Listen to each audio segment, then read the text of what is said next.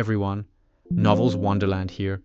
Thank you all for the love and support you've shown me and the channel. Reincarnated as a slime, demon or savior. Novel summary: if we rewind the timeline to the timeline where Hyuga Sakaguchi ambushed Rimuru, what would have happened if Rimuru hadn't used his clones to escape, and instead allowed Hyuga Sakaguchi to succeed? Chapter 1-50, Resurrection, a renewed hope. A quick note beforehand. I am simply rewriting this on a different account, there is no plagiarism involved. Also a quick disclaimer, I am a bit of an idiot, and my writing might not be great, so please don't hold it against me. Continuing from where we left off, Rimuru unfortunately fell into Hinata's ambush. However, Rimuru did not use duplicate to escape the predicament, but instead died on the spot after suffering the fatal blow of melting slash. Time passed quietly, and no one knew exactly how long it had been. In the place that once witnessed the fierce battle between Rimuru and Hinata, a mysterious blue disk suddenly appeared. It floated silently in midair, as if it had been born from nothingness. The blue disk began to expand slowly, as if an invisible force were pushing it. As time went on, it gradually became larger and larger, eventually turning into a complete sphere.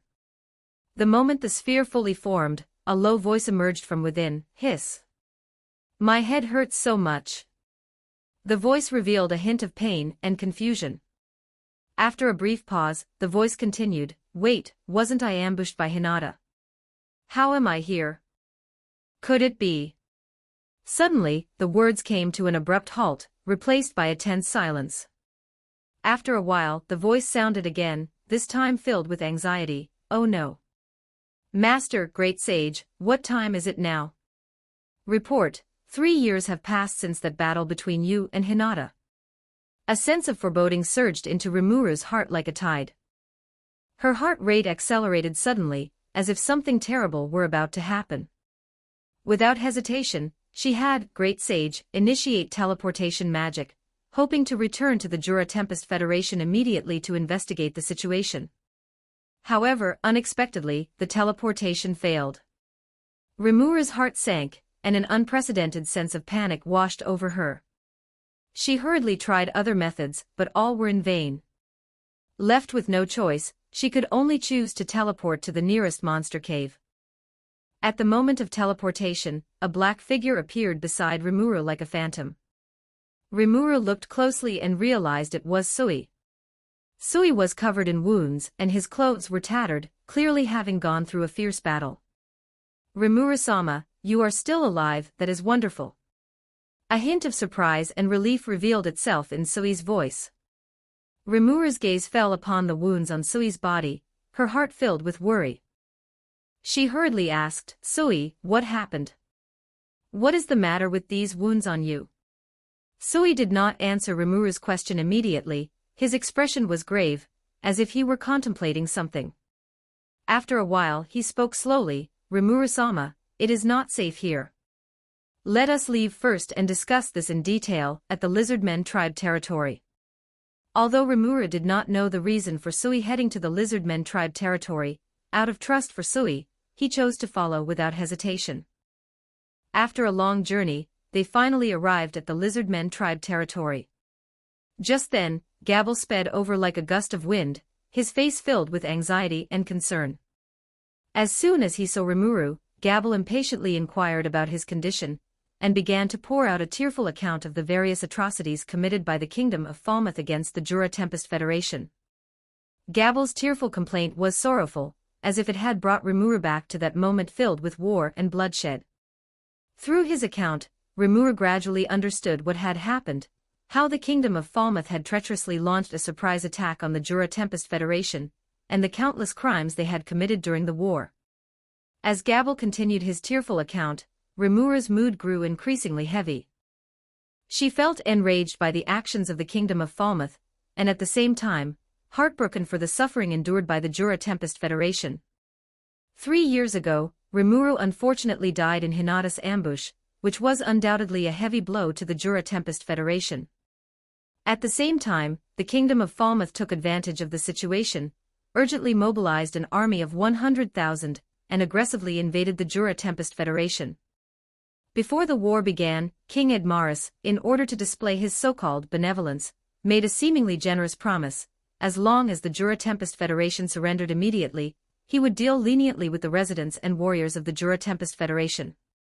However, Benimru knew deep down that this was nothing but a complete lie from the enemy. He understood that if they really surrendered, the residents of the Federation would inevitably suffer endless misery. Thus, Benimru resolutely led the remaining 2,000 warriors who were still capable of fighting and launched a thrilling, desperate resistance. In normal times, these 2,000 brave and fearless warriors would absolutely have the ability to crush this mob of 100,000. But unfortunately, due to the influence of the anti-magic barrier, their strength was greatly restricted. Despite this, Benimru and his warriors did not back down, fighting bravely. In each fierce battle, they displayed a tenacious and unyielding spirit. However, facing such an overwhelming number of enemies, they were ultimately unable to withstand. After killing 20,000 enemies, these 2,000 warriors were eventually wiped out. None survived. Benimru, Cheyenne, Shuna, Hakuro, Gobda, and a host of other brave warriors all died heroically in this cruel battle. Kaijin and the others, as well as all the residents of the Jura Tempest Federation, were reduced to slaves of the Kingdom of Falmouth, losing their freedom and dignity. While they were working, even if they showed the slightest sign of fatigue, they would immediately be brutally beaten by the people of the Kingdom of Falmouth. These people from the Kingdom of Falmouth showed no mercy, and the whips in their hands rained down upon them, each strike bringing heart-wrenching pain. However, Vesta, relying on his special status as a minister of the Dwarven Kingdom, successfully escaped back to the Dwarven Kingdom. He anxiously sought help from Gazel Dwargo, pleading with him to send troops to aid the Jura Tempest Federation. However, although Gazel Dwargo felt deep sympathy for the plight of the Jura Tempest Federation, facing the terrifyingly powerful forces of the Western Holy Church, he could only helplessly choose to abandon the rescue. Meanwhile, the Kingdom of Blumund made the same decision.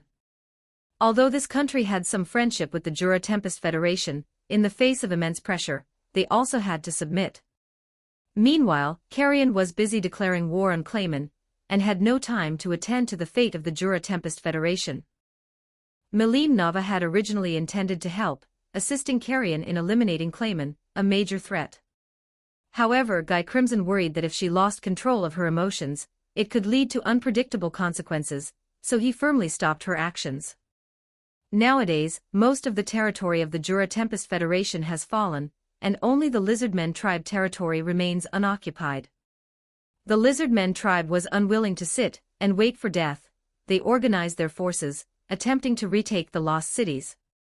However, due to the existence of the anti-magic barrier, their efforts ultimately ended in failure. Not only did they fail to recover the lost land, but they also suffered heavy losses.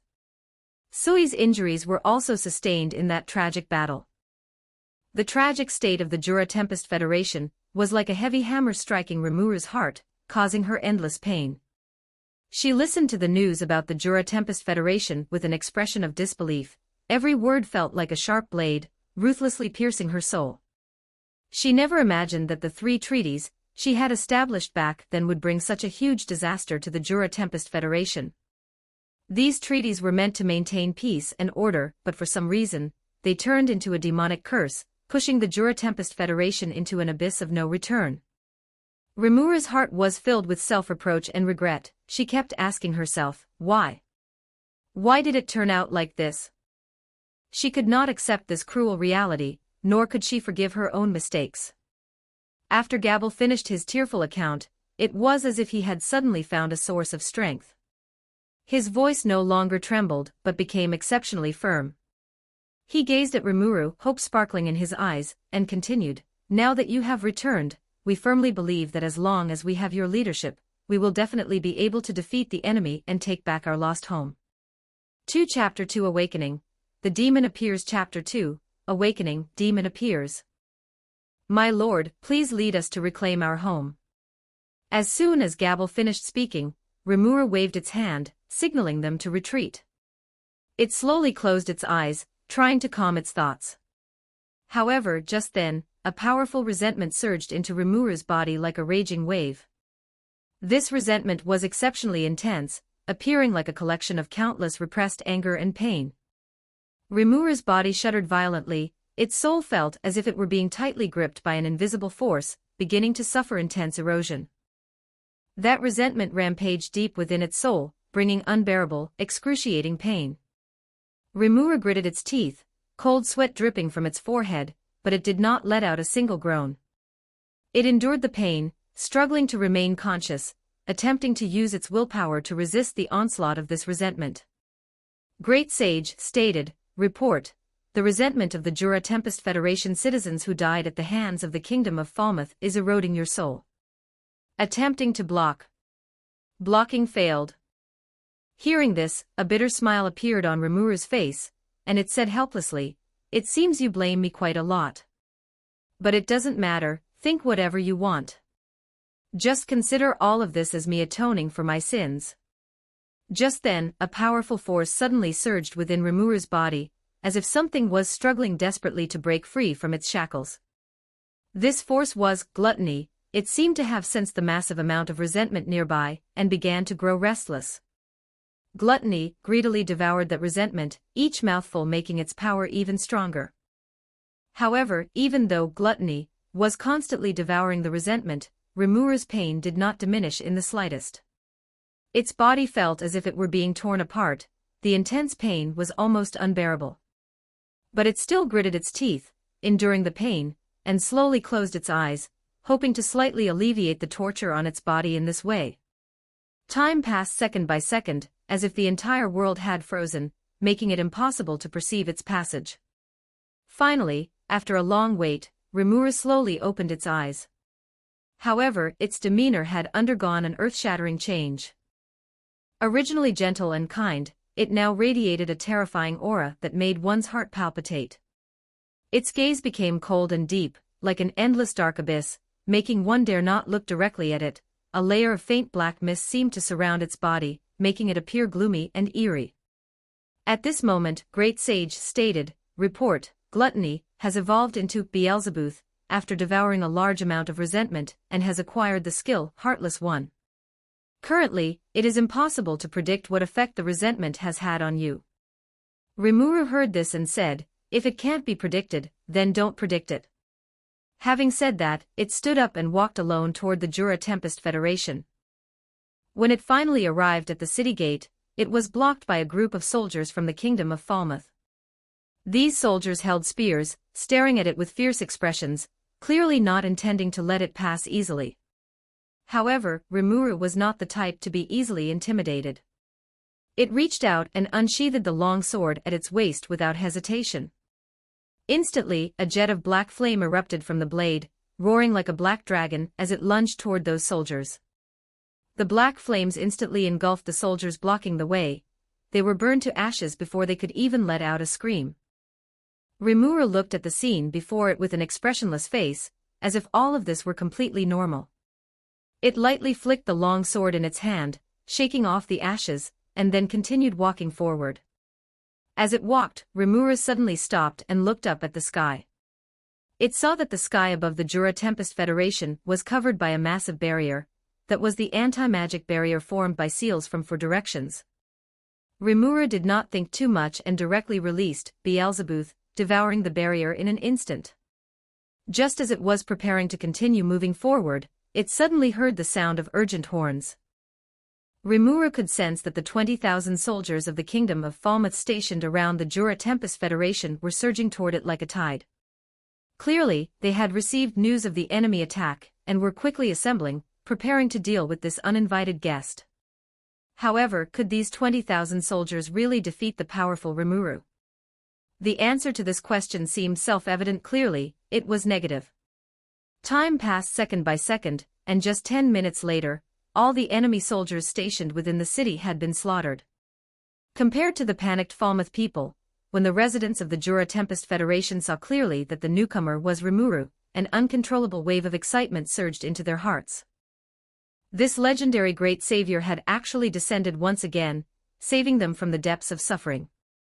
The residents cheered and jumped for joy, their eyes flashing with the light of hope, as if they had seen a glimmer of dawn in the darkness. At this time, Gabble, who had discovered Rimuru was missing, arrived with the remnants of the lizardmen tribe.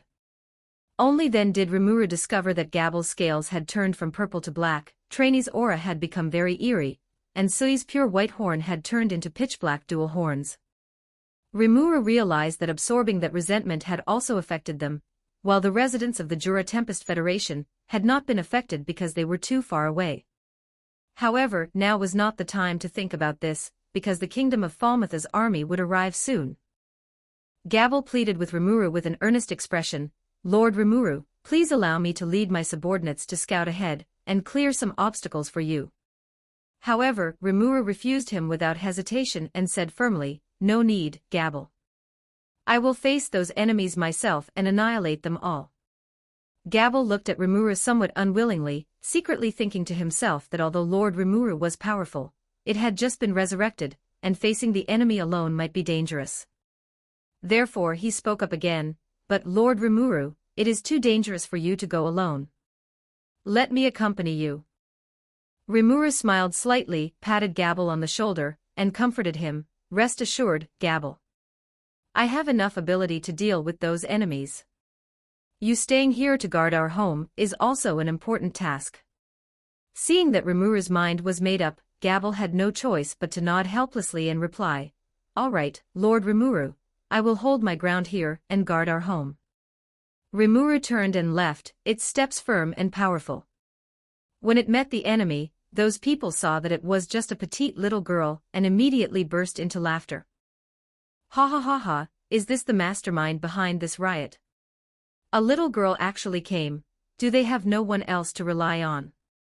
However, just as they were getting carried away, Rimuru suddenly unsheathed the long sword at its waist and instantly released a powerful black flame. The black flames were like a ferocious beast, lunging at the enemies with bared fangs and brandished claws. In an instant, the flames engulfed those who had mocked it, their laughter came to an abrupt end, replaced by painful wails. It dashed through the crowd like lightning, leaving only balls of black fire in its wake. These flames seemed to possess life, tightly wrapping around its enemies. Those people didn't even have time to react before they were engulfed by the black flames, instantly turning into charred corpses. Terrified screams suddenly erupted from the crowd. They were scared out of their wits by this terrifying scene.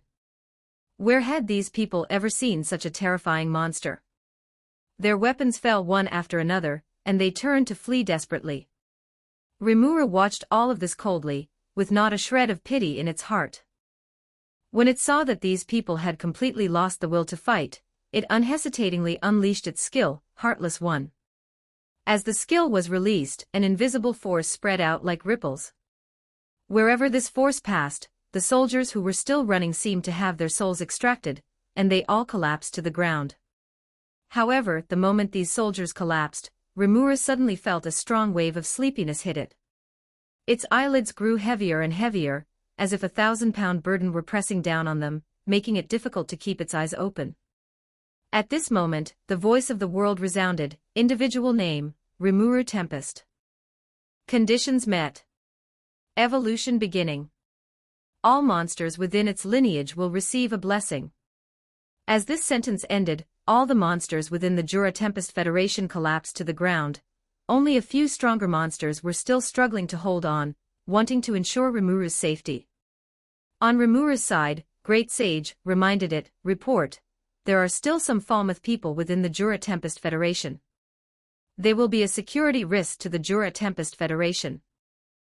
Rimuru indicated that it would find someone to resolve it. Then, Rimuru began to construct a magic circle. After the magic circle was completed, Rimuru said, "I summon you using all the corpses here as sacrifices.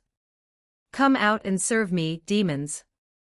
Then all the corpses of the Falmouth people were absorbed by the magic circle, and 3 demons appeared before Rimuru. It commanded, "Take me back to that city, and then watch over all the humans. If any human dares to act rashly, kill them immediately." The lead demon knelt on one knee, lowered its head, and said respectfully, "My lord, we have received your command. Since we have come out now, we have no intention of going back. We implore you to allow us to serve you forever and become your most loyal followers." Rimuru looked at the demons before it with an expressionless face, seemingly unconcerned with their request. It said wearily, "We will discuss these things later. Also, do not let anyone approach here. Those who trespass will be killed without mercy." Hearing Rimuru's words, the demons' bodies shuddered slightly, but they soon returned to a respectful posture. They replied in unison, "As you command, my lord. We will definitely do our utmost to guard your territory, and will never let any enemy have a chance to exploit it." Chapter 3, A Visit and Being Turned Away. After Rimuru fell unconscious, the demon brought Rimuru back to the Jura Tempest Federation. Only Gabble and Sui were left in the city, struggling to hold on. They collapsed only after seeing that Rimuru was safe. The voice of the world resounded once again, individual name, Rimuru Tempest. Evolution beginning. Race evolving from slime to demon slime, spiritual life form. Acquired skills, demon lord's ambition, resistance to spiritual attack. Skill, magic sense, has evolved into universal sense, duplicate, has evolved into enhanced duplicate, sticky steel thread, has evolved into universal thread, body strengthening, has evolved into steel body, and super speed regeneration, has evolved into infinite regeneration. Just as the voice of the world concluded, Great Sage also began to evolve, but the process was not smooth. She attempted repeatedly, failed repeatedly, and constantly summarized her experiences. Finally, after experiencing hundreds of millions of failures, she sacrificed her partner, Degenerate Yen, and successfully evolved into the ultimate skill, Wisdom King. Meanwhile, the spies planted by the Dwarven Kingdom, and the Kingdom of Blumend in the Jura Tempest Federation had returned and informed them that Rimuru had resurrected and slaughtered 20,000 soldiers of the Kingdom of Falmouth. Panic ensued within the Kingdom of Blumend. They feared that Rimuru would hold a grudge against them for not providing assistance and attack them. Gazel Dwargo's attitude, however, was completely different. His heart was filled only with joy and endless guilt. He immediately convened a meeting to discuss how to relate to the Jura Tempest Federation, but to his surprise, most people proposed taking advantage of the fact that the Jura Tempest Federation had not yet recovered to wipe it out. Their reasoning was also quite thorough. "We chose to stand by when the Kingdom of Falmouth attacked the Jura Tempest Federation. Now, the Jura Tempest Federation will surely hold a grudge against us. Rather than waiting for them to attack us, it would be better to take the initiative and bring them under our control. Kicking someone while they are down has always been the fine tradition of certain people." Gazel Dwargo was furious upon hearing this. Long before the meeting, he had already decided to restore previous relations with the Jura Tempest Federation and insist on standing with Rimuru against the Western Holy Church. This meeting was meant to be a mere formality. He had not expected anyone to stand up and say such things. He angrily declared, "I believe your conscience has been eaten by dogs. The Jura Tempest Federation is clearly our ally. Yet, before this, we actually failed to go and support them. This was already an act of injustice. I have already been an unjust person once, and I truly do not wish to be one a second time. Furthermore, our nation has always existed in a state of coexistence between humans and monsters. In the eyes of the Western Holy Church, this is simply a thorn in their side. If we cannot unite and resist external enemies together, then no one can predict whether destruction or tomorrow will arrive upon us first. Therefore, right at this moment, I solemnly declare, effective immediately, all relations with the Jura Tempest Federation are restored, which naturally includes the alliance." After speaking, Gazel Dwargo dismissed the meeting, not giving the ministers any chance to refute him. Then, he took the Pegasus Knights and headed toward the Jura Tempest Federation. Within the Kingdom of Blumend, after repeated persuasion by Fuse, the king finally agreed to hold a meeting with the Jura Tempest Federation. However, what Fuse did not expect was that the king actually ordered Fuse to lead the team. The feeling of suddenly being caught in the crossfire was truly unpleasant. Based on the principle that it is easier to get things done with acquaintances, Fuse also dragged Cable, Aaron, and Jido into the mess. Since the mounts of the Pegasus Knights were Pegasi, Gazel Dwargo arrived over the Jura Tempest Federation first but was stopped by a demon. The demon asked, "Your journey ends here, this is not a place you can approach." Gazeldwargo asked vigilantly, "Who are you?" A disdainful smile appeared on the corner of the demon's mouth, and it let out a low, mocking laugh, "Kufufu." Its voice seemed to come from the depths of hell, carrying a hint of chill that made one shudder. "I am a demon personally summoned by the great Lord Rimuru." The demon declared proudly, "Lord Rimuru has not yet awakened, and I bear the heavy responsibility of guarding this city." Its gaze swept over the people before it, revealing an aura of majesty and inviolability. "According to the last order issued by Lord Rimuru, no one is allowed to trespass here." The demon's tone became serious, "Therefore, please leave immediately, otherwise." It paused slightly, a flash of ruthlessness appearing in its eyes. "I will have to resort to some extreme measures." Listening to the demon's arrogant words, the anger in the heart of the Pegasus Knight's captain, Dolph, was instantly ignited. He widened his eyes, his face full of rage, and was just about to rebuke this arrogant demon, who didn't know the height of the sky and the depth of the earth, when he was suddenly stopped by Gazeldwargo from the side. Gazeldwargo's gaze was like a torch, staring intently at the demon before him, as if observing something. After a moment, he frowned slightly and then turned to Dolph, saying, "Don't be hasty. I feel that this demon is somewhat unusual." Dolph looked at Gazeldwargo with a puzzled expression, not understanding why he had stopped him. However, Gazeldwargo did not offer much explanation. He simply waved his hand, signaling Dolph to leave with him. Although Dolph was confused by Gazeldwargo's actions, he maintained absolute obedience to Gazeldwargo's judgment. After all, as an experienced warrior, Gazeldwargo's intuition was often very accurate. Moreover, since this demon was summoned by Rimuru, perhaps it was indeed as Gazeldwargo said, and there would not be any major issues. After Gazeldwargo and his people left, the demon sensed that others were trying to break in. The demon turned its head, looking in the direction of the uninvited guests, a clear look of displeasure appearing on its face. For Chapter 4, as Rimuru unleashed a bloody massacre upon the kingdom of Falmouth's army, Pinium, who was hiding within the ranks, quickly reported the situation in the Jura Tempest Federation to Clayman. However, the moment he finished his report, the connection with Clayman was suddenly severed, as if cut off by some mysterious power. A sense of foreboding welled up in Clayman's heart, and he had a rough guess about Pinium's condition. After all, in such an intense battle environment, anything could happen.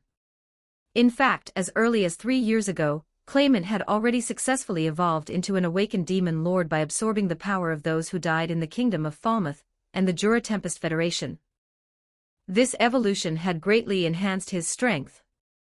If not for this massive increase in power, he likely wouldn't have been able to stand off against Carrion for so long. Now Clayman was full of confidence in his own strength.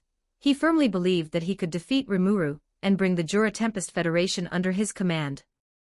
Thus, he resolutely decided to head to the Jura Tempest Federation alone to realize his ambitions and goals. When he arrived near the Jura Tempest Federation, the demon summoned by Rimuru appeared before him and said, "One after another, do you really take this place for a place where you punch in for work?" Since this was near the Jura Tempest Federation, Clayman inwardly speculated that this demon was most likely a subordinate of Rimuru. Thinking of this, his anger was instantly ignited, and he roared with a furious expression, "You audacious scoundrel! How dare you speak so rudely to this demon lord, Clayman, your future master?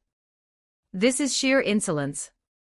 If you still have even a shred of sanity, apologize to me immediately. Perhaps, considering your ignorance, I might forgive your transgressions." However, facing Clayman's arrogant and overbearing words, the demon not only showed no fear, but instead suddenly erupted into wild laughter. The laughter echoed in the air, as if mocking Clayman with disdain. After the laughter died down, the demon's tone suddenly turned fierce. He glared viciously at Clayman and said, "You talk big. Do you really think you're that strong? Fine, at least you are an awakened demon lord, you'll serve as a decent token of loyalty." Clayman, courting death again, said, "Let me give you a piece of advice. There is no future in following that slime." This sentence was like a thunderclap, exploding in the air. The speaker's tone was filled with disdain and arrogance, seemingly harboring deep contempt for that slime. He continued, "Why not consider me instead? I am an awakened demon lord, possessing immense power and endless wisdom. How could that lowly monster, Rimuru, ever compare to me? His voice revealed an irrepressible sense of superiority, as if he were the master of this world. However, he was completely unaware that he was stepping step by step into the abyss of death. Just as he was spouting his wild words, the demon's fury had already been ignited. Insolent, the demon roared, his voice deafening like thunder. Flames of rage burned in his eyes as he stared fixedly at this guy who didn't know the height of the sky or the depth of the earth. How dare a rat like you insult that lord? The demon's voice was filled with majesty and intimidation, chilling one to the bone. Each of his words felt like a heavy hammer striking the other's heart, making it impossible to breathe. But Clayman, instead of restraining himself, doubled down. Is there a problem? He is just a slime, and that's all he'll ever be in this life. Before he could finish speaking, he saw the demon construct multiple magic spells to surround him. He only heard the demon say, "Pay the price for your stupidity and arrogance, shadow magic spear." As the words fell, countless black spears came rushing like meteors. They tore through the void, carrying a sharp momentum and the aura of death, shooting straight at Clayman. Clayman was shocked. Without time to think, he immediately unleashed his life-saving ultimate technique, Cursed Barrier. A layer of black energy shield quickly unfolded before him, wrapping him up tightly. However, this seemingly impenetrable barrier was as fragile as paper under the violent impact of the black spears.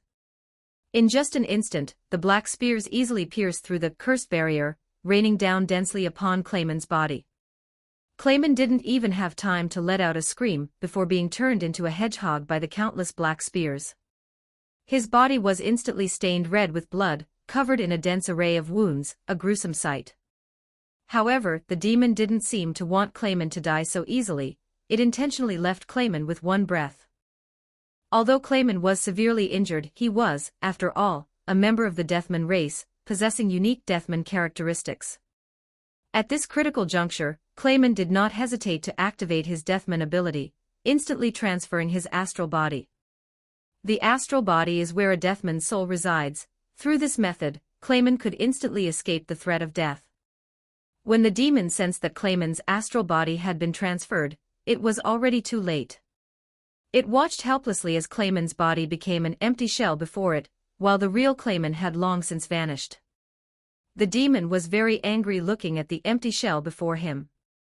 He had intended to capture Clayman alive to use as a token of loyalty for becoming Rimuru's subordinate, but now that he had escaped, everything had become meaningless. Within the puppet nation, Clayman, having escaped death, felt a lingering fear. He knew that if that demon hadn't intentionally left him with one breath, he would have been dead and buried. A small character like him, who looked down on everyone, could never have imagined that the demon summoned by Rimuru would be so powerful. After this battle, Clayman understood that he would undoubtedly lose in a direct confrontation. He decided to temporarily put Rimuru aside. After all, he was already fighting Carrion, and adding another enemy was not a good thing. It was just that Clayman, who was always adept at scheming, could never have imagined that he had been schemed against by others, and that his identity had already been exposed. Rimuru would not take this lying down. Only destruction awaited Clayman. 2 days later, sunlight shone through the window onto Rimuru's face, and he slowly opened his eyes. After a long coma, he had finally awakened. And before this, the people of the Jura Tempest Federation had already awakened before him. Under Rigard's leadership, they were beginning to rebuild this dilapidated town. Rimuru struggled to sit up, feeling the weakness and powerlessness in his body. His memory was still stuck at the moment before he fell into a coma. He knew nothing about what had happened over these 2 days. He found Rigard and talked for a while, learning that everything in the Jura Tempest Federation was fine during his coma. Everyone had been very worried about his condition, and now that they saw him wake up, they all breathed a sigh of relief. Just at this moment, the demon and his 2 subordinates casually tossed the broken, discarded body of Clayman onto the ground and walked over slowly. When they walked up to Rimuru, the demon bowed respectfully and said in an almost sycophantic tone, "Great Lord Rimuru, you have finally awakened." Rimuru heard the voice and slowly lifted his head, his gaze falling upon the demon and his two subordinates. However, when he saw the demon, he couldn't recall who this person was for the life of him. Thus he asked with a puzzled expression, "Who are you?" These four simple words were like a sharp sword, piercing straight into the demon's heart, dealing a full 1,000 points of critical damage. The demon's expression instantly became extremely awkward. He gave two dry laughs, trying to hide his embarrassment, and then said, "My lord, you really do love to joke." Just then, he finally remembered the origin of the demon. Before him it turned out that he was the very demon he had summoned earlier. Rimuru couldn't help but exclaim, "Oh, you're the demon I summoned." Hearing this, the demon's mood, which was already excited from being summoned, instantly became even more agitated. However, what the demon never expected was that Rimuru's next sentence was like a bolt from the blue, dealing him a full 10,000 points of critical damage. Rimuru said expressionlessly, "All right, you can return to the underworld now. Those interested can join 978867913. Chapter 5, Rebuilding the Alliance. All right, you can go back now." These words struck the demon like a bolt from the blue. He widened his eyes, his face filled with disbelief, and his body trembled slightly from the shock. The demon could never have imagined that his sincere request would receive such a cold reply. A surge of despair and helplessness welled up in his heart, his eyes grew moist, and he was on the verge of crying out. However, the demon did not give up. He took a deep breath, tried to calm himself down, and then said in a trembling voice, "My lord, please take me on as your subordinate. My admiration for you is like a surging river, endless and continuous, and I am willing to serve you with all my might." Rimuru looked at the excited demon before him, shook his head helplessly, and explained, "But as you can see, I am penniless right now, and I have no way to pay a demon the salary they deserve." Upon hearing this, the heavy stone in the demon's heart finally fell. He quickly said, "My lord, you don't need to worry about the salary. My loyalty to you is priceless. Even without pay, or even if I have to pay you myself, I am more than willing." Rimuru was quite surprised by the demon's words. He didn't understand why this demon was so persistent in wanting to follow him. However, since the demon had already said as much, Rimuru found it difficult to refuse again, so he agreed to his request and kept him by his side. He then named him and his subordinates Diablo, Abaddon, and Moss. After naming the three of them, Diablo evolved into a demon peer, and Abaddon and Moss evolved into archdemons. Just then, Diablo pointed at Clayman's body, which had been tossed carelessly on the ground, and said to Rimuru, "Lord Rimuru, this Magen actually dared to invade your territory without permission. He called himself Demon Lord Clayman. Because of my incompetence, I allowed him to escape by transferring his astral body. I am truly sorry, please forgive me, my lord." As he spoke, Diablo bowed his head to Rimuru to express his apology. At this moment, the voice of Wisdom King appeared in Rimuru's mind, calmly stating, "Report, based on the analysis and judgment of the residual energy in this corpse, Demon Lord Clayman has already awakened." Upon hearing this, Rimuru guessed that Clayman had awakened using the souls of the Falmouth soldiers who died 3 years ago, and the citizens of the Jura Tempest Federation. Clayman had actually used his people as nourishment to evolve into a demon lord. This was essentially dancing on a minefield. However, this was not the best time to deal with Clayman. After all, there were other important matters that needed to be prioritized. At the very least, he had to deal with the 2,000 people from the Kingdom of Falmouth in the Jura Tempest Federation first. After immigrating, these people relied on the backing of the Kingdom of Falmouth to act tyrannically, oppressing the people of the Jura Tempest Federation. Once Rigard brought the 2,000 people over, Rimuru, no longer soft-hearted as he once was, ordered all of these Falmouth people to be killed. This action drew cheers from the residents who had long been oppressed by the Falmouth people, as they had been fed up with them for a long time. At this time, Gazeldwargo arrived again with the Pegasus Knights. This time, they were not blocked, though the people of the Jura Tempest Federation looked at them with some displeasure. After landing, he quickly met with Rimuru, and he also noticed that Rimuru's aura was quite different. "I am very sorry, Rimuru. 3 years ago, due to my fear of the powerful influence of the Western Holy Church, I completely disregarded your safety. This was truly a grave error on my part. Now, I sincerely hope that you can accept my deepest apologies. Furthermore, I want to do everything in my power to help you rebuild the Jura Tempest Federation. Gazel Dwargo apologized with a face full of guilt, but Rimuru remained expressionless.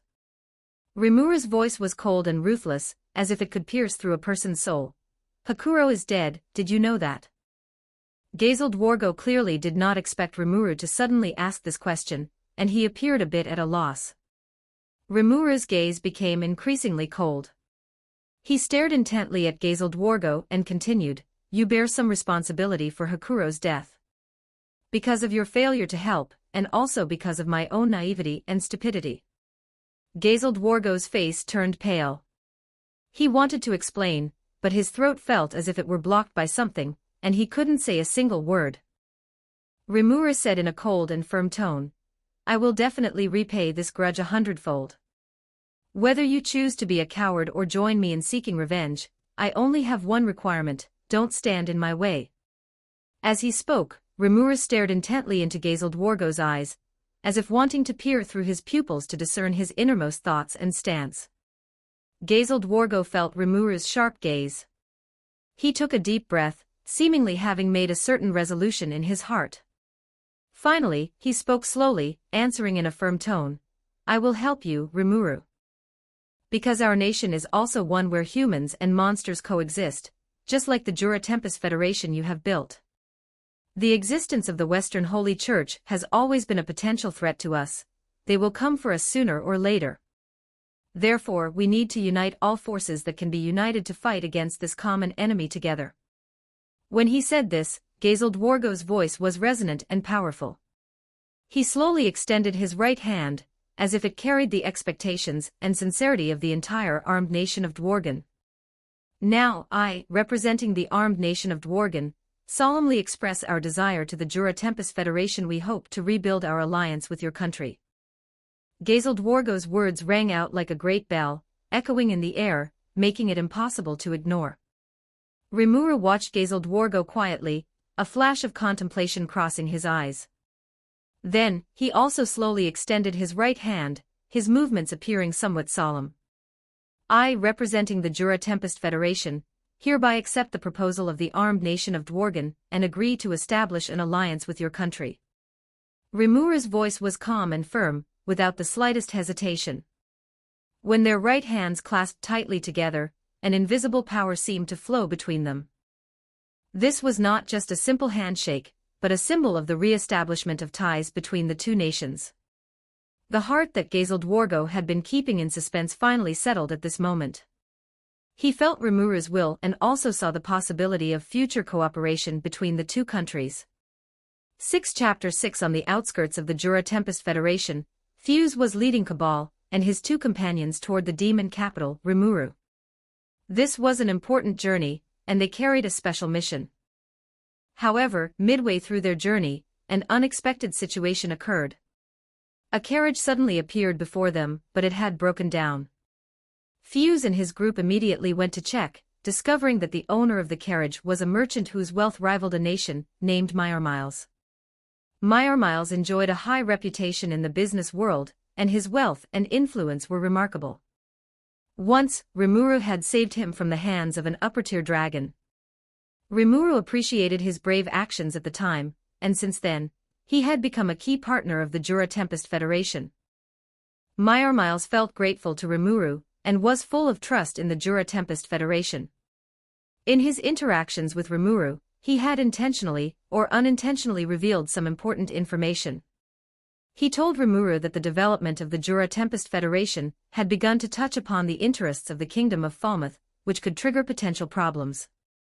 However, at the time, Rimuru did not pay too much attention to it.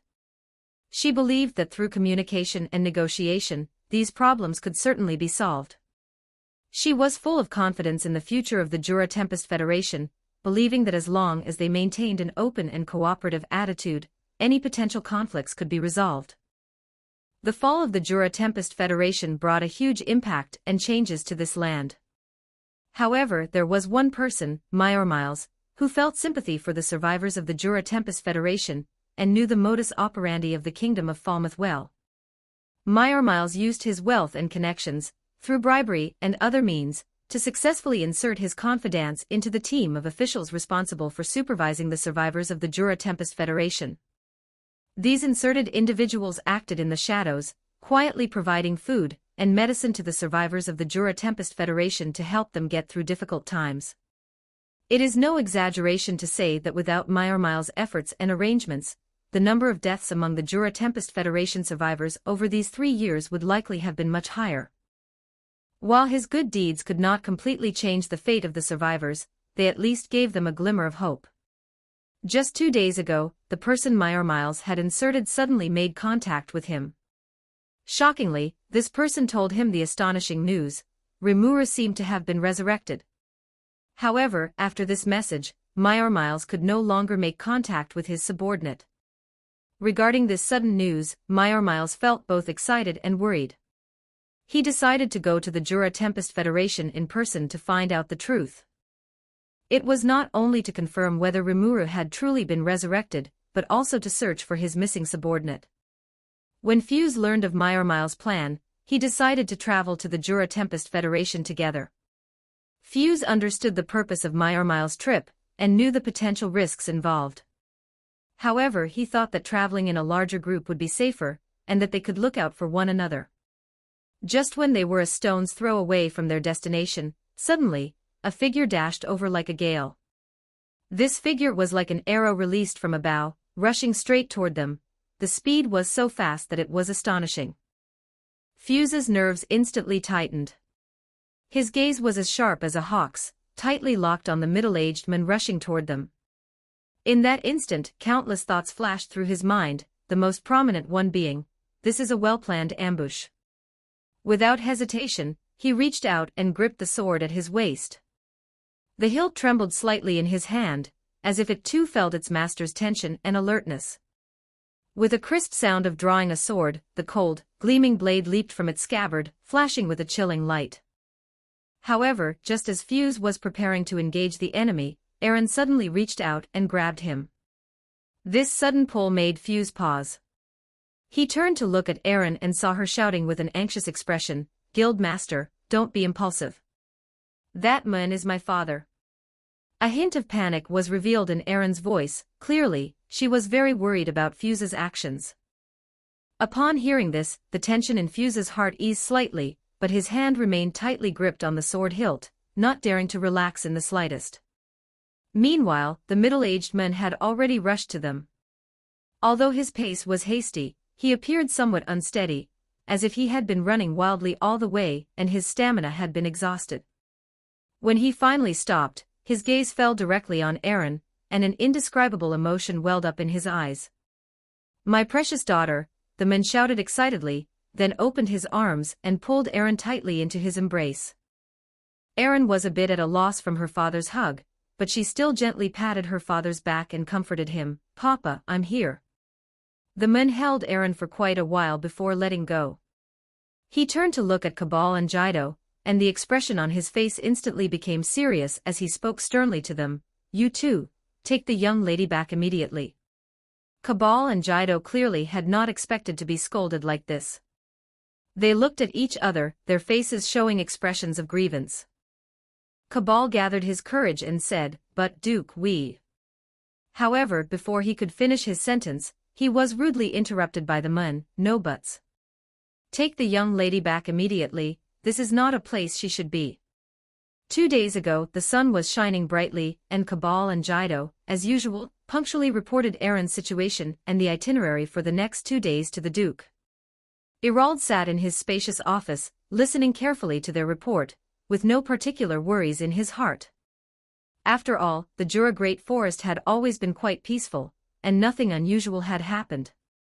Furthermore, the scouts he had inserted into Rimuru, which was under the control of the Kingdom of Falmouth, had not discovered any issues worth noting. However, just at the moment Cabal and Jido finished their communication, a flustered subordinate rushed into the office. "Lord Irald. A powerful monster has appeared in Rimuru. and it has already wiped out the entire garrison of the kingdom of Falmouth. The subordinate's voice carried a hint of terror. Hearing this news, Irald's heart tightened abruptly. Wasn't Rimuru the very place Eren was going to visit these 2 days? The danger Eren might encounter flashed rapidly through his mind, and a strong sense of unease surged into his heart. He stood up immediately, anxiously picked up the communication device on the table, and attempted to re-establish contact with Cabal and Jido. However, no matter how hard he tried, he was unable to contact the two of them, as if they had vanished without a trace. The subordinate on the side added, "Lord Irald, also, that powerful monster is not of the demon lord seed level." Irald breathed a sigh of relief after hearing this. If it were not at the level of a demon lord seed, Cabal and Jido would have the ability to retreat safely with Eren. Who would have thought that the subordinate's next words would pour a bucket of cold water on him? That powerful monster is not at the level of a demon lord seed, but an awakened demon lord. Upon hearing this, Irald immediately lost his composure. Both for public and private reasons, he had to go to Rimuru to figure out what that powerful monster's purpose was, and most importantly, he had to bring his daughter back. Time returned to the present. Having received Irald's order, Cabal and Jido had no choice but to say to Eren, "Sorry, milady, the Duke has given the order. We should return." But Eren did not respond to them. Instead, she said directly to Irald, "Father, I cannot return yet. I still have very important business to attend to here." "Absolutely not. The level of danger here has far exceeded your imagination." Irald's voice was exceptionally serious, even carrying a hint of anxiety. "Do you know? A brand new demon lord has been born here." Eren widened her eyes, looking at Irald in disbelief. She had never seen him demand something of her so firmly, nor had she ever seen him so nervous. She couldn't help but begin to hesitate, not knowing whether she should follow his advice. Irald seemed to sense Eren's hesitation. He took a deep breath and continued, "Eren, I know you might think I'm being overly nervous, but this is really no joke. You should be very clear about what the appearance of this new demon lord means. We cannot take risks, even the slightest possibility could lead to irreversible consequences." Eren bit her lip, feeling extremely conflicted. On one hand, she had finally gotten news of Rimuru, and wanted to find out the truth. On the other hand, she understood that Irald's worries were not without reason. Faced with this dilemma, she was, for a moment, at a loss. Chapter 7. Just as Irald was earnestly trying to persuade Eren to return to the Sorcerer Dynasty, a unit riding Pegasi appeared in the sky. The leader among them seemed to have spotted Irald and his group, so they began to descend directly. As for who they were, it was naturally Gazel Dwargo, who had just re-established an alliance with Rimuru. As soon as Gazel Dwargo landed, he said, "Yo, isn't this Irald? How come you've decided to come down from the trees?" A cold sneer curled Irald's lips as he responded unceremoniously, "Humph, didn't you also run out from that cave yourself? Could it be that your purpose in coming here is any different from mine? I'm afraid you are also here to investigate the situation regarding this newly born awakened demon lord." He paused for a moment, then continued, "Sigh, I really can't understand it. You are a ruler of a nation, after all. How can you personally come to do something like this? Unlike us, you can't use an artificial body, so even if you encounter danger, you can't easily escape. By disregarding your own safety like this, don't you care about your country? If something were to happen to you, what would become of your nation? Say whatever you want. Incidentally, I have already re-established an alliance with the new demon lord you speak of," Gazel Dwargo said with an indifferent expression, seemingly unconcerned about Irald's reaction. Irald's brow furrowed slightly. He clearly hadn't expected Gazel Dwargo to say such a thing. However, before he could ask for clarification, Gazel Dwargo continued, "I was just preparing to head back when I saw you. Let me give you some advice, don't make enemies for yourself." Irald stared intently at Gazel Dwargo, noting that although the other's tone was relaxed, it revealed an unquestionable attitude. Irald pondered the true meaning of Gazel Dwargo's words in his heart, while also thinking about how he should respond. Just then, Irald suddenly caught two key phrases in Gazel Dwargo's words, re-established and alliance. These two words made his heart tighten, and he immediately realized there must be something going on that he was unaware of. Irald hurriedly interrupted Gazel Dwargo, an alliance, and re-established at that. Could you please explain clearly what is going on? His voice carried a hint of urgency. He was clearly taking this matter very seriously. Gazel Dwargo did not hide anything and told them about Rimuru's situation. After listening to Gazel Dwargo's description, Irald's mind was like a tangled mess, with various thoughts intertwined. He began to think deeply about how to treat this new demon lord, and what measures should be taken to deal with the impending situation. Judging from the information provided by Gazel Dwargo, Rimuru seemed to be a very powerful and determined existence. There was no doubt that Rimuru would surely wage war against the Western nations, this was almost certain. Faced with such a formidable enemy, Irald felt he could not sit idly by and had to take action. However, what exactly should be done? Should he choose to confront Rimuru directly, or try to resolve the issue through diplomatic means? Irald realized that this was an extremely important decision, as the Sorcerer dynasty might also be affected by it. Although the current national strength of the monster country was quite weak, and could almost be ignored, the key to the problem lay in the fact that they had a powerful demon lord presiding over them. Moreover, judging from Gazel Dwargo's attitude, they were very likely to join this war later on. The immense national strength of a military superpower, combined with a demon lord of unknown strength, such a combination declaring war on the entire luminous church meant the strength of both sides was evenly matched. Consequently, this war would likely end up evolving into a tragic, mutually destructive slaughter. Meanwhile, the terrifyingly powerful Eastern Empire had always harbored ill intentions toward the Jura Great Forest and the Western nations, eyeing them covetously. Once this war broke out, with various factions fighting each other, it would likely lead to a situation where the snipe and the clam fight, and the fisherman reaps the benefit. And the situation of the Sorcerer dynasty would also become exceptionally difficult and dangerous. In summary, it would be best if this great war did not happen, otherwise, the consequences would be unimaginable. Thinking of this, Irald said to Gazel Dwargo, please take me to see that new demon lord right now. This war must absolutely not be fought.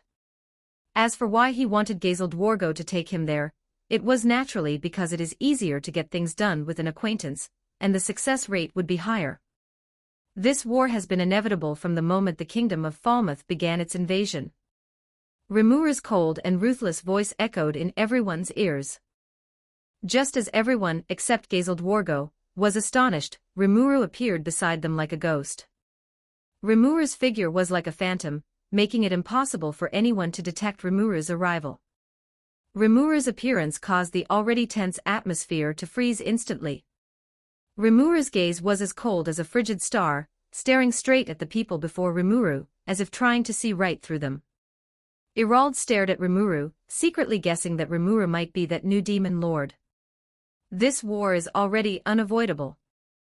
Rimuru's voice remained cold, without the slightest emotional fluctuation. Irald's heart tightened. He realized that this mysterious figure before him was definitely not a benevolent being. If you want to dissuade me, I advise you to give up on that idea. Rimuru's tone became increasingly stern. The Luminous Church and the Jura Tempest Federation can only have one survive. Rimuru's words were like a heavy hammer, striking hard at everyone's heart. Chapter 8, Persuading Rimuru of his choice. Chapter 8, Persuasion. Rimuru's choice. Irald's heart tightened when he saw Rimuru suddenly appear. He knew that this was, in all likelihood, the newly born demon lord. Irald took a deep breath to steady himself, deciding that for the sake of the future of the Sorcerer dynasty and the Western nations, he would bravely attempt to persuade Rimuru to abandon the idea of revenge. Irald stepped forward and spoke to Rimuru in a firm yet gentle tone. You must be that newly born demon lord, Rimuru, right? I have heard quite a bit about your situation. I know that your heart is currently filled with rage toward the Luminous Church and the Kingdom of Falmouth. After all, they did such terrible things to you. However, I sincerely request that you think carefully and consider the stakes involved before taking any action. fighting the luminous church to the bitter end really holds no benefits for you. Such a conflict would only result in massive losses for both sides, potentially leading to a situation where both are left severely damaged. Meanwhile, other factions might seize the opportunity to profit from the situation. Would that not be a case of losing more than you gain? Therefore, please calm down and look at this issue from a more long-term perspective. Perhaps there are other, better solutions that would allow you to vent your anger while avoiding unnecessary losses. After all, rushing into war often brings only destruction and pain. However, Rimuru did not identify with Irald's thoughts in the slightest. So, according to your logic, we should just let go of past hatred and live in harmony with them. There was a hint of anger in Rimuru's voice. I think no one would be foolish enough to believe that the damned luminous church would be willing to violate its own doctrines and abandon their crusade against us. Not to mention the greedy kingdom of Falmouth. How could they possibly allow us to slip out of their control? Rimuru's tone gradually became stern. Why would you think that this war is something I can simply choose not to fight? Although Irald understood that Rimuru might want to find a way to avoid this war, it was clearly unlikely that Rimuru would be able to do so. With no other choice, Irald decided to reveal more information. He took a deep breath, raised his voice and said, "Do you think that just because you are a demon lord, you have the power to destroy the luminous church?" This shout echoed across the empty field, as if it were trying to pierce everyone's eardrums. Irald's voice revealed a hint of provocation and disdain. He did not seem to fear the powerful demon lord before him. However, although Irald's action was somewhat offensive, Rimuru did not show any excessive anger. It simply looked at Irald quietly, as if waiting for its next words. Of course, just because Rimuru was not angry did not mean that others could be so calm. Just as Irald's voice trailed off, a black shadow suddenly appeared before him like lightning. Looking closely, it was none other than Diablo. He radiated a powerful aura, his sharp claws pressed tightly against Irald's eyes. A single careless move would surely result in Irald's eyeballs being gouged out. Diablo's tone was full of menace, and he said viciously to Irald, "I will give you one chance to rephrase your words. Be more polite when speaking to Lord Rimuru." Irald's eyes widened, staring intently at the demon that had suddenly appeared before him. His claws gleamed with a cold light, pointing straight at Irald's eyes. If he moved even slightly, Irald's eyeballs would likely be gouged out. Irald marveled inwardly, finally understanding why Rimuru had such great confidence to fight the luminous church to the bitter end. In reality, this was unrelated, as Rimuru was not yet entirely aware of Diablo's strength. As a Grand Duke of the Sorcerer dynasty, Irald naturally knew many things that ordinary people did not. He knew the true nature of the luminous church like the back of his hand, and understood what it meant for a truly high-ranking existence to be among the demons. Even a powerhouse like him could not help but feel a chill run up his spine when facing the demon before him. It must be known that both Irald himself and Gazeldwargo were top-tier powerhouses. Yet, even so, they had not detected the arrival of this demon. It was truly terrifying. Irald was not intimidated by Diablo's threat. His voice remained firm and powerful. "The most powerful existence in the luminous church is definitely not that Hinata who killed you before." He looked directly into Diablo's eyes without fear and continued, "It is someone else, a demon lord who, like you, has lived through 1,000 years. Her strength is so great that even you would likely be unable to compare to her. Not only that, there is an old guy among the 7 luminaries whose strength is unfathomable. Even I know nothing about him." Finally, Irald's tone became serious. "Do you truly not care at all about the lives of those demons who follow you? Do you want them to throw away their lives in vain for your revenge?" His question struck Rimuru's heart like a heavy hammer. Rimuru stood in place, seemingly hesitating slightly. Its brows furrowed slightly, and its eyes became somewhat lost.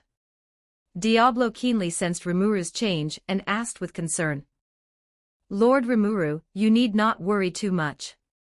If you are concerned that the lives of your followers will be threatened by this war, I would be more than happy to help you recruit some powerful subordinates. A few of my old acquaintances would surely be very happy to serve you.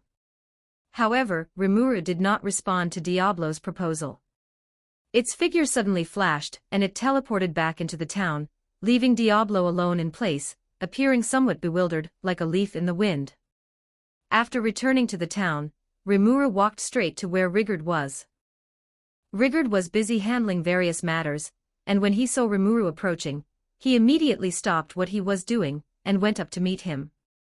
"Oh, Lord Rimuru, is there something you need me for?" Rigard asked respectfully.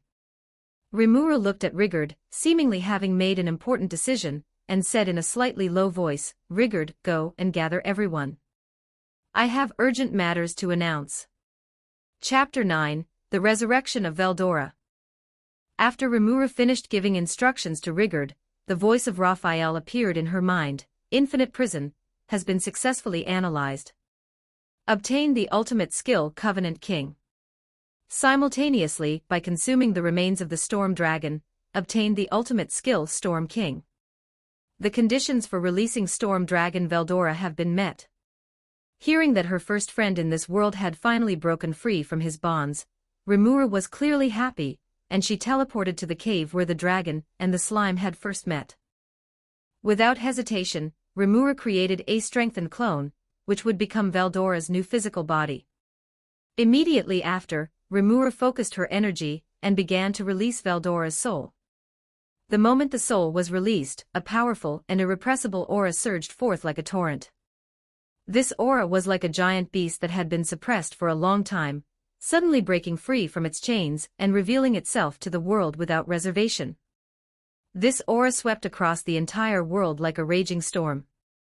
Whether it was Gazel Dwargo and his party right before her eyes, or other powerful individuals elsewhere, everyone could clearly feel the existence of this aura. Gazel Dwargo and his party had originally been preparing to leave, but when they felt this aura, they immediately stopped in their tracks and turned to look in the direction from which it came. Their eyes were filled with gravity and shock. Clearly, they found the intensity of this aura unbelievable. Irald took a deep breath and said slowly, as expected, "How could a legendary catastrophe class being die so easily? There must be something suspicious going on. In my opinion, he must have successfully broken through the prison set by that hero and regained his freedom." His words revealed a hint of helplessness and worry, as if he had long anticipated this day would come. Beside him, Vesta heard Irald's words, and his complexion became very grim. He gritted his teeth, and a thin layer of sweat even broke out on his forehead. If Storm Dragon has truly been resurrected, then the kingdom of Blumend, which borders the Jura Great Forest, will be in big trouble. Vesta muttered to himself, his voice filled with anxiety, "Our country will likely fall into extreme danger." He couldn't help but recall the various legends about Storm Dragon, a creature of immense power and cruelty that had brought endless fear and disaster to the people. In the holy empire of Rubrios, sunlight streamed through the window into an exquisite room. In the center of the room stood an antique tea table, where a female vampire dressed in gorgeous attire sat elegantly, sipping a fragrant cup of hot tea. However, just as she was savoring the tea, a powerful aura suddenly emanated from afar. The female vampire frowned slightly, put down her teacup, and looked displeasedly in the direction of the Jura Great Forest. "Humph, it really is that lizard," the female vampire muttered to herself. "I knew he wouldn't die that easily. I hope he doesn't cause any trouble for me, otherwise." Her words revealed a hint of faint helplessness. "Veldora. Hey, I'm coming right away." Shifting the perspective back to the cave, after Veldora's soul was implanted into Rimuru's strengthened clone, the clone's appearance began to change. Soon, a strong, tall, blonde man appeared before Rimuru. Veldora opened his eyes, released an even more powerful aura, and shouted loudly, "I Storm Dragon Veldora Tempest, have finally been resurrected. Those who oppose me shall be reduced to ash." Then, he put his arm around Rimuru and said, "Rimuru, I know everything about what happened to you. Don't worry, it's just the mere luminous church. I can destroy them with a flick of my finger." Veldora said this confidently, while his face kept moving closer to Rimuru. Seeing this, Rimuru hurriedly reached out and pushed Veldora's face away, then sighed helplessly and said, "This matter has nothing to do with you. You have only just regained your freedom, there is no need to provoke the luminous church for my sake. Rimuru paused, then continued, the luminous church is massive, far beyond our imagination. If you go to fight them, you might be in mortal danger. Hearing Rimuru's words, Veldora was immediately unsettled. Rimuru, oh Rimuru, you actually look down on me like this is truly disappointing. It's just a mere luminous Valentine, what's the big deal? But having said that, this name does sound a bit familiar. He frowned slightly, seemingly trying hard to recall. Chapter 10. Luminous Valentine. I feel like I've heard that name somewhere before. Veldora muttered to himself, starting to recall events from the past as he spoke. He slowly sat down cross-legged, rested his hands gently on his knees, closed his eyes, and concentrated. After a while, he suddenly opened his eyes, extended his right index finger, and began to trace circles continuously above his head. As time ticked by, the memories in Veldora's mind gradually became clear. I finally remember. So that's it. Once on a whim, I ran off to the territory ruled by a vampire named Luminous Valentine, and caused a huge ruckus. Back then, tons of vampires swarmed at me like a buzzing cloud of mosquitoes. It was incredibly annoying. But fortunately, I managed to defeat them all in the end, and since the battle was so intense, the place ended up being utterly devastated and unrecognizable. Especially that most magnificent building, it was reduced to mere ruins, not even a scrap remained. It was truly a living hell. Come to think of it, I wonder what kind of relationship this so-called luminous church has with that vampire from back then. Suddenly, a powerful and warm force pulled Rimuru into an embrace. It was Veldora, who had reached out with his thick, powerful arm to wrap around her petite shoulders. With a playful and cunning smile, he whispered to her, Rimuru, since we've already made enemies with the luminous church and the kingdom of Falmouth, how can we just sit and wait for our doom? In my opinion, we should take the initiative and catch them off guard. We'll teach these arrogant fools a harsh lesson with lightning speed, so they clearly understand just what kind of terrifying existence they've provoked. As soon as he finished speaking, the aura radiating from Veldora surged like a volcanic eruption, becoming earth-shattering in the blink of an eye. Far away in Rubrios, Luminous Valentine sneezed loudly without warning, as if someone were silently talking about her behind her back. She frowned slightly, keenly sensing a familiar and powerful aura approaching. It was the aura of Veldora. This aura was more intense and clearer than ever before. Clearly, he had successfully revived, and was even stronger than in the past. Luminous Valentine thought to herself. That hateful, stinking lizard, does it really intend to reach its claws toward my territory again after being revived? I absolutely cannot let that happen. Thinking of this, she clenched her fists, a flash of anger and determination in her eyes.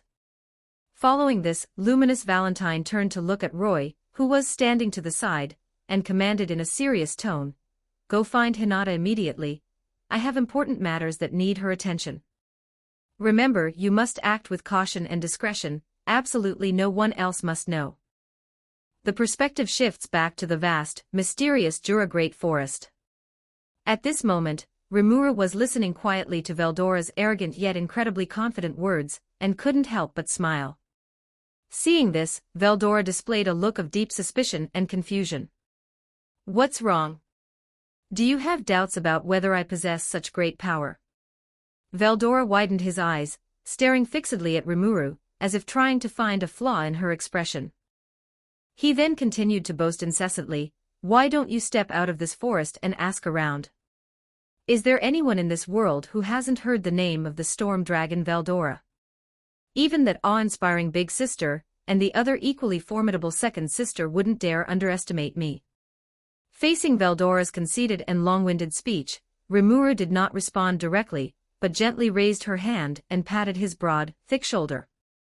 Then, she spoke slowly. I am not in the slightest bit doubtful of the true power you possess. The reason I couldn't help but smile is simply because I find it precious that you are not only fully supporting my long-awaited revenge plan, but that we also happen to have the exact same strategy for our next move. That's right, in my opinion, we should take the initiative and seize the upper hand. However, before that, I need to trouble you for a favor. What exactly is it?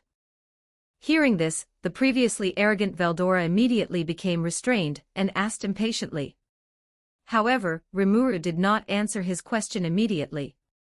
Instead, she spoke in an extremely gentle and tactful tone, yet one that made it impossible to resist her firm attitude. I'm not in a rush to tell you about this matter just yet, but you have to promise me first.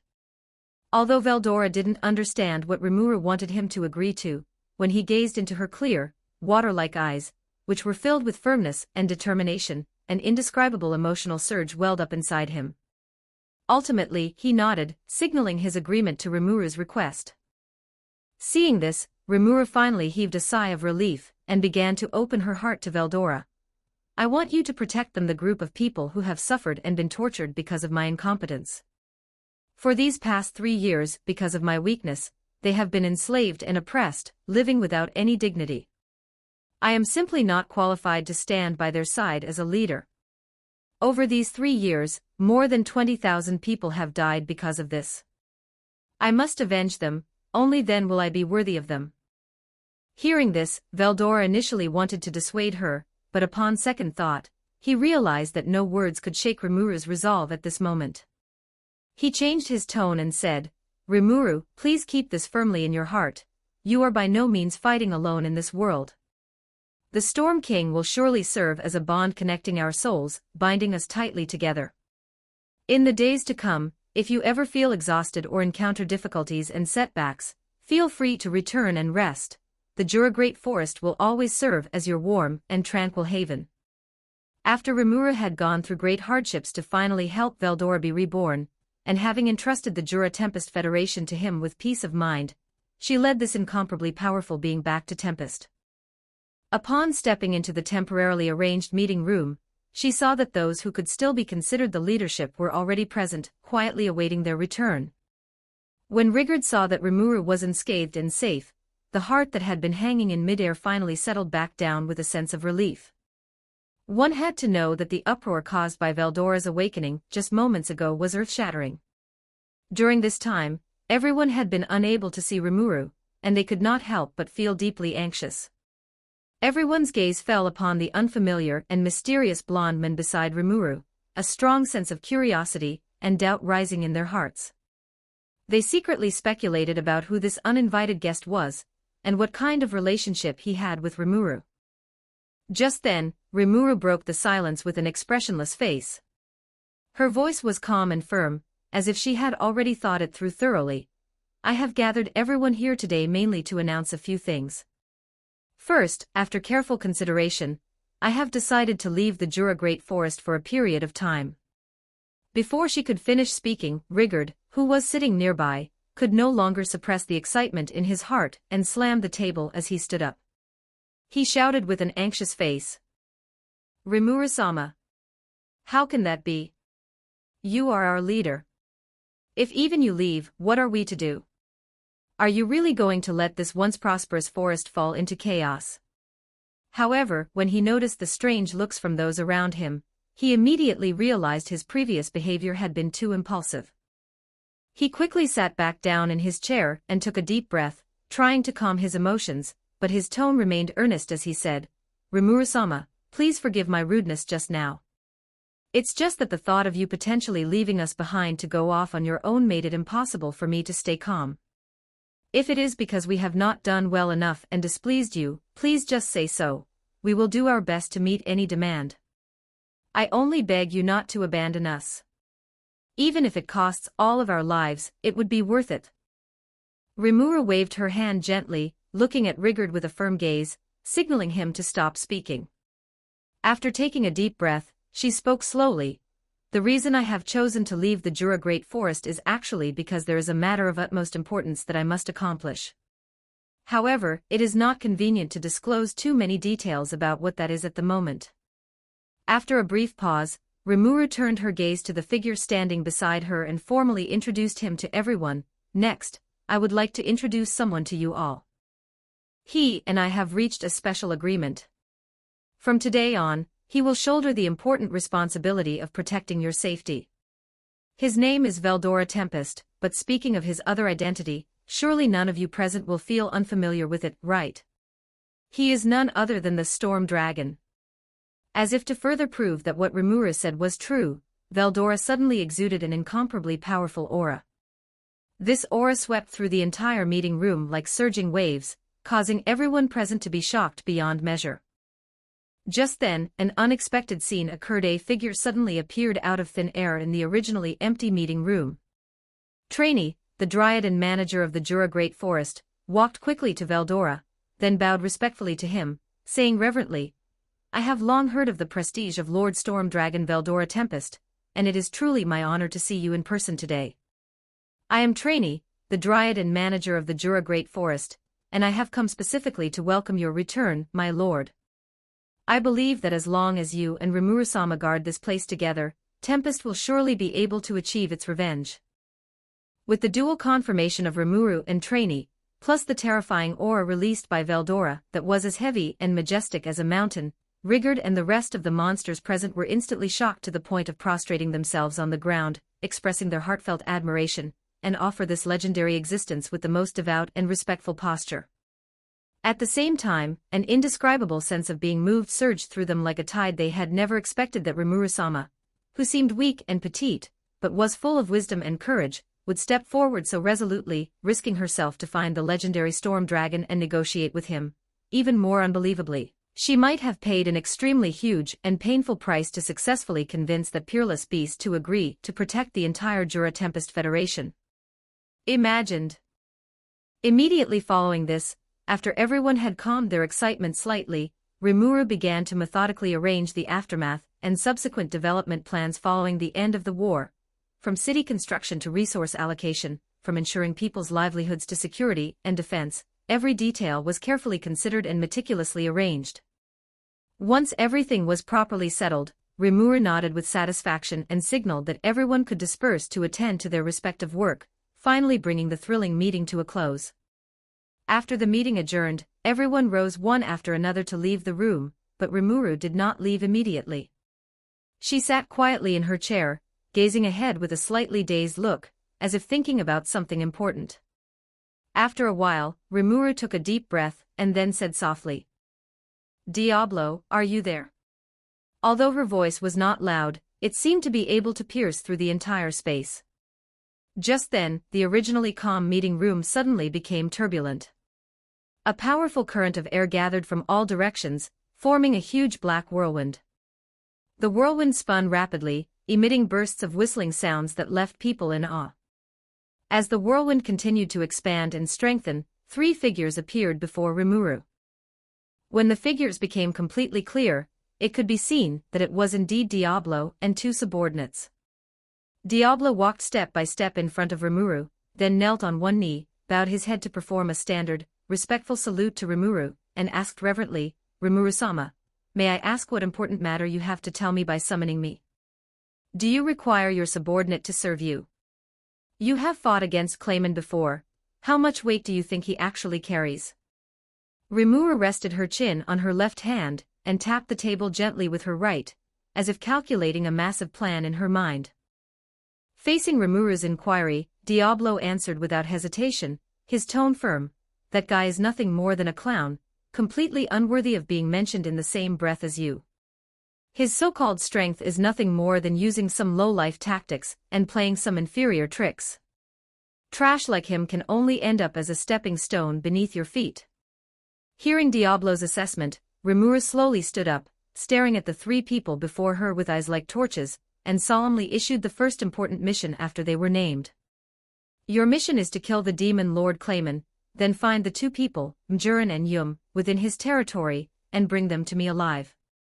12 Chapter 12 The Stalemate Chapter 12 The stalemate of war in the puppet nation of Gistav, the castle of the demon Lord Clayman was filled with a tense and oppressive atmosphere. In the spacious and magnificent living room, Laplace of the moderate Harlequin Alliance sat quietly on a luxurious sofa, wearing his comical, grinning mask, but the eyes hidden behind it revealed a gravity that could not be concealed. Meanwhile, Clayman stood by the window, clutching a delicate goblet in his hand, and constantly swirling the deep red wine inside. However, he seemed to have no intention of tasting this fine wine. The expression on his face was equally grave, perhaps even worse than Laplace's. Just a short while ago, one of his 5 fingers Piero had been easily broken by the recently resurrected Rimuru. Even worse, based on the various clues and intelligence gathered so far, this guy named Rimuru had very likely successfully awakened to become a true demon lord, in the real sense, and its potential danger had increased exponentially. Time passed minute by minute, and the whole room fell into a dead silence. Finally, Laplace could no longer suppress his anxiety and broke the silence first, saying, "Clayman, I think we should stop now. The situation has completely spiraled out of control. If this continues, I'm afraid something terrible will happen sooner or later. So for the coming days, let us handle it." Contrary to his usual cynical and teasing attitude, Laplace looked at Clayman before him with a grave and serious expression. However, faced with Laplace's concern and earnest advice, Clayman responded with an indifferent and even disdainful look. "Laplace, stop worrying about nothing. Don't worry, everything is under my control.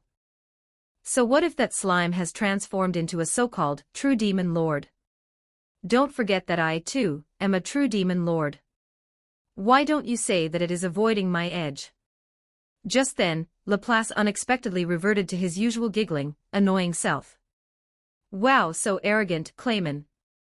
Look at yourself, you had to give it your all just to deal with an unawakened carrion." Laplace wore a teasing smile as he continued, "And for the past 3 years, fighting against that beast kingdom, your puppet nation has been pressed to the point of suffocation, right? I bet your treasury is almost empty too. If another guy backed by a true demon lord gets involved, he. I'd like to know when you'll finally be finished, ha ha ha ha." It must be said that reality is often cruel, and Laplace's words were like a sharp blade, piercing straight into Clayman's heart, exposing the pain he was most unwilling to touch. 3 years ago, on the battlefield filled with magical mist, gravel flew, and the ground had long been torn into crisscrossing ravines by the power of the collision. The air was filled with dense magical fluctuations, each strand carrying a heart-stopping sense of oppression. In his Magian form, Clayman was surrounded by pitch-black magical flames. His original human silhouette was wrapped in distorted magic, his eyes glowing with a scarlet light. His aura was as violent as an out-of-control beast, and every attack he unleashed carried world-destroying power, pouring crazily toward Carrion. Carrion's golden fur was already soaked with sweat and dust, his once upright figure now slightly hunched. His face was covered in fine beads of sweat, and a trace of undried blood hung from the corner of his mouth. The huge disparity in power was like an invisible shackle, binding him firmly. The pride of the Beast King he once held so dear appeared so pale and weak under the pressure of Clayman's true demon lord aura. He could only dodge sideways and raise his hands to block in a wretched manner. Every time he took one of Clayman's attacks head-on, a piercing pain shot through his arms, his bones creaked under the unbearable load, the ground beneath his feet shook, and gravel rolled from his side. His passive defensive posture was full of unmistakable wretchedness and struggle. Ha ha ha ha ha ha ha ha. Clayman's laughter was sharp and arrogant, echoing over the battlefield, mixed with the roar of magic, carrying undisguised contempt and arrogance. "Carrion, do you see? This is my power. The absolute power that belongs to a true demon lord." He stepped forward violently, pitch-black magical flames surging in his palm, striking hard against Carrion's blocking arm. "Your ridiculous Beast King power is no match for me. Give up struggling and just die obediently." Before the words fell, Clayman's figure suddenly soared into the air. The magic around him condensed into a giant black claw, bringing with it a whistling wind, crashing down toward the top of Carrion's head like a falling meteorite. Carrion's pupils shrank, and he used all his strength to raise his weapon to block, but that violent power instantly broke through his defense. With a loud boom, the violent impact shook the air. Carrion felt as if his chest had been struck by a giant mountain. Blood surged, his throat turned sweet, and a mouthful of blood sprayed out. His weapon was also shattered at this moment like glass hit by a stone. His body fell heavily to the ground like a kite with a broken string, kicking up a sky full of dust and gravel, creating a deep pit in the ground. The violent impact made Carrion's vision go black, and dizziness swept over him like a tide. His ears buzzed and his bones felt as if they had been dismantled and reassembled.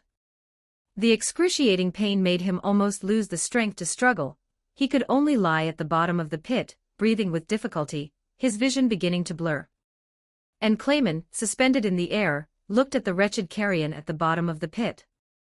A cruel smile flashed in his scarlet eyes, and the magic around him condensed again. Pitch-black energy continued to expand in his palm, emitting a deadly aura. He was ready to end this battle once and for all, to completely erase this opponent who once stood on equal footing with him.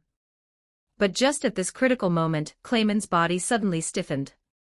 The condensed magic instantly dissipated, the arrogant smile on his face froze, replaced by full astonishment and confusion. His limbs seemed to be bound by an invisible force, losing all control, just freezing in midair. Even his breathing became labored, and the scarlet in his eyes faded a bit, leaving only undisguised panic. It was this fatal mistake in that instant that allowed Carrion, who had been in a desperate situation, to grasp a chance at survival. The dizziness had not completely faded, but a raging fighting spirit ignited in his eyes. Relying on the tenacity and instinct in the Beast King's bones, he suddenly propped up his body. Golden magic surged crazily around him, and his exhausted body seemed to be injected with new power. Without hesitation, he brandished his weapon that was his sharpest weapon, and the embodiment of his Beast King power. A roar that shook the world erupted from his throat, and the majestic golden magic swept out with the roar, turning into a dazzling golden shockwave. It was his signature ultimate move, Beast Roar.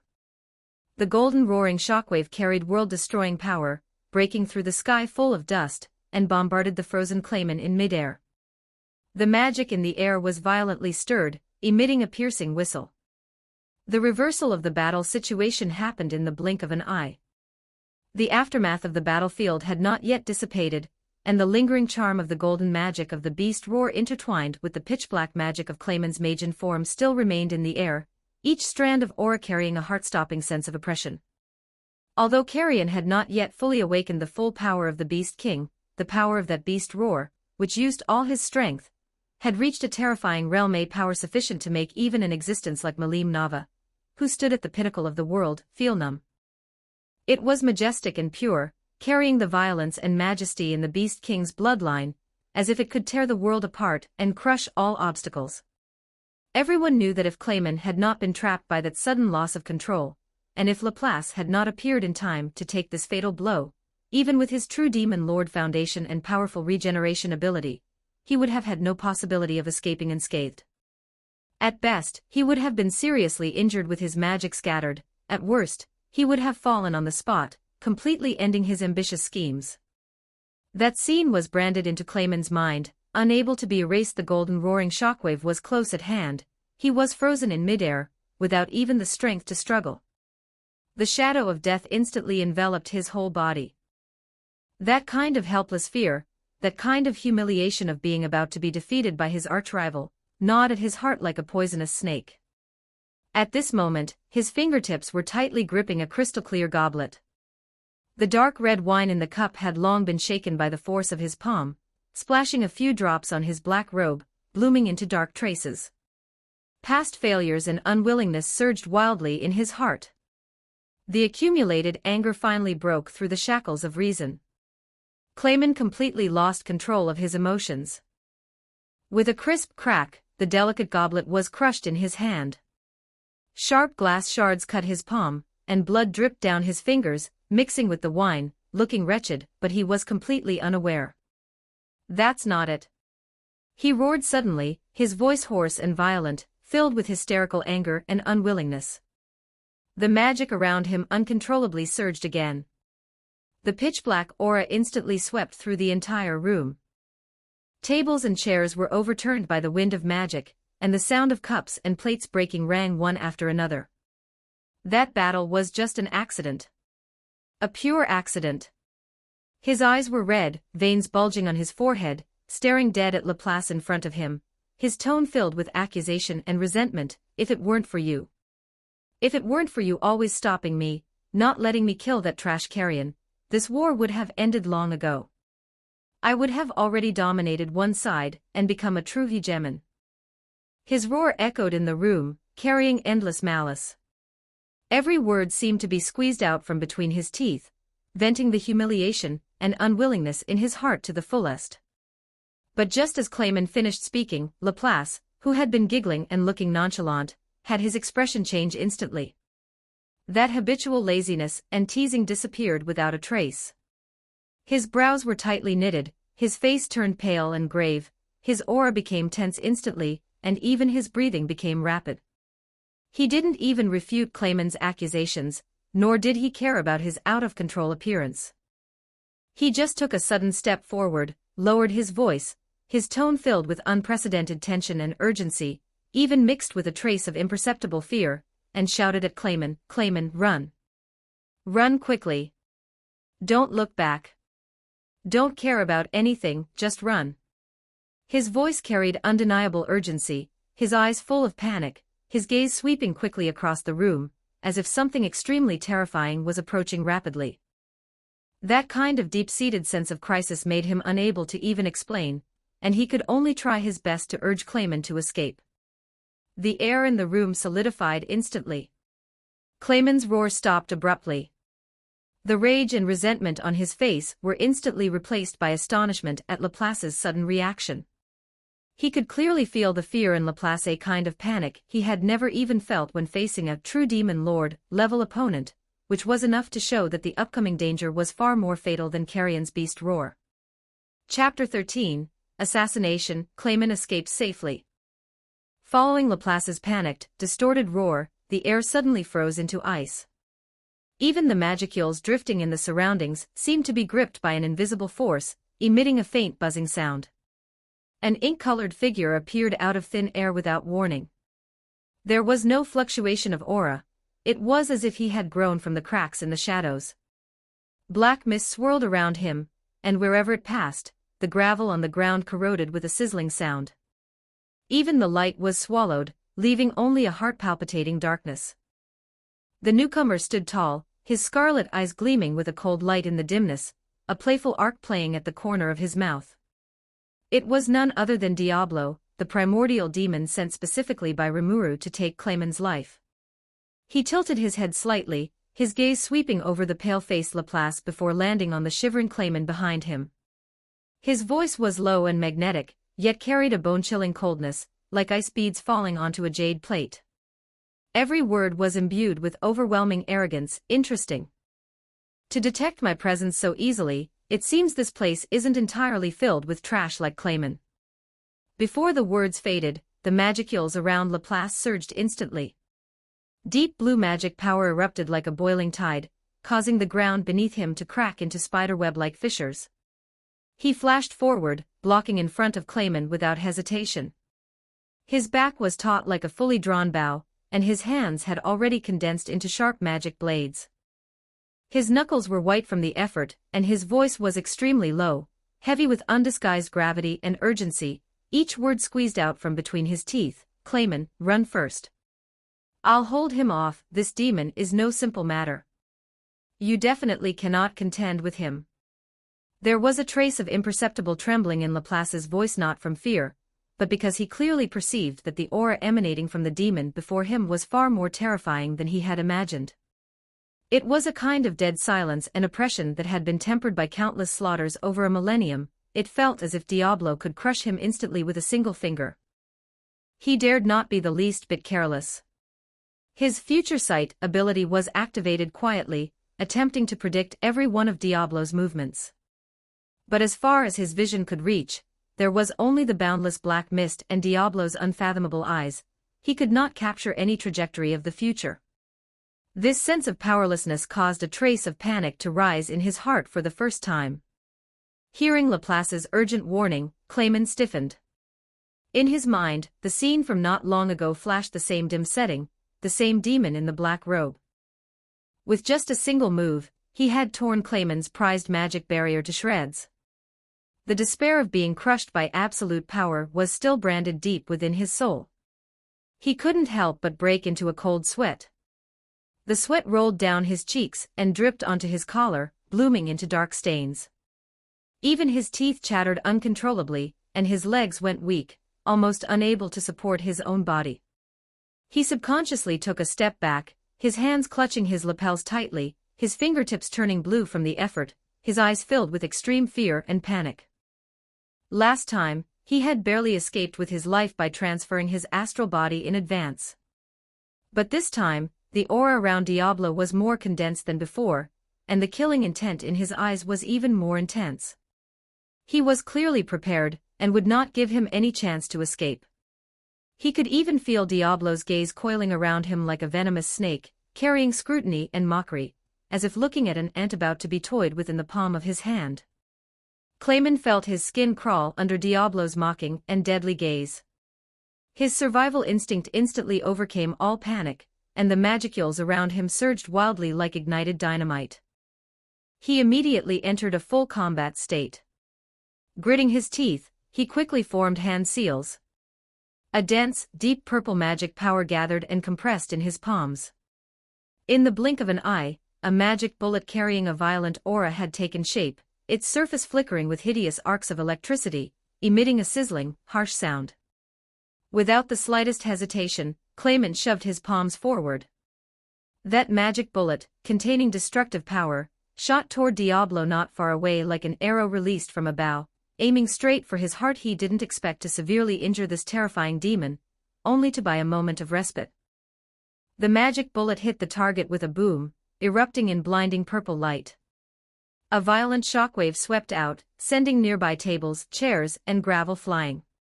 Smoke and dust filled the air, obscuring his vision. Clayman didn't hesitate for a second.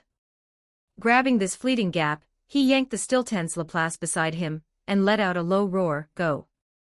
Before the words were finished, he slammed into the floor-to-ceiling window beside him with Laplace. With a crisp crash, the thick glass shattered into countless sharp fragments, scattering everywhere. The two leaped out the window, the cold night wind instantly filling their faces. As Clayman stumbled to the ground, he quickly took out a communication crystal, injecting magic power with trembling fingertips, and roared urgently into the crystal, "Yamza, Mjurin, nine-headed beast, Adelman. Get here to me immediately. Come and protect me." His voice was full of panic and urgency, every word dripping with despair. He knew that relying only on himself and Laplace, they could never be Diablo's match. Only by summoning the Four Fingers to stall for time would there be a glimmer of hope for survival. However, just as his words fell, before the communication crystal could transmit a response, a bone-chilling coldness suddenly descended from above, causing the blood in his body to feel as if it had instantly frozen. Clayman looked up subconsciously, his pupils contracting sharply, his heart feeling as if it were being violently gripped by an invisible hand. Diablo's figure was suspended directly above him without warning. The black mist around him remained thick, his scarlet eyes particularly glaring in the night, and the playful smile at the corner of his mouth hadn't diminished in the slightest, as if that powerful magic bullet from just a moment ago was nothing more than a tickle to him. The explosion and smoke from just now hadn't affected him in the slightest, not even a speck of dust had touched his clothes. The next second, Diablo slowly extended his right hand, his palm facing Clayman below. Dark magic gathered rapidly in his palm, and a black beam of light, condensed with extreme destructive power, took shape. The air around the beam was twisted and scorched, emitting a suffocating sense of oppression.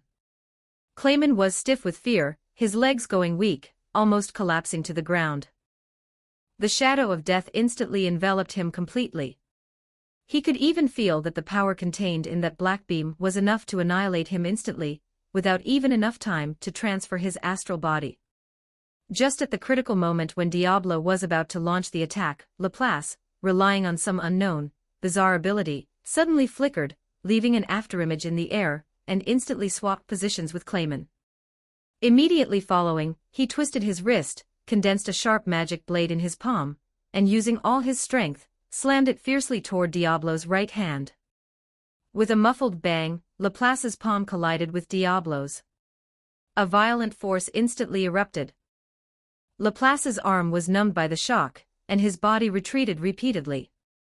Diablo's right hand was also knocked off target by this sudden impact.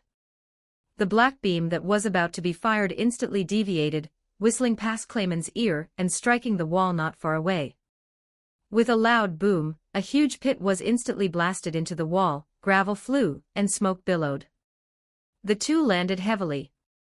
Clayman stumbled to steady himself, still lingering in fear, gasping for air. Cold sweat had already soaked his entire body.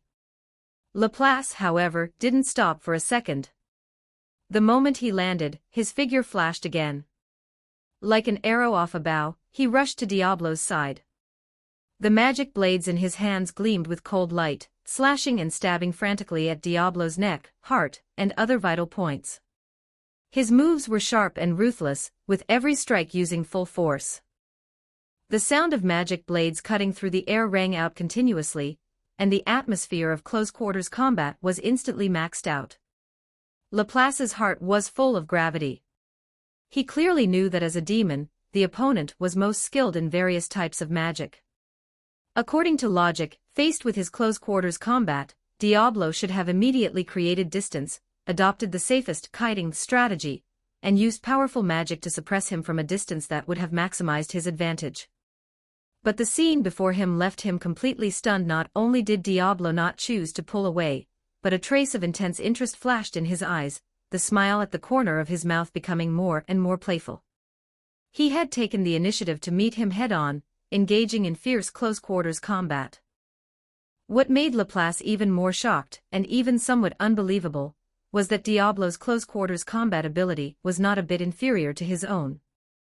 Diablo's movements were as swift as a ghost, his moves concise and fatal, without any unnecessary flair. Every punch and palm strike contained terrifying power. He blocked and countered accurately, always able to predict every one of his moves. At first, the two could barely hold a stalemate for a moment, but as the battle continued, Laplace gradually felt the pressure. Diablo's attacks became sharper, his power more violent, and the oppression around him grew stronger. Gradually, he was already beginning to be suppressed, causing his movements to become sluggish, and small wounds began to appear on his body, with his magic consumption increasing faster and faster. Laplace's heart was filled with astonishment and confusion.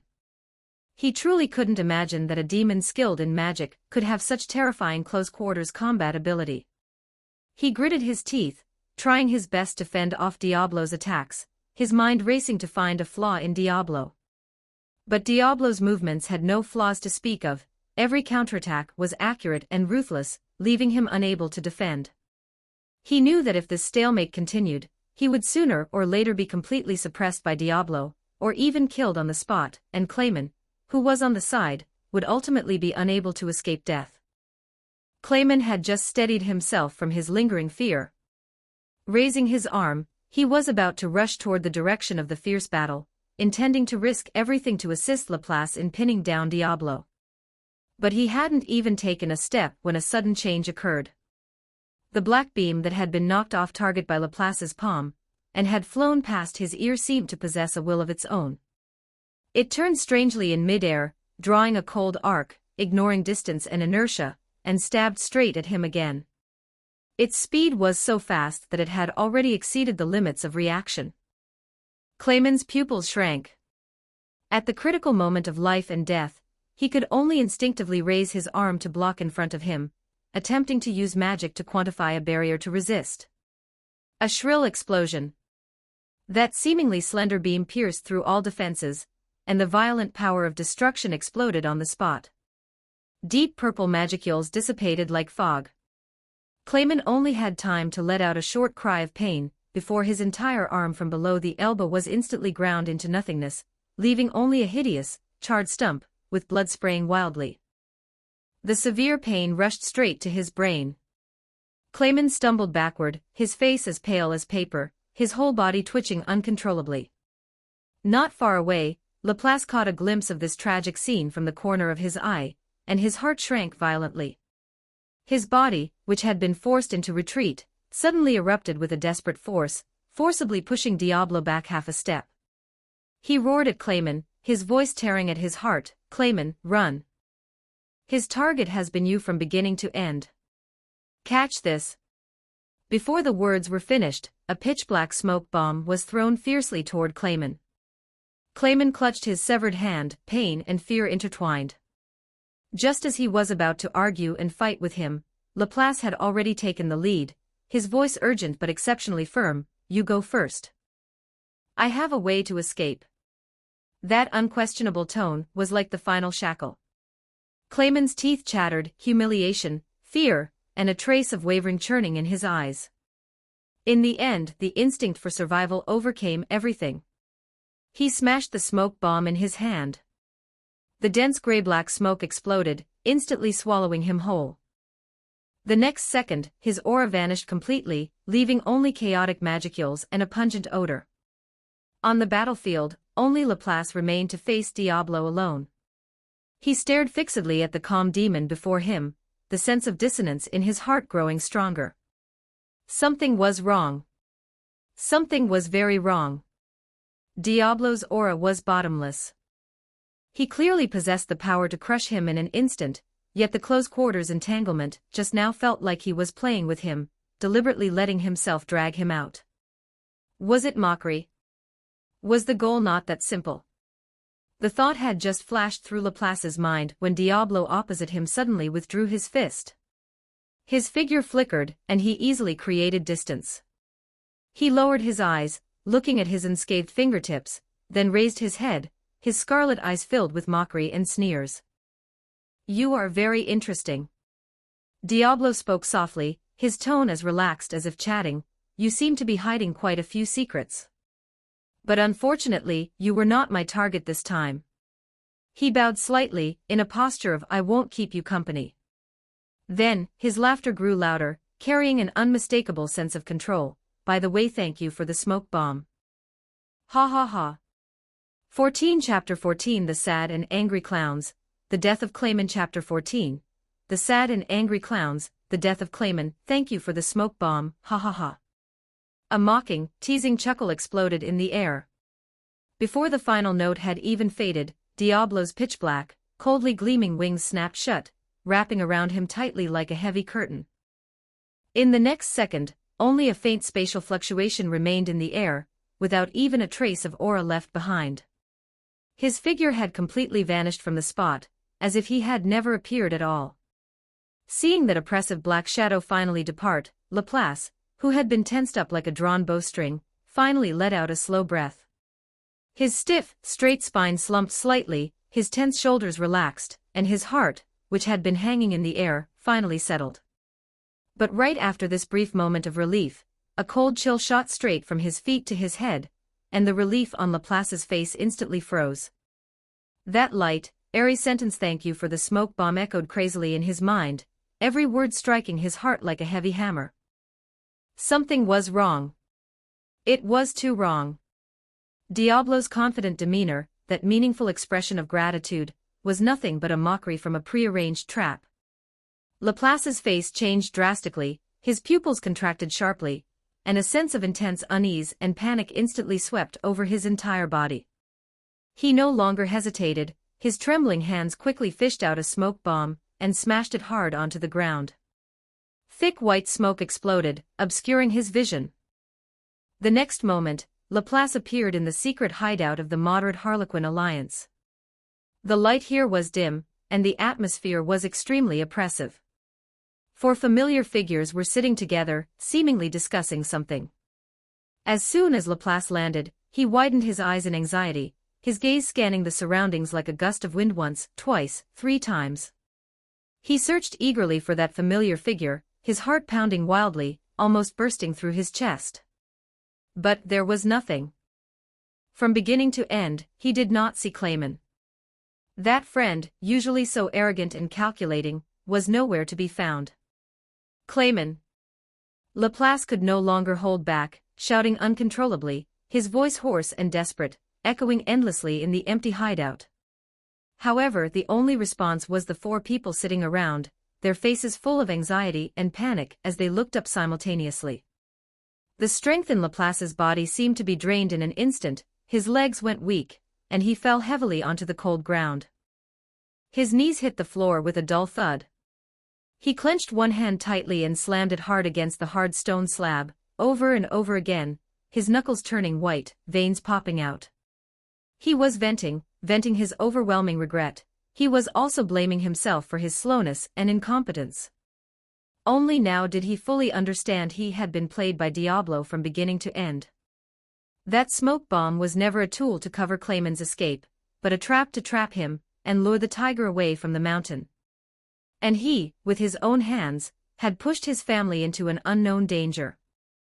Footman practically stumbled to Laplace, pressing his hands firmly onto his shoulders, his knuckles turning pale from the force, his voice filled with undisguised anxiety and panic, his tone trembling. "Laplace, what happened? What's wrong with Clayman? Did something happen to him?" Laplace slowly raised his head, his originally sharp eyes now bloodshot, the regret and pain in his eyes almost overflowing. He took a deep breath, his chest heaving violently, using all his strength to calm his surging emotions before speaking in a hoarse voice, recounting the sequence of events word by word from Diablo's sudden appearance, to the smoke bomb used as a trap, to him being lured away, and finding no trace of Clayman upon returning. Every word carried a heavy sense of powerlessness. He did not hide Diablo's strength, admitting that he didn't even have the room to resist in front of the other party. The mockery in the words, "Thank you for the smoke bomb," recalling it now, still stung his heart like a needle. Assassination, a powerful demon, even you, Laplace, were no match for him. Footman's voice gradually lowered, the anxiety on his face instantly replaced by shock. The other three people present also froze, their solemn expressions turning pale. Immediately after, a synchronized gasp of cold air sounded in the dim hideout, everyone's pupils contracting sharply, their faces filled with disbelief. Even though Clayman acted eccentrically and made many enemies, they had never imagined that such a powerful enemy would dare to directly kill a demon lord, and was even powerful enough to easily suppress Laplace. After the shock, endless sadness and anger swept through the entire hideout like a tide, making it hard to breathe. Tira could no longer hold it in, her body went limp, and she stumbled to lean against the wall beside her. Tears instantly blurred her vision, and large droplets of tears rolled down her cheeks, hitting the cold ground. She covered her mouth with both hands, her shoulders trembling violently, and her suppressed sobbing gradually turned into uncontrollable wailing. "Why would you do this? What did he do wrong that you had to kill Clayman?" The crying was filled with despair and unwillingness, every sound tugging at everyone's hearts, pushing the sorrowful atmosphere to the extreme.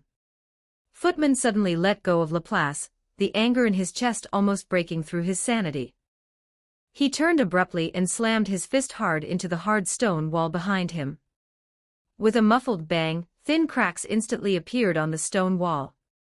He roared with bloodshot eyes, his voice hoarse and determined, "No matter who that demon is. No matter how strong he is. Since he dared to kill Clayman, even if I have to be shattered to pieces, I will make him pay a painful price." Anger and grief intertwined. At this moment, Footman completely lost his sanity, his aura becoming violent and hideous. Kazalim on the side also shed her usual indifference, rarely showing a truly sad expression. She lowered her eyes, her long eyelashes trembling slightly, covering the emotions in her eyes, but her slightly pursed lips and slightly trembling fingertips exposed her sadness. In fact, she had long had a premonition that Clayman's ruthless actions and overexposure of his sharp edge would sooner or later lead to disaster, but she had never thought that this day would come so quickly, nor had she thought that the enemy would be this powerful enough to make even Laplace helpless, and leave them without even the confidence to resist. Even Yuki, who usually seemed cynical and indifferent to everything, put away the smile on his face, his expression becoming solemn and regretful. He leaned against the corner of the wall, his fingertips gently tapping the wall, a complex emotion flashing in his eyes. Clayman might not have been a perfect partner, even a bit paranoid and conceited, but there was no denying that he was one of the few people who could truly talk to him and understand his ambition and loneliness. Now that he had passed away suddenly, it was inevitable that he felt a bit empty and regretful. Laplace sat on the ground, looking at his partners who were filled with grief and indignation, and the regret in his heart grew even stronger. He felt that the root of all this was his own slowness and carelessness, that he had personally pushed Clayman into the abyss, and this sin was something he could never repay in his life. In the hideout, the crying and shouting gradually subsided, leaving only heavy breathing and suppressed sadness. In everyone's heart, the seeds of revenge were planted, and the name Diablo became their eternal enemy. On the other side, Clayman used the smoke bomb to teleport away. But when the smoke cleared and his feet touched the ground, what came into view was not the familiar secret hideout of the moderate Harlequin alliance, but a primitive forest that blocked out the sky and was terrifyingly silent. Giant trees towered, miasma filled the air, and there was not even a trace of human presence. His heart sank suddenly. He hurriedly looked around, instinctively wanting to find those figures that could give him a little peace of mind: Footman, Tireur, Cazalim, Laplace. As long as one person was there, he would still have confidence. But when he turned his head sharply, what he saw was not his companions. Two demons, wrapped in pitch-black magic power with fierce auras, were standing quietly not far away, their pressure weighing down on him until he could barely breathe. And in the next second, an even more terrifying, familiar black shadow that made his soul scatter, slowly emerged between the two demons. Dressed in black, elegant and deadly, it was none other than the one who had just confronted him, and Laplace Diablo. At this moment, Clayman finally understood completely. This was not a chance encounter, but a thorough encirclement and killing. It was a trap from the very beginning. Even the teleportation smoke bomb that Laplace left him for survival had long been tampered with by this demon. All his escape routes were sealed off. The previous arrogant, wild, and calculating demeanor shattered instantly, and fear overwhelmed him like a cold tide. Clayman's face was pale, his body trembling uncontrollably, his voice hoarse, filled with broken begging, screaming hysterically, "Don't kill me. I'll give you whatever you want. Everything that Slime gave you, I can give you. No matter how much he paid you, I'll pay double. 10 times. As long as you let me go, I'm willing to do anything." At this moment, he had none of the dignity of a demon lord, only the purest and most pathetic desire to survive. But Diablo didn't even have a hint of extra expression, just looking at him coldly, as if looking at an insect about to be crushed. He didn't waste a word, just slowly raised his right hand, and the pitch-black magic power that was too thick to melt began to condense in his palm. The aura of despair instantly locked onto Clayman. Clayman was terrified, trying desperately to move his legs to escape, but his limbs felt like they had been filled with 1,000 pounds of lead, heavy and completely unresponsive. He still wanted to immediately separate his astral body to escape. This was his last trump card. But the moment his magic power began to circulate, it was suppressed tightly by a more overbearing and precise force. It failed. Diablo would never make the same mistake in the same place. The next moment, a dark black beam condensing extreme destructive power shot out from Diablo's palm, heading straight for Clayman. In the final moment when his life was burning out, what flashed through Clayman's mind was not power, not ambition, not the position of Demon Lord. It was those people who had always been by his side. He used his last bit of strength to shout towards the void, towards the direction of his companions in the distance, his most sincere and regretful cry, "Cazalim-sama. Yuki-sama. I'm sorry. Failed your expectations. Footman. Laplace. Don't avenge this idiot, must live on." The voice was shrill and broken, echoing through the silent forest. In the next second, the pitch-black beam pierced through his body. His physical body disintegrated, his magic power went berserk, and even his astral body was completely crushed and annihilated. The once ambitious clown demon Lord Clayman fell here. Diablo landed slowly, his gaze coldly sweeping over the dissipating remnants on the ground, and casually picked up the head that still retained astonishment and despair, putting it into a prepared container. He straightened his clothes slightly, his tone flat, but carrying unquestionable majesty. "Well, next is to find Mjurin and Yum. I hope you don't make me work too hard to find you, and don't delay me from going back to see Rimuru-sama." As the voice fell, the figures of the three demons merged into the shadows of the dense forest, disappearing completely, leaving only dead silence and a clown rhapsody that had completely ended. Chapter 15. Control Curse Fails. Yamza's gang attacked. Barely a moment after news of the attack on Clayman arrived, the troops under the Four Fingers hastily assembled and galloped toward the Lord's castle to provide reinforcements. Yet, when they finally reached their destination, the sight before them made everyone gasp. The once towering castle of Clayman had already been reduced to a scene of utter devastation in the aftermath of the battle. Broken stone pillars lay scattered everywhere, charred marks from dark magic covered the walls, and even the sturdy city walls had been violently blasted with several massive gaps, leaving no trace of their former majesty and grandeur. All this destruction stemmed from the incredibly brief clash between Diablo and Laplace. Their battle hadn't even lasted a few minutes before coming to an end in the blink of an eye, so fast that even though Yamza and his group had pushed themselves to the limit to get there, they hadn't managed to catch even a second of the fighting.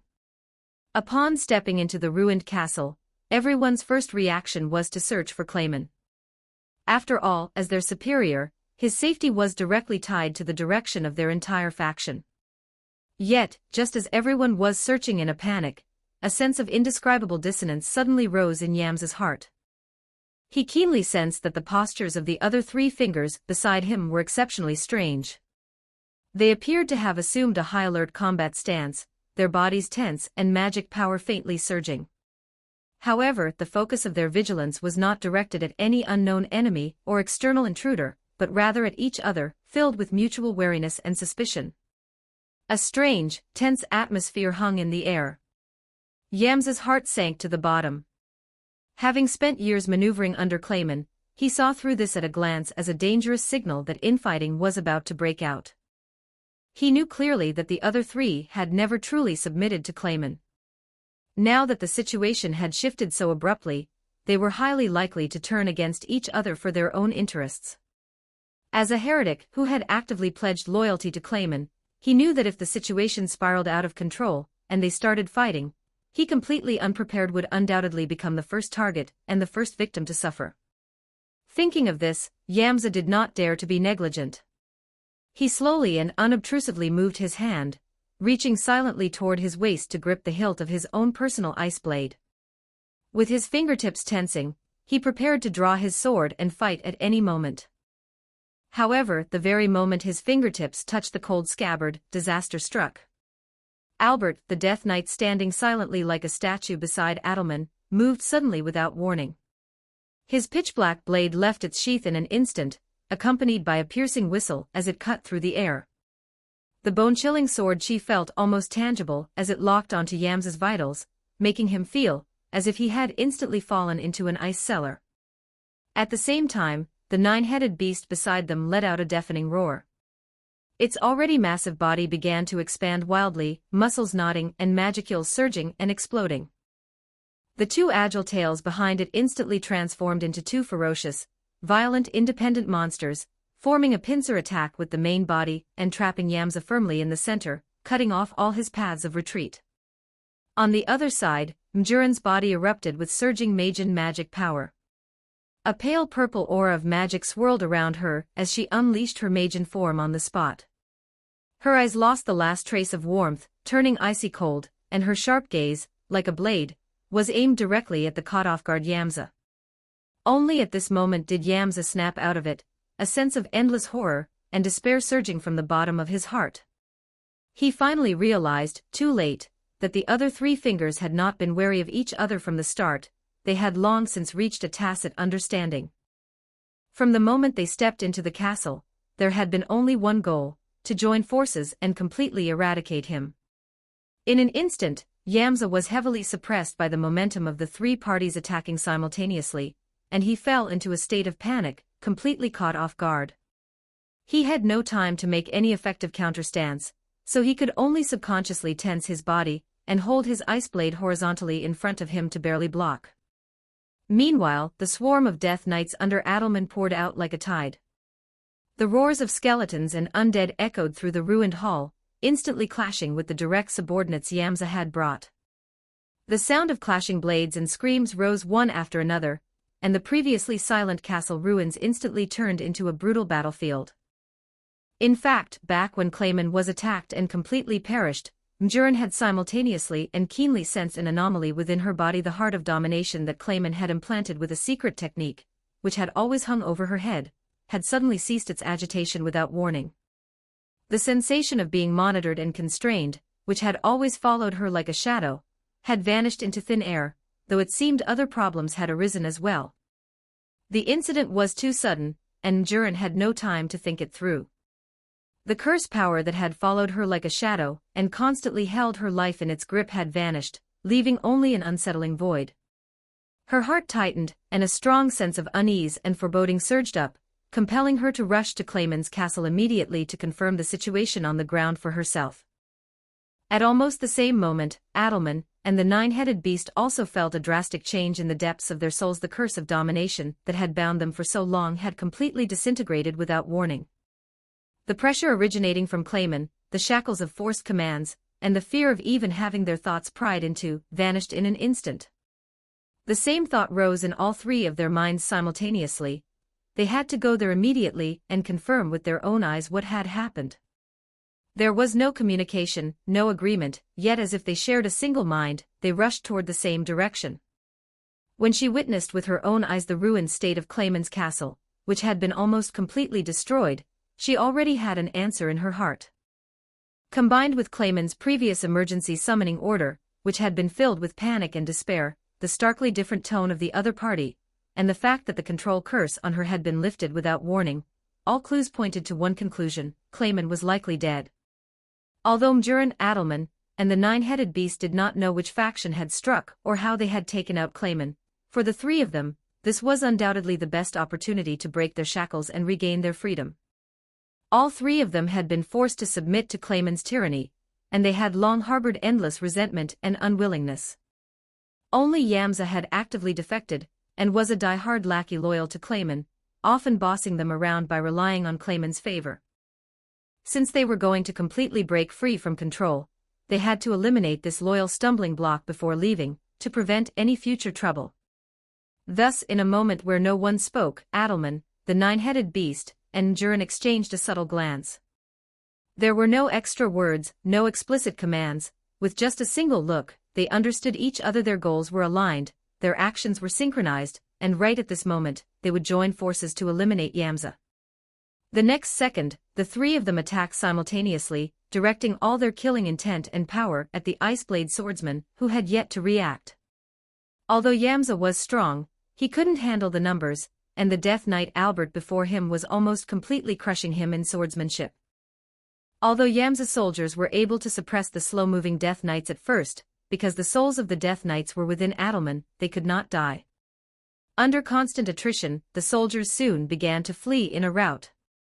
But as the saying goes, he who knows the times is a hero, and Yamza was undoubtedly the one who best understood how to assess the situation at this moment. He knew deep down that the combined strength of the three before him was something he could not contend with. Even if he used his trump card, the mirror armband, to create a clone, he would have no chance of winning, and would only throw his life away for nothing. Therefore, he didn't even make the move to activate his clone armband, and almost the moment he was surrounded, he decisively chose to bow his head and surrender. Wait. Can't we talk this out? Don't attack, I surrender. Yamza hurriedly threw the ice blade in his hand onto the ground, the metal blade clashing against the gravel floor with a harsh sound. He immediately raised his hands high, striking a submissive pose with no intention of resisting. His face no longer held any of his previous arrogance or sharpness, leaving only a naked desire to survive. Seeing Yamza surrender so readily, Mjurin did not hesitate for a moment. She immediately raised her hand to cast a binding spell, and pale blue magic chains instantly wrapped around Yamza's limbs and torso, firmly imprisoning him on the spot and preventing him from making any further sudden moves. However, if one were to observe closely, they would find that Mjurin's face was exceptionally pale, her aura seemed very weak, and her overall complexion was terrible. The reason was simple: following Clayman's complete death, the heart of puppetry that had been implanted in her body, which both maintained her life and firmly controlled her freedom, was rapidly losing its activity at the same time. Its once rhythmic beating was becoming weaker and slower, and her life force was ebbing away little by little along with the dissipation of the curse power. Just as the atmosphere fell into a stalemate, a lazy and slightly playful voice suddenly drifted slowly from the shadows of the ruined castle, falling lightly into everyone's ears: "Infighting already? Well, it doesn't have much to do with me. However, quite a few interesting characters have appeared here. Rimuru spent 97 seconds flying to the north of the Jura Great Forest, seeing 8 large-scale demon tribes along the way. It then spent 86 seconds crossing the Dwarf Kingdom, and subsequently 79 seconds crossing the ocean to reach the land of extreme cold, where it saw 13 penguin colonies. Never mind whether there are penguins in the land of extreme cold, don't mind why Rimuru trespassed into Guy Crimson's territory without his permission, and definitely don't mind why Rimuru went there. Just connect the numbers above and you can find the penguin colonies. 16 Chapter 16 The air seemed to freeze completely in an instant. An elegant yet absolutely oppressive voice sounded from the shadows without warning, drifting lightly into this already tense space. There are actually a few interesting characters here. The moment the voice fell, the gazes of all present were drawn over almost simultaneously. The one who appeared was none other than the uninvited guest wrapped in jet black magic, as elegant as a nobleman of the Dark Knight Diablo. Flanking him stood 2 calm attendants, like the most loyal of shadows. They did not speak or move, yet they were enough to inspire fear. What truly stopped everyone's hearts, and sent a chill straight to their scalps, was the head being casually held in the hand of one of the attendants. That face was all too familiar to everyone present. The face was twisted, eyes wide open, lingering with extreme terror and unwillingness, grotesque enough to make one's heart tremble. It was Clayman, the demon lord of the clowns, who was plotting and ambitious just a moment ago, was now reduced to nothing but a head that died with its eyes open, carried casually like an object, silently proclaiming how miserably and powerlessly he had died. No words were needed, no evidence required. Everyone understood instantly Clayman was dead. He had died at the hands of those who had suddenly intruded. Even though anyone with eyes could see that the one who actually did it was the demon in black all along. An unknown enemy, overwhelming terror, and the bloody head before them constituted the most lethal deterrent.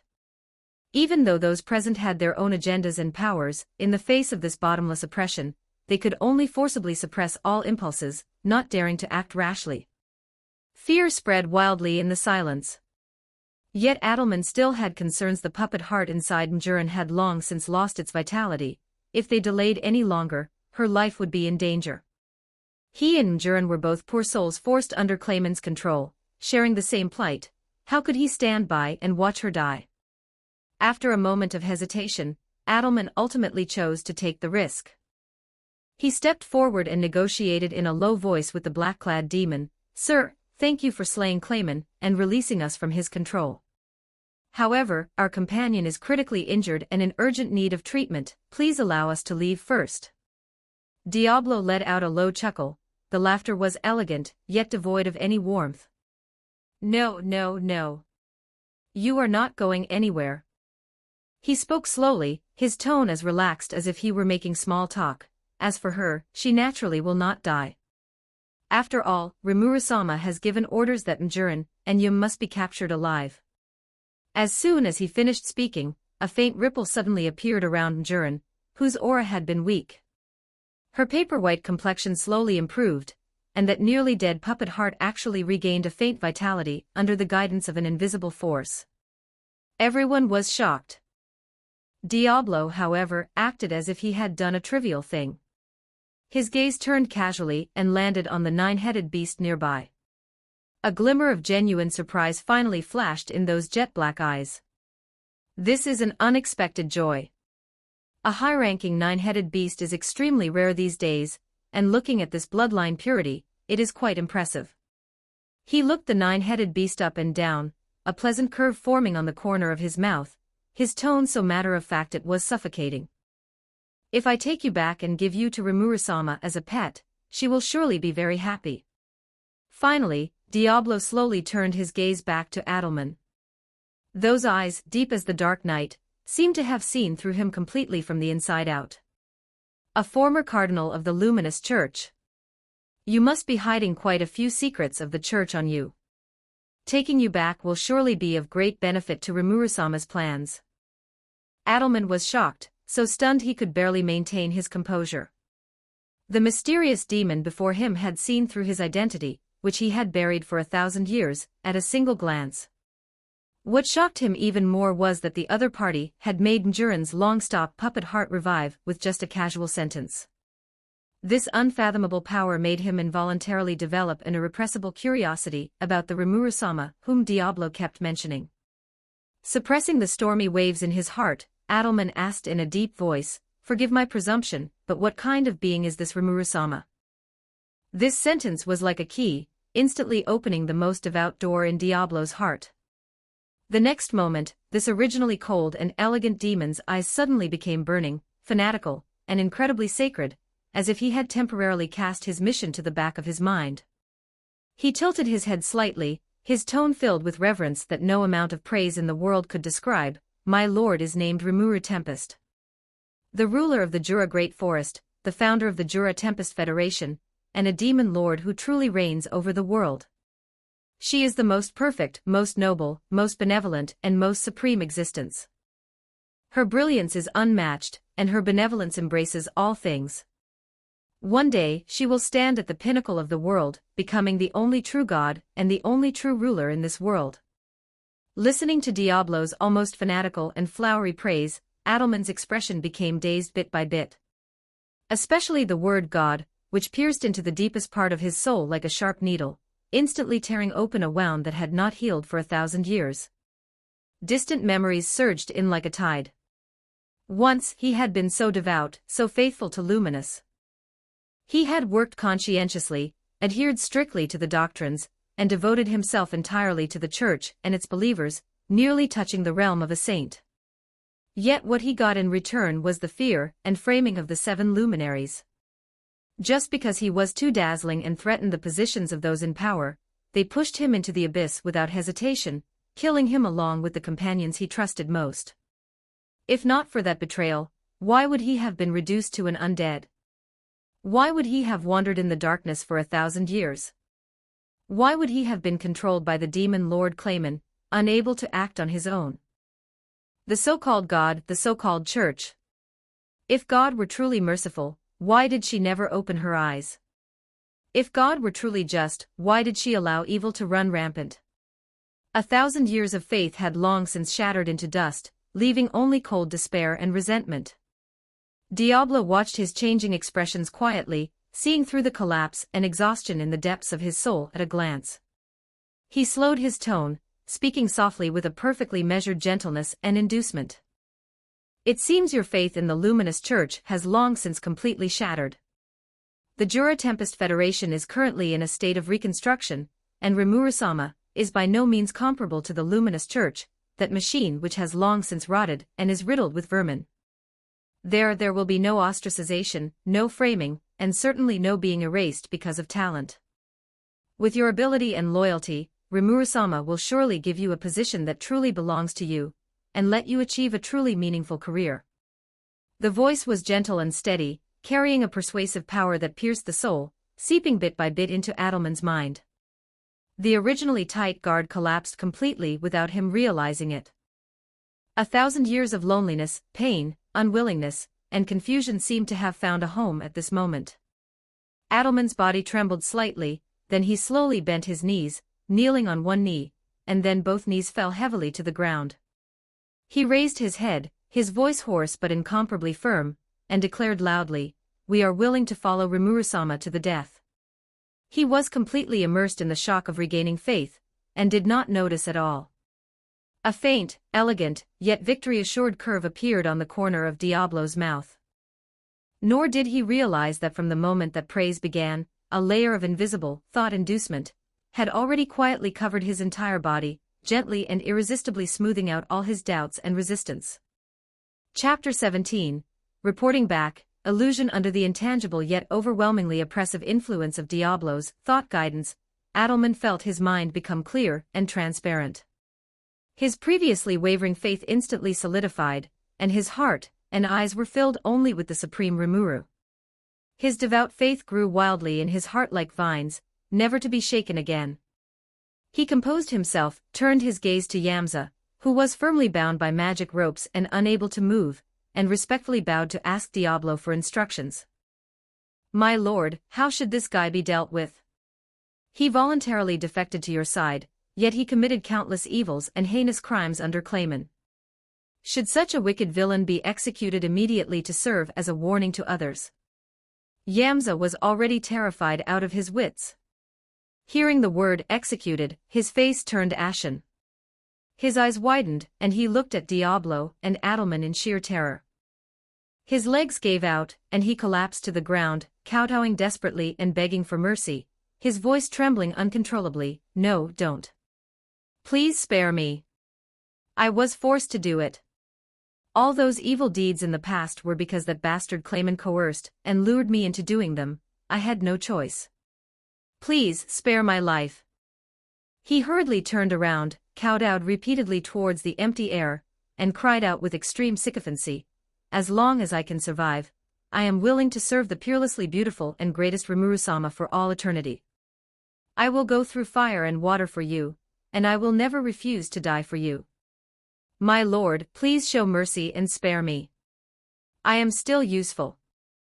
I am willing to atone for my crimes through service, and I will never harbor any disloyalty again." Diablo listened with lowered eyes. A trace of indifferent approval flashed in his crimson eyes, and he nodded slightly. "What you say makes some sense. It just so happens that in the depths of Clayman's castle, I discovered several research projects that he hadn't finished but are quite valuable. Your body and abilities will come in handy." Changing the subject, the pressure around him condensed again, and his tone was indisputable. "However, your final fate, and how you are dealt with are not for me to decide on my own. Everything must be left to Rimuru-sama to judge personally." After settling Yamza's fate, Diablo slowly turned around. His gaze fell on the pale Mjurin, and he asked in a calm but irresistibly oppressive tone, "Now, tell me, where exactly is that person named Yum? I have turned this castle upside down and searched every corner inside and out, yet I have not found anyone matching the description Rimuru-sama gave." These words were like a bolt from the blue, striking Mjurin's heart hard. She widened her eyes in disbelief. The last bit of strength that had been supporting her was instantly drained away. She knelt helplessly on the cold ground, trembling all over, her voice broken and shattered. "This is impossible, absolutely impossible. Clayman clearly told me himself that he only locked Yum in the castle dungeon. As long as I continued to serve him, he would guarantee Yum's life. How could it end up like this? How could you not find him?"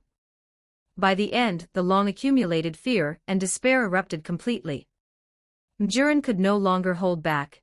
She covered her face and wept bitterly, her frail body trembling uncontrollably in despair. Diablo, standing to the side, listened to the heart-wrenching cries. Fine cold sweat instantly beaded on his forehead, and his back had already gone cold. He understood instantly Yum had in all likelihood already been secretly disposed of by Clayman, leaving no trace behind. And this meant that the mission he had come to execute on Rimuru's orders had failed completely, and he would be unable to report back successfully. Just imagining it made Diablo feel cold all over, and his teeth couldn't help but chatter. He felt as if he could already see Rimuru's golden eyes tinged with disappointment and indifference, and hear a cold voice ringing in his ears. "Diablo, you disappoint me too much. To fail such a simple task, you are no longer of any use. Go back to where you came from." At the thought of being rejected and banished by Rimuru-sama, the violence and hatred in Diablo's heart instantly soared, almost shattering his reason. He clenched his fists tightly until his knuckles turned white, and in the depths of his heart, he roared madly at the long-dead Clayman, "Letting you die so easily is getting off too lightly. You dared to cause my mission to fail and betray Rimuru-sama's trust. I really should have used thought acceleration on you, kept you absolutely conscious, and then stripped away your flesh bit by bit, letting you suffer endless torment before finally letting you perish completely." The monstrous rage was forcibly suppressed in an instant. Diablo took a deep breath, composed his demeanor, and returned to his elegant yet cold appearance. Matters having reached this point, there was no use in escaping. The only option was to return and face Rimuru-sama's judgment. He looked up towards the path home, his eyes filled with a touch of fatalistic determination. Immediately, Diablo said no more. With a wave of his hand, He led the now submissive and neatly lined up undead army, escorted the trembling Yamza, and the nine-headed beast, which was struggling and roaring behind him but tightly bound by magic, and set off on the road back to Rimuru. Meanwhile, post-war reconstruction work within the Rimuru territory was in full swing. Craftsmen swung their tools to build new houses, monsters worked together to transport building materials, and lively sounds resounded once again on the streets. The town, which had been left in shambles by the ravages of war, was recovering its vitality at a speed visible to the naked eye. Rimuru stood quietly on high ground, looking at this land that had regained its vitality, watching the faces of the citizens who were smiling once again. For a moment, a whirlwind of emotions surged in Rimuru's heart: the exhaustion after the Great War, the relief of having protected their home, and the heavy sense of responsibility for the future. All these emotions intertwined, turning into a warm current that flowed slowly in the depths of Rimuru's heart. But just as this peace had settled over Rimuru's heart, without any warning, everything before Rimuru's eyes suddenly twisted and shattered. The town that had just been orderly and full of hope was instantly swallowed by boundless smoke and flames, turning into a scene of utter devastation. Broken walls and ruins tilted and collapsed in the firelight, scorching rubble and smoke filled the air, and the once warm home had turned into a living hell. A human army that perfectly combined modern technology and magic was raging like demons. The magic cannons in their hands roared continuously, scorching beams swept wantonly, and cold mechanical weapons swung mercilessly at the defenseless monster citizens. Piercing screams, desperate cries, deafening gunfire, and the roar of magic explosions, all these sounds mixed together, turning into the most jarring nightmare, stabbing deeply into the bottom of Rimuru's heart. Rimuru watched helplessly as familiar figures fell in the flames, watched everything Rimuru had tried so hard to protect being ruthlessly destroyed. A chill of powerlessness shot straight from the soles of Rimuru's feet to the top of Rimuru's head. And high above this desperate ruin, two massive dragon shadows were engaged in a world-destroying battle. The pitch-black storm dragon Veldora was colliding frantically in the clouds with a mysterious crimson dragon wrapped in scarlet flames, possessing an extremely violent aura. Veldora's incredibly sturdy scales were already covered in cracks. Black dragon blood gushed from countless wounds, his wings were torn with huge gaps, and his massive body kept retreating under the opponent's fierce onslaught, once completely suppressed and trapped in an unprecedented perilous situation. Rimuru could even clearly sense the rage and pain from the depths of Veldora's soul. It was the monstrous anger of being unable to protect one's loved ones despite trying, which made Rimuru's heart clench tightly. In a trance, Rimuru's gaze pierced through the smoke and fire, seeing a figure that was incredibly familiar yet made Rimuru's heart stop. It was Rimuru. But that Rimuru was no longer the composed and dazzling one of ordinary days. The body was covered with wounds deep enough to see the bone, magic power was in such disarray it was nearly exhausted, and the straight sword originally held firmly in hand was now broken in two, hanging limply. One of Rimuru's arms had completely disappeared from the shoulder, the wound hideous and terrifying. What was even more frightening was that the wound was restrained by some strange power, so that even the infinite regeneration Rimuru was proud of could not be triggered. Rimuru clearly heard that battered self, in a voice that was extremely hoarse and full of despair, softly utter a sentence: failed. In the end, I couldn't protect anything. As the words fell, that disheveled Rimuru suddenly chuckled. The laughter held no joy, only endless desolation and sorrow, as if all hope and strength had been exhausted.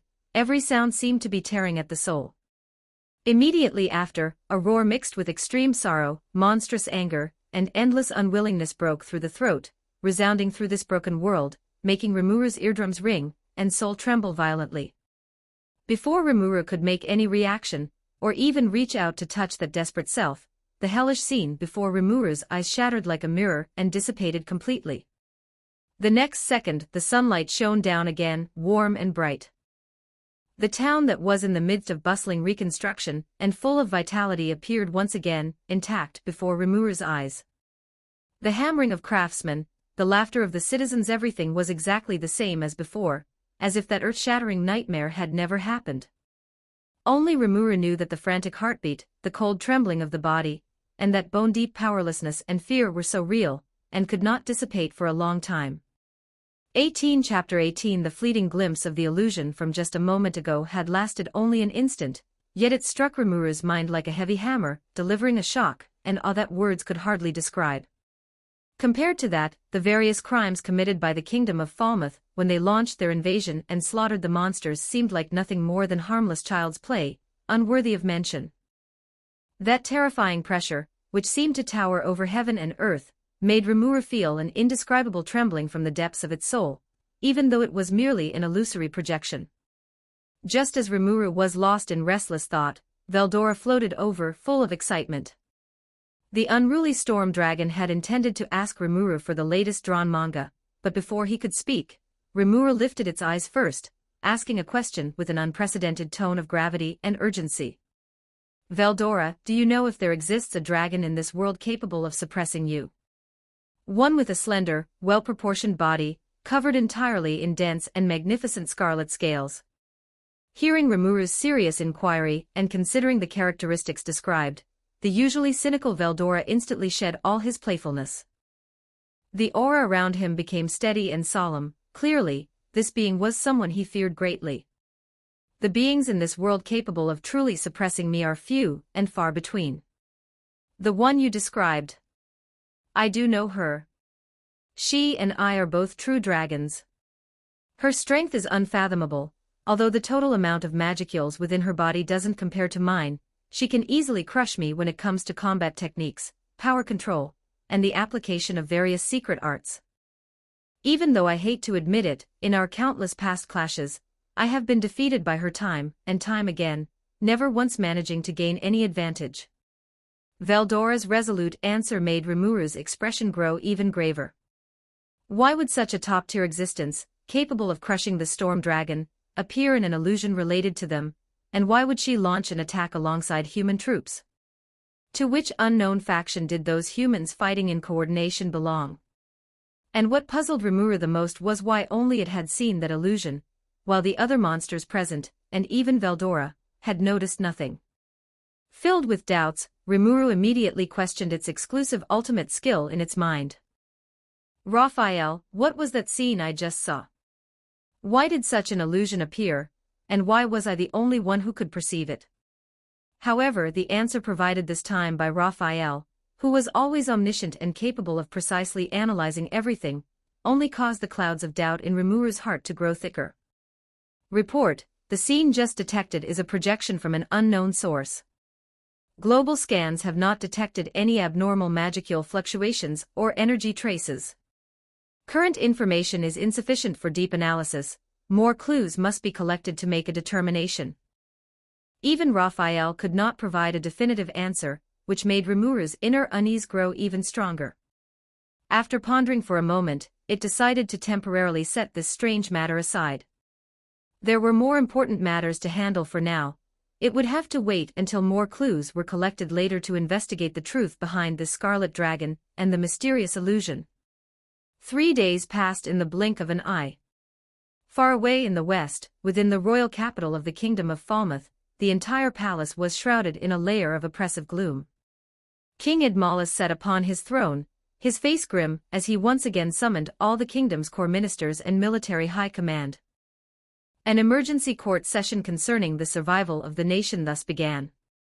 Not long ago, 2 pieces of news, capable of shaking the landscape of the entire Western nations, had spread like thunder through every corner of the Kingdom of Falmouth. The Jura Tempest Federation, which they had annihilated, had completed its restoration and stood once again within the Jura Great Forest, and the Dwarven Kingdom of Dworgen, which had always been absolutely neutral and possessed military might that surpassed all others in the West, had openly announced the formation of a deep military alliance with the newly born Jura Tempest Federation. With these 2 pieces of news combined, the ruling class of Falmouth was plunged into complete panic and chaos. Today's meeting was held to discuss countermeasures to deal with this desperate situation. Led by the commander-in-chief of the army, Forgan, the radical faction of generals was the first to slam the table and stand up. This general, who advocated for military force, had a fanatical expression, and his tone was filled with a desperate, ruthless determination. Everyone. The Jura Tempest Federation has just been restored, its foundations are unstable, and everything is in ruins. This is the perfect time for us to strike. I propose that we immediately assemble the entire national army, set out under the name of exterminating heretical monsters, and with the speed of thunder and lightning, trample that land of monsters once again.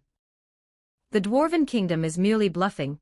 They have always adhered to neutrality, and would never dare to defy the pressure of the Holy Empire of Rubrios to openly send troops to reinforce a monster country. As long as we achieve a quick victory, there is still room to salvage everything. As Forgan's voice fell, the moderate civil officials immediately stood up to refute him. The old minister leading them furrowed his brows, his tone filled with caution and reason. "General, your words are wrong. Dworgen's military strength is recognized as the best in the entire West, far beyond what the Kingdom of Falmouth can contend with. Since King Gazel Dwargo dared to sign a military alliance, it means he has already made up his mind to protect the Jura Tempest Federation. If we rashly send troops and anger the Dwarven Kingdom, their Pegasus Knights and Iron Cavalry could trample our lands in an instant. The safest course of action right now is to immediately dispatch envoys to the Jura Tempest Federation to negotiate, apologize, and seek reconciliation. That is the best strategy." One side advocated for war, the other for peace. The radical faction and the moderate faction each held their ground, refusing to yield. The court instantly erupted into chaos, with insults and arguments rising one after another, and the scene became chaotic and unmanageable. King Edmalus sat on the throne, his face annoyed but helpless. He was indecisive by nature, and in the face of such a situation, he simply could not make a decision. Just then, a low and gentle cough slowly sounded from the side of the grand hall. The sound was not loud, but it seemed to possess a magical power, instantly silencing the noisy court. All eyes were cast, inevitably, toward the person who made the sound, the kingdom's chief archmage, Raisin. This top-tier mage, who had protected the Kingdom of Falmouth for hundreds of years, was the pillar of the entire nation. His authority was second only to King Edmalus, and both civil officials and military generals held him in awe. King Edmalus, as if grabbing onto a life-saving straw, hurriedly raised his hand to signal, "Lord Raisin, what is your insight? Please speak freely." Having received the king's permission, Raisin stepped forward slowly. His aged eyes revealed a calmness that seemed to perceive everything. He extended a finger and pointed precisely at a corner of the giant map before him, where the core territory of the demon Lord Clayman was marked. "In my view, our top priority right now is not to obsess over whether or not to attack the Jura Tempest Federation, but rather this place." Raisin's voice was calm but carried an unquestionable power. He looked around at everyone and continued in a deep voice, "This is top-secret intelligence that has just arrived from the east. Clayman, one of the 10 great demon lords, has completely fallen, and the culprit who killed him is, in all likelihood, hiding within the Jura Great Forest." As soon as these words were spoken, the entire assembly was shocked. Raisin ignored their shock, his tone growing even graver. Combined with the series of abnormal actions, the Jura Tempest Federation suddenly being restored and forming a military alliance with Dworgenit is sufficient to prove that a brand new demon lord has been born in the Jura Great Forest. This new demon lord is powerful, being able to kill Clayman and win over Dworgen. Its ambition must be significant. Expanding territory to the west and conquering western nations is likely its next plan. And we, the Kingdom of Falmouth, as a human nation adjacent to the Jura Great Forest, will be the first country to face the edge of this new demon lord's blade. He paused, then gave his final conclusion. "Therefore, in summary, the last thing we should do right now is to actively provoke and attack the Jura Tempest Federation. Our top priority is to immediately reinforce our border defenses, reorganize the military for war, and stand on strict guard to cope with the impending crisis of national destruction." Raisin's analysis was incisive, hitting the mark with every point. All the ministers and generals in the hall lowered their heads, silent, with no one daring to raise a single objection. Firstly, they feared Raisin's strength and prestige. Secondly, they knew in their hearts that what Raisin said was the only truth. But just then, a childish, out-of-place voice appeared there. "I have a proposal. Why not have the Kingdom of Falmouth join them, and then act as the vanguard for their western expedition, seeking a rare path of survival for the Kingdom of Falmouth?" Everyone looked in unison toward the direction the voice came from. only to see standing in the corner a small figure, dressed in silver white and light blue. Chapter 19. A change of throne. Everyone turned their heads in unison, following the abrupt sound. In a cold, dark corner of the council chamber, a figure stood, though no one knew when they had arrived. The person's presence was completely out of place in this solemn, rigid council chamber filled with the aura of human royal authority, and the newcomer was none other than Rimuru.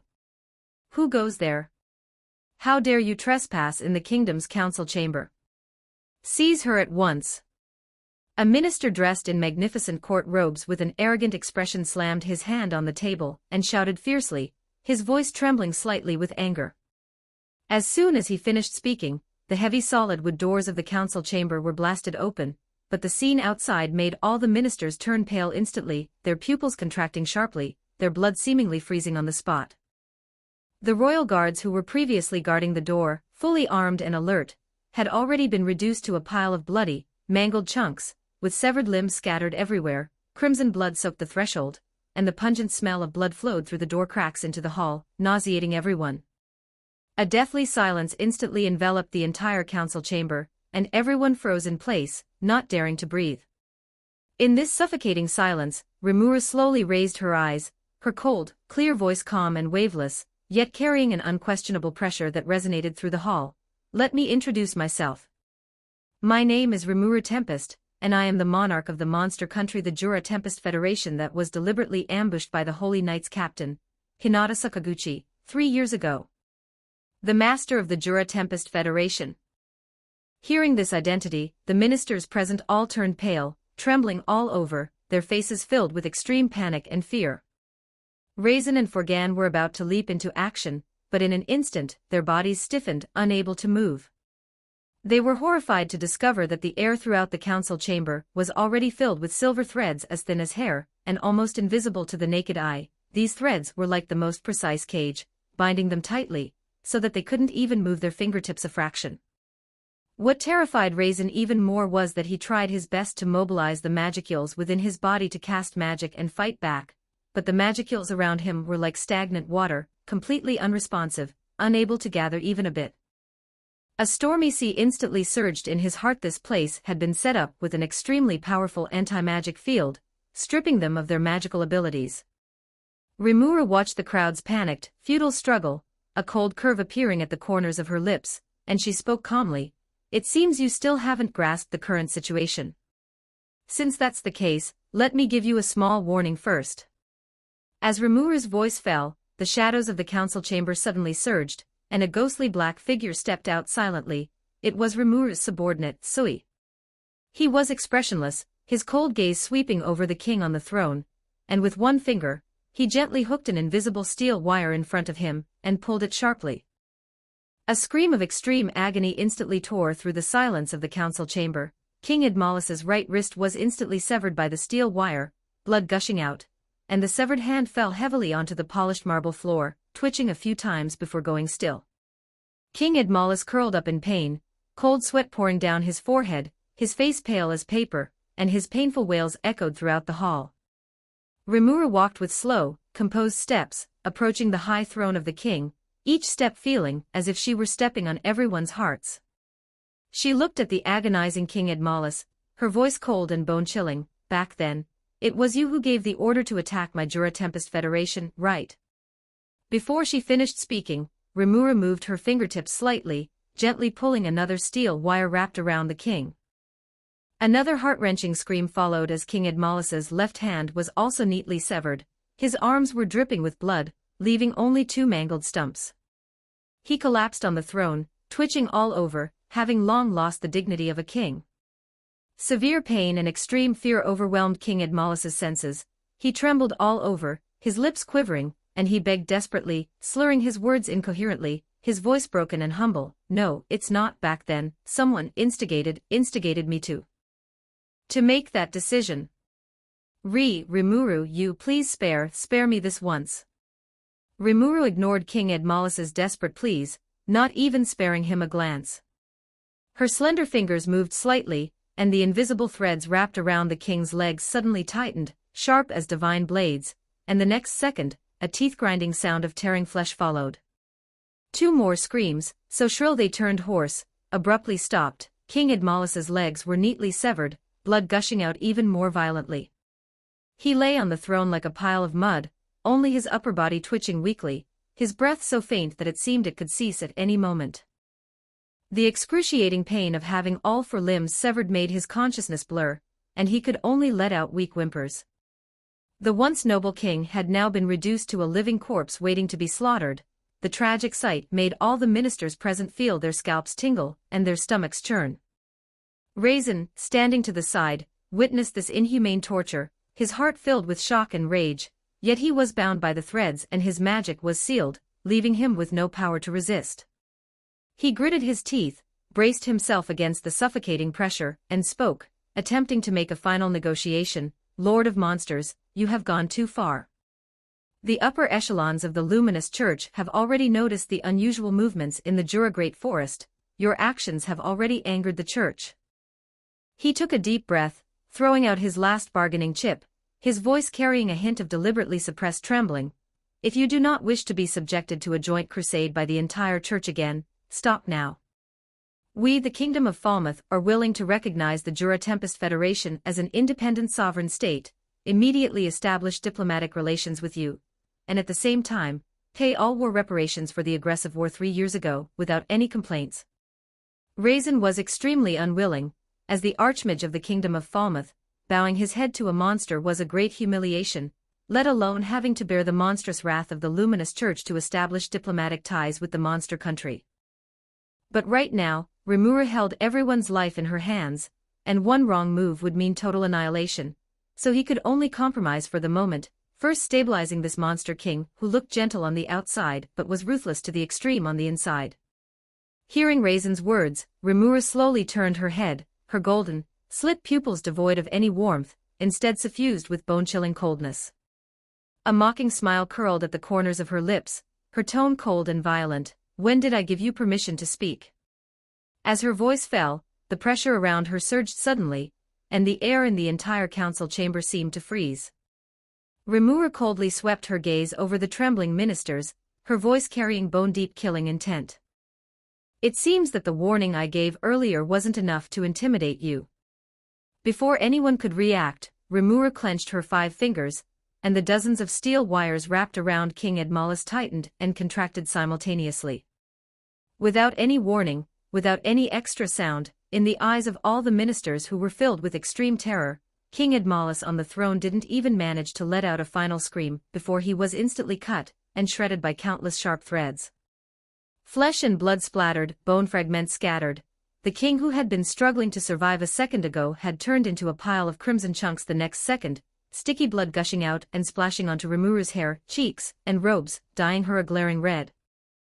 The pungent smell of blood instantly filled the entire council chamber, and everyone was scared out of their wits by this bloody and brutal scene, collapsing to the ground, not even daring to breathe loudly. Rimuru stood in the midst of the carnage, covered in blood, yet her expression remained calm. Those golden eyes, cold as an azura from hell, plunged everyone present into boundless fear. Rimuru was completely indifferent to the blood on her, as if it were merely a bit of dust. Immediately after, everyone suddenly felt their bodies loosen. Rimuru had actually retracted the steel wires that filled the council chamber. Then, Rimuru's gaze swept over the empty chair in the center of the council chamber, stained with the fragments of the guards and blood. She frowned imperceptibly, and with a light tap of her toe, she kicked the broken chair away with awe-inspiring force. The solid wood chair slid several meters across the marble floor, crashing into a pillar with a harsh screech. The bits of flesh and bloodstains on the seat scattered, adding a touch of grim horror to the scene. She then produced a fresh chair and sat down with effortless grace, her posture languid yet radiating an overwhelming aura. Resting an elbow on the armrest, she idly stroked her chin with her fingertips, her eyes slowly sweeping over the terrified ministers who dared not utter a sound. Her tone was as casual as if she were discussing the weather. "So, regarding the proposal I just mentioned, who is in favor and who is against?" Those few short words fell upon their ears like a thunderclap.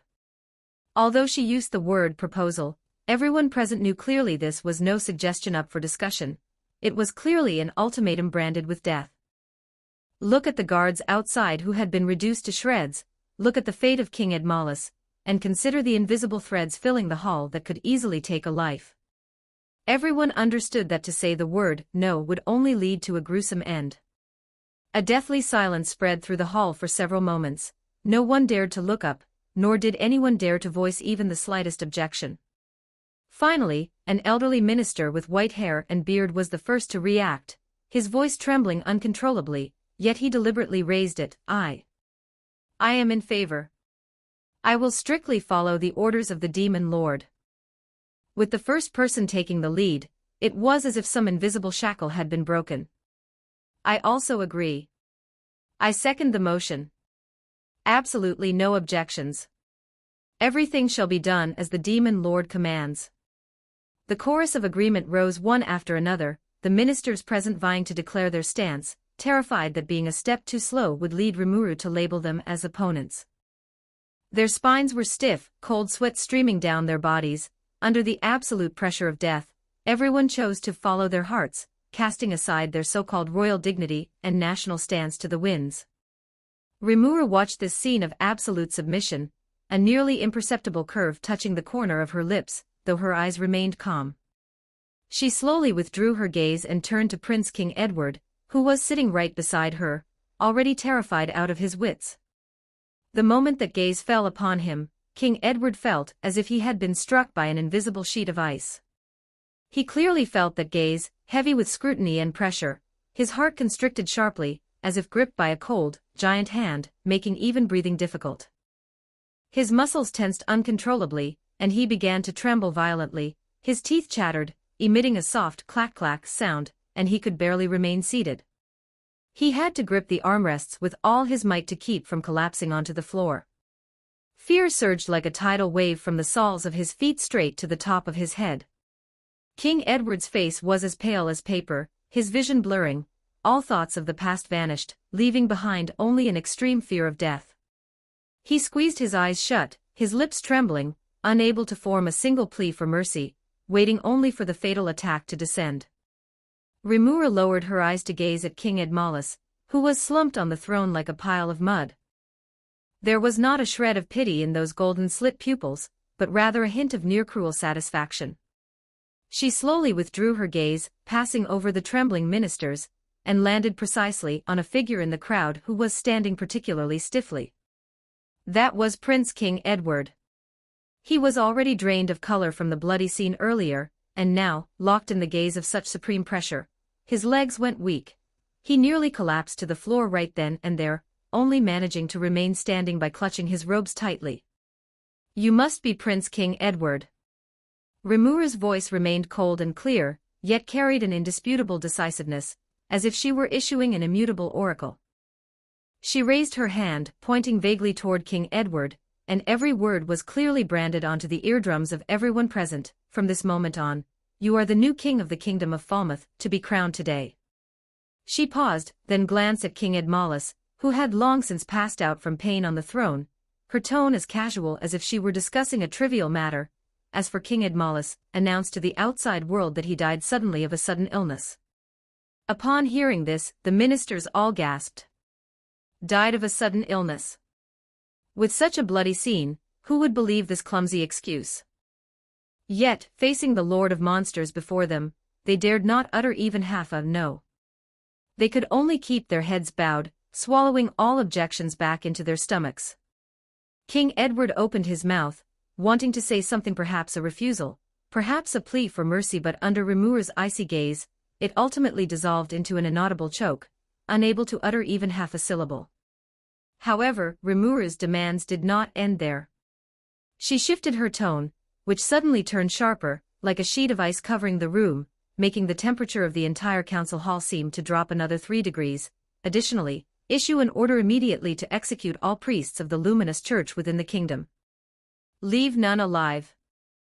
Once these words were spoken, the entire assembly was shocked. The luminous church was the state religion of the Western nations, with deeply entrenched influence, especially rooted deep within the kingdom of Falmouth. To execute all the priests now was undoubtedly a declaration of war against the entire luminous church. A few ministers who were followers of the luminous church could no longer hold back. They abruptly looked up, their faces filled with terror and struggle. Just as they were about to speak up to advise against it, they were rendered speechless by Rimuru's next words. Withdraw from the Western Nations Alliance, and Rimuru tilted her head slightly, a cold curve touching her lips, her tone light yet carrying the force of thunder, declare war on all nations that believe in the luminous church. If your performance is satisfactory, we can also provide a certain degree of support. This was no longer a simple punishment, it was pushing the kingdom of Falmouth into an abyss of no return. The ministers looked at one another, their eyes filled with despair, yet no one dared to show even a hint of resistance. Finally, Rimuru's gaze swept over everyone present, as if she were conducting a silent sentencing. She took a step forward, the magicules around her body surging slightly, and that invisible pressure made everyone's breath hitch.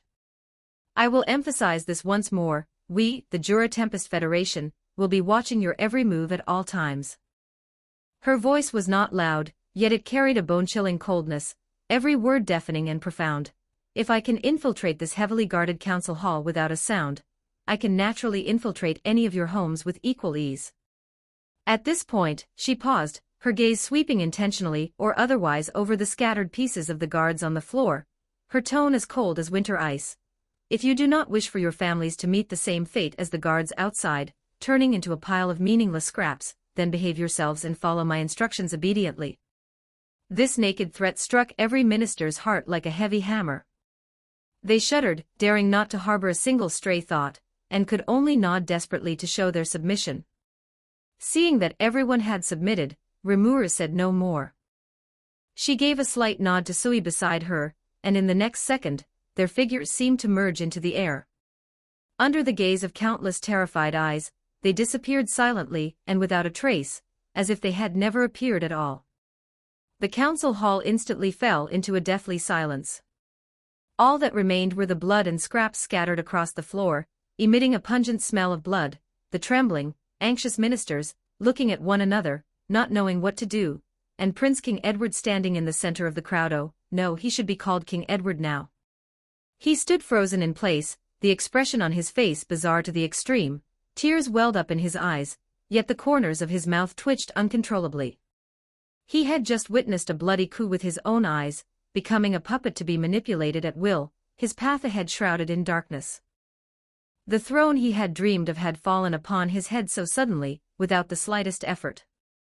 In the end, these complex emotions intertwined, transforming into a suppressed wail in his throat, half cry, half laugh that sounded exceptionally desolate in the empty council hall. 20 Chapter 20. Turning the clock back 2 days, Diablo had ended the life of Demon Lord Clayman with an assassination that could only be described as shocking. This primordial black, along with the finger, and a host of subordinates, embarked on the journey home in a grand procession, successfully returning to the core capital of the Jura Tempest Federation, the city named after Rimuru. Inside the council chamber, Rimuru sat in the main seat, quietly listening as Diablo enthusiastically reported the entire process of the operation. Upon hearing that Diablo had reduced Clayman's entire castle to ruins just to complete the assassination, Rimuru couldn't help but twitch the corner of their mouth, faint black lines appearing on their forehead, their tone filled with disbelief. You tore down the man's entire castle, and you call this an assassination? Upon hearing this, the aura of pleasure surrounding Diablo instantly dissipated. He instinctively lowered his head, his exquisite face filled with panic and self-reproach, fearing that his methods had been too crude, and had failed to satisfy Lord Rimuru. He quickly bowed, his voice tinged with urgent apology. My deepest apologies, Lord Rimuru. It was my lack of consideration. This assassination did not meet your expectations. I am willing to accept punishment. No, your actions exceeded my expectations. I am very satisfied. Rimuru quickly interrupted, feeling both helpless and headache-stricken. They really couldn't understand why this powerful demon always liked to overthink their emotions, becoming so nervous over such trivial matters. Suppressing their inner helplessness, Rimuru's gaze slowly shifted to the back of the crowd, toward the former subordinate of Clayman brought back by Diablo Mjurin, one of the finger. They spoke softly, their tone flat and calm. Are you Mjurin? Hearing her name, Mjurin slowly raised her head. In those eyes that might have once been lively, there was now no luster, only a numb silence hollow like a pool of stagnant water. There was no anger, no sorrow, and certainly no desire to survive. It was the indifference of someone who had completely given up. Rimuru gazed at her with a calm expression, feeling no ripples in their heart, their tone remaining cold. 3 years ago, because of your covert infiltration, the Jura Tempest Federation was once on the verge of destruction, and countless compatriots lost their lives. Do you have anything to say about this? Rimuru knew very well that the catastrophe 3 years ago was a conspiracy planned by multiple forces. Even without Mjuran's participation, the Jura Tempest Federation would still have faced disaster. But it could not be denied that Mjuran had personally participated in this disaster. What was even more chilling was that she had betrayed the trust of everyone in the Jura Tempest Federation. Once, everyone had sincerely regarded her as a comrade in arms, giving her all their kindness and acceptance, yet she had turned around and pushed everyone into an abyss of no return.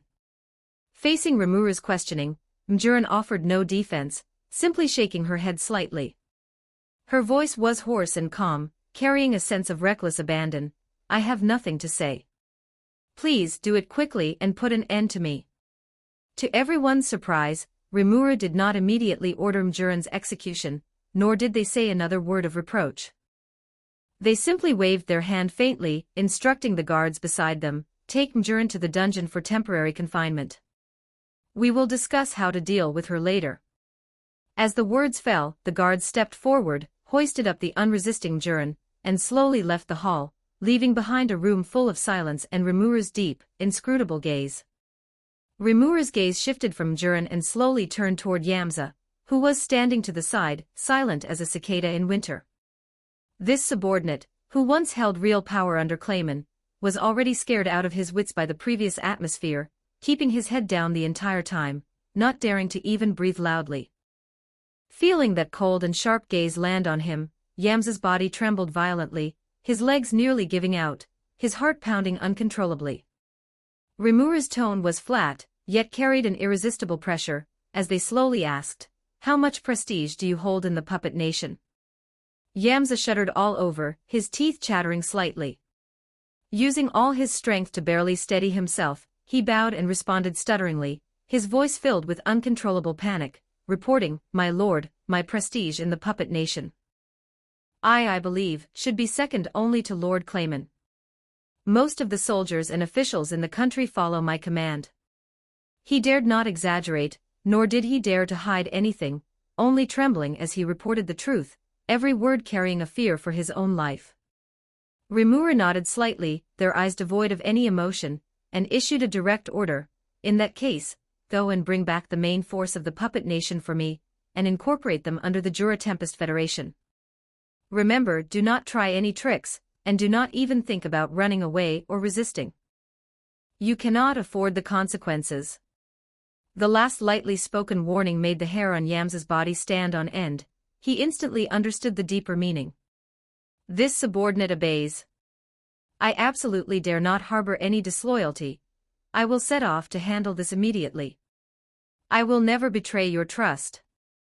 Yamza blurted it out, using all his strength to answer respectfully, his voice trembling slightly from tension, yet carrying the utmost obedience. After receiving Rimuru's tacit approval, Yamza did not dare to stay for another second. He bowed, his footsteps chaotic, and he practically scrambled out of the council chamber, just wanting to escape this suffocating place as quickly as possible and do his utmost to complete the order, in order to save his own life. Having dealt with the matters of Yamza and Mjuran, Rimuru slowly raised their eyes, their gaze falling on Adelman to the side, and spoke in a flat tone, as for you. They had intended to arrange a suitable position and task for him based on Adelman's identity and abilities, but before the words could finish, Adelman stepped forward, taking the initiative to bow, his eyes flashing with fanatical and pious light. He spoke first, his tone respectful and filled with eager self-recommendation. Lord Rimuru, this subordinate is Adelman. I previously served as a cardinal in the Luminous Church, having worked deep within the Holy See for many years. I am intimately familiar with its internal structure, logic of operation, and all its secret rules. He slightly raised his head, his gaze burning, full of zeal to request battle. if in the future the Luminous Church dares to send troops to invade our Jura Tempest Federation, or if you, my lord, decide to conquer the Holy See, I implore you to grant permission for my undead legion to serve as the vanguard, to cut through thorns and brambles for you, and to trample over all obstacles." The sudden self-recommendation caused Rimuru to pause slightly. They were not angry at being interrupted, instead, they rested their fingertips against their chin, falling into brief thought. Adelman was originally from the Holy See. Having his undead legion, as the vanguard, would indeed maximize the advantage of taking the initiative. Furthermore, as undead, they were difficult to kill completely, making them a great choice for a war of attrition. This proposal was highly feasible, and was the optimal choice for the moment. After finishing their thought, Rimuru nodded slightly, their tone flat but affirmative. "Granted. Your proposal is feasible. There will be a place for you to demonstrate your value later." A simple approval, falling into Adelman's ears, was like the sound of heaven. His whole body shook, the excitement and ecstasy suppressed in his heart were about to burst forth. He felt as if he were floating on clouds, trembling slightly with excitement, wishing he could immediately raise his arms and shout. He silently recited in his heart with wild joy, filled with gratitude and admiration, "Diablo truly did not deceive me. This Lord Rimuru does not mind my past or identity at all, truly achieving the standard of appointing people based on merit and talent. To be able to follow such a monarch is truly the fortune of my life." Adelman suppressed the surging emotions in his heart, and bowed deeply once more, his tone filled with the determination to pledge his life to loyalty, respectfully waiting for Rimuru's next instructions. The atmosphere in the council chamber had just eased due to Adelman's loyalty when Rimuru, with an unintentional glance, caught a highly uncoordinated scene in the corner. They had specifically instructed Diablo to temporarily place the captured high-ranking nine-headed beast at the side of the hall. At this moment, it was lying docilely on the ground, appearing exceptionally well-behaved. But Ranga, who should have been guarding by their side, had somehow circled in front of the nine-headed beast. His silver-white fur was standing on end, his fluffy tail puffed up like a feather duster, and he was baring his fangs at the nine-headed beast, emitting a low woof-woof warning sound from his throat.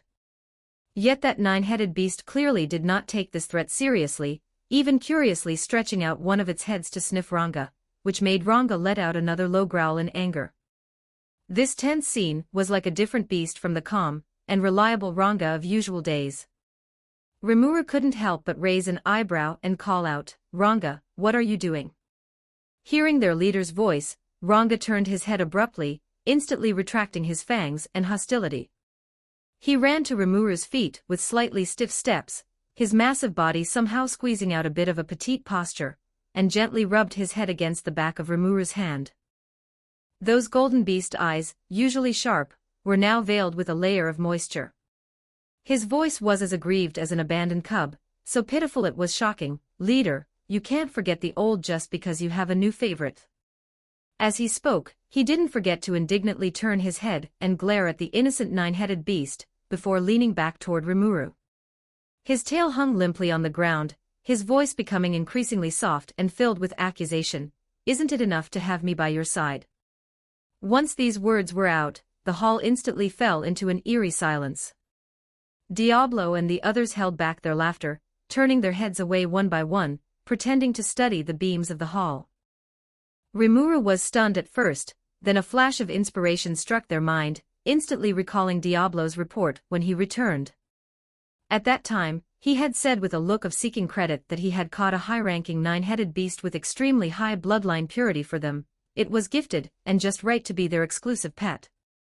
So that was it. Rimuru looked at Ranga, who was gazing longingly at them at their feet, and then at the nine-headed beast, which was still clueless at the side of the hall, and helplessly supported their forehead, laughing. So this guy had sent a crisis, treating this newly captured nine-headed beast as a rival for favor, fearing that because of this fresh monster companion, they would distance themselves from him, the one who had followed them the longest.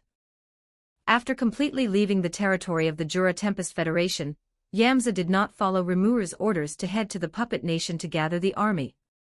Instead, he turned around and ran desperately toward the deepest part of the Jura Great Forest. He knew better than anyone that Clayman was suspicious by nature, and would never truly trust any subordinate, let alone hand over real power to anyone else. The so-called task of gathering the army and mobilizing troops was an impossible mission for a middle-level cadre like him who only had a title. The boast he made earlier in front of Rimuru, claiming his prestige in Clayman's faction was second only to the man himself, was nothing more than a lie told in a moment of desperation. He was simply afraid that once this terrifying demon lord before him realized he had no value, he would be erased without hesitation.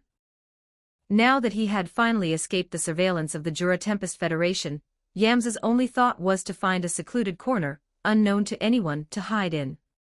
He had a vague premonition that this continent was about to undergo a cataclysmic transformation, and for a small fry like him, only by completely disappearing could he barely hope to save his life.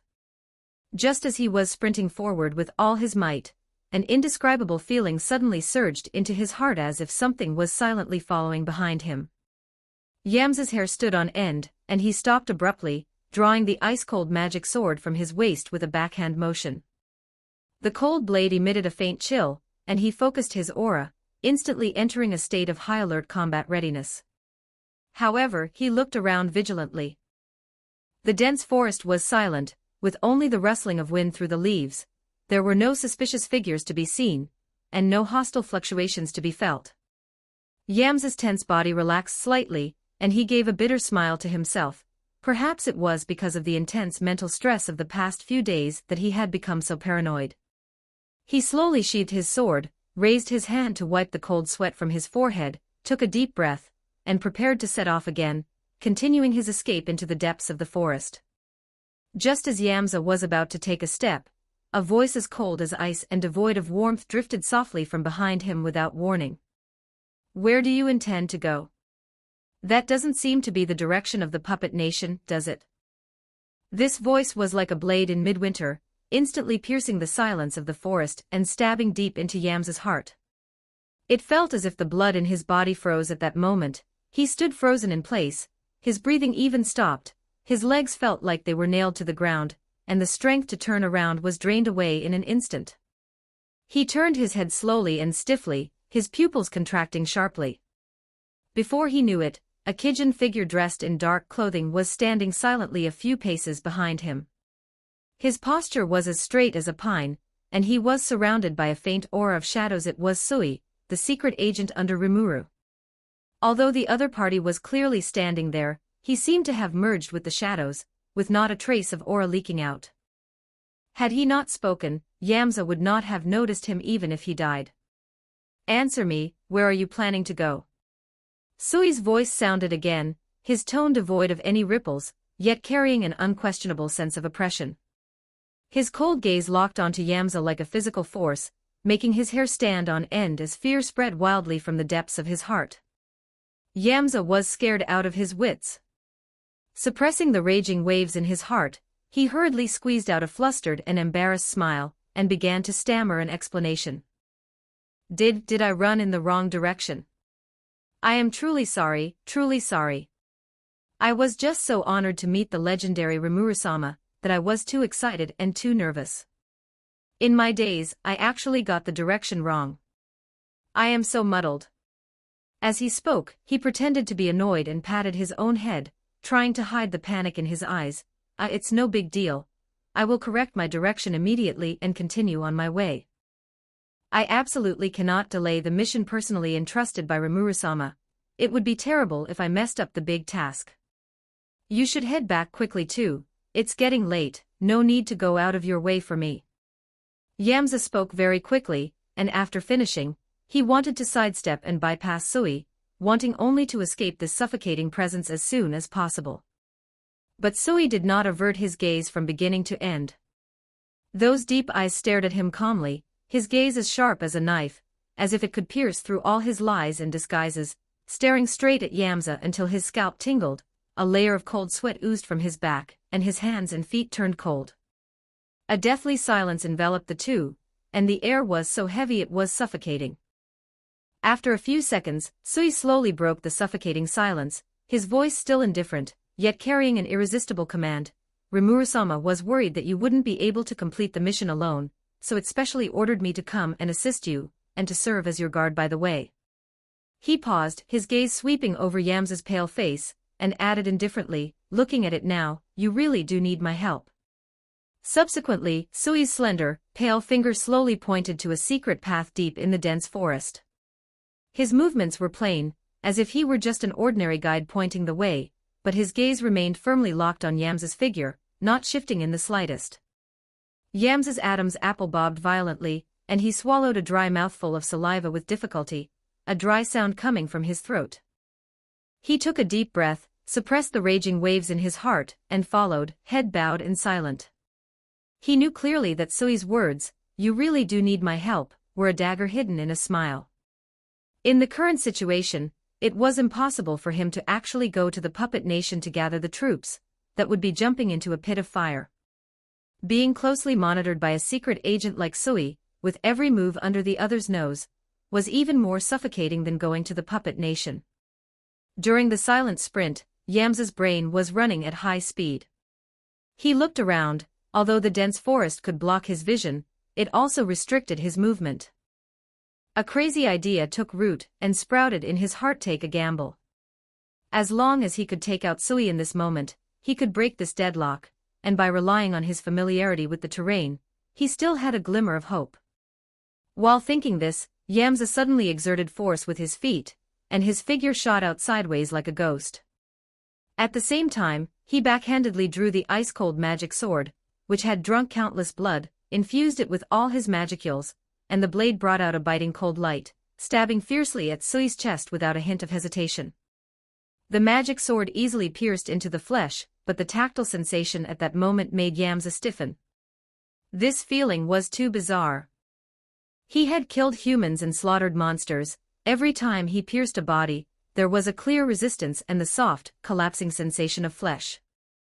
But at this moment, the place where the sword pierced felt like empty mist, or perhaps like some solidified mirror surface. There was only slight resistance, but no feedback of warm flesh. The next second, Sui's figure, like morning mist meeting sunlight, turned into dust with a bang and dissipated without a trace. "It's a clone." Yamsa's heart shook violently. Without hesitation, he turned and ran. He had only one thought at this moment: run.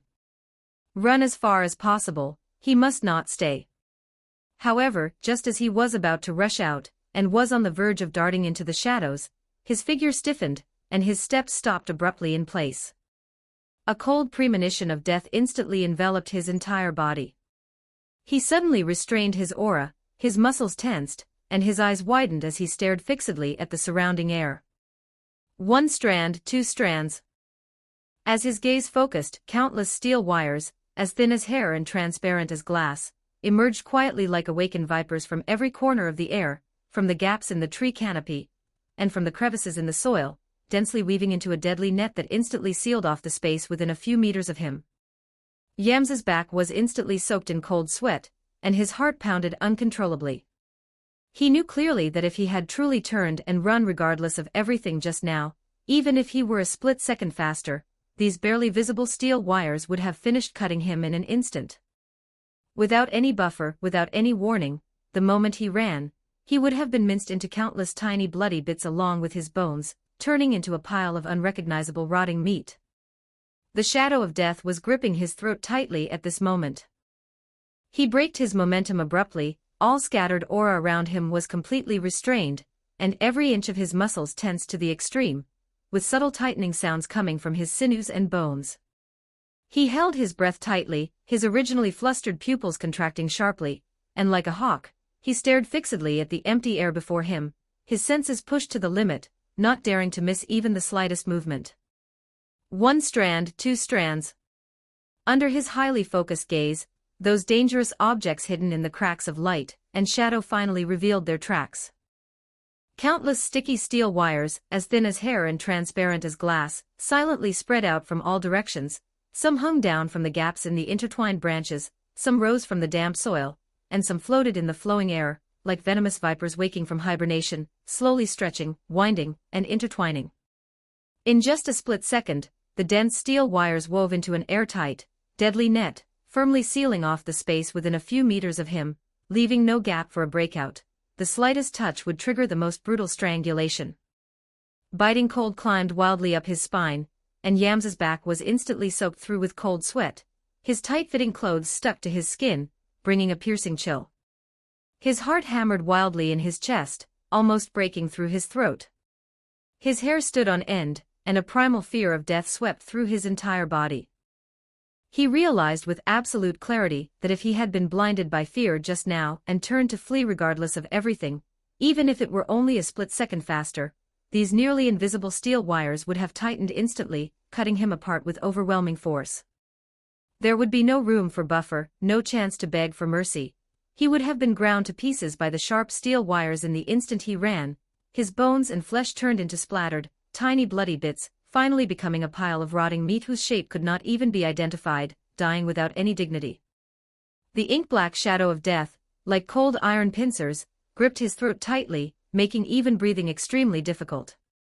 Cold sweat soaked his clothes, but Yamza suddenly raised his head, a flash of ferocity born of desperation crossing his eyes. He stared fixedly at the empty surroundings, gritted his teeth, and roared, his voice filled with the ruthlessness of someone burning their bridges. "Do you really think this little trick can kill me? I didn't get to work under Clayman by fawning and flattering." The moment his words fell, he no longer hesitated. His magicules surged wildly throughout his body, all poured into the ice-cold magic sword in his hand. The blade, which was already chilling, now erupted with a blinding cold light, and the ice-blue magic power spread wantonly along the edge, carrying a biting aura capable of freezing everything. He swung his sword horizontally with force, and the vast cold air erupted like a tidal wave, instantly sweeping across the entire net of sticky steel wires. Those thin, deadly steel wires, under the shroud of extreme cold, were covered in thick ice in just an instant, losing their original flexibility. With crisp shattering sounds, they broke inch by inch and disintegrated into the air. While breaking the death net, Sui's figure slowly walked out from the shadow of a tree nearby. His expression remained indifferent, without a hint of surprise, but those deep eyes finally gained a bit of sharpness, as if he were finally looking at his opponent squarely. The next moment, Sui silently drew the twin blades at his waist. The pitch-black blades were hidden in the shadows, carrying no superfluous aura, yet they exuded a heart-palpitating sense of danger. He took a combat stance, his aura tightening abruptly. It was clear he intended to hold nothing back, and was going to face Yamza head-on. 22 Chapter 22 Capturing Visitors Chapter 22 Capture Visitor. The thick, almost impenetrable dark green canopy completely blocked the light in the depths of the Jura Great Forest, with only scattered, fragmented spots of light barely reaching the humus-covered ground through the gaps in the layers of leaves. Two jet-black figures, fast as ghosts, darted and maneuvered at high speed between the towering ancient trees, creating a whistling sound of breaking wind, and throwing the quiet dense forest into an uproar. The sharp clashing of metal was continuous, with blinding flashes of blades weaving and exploding in the dim light. Every collision erupted with terrifying shockwaves. Under this unmatched power, the surrounding thousand-year-old trees, as thick as a person could embrace, were easily severed and shattered, as if a warm blade were cutting through solid butter. The broken wood crashed to the ground, with wood chips and leaves flying everywhere, raising a murky cloud of dust in the forest. Yamza gripped his weapon tightly. The opponent was surrounded by the fierce, demonic aura unique to the ogre race, and he felt a secret chill in his heart. He was not unaware that Kijin were top-tier individuals born of the ogre bloodline, creatures that might not appear even once in hundreds of years, possessing talent and combat power far exceeding their kin. Yet, even with full mental preparation, he was still shocked by the strength of the opponent before him. He never expected that this Kijin could fight him to this extent, not only showing no signs of fatigue, but instead attacking with increasing ferocity, pressing him step by step, forcing him to focus entirely on his defense. However, Sui, who was confronting Yamza, had calculations in his mind that were the complete opposite. His eyes, hidden beneath a pitch-black mask, were as cold as ice, and the power of shadows surged quietly around him. Every move and technique concealed the intent of capture. He calmly judged in his heart, the target's strength far exceeded estimates, the plan to capture him completely alive could not be executed. For now, he had to settle for second best, sparing no effort to preserve the target's life. He must take the target alive. In the heat of the battle, Yamza parried Sui's fatal blow with his blade, then twisted his wrist, thrusting his weapon imbued with demonic power directly at the opponent's opening. The moment he was about to launch a counterattack, a chilling sense of crisis suddenly struck from behind. He had no time to turn around, only hearing the sound of air being pierced. Several shuriken gleaming with cold light shot out eerily from the shadows of the dense forest, aiming straight for his vitals. Almost at the same instant, Sui's blade, wrapped in the cold aura of shadows, pursued like a lingering phantom, sealing off all his space for forward evasion. With a blade sealing his throat in front and a dark blade demanding his life from behind, caught in a dilemma, Yamza dared not hold back any longer and finally revealed his trump card, the mirror armband. The secret treasure wrapped around his arm suddenly shone with brilliant radiance. A blinding beam of light shot out from the armband, rapidly coalescing into a shape on the open ground behind Yamza. As the light faded, a clone identical to his original body in appearance, physique, and demonic aura stood there, its strength matching the original. The clone raised its hand and swung its sword. The blade light was so fast that only a silver arc remained. The incoming shuriken were instantly and precisely knocked to the ground, making a crisp sound. But just as a trace of relief surfaced in Yamza's heart, and before he could show any look of triumph, several hidden figures suddenly sprang out from the thick shadows around him. Their aura was exactly the same as Sui's. Holding blades like predatory shadow hunters, they launched a storm-like siege simultaneously against both the original Yamza and his clone. In the brief respite of the battle, Yamza looked at the 6 pitch-black figures that had suddenly appeared, and his heart sank. He subconsciously assumed that Sui must also possess a rare secret treasure comparable to the mirror armband, or perhaps an even rarer ancient artifact capable of creating things out of thin air. But when the blades clashed again, the moment the sensation of metal collision traveled to his palms, Yamza immediately perceived the flaw. These clones, which looked no different from Sui, had unstable auras, weak strength, and were full of openings in their moves. They were not physical entities created by treasures, but merely skill-based clones manifested by the opponent's own ability, with actual combat strength far inferior to the original. After seeing through this, the apprehension in Yamza's heart instantly vanished. Even though the opponent had the numerical advantage of 6 against 1, in the face of an absolute difference in strength, these superficial clones were simply vulnerable. His demonic aura surged, and the blade in his hand danced into an impenetrable wall of light. His offensive swept out like a storm. In just a few seconds, the 6 Sui clones collapsed one after another under the fierce strikes, turning into wisps of black smoke and dissipating in the dense forest. But before the joy of victory could well up in his heart, a bone-chilling cold locked onto Yamza from all directions. He was shocked to discover that none of those defeated were Sui's true body. What made his scalp tingle even more was that the moment the clones were annihilated, he and the clone created by the mirror armband had been, without him realizing it, wrapped and tightly surrounded by dense, pitch-black steel wires gleaming with cold light. The fine threads had been hidden in the light and shadow, and he hadn't noticed them at all until now. This was not the end of the desperate situation. The next second, those steel wires surrounding him suddenly tightened, pulling inward with destructive force, the cold murderous intent piercing straight to his soul. Thread manipulation, 10,000 demon slash. Yamza was both shocked and furious. Without time to think, he immediately unleashed his full demonic aura to launch his strongest counterattack. His blade, imbued with surging demonic power, swept out, instantly cutting and shattering a large portion of the incoming steel wires. But the opponent's threads were endless and exceptionally tough. Even though he tried his best to block, countless steel wires as fine as cow hair broke through his defense and pierced deeply into the flesh of both him and his clone. Intense pain instantly swept through his body. The steel wires, like living things, embedded into his flesh and wrapped around his bones, not only causing severe wounds but also pinning him and his clone firmly in place, unable to move. Just then, the void rippled and Sui's true body finally stepped out slowly from the shadows. His aura was as cold as ice, and his eyes were without a ripple. He raised his blade and, without the slightest hesitation, a flash of cold light pierced directly through the Yamza clone created by the mirror armband. The clone instantly disintegrated into points of light and vanished.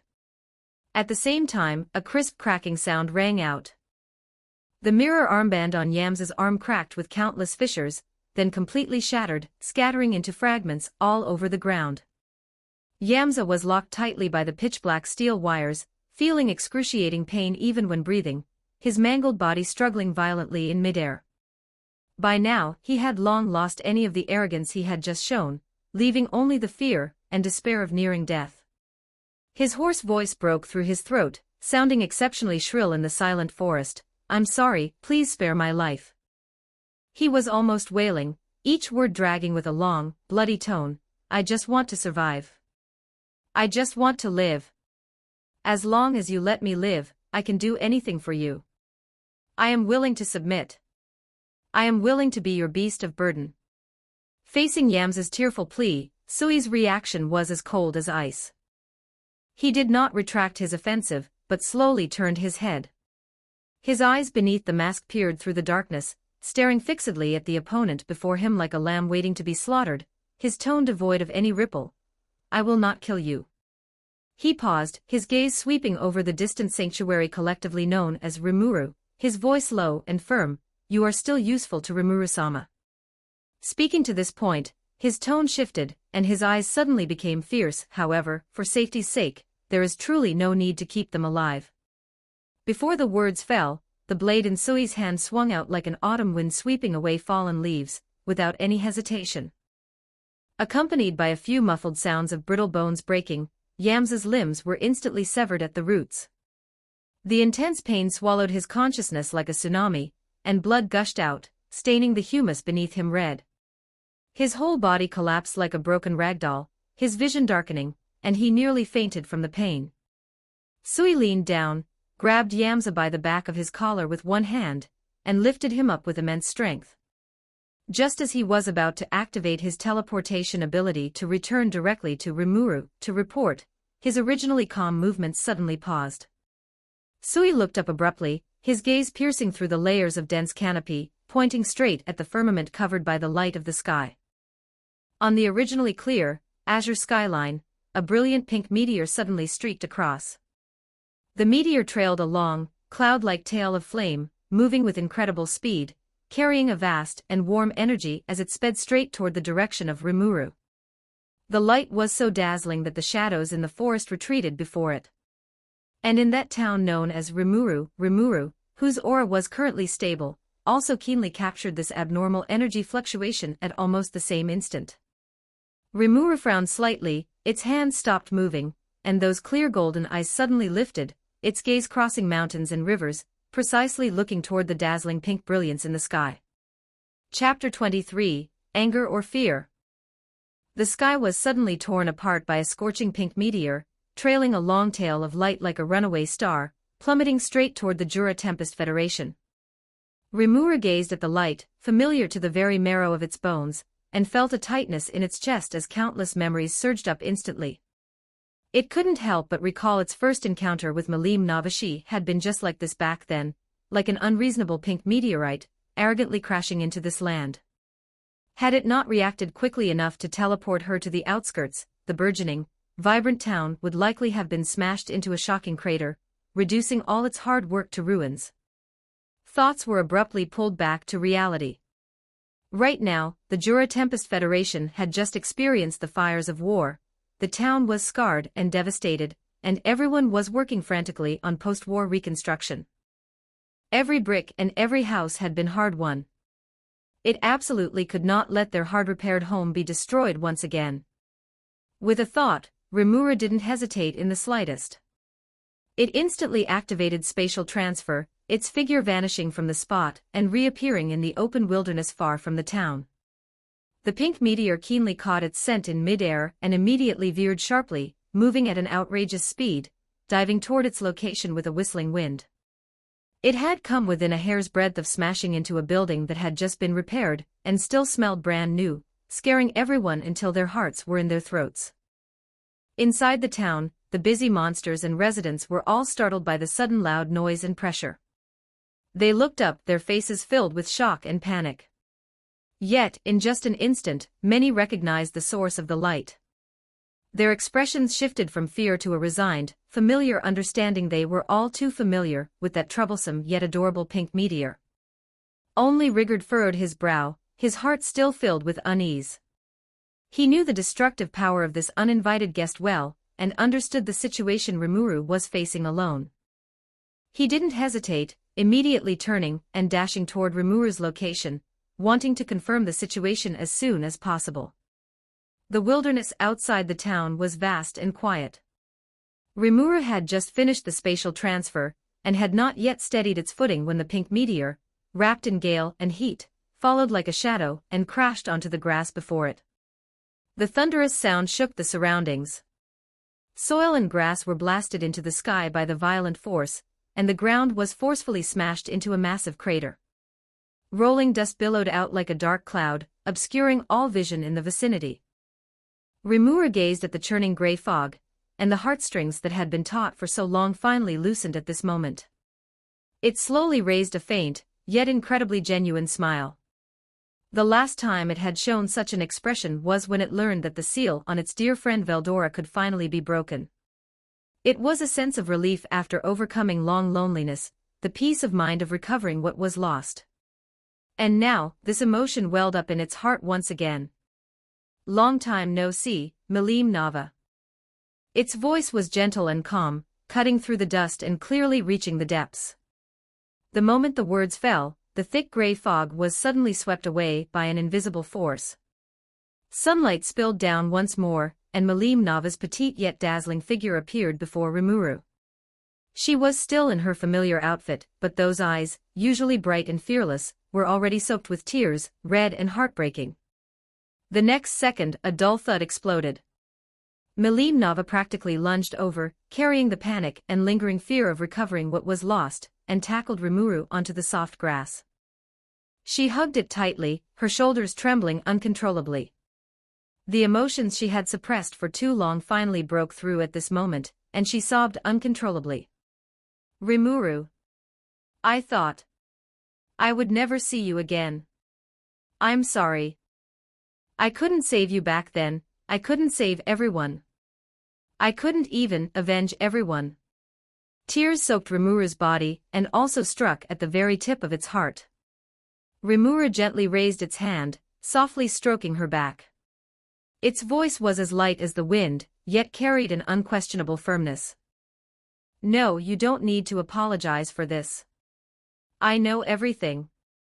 You didn't make a move because you were being held back by the demon Lord Guy Crimson, you had no choice." When mentioning those behind-the-scenes culprits, Rimuru's tone suddenly dropped. It said, almost word for word, through gritted teeth, "Everything was plotted by the Luminous Church and those bastards like Clayman. I will definitely make them pay the price they deserve." Milim Nava held Rimuru, heard its vow spoken through gritted teeth, and felt the rage surging within its body, rage that threatened to burn away its reason.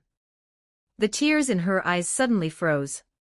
That familiar feeling of being consumed by hatred made her suddenly recall her past self a long, long time ago, when her most important companion was mercilessly stripped of life. She too had been blinded by rage. Driven solely by grief and hatred, she had destroyed an entire country, dragging countless innocent people into it, and causing an irreparable mistake. She would absolutely not allow Rimuru to walk the same path she had walked back then. Without waiting for Rimuru to say anything more, Milim Nava suddenly raised her hand, and punched it squarely in the face, not too hard, but enough to snap it back to its senses. Immediately after, she reached out and grabbed Rimuru by the collar, shaking it frantically in front of her. Her golden eyes were filled with anxiety and heartache, and she roared in a voice that was choked with tears yet incomparably stern, "Rimuru, wake up. Don't let anger consume your heart. Don't forget, there are so many people in this world who care about you, are waiting for you, and rely on you. You are the backbone of the Jura Tempest Federation, the hope of everyone. They have already lost you once, they cannot, and absolutely must not, lose you a second time." This sudden punch left Rimuru stunned on the spot. Its body swayed, and for a moment, it was completely bewildered. The overwhelming rage seemed to be abruptly cut off for an instant. It stared blankly at Milim Nava before it, her eyes red, anxious and angry. It took quite a while for it to fully react, and the emotions piled up in its heart surged up again. It broke free slightly, its voice low and firm, carrying an unshakable resolve. I am very clear-headed, Malim Nava. I am very clear-headed. The luminous church wantonly slaughtered our compatriots, and there is some unknown guy behind the scenes fueling the flames and pressing us step by step. This debt must be settled. Only by completely crushing them, by ensuring they no longer have the power to threaten us, can everyone truly be safe, and can the Jura Tempest Federation truly survive. But no one knew that beneath Rimuru's tough exterior, it was never just anger that occupied its heart. Deeper, heavier, and more suffocating than that was fear. It was the fear of watching the town turn into scorched earth. It was the fear, deep in its marrow, of the Jura Tempest Federation shattering, of important companions dying again, and of the home it had worked so hard to build disappearing completely from this world. 24 Chapter 24 The relaxed atmosphere in the air had long since vanished, replaced by a silence, so heavy it was almost suffocating. Malim Nava's eyes, which usually sparkled with innocence, were unusually calm at this moment, as if they could pierce through the calm Rimuru was feigning and reach the very depths of his soul. She could see it clearly. Her best friend before her was wrapped in a rage so intense it was almost overflowing, yet beneath that shell of anger hid a massive and profound fear that even Rimuru himself was unwilling to admit or expose to anyone. It was not the fear of a powerful enemy, nor the panic of war, but the despair of fearing loss, of fearing being unable to protect what was cherished, and of fearing that everything he had built with his own hands would turn to ash in an instant. Malim Nava stepped forward gently, her voice extremely soft, filled with unprecedented seriousness and concern. She was no longer the childish girl who only knew how to act spoiled. She was the ancient demon lord, truly standing in the position of a best friend and thinking about his future. Rimuru. I can feel it. Your anger, your hatred, and the fear you are desperately hiding, the one you don't want anyone to notice. I know you are in pain, but if you let revenge cloud your judgment and go down this path to the end, you will truly be walking down a road of no return. Are you sure? Have you really thought this through? She tried to persuade him earnestly, her eyes filled with sincerity, hoping only that Rimuru could temporarily suppress the hostility in his heart, calm down, and not be led by hatred. But Rimuru simply closed his eyes gently, and when he opened them again, there was not a hint of wavering in his golden eyes. He knew Malim Nava was genuinely looking out for him, understood that she was worried about him falling into endless war and slaughter, and was even more aware of the dangerous situation that a complete opposition to the Luminous Church would drag the Jura Tempest Federation into. But he could not retreat. Not even a single step. Malim Nava, I understand everything. I know you are thinking of me, that you don't want me to get involved in endless strife, and don't want me to bear more slaughter and sin. Rimuru's voice was very soft, yet carried an undeniable firmness, every word seeming to be slowly exhaled from the depths of his heart. But on this matter, I cannot listen to you.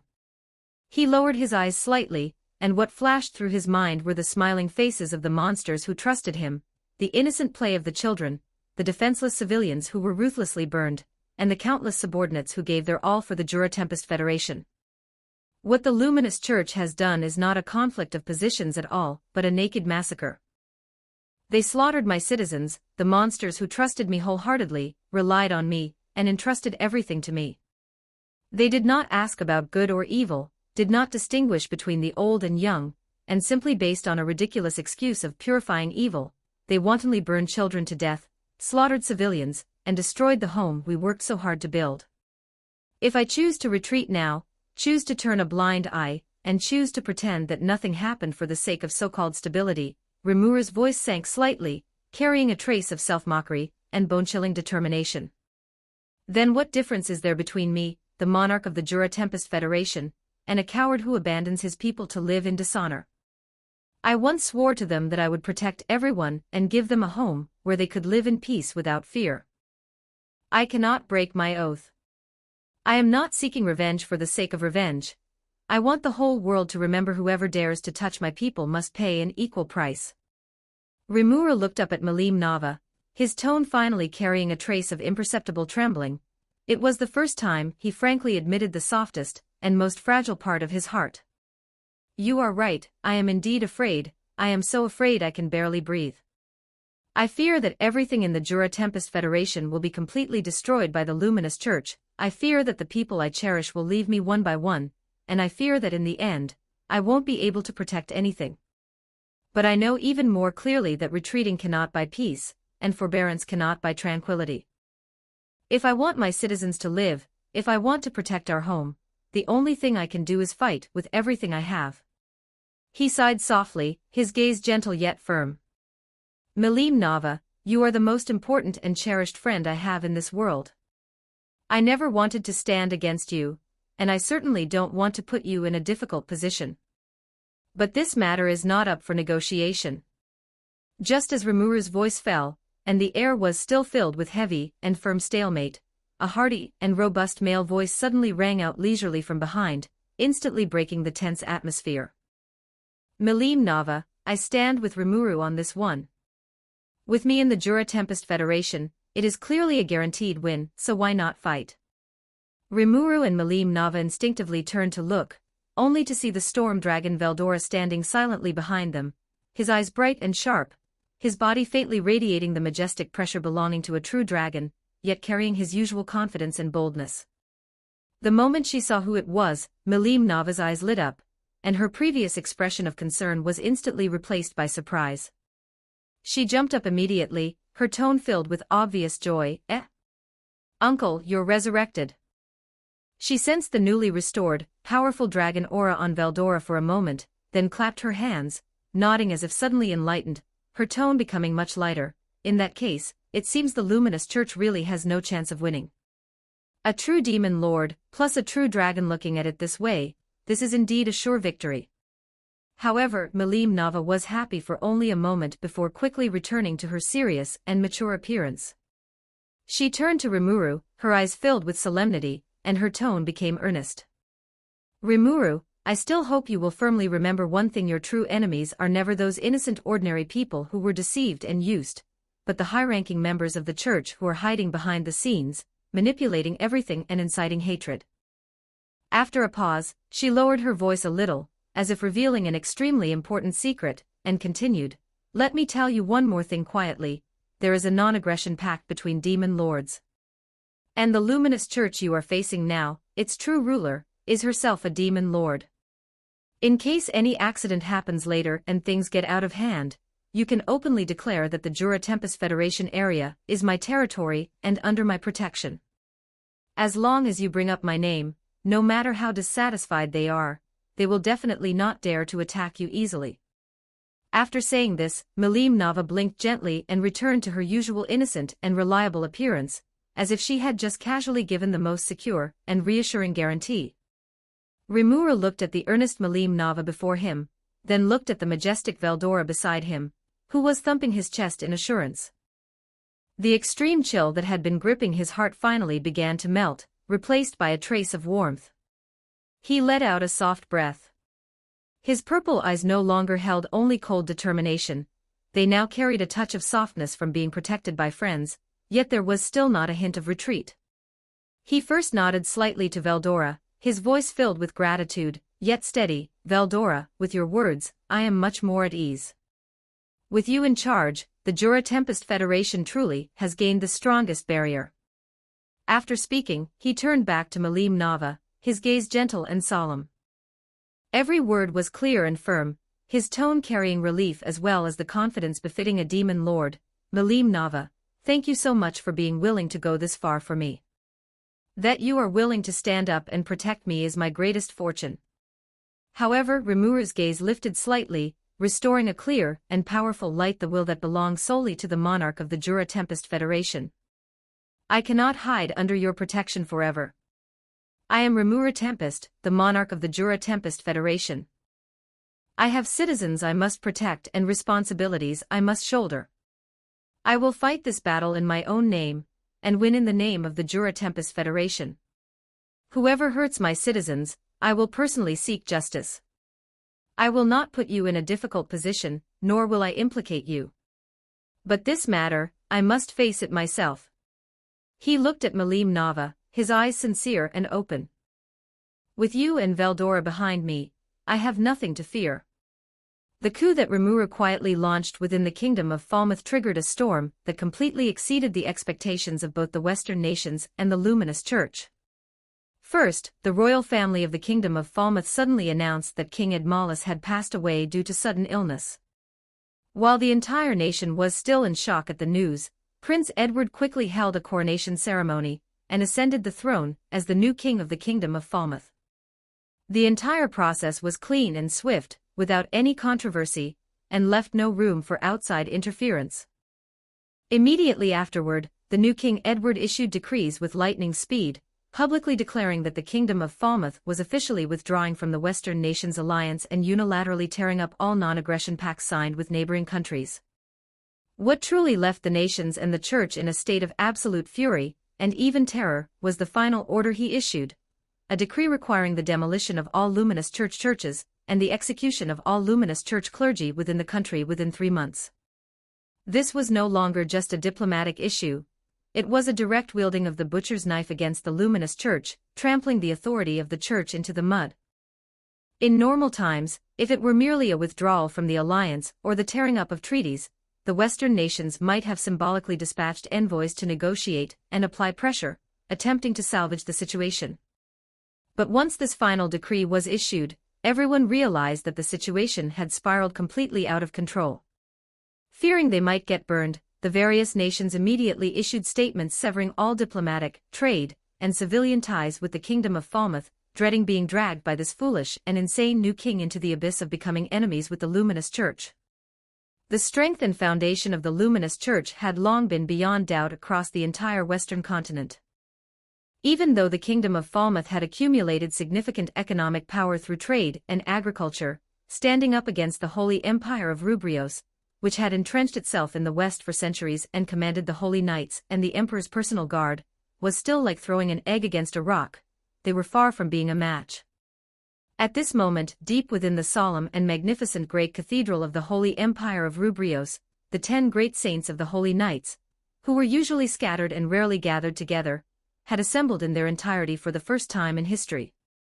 The air was thick with a heavy and oppressive atmosphere, as everyone was there to discuss the series of shocking farces recently caused by the Kingdom of Falmouth, and the deadly anomalies hidden behind them. Amidst the crowd, the naturally straightforward Ser was the first to lose his patience. He scratched his hair irritably and spoke with a face full of confusion, his tone filled with bewilderment. Seriously, what kind of madness has possessed King Edward? Even if he wanted to break ties with the Western nations, that would be his own country's business, but he had to go and provoke our Luminous Church, even ordering the demolition of churches and the killing of clergy. Isn't this just pure suicide? Who gave him the guts? Beside him, Reynold furrowed his brows slightly, his gaze calm, clearly having spent much time organizing the intelligence. He spoke coolly, his tone steady yet possessing an unquestionable sharpness, directly hitting the core of the issue. I don't think King Edward is foolish to that extent. It is more likely that he has been nothing but a puppet on the stage from the very beginning. The Kingdom of Falmouth has already changed hands in the shadows. Once these words were spoken, a barely perceptible commotion rippled through the surroundings. Reynold paused for a moment, then slowly laid out the key pieces of intelligence. Based on all the clues we have gathered so far, the situation is far more dangerous than it appears on the surface. The army sent by the Kingdom of Falmouth to garrison the capital of the former monster country disappeared mysteriously without any warning. The death of the former King Edmalus is shrouded in suspicion and is definitely not as simple as the reported illness. The destroyed monster country has quietly been restored and is rising at an incredible speed. The military powerhouse, the dwarf kingdom of Dworgen, has even directly signed a military alliance with it, not to mention the demon lord. Clayman was assassinated, and all his territories were annexed by the newly born monster country. He took a deep breath and stated the point that the entire church feared the most, and there is one most important thing: the storm dragon Veldora has been resurrected. After connecting all the clues, Reynold finally reached a conclusion, his voice sinking slightly, synthesizing all of this. The upper echelons of the Kingdom of Falmouth have likely been completely controlled by monster forces, and King Edward is merely a pawn pushed out to execute orders. Listening to Reynold's layered analysis, the burly and straightforward Grigori immediately knitted his brows. Unable to contain his impatience, he asked in a deep voice, "If things are really as you say, what are we hesitating for? Why not just assemble the holy knights, slaughter our way through the kingdom of Falmouth, root out that puppet regime controlled by monsters, and then take the opportunity to march into the Jura Great Forest and wipe out that monster country once again?" Halfway through his sentence, he realized the most thorny problem himself. His tone paused slightly, and he added with a hint of gravity, "But if we really wipe out the monster country, how are we supposed to face that storm dragon? Are we supposed to send someone to negotiate with it?" Everyone's gaze turned in unison toward Hinata, who was standing at the very front. Before others could debate, Hinata calmly but decisively shook her head, directly rejecting Grigori's seemingly direct and brutal, yet entirely impractical idea. "That is not feasible." Her tone was calm, and she analyzed the pros and cons clearly, word by word. "The military power of the Kingdom of Falmouth certainly cannot match the coalition formed by our holy knights and the Western nations, but the number of their standing army is still not to be underestimated. If a full-scale war were to break out, it would inevitably fall into a long war of attrition. And do not forget the war from 3 years ago in the monster country. There was once a general who, under the suppression of the anti-magic barrier, led only 2,000 monster warriors, and achieved a terrifying combat record of 1 to 10 against the Falmouth army." Hinata's voice sank slightly, carrying a trace of wariness toward a powerful enemy. "If they appear again this time with commanders and monster legions of the same caliber, or even stronger, I do not believe that the same containment and suppression methods will be effective a second time. In addition, the Pegasus Knights of the Dwarf Kingdom of Dworgen are also an elite force capable of changing the course of the war, and they must not be underestimated." Speaking to this point, she paused, her eyes becoming increasingly profound. She threw out the ultimate question that everyone was deliberately avoiding but could not ignore, and the most important point: the storm dragon Veldora. The Jura Great Forest was originally his territory. Now that the Jura Tempest Federation has risen and grown within it, even annexing the territory of a demon lord, why hasn't the storm dragon destroyed it completely? Just as everyone fell into silence and gravity due to the existence of the storm dragon, a calm and dignified voice suddenly descended slowly from the towering dome of the great cathedral, breaking the silence in the hall. "What does it matter if the storm dragon has been resurrected?" The voice was not loud, yet it clearly reached every corner, carrying unquestionable confidence. With the Holy Knights Captain Hinata present, and paired with the Dragon Buster, what difficulty is there in slaying an evil dragon? The 10 great saints looked up in unison at the sound, gazing toward the top of the hall. They saw that upon the previously empty dome, 3 soft yet holy points of light suddenly lit up. As the light swirled, the space twisted slightly, and 3 figures slowly emerged from the light, standing in midair. The newcomers were none other than 3 of the 7 luminaries, who held prestigious positions in the church and hid behind the scenes. 26 Chapter 26 As 3 figures from among the 7 luminaries slowly stepped into the grand hall, the atmosphere of the solemn chamber instantly became stagnant and subtle, as if the air were being compressed layer by layer by an invisible pressure, making even breathing feel heavy. The 10 great saints seated within the hall looked toward the 7 luminaries with expressions filled with complex emotions without exception. Some felt awe, some displayed worship, some viewed them as the benchmark for their lifelong pursuit, and others revered them as the supreme authority of the human world. In the eyes of the vast majority of saints, the 7 luminaries were top-tier powerhouses who protected humanity and suppressed darkness, serving as pillars of spirit worthy of trust and reliance. However, among the saints who shared this attitude, there was only one exception: Hinata. From beginning to end, she gazed at the 7 luminaries before her with a cold and indifferent look. There was no trace of awe or worship in her eyes, only the detachment and distance of someone who had seen through their true nature. For a long time, Hinata had already pierced through the hypocritical masks of the 7 luminaries, those righteous and condescending facades, and seen through the insatiable greedy desires for power and status hidden beneath their grand cause of protecting humanity. On the surface, they maintained justice and majesty, but in the shadows, to solidify their supreme status, they unscrupulously suppressed, ostracized, and even eradicated those gifted and infinitely potential juniors and subordinates who might threaten their positions, placing personal authority above the overall interests of humanity. Precisely because of this, Hinata scoffed at them from the bottom of her heart, leaving only a silent judgment: fools, not worth conspiring with. Furthermore, during the past trials of the 7 luminaries, Hinata, relying on her unique special ability Usurper, precisely replicated the core powers and secret arts of the 7 luminaries. Now, her true strength already surpassed these so-called top human powerhouses.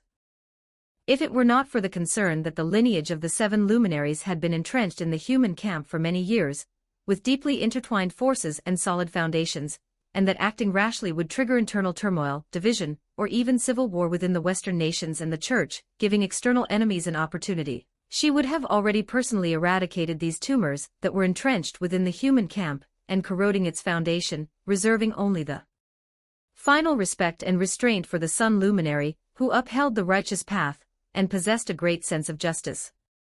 At this moment, the situation within the Great Hall was tense, with strong enemies lurking outside and undercurrents surging within. The entire human world was on the verge of being shaken by the storm. Although Hinata looked upon the 7 luminaries with disdain, she secretly hoped that the 7 luminaries who appeared in the hall would temporarily set aside their selfish desires and schemes, recognize the imminent and deadly threat, and stop being obsessed with insignificant power, fame, and petty gains. Moreover, they must not destroy their own defenses due to infighting, pushing the entire human world into an abyss of no return. The 3 masters hovered in the air, looking at Hinata together, and spoke. Hinata, that evil dragon destroyed a prosperous city for no reason hundreds of years ago.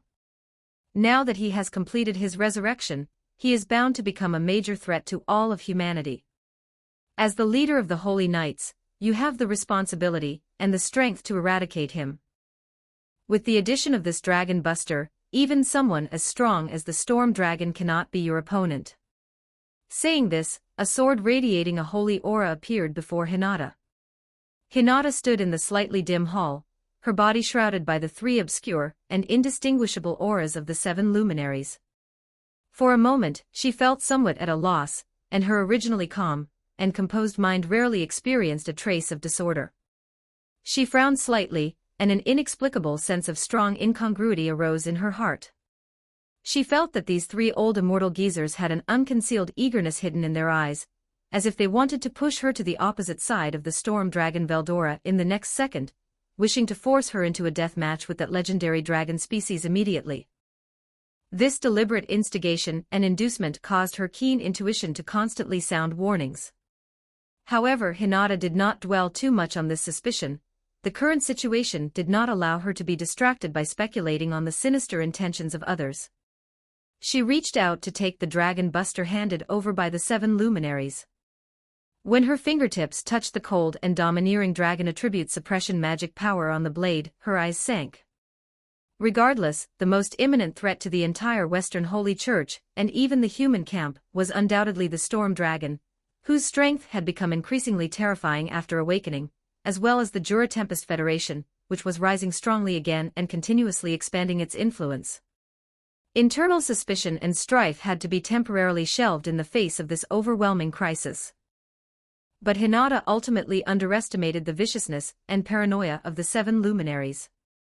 She was fully intent on setting aside her prejudices against these so-called masters and joining forces to deal with the outside world, completely unaware that the other party had never intended to let her go from the very beginning. A conspiracy against her had already been quietly unfolding in the shadows. Meanwhile, deep in the palace of the Kingdom of Falmouth, the atmosphere in the exclusive Magic Guide area was suppressed to the extreme. Raisin paced back and forth anxiously in the narrow space, covered in cold sweat, so anxious that he almost wanted to pull out his hair by the handful. The chaos churning in his mind brought him to the verge of collapse. When Rimuru secretly supported King Edward to ascend the throne of the Kingdom of Falmouth, Raisin bowed and pledged allegiance on the surface, putting on a posture of complete submission, but secretly harbored rebellion in his heart. He had already planned to secretly contact the Luminous Church, requesting the power of the Holy Church to intervene, attempting to overthrow the puppet regime controlled by Rimuru. But his plan had just begun. The secret letter for help had not yet been truly sent, and the messenger he had carefully selected and secretly dispatched had mysteriously disappeared without a trace. It was not until the next morning that a piece of bad news exploded in Raisin's ears like a thunderclap. The messenger's corpse had been cruelly hung at the entrance of the magic guide area. The corpse was cold, the manner of death was miserable, and it nakedly signaled the provocation and deterrence of the perpetrator. What made him even more terrified was that several court ministers who were usually close to him and shared the same stance had been wiped out overnight, their mansions flowing with blood, with no survivors. This series of bloody means was simply an undisguised death threat, straightforwardly warning him not to act rashly. Raisin was terrified out of his wits by this sudden and ruthless method. Before he could recover from his fear and come up with any countermeasures, King Edward, having learned the whole story, was already scared out of his wits. Almost without any hesitation, he immediately and tremblingly followed all the instructions Rimuru had left behind, executing them meticulously, fearing that the slightest carelessness would lead to the same fate as those ministers. At this moment, the kingdom of Falmouth had already fallen into an unprecedented desperate situation, surrounded by enemies on all sides and teetering on the brink of collapse. The entire country was shrouded in an indelible haze of death. On the west side were the Western nations and the Luminous Church, which regarded the kingdom of Falmouth as treacherous, and had completely drawn a line, turning from former protectors and allies into enemies who wished to eradicate them quickly. On the east side was the Jura Tempest Federation, which had a deep blood feud with the kingdom of Falmouth, and was always watching them like a tiger watching its prey. The terrifying power under Rimuru's command, capable of shaking the entire continent, was like a sharp blade hanging over the head of the kingdom of Falmouth, which could fall at any moment. Raisin, who was in a desperate situation, saw all this clearly. He knew better than anyone what kind of scheme the Jura Tempest Federation was playing. Rimuru was pushing the kingdom of Falmouth to the forefront, forcing it to confront the Luminous Church head-on, using the military power of the human kingdom and the religious forces to consume each other, leaving both sides battered and exhausted, while the Jura Tempest Federation could sit on the sidelines and reap the benefits. The kingdom of Falmouth was in critical danger, and its survival hung by a thread. The Luminous Church possessed overwhelming holy power, and destroying the now isolated and helpless kingdom of Falmouth would be nothing more than a wave of their hand.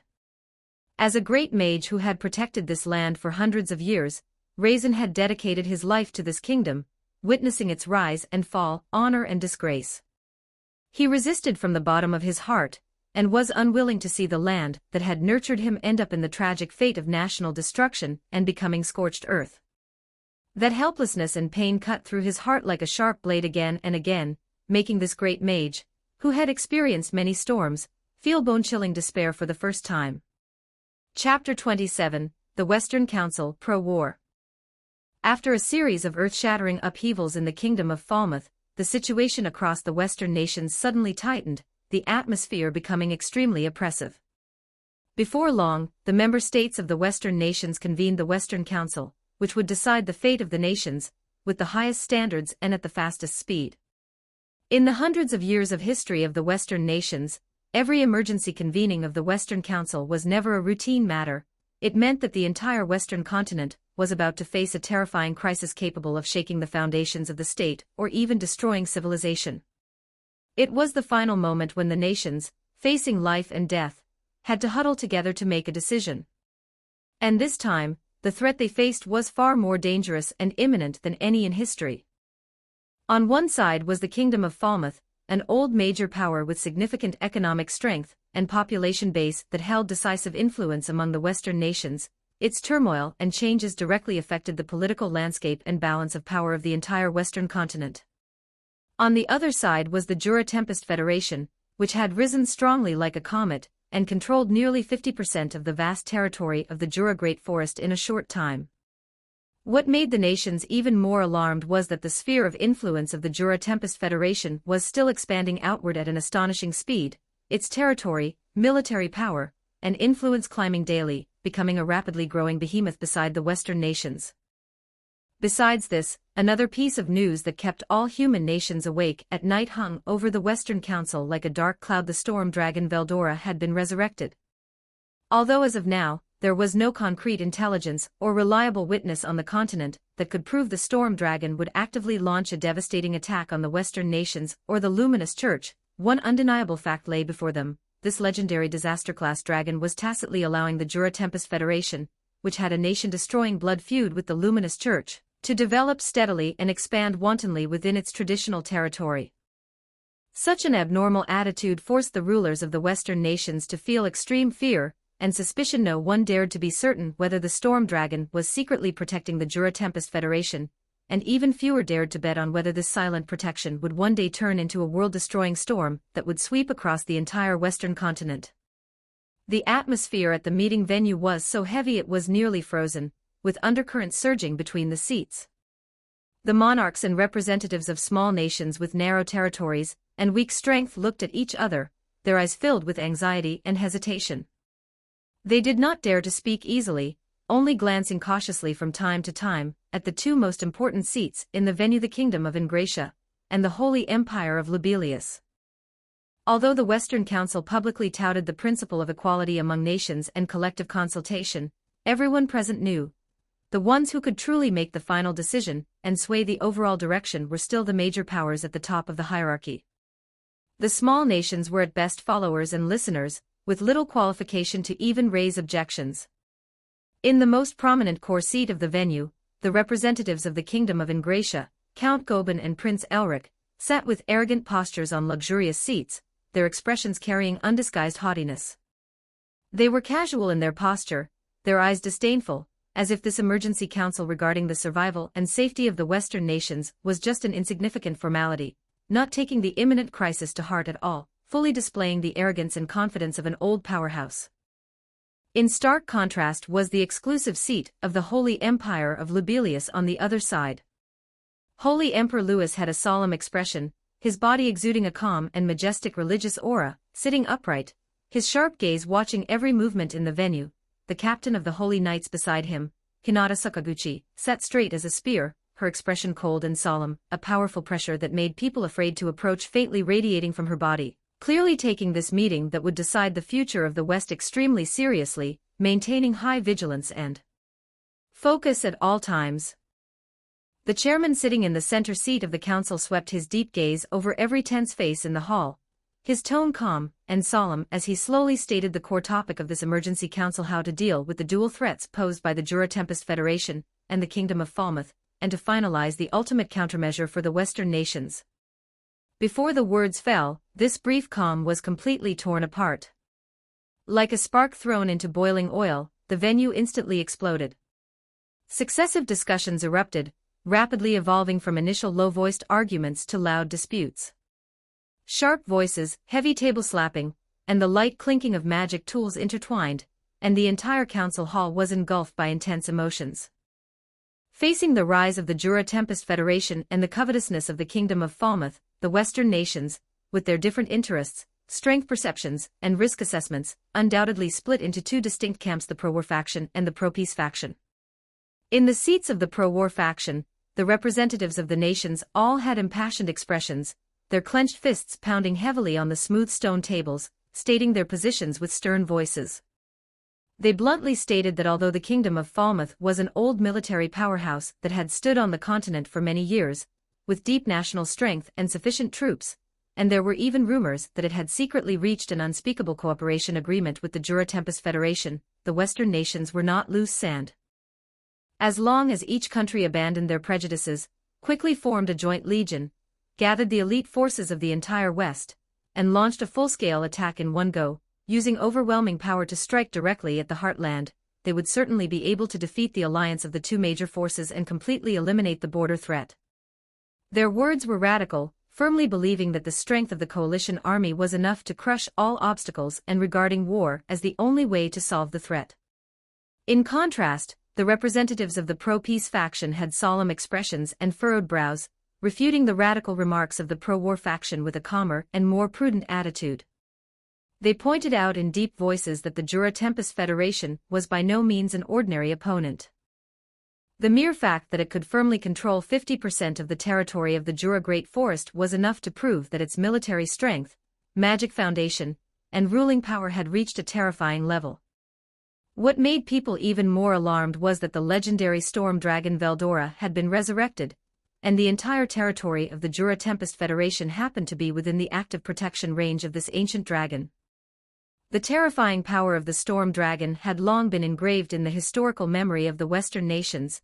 It was a destructive existence capable of destroying a country.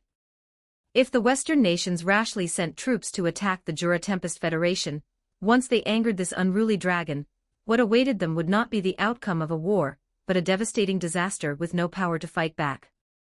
Rather than betting the fate of the entire West on a war, it was better to seek diplomatic mediation from the beginning, and avoid this crisis that could destroy everything through peace talks. The two camps held their own opinions, and the verbal sparring intensified. From the comparison of national strength and tactical deduction to historical lessons and risk costs, the arguments rose one after another, almost overturning the dome of the council hall. Some glared and slapped the table, standing up, some argued with reason, their words earnest, some representatives even nearly caused a direct conflict due to excessive emotions. Both sides firmly stuck to their positions, presenting facts, reasoning, and listing pros and cons, but neither could convince the other, and neither was willing to take a step back. This endless debate eventually fell into a deadlock, and the two sides, arguing until their faces were red, and their voices hoarse, could no longer decide the winner through their own debates. In desperation, the eyes of all the representatives turned in unison to the two most important seats in the council hall, the representatives of the Kingdom of Ingratia, and the Holy Empire of Lobelia. As the two top forces with the strongest strength, and the heaviest speaking weight among the Western nations, only their attitude and choice could break the current deadlock, and set the final tone for this battle or peace dispute concerning the survival of the Western nations. Prince Elric from the Kingdom of Ingratia slowly stood up. He raised his hand to press down, signaling everyone to be quiet. His slightly immature face was now full of unquestionable firmness. "Everyone, please calm down." Prince Elric's voice pierced through the noise and clearly reached everyone's ears. "I understand that everyone has their own considerations, worrying about the power of Falmouth, fearing the scale of the Jura Tempest Federation, and even fearing the reputation of the Storm Dragon. But here, I want to tell everyone a cruel but only truth: we now have only one choice: fight to the death." He paused, his gaze sweeping across the venue, his eyes carrying an unshakable light. "The vast majority of our countries take the Luminous Church as the state religion. Luminous is the guardian of the Western continent and the symbol of order and justice. And the Jura Tempest Federation, this force established by monsters, openly tramples on the teachings of Luminous and erodes human territory. This is an existence of pure evil. In order to protect our faith, to defend our homes and our people, we have no retreat. We must gather all available forces and destroy this source of chaos with thunderous momentum." As the words fell, the whole venue was silent. This statement stood on the high ground of religion and used survival to force them, making many originally hesitant representatives fall into deep thought. Prince Elric did not stop, continuing to add with a resounding voice, "Do not feel fear because of the existence of the Storm Dragon. That is merely the lingering prestige of an ancient evil dragon. Our captain of the Holy Knights, Hinata, she has single-handedly killed countless powerful monsters and quelled several chaos caused by monsters. She is the strongest warrior chosen by Luminous. I firmly believe that with the blessing and protection of Luminous, she will be able to show miracles again, kill that evil dragon, and clear the biggest obstacle on our way forward." This impassioned declaration instantly ignited the enthusiasm of the pro-war faction. Many people stood up one after another to echo, shouting slogans of God's protection, and fight to the death, and never retreat, and the originally deadlocked situation tilted towards war again. Hinata, sitting in her seat, heard these words, but her beautiful brows frowned unconsciously, and a trace of complex and helpless emotion flashed in the depths of her eyes.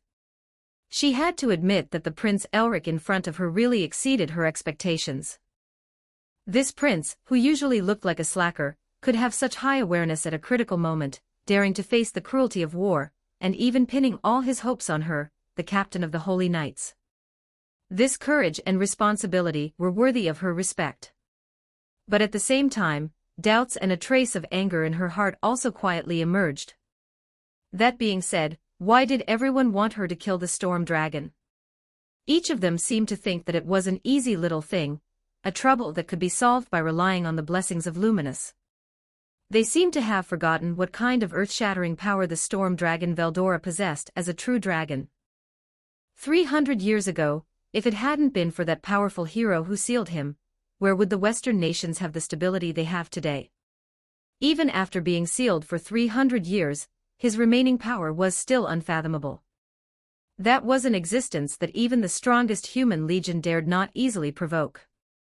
Hinata gently gripped the hilt of the sword at her waist, and a cold touch came from her fingertips. She knew that her strength was indeed top-notch among humans, but to face a real true dragon alone with her current strength was like throwing an egg against a rock. Prince Elric's impassioned speech, to the representatives of the pro-war faction in the audience, was an unquestionable trust in the captain of the Holy Knights, Hinata, and a bold statement of pinning the last hope of the Western nations on this strongest human warrior. But falling into Hinata's ears, every word and sentence revealed a different meaning, making the trace of doubt in her heart instantly surge into heavy vigilance and coldness. She knew very well that from the outside, Elric was praising her strength, putting her in the position of the sharpest sword under Luminous. But she saw through the deliberation and calculation hidden behind these words at a glance. This was not complete trust, let alone a simple entrustment. Under her calm and sharp scrutiny, the words of this prince were exactly the same as the 7 luminaries who had been constantly pressuring her and inciting her to take action from beginning to end. They were all quietly guiding, paving the way, and expecting her to stand on the opposite side of the storm dragon Veldora, hoping that she would engage in a life-or-death battle with that evil dragon. Hinata's fingers hanging by her side tightened slightly, her fingertips turning white, and under her calm face, there were already undercurrents. She kept asking herself in her heart, what was the real purpose of these people who held power and controlled the direction of the Western nations? Did they really naively think that with her, they could kill the storm dragon, eradicate the Jura Tempest Federation, and return permanent peace to the entire Western continent? Or, under the high-sounding slogans of protecting faith and defending home, were there other plans they were unwilling to speak out? Did they really care about her life and death? Had they really considered the devastating consequences of going to war with the storm dragon? Or had they set up a layout from the beginning, and no matter who won between her and the storm dragon, someone else would eventually benefit? This inscrutable intention hidden under trust and praise made Hinata feel a layer of cold alienation, and when she looked at the excited crowd in the council hall, her eyes became even more deep and unfathomable. 28 Chapter 28, The Appearance of the Undead Legion, a Significant Provocation to the Church of Luminous. Chapter 28, The Appearance of the Undead Legion, a grave provocation to the Luminous Church. Inside the Council of the Western Nations, the impassioned cries of the pro-war faction continued to echo beneath the dome. Prince Elric's declaration, intertwined with the echoing support of the various nations' representatives, pushed the atmosphere of the venue to a near-frenzied peak. Just as everyone was immersed in the heated debate over war and peace, with their eyes locked on the representatives of Ingratia and the Holy Empire of Lobelia, no one noticed that at the end of the long table, a representative from a small nation on the western frontier, dressed in simple formal attire, felt his fingertips tremble slightly. A magic communication crystal, suspended in his palm and engraved with simple runes, quietly emitted a faint white light at that moment. This was an ordinary tool used by the nations for emergency communication, but the moment the light appeared, the small nation representative's face turned deathly pale, at a speed visible to the naked eye. He suppressed the stormy waves in his heart, lowered his head calmly, and gripped the crystal tightly with his fingertips. In just an instant, his body could not help but sway slightly, his pupils contracted sharply, and his eyes were filled with disbelief and panic. This sudden magic message did not bring a plea for help or a notification. It was a thunderclap capable of shattering the delusional discussions of the entire hall at the very moment they were sitting in the council, arguing with sharp tongues about whether to fight or make peace. The army of the Kingdom of Falmouth had launched a surprise attack on his country without declaring war. What made his whole body run cold was the blood-curdling message. His country had strengthened border vigilance since the Kingdom of Falmouth announced its withdrawal from the Western nations, with scouts spread across key roads and forests. Yet, until the enemy army arrived at the city walls and breached the border outposts, not a single person in the entire country had realized when the Kingdom of Falmouth's army had completed its mobilization, when it had secretly set out, nor did they have any way of knowing what secret magic or marching methods the enemy had used to perfectly evade the eyes of all scouts, arriving at the border like ghosts and launching a fatal strike without a sound. The commotion in the council hall continued. This representative from the small nation could no longer maintain his composure. He stood up abruptly, and the crystal in his hand fell onto the table, making a crisp and harsh sound. His lips trembled, his voice distorted by fear and anger, and he announced this terrible news to the public in a fragmented manner. The moment his words fell, the entire venue seemed to be strangled by an invisible hand, and it fell into instant silence. The pro-war representatives, who had been impassioned a second ago, froze in place, and the members of the pro-peace faction also had their expressions change drastically. Everyone's face was filled with shock and disbelief. After a brief silence, raging fury and curses erupted.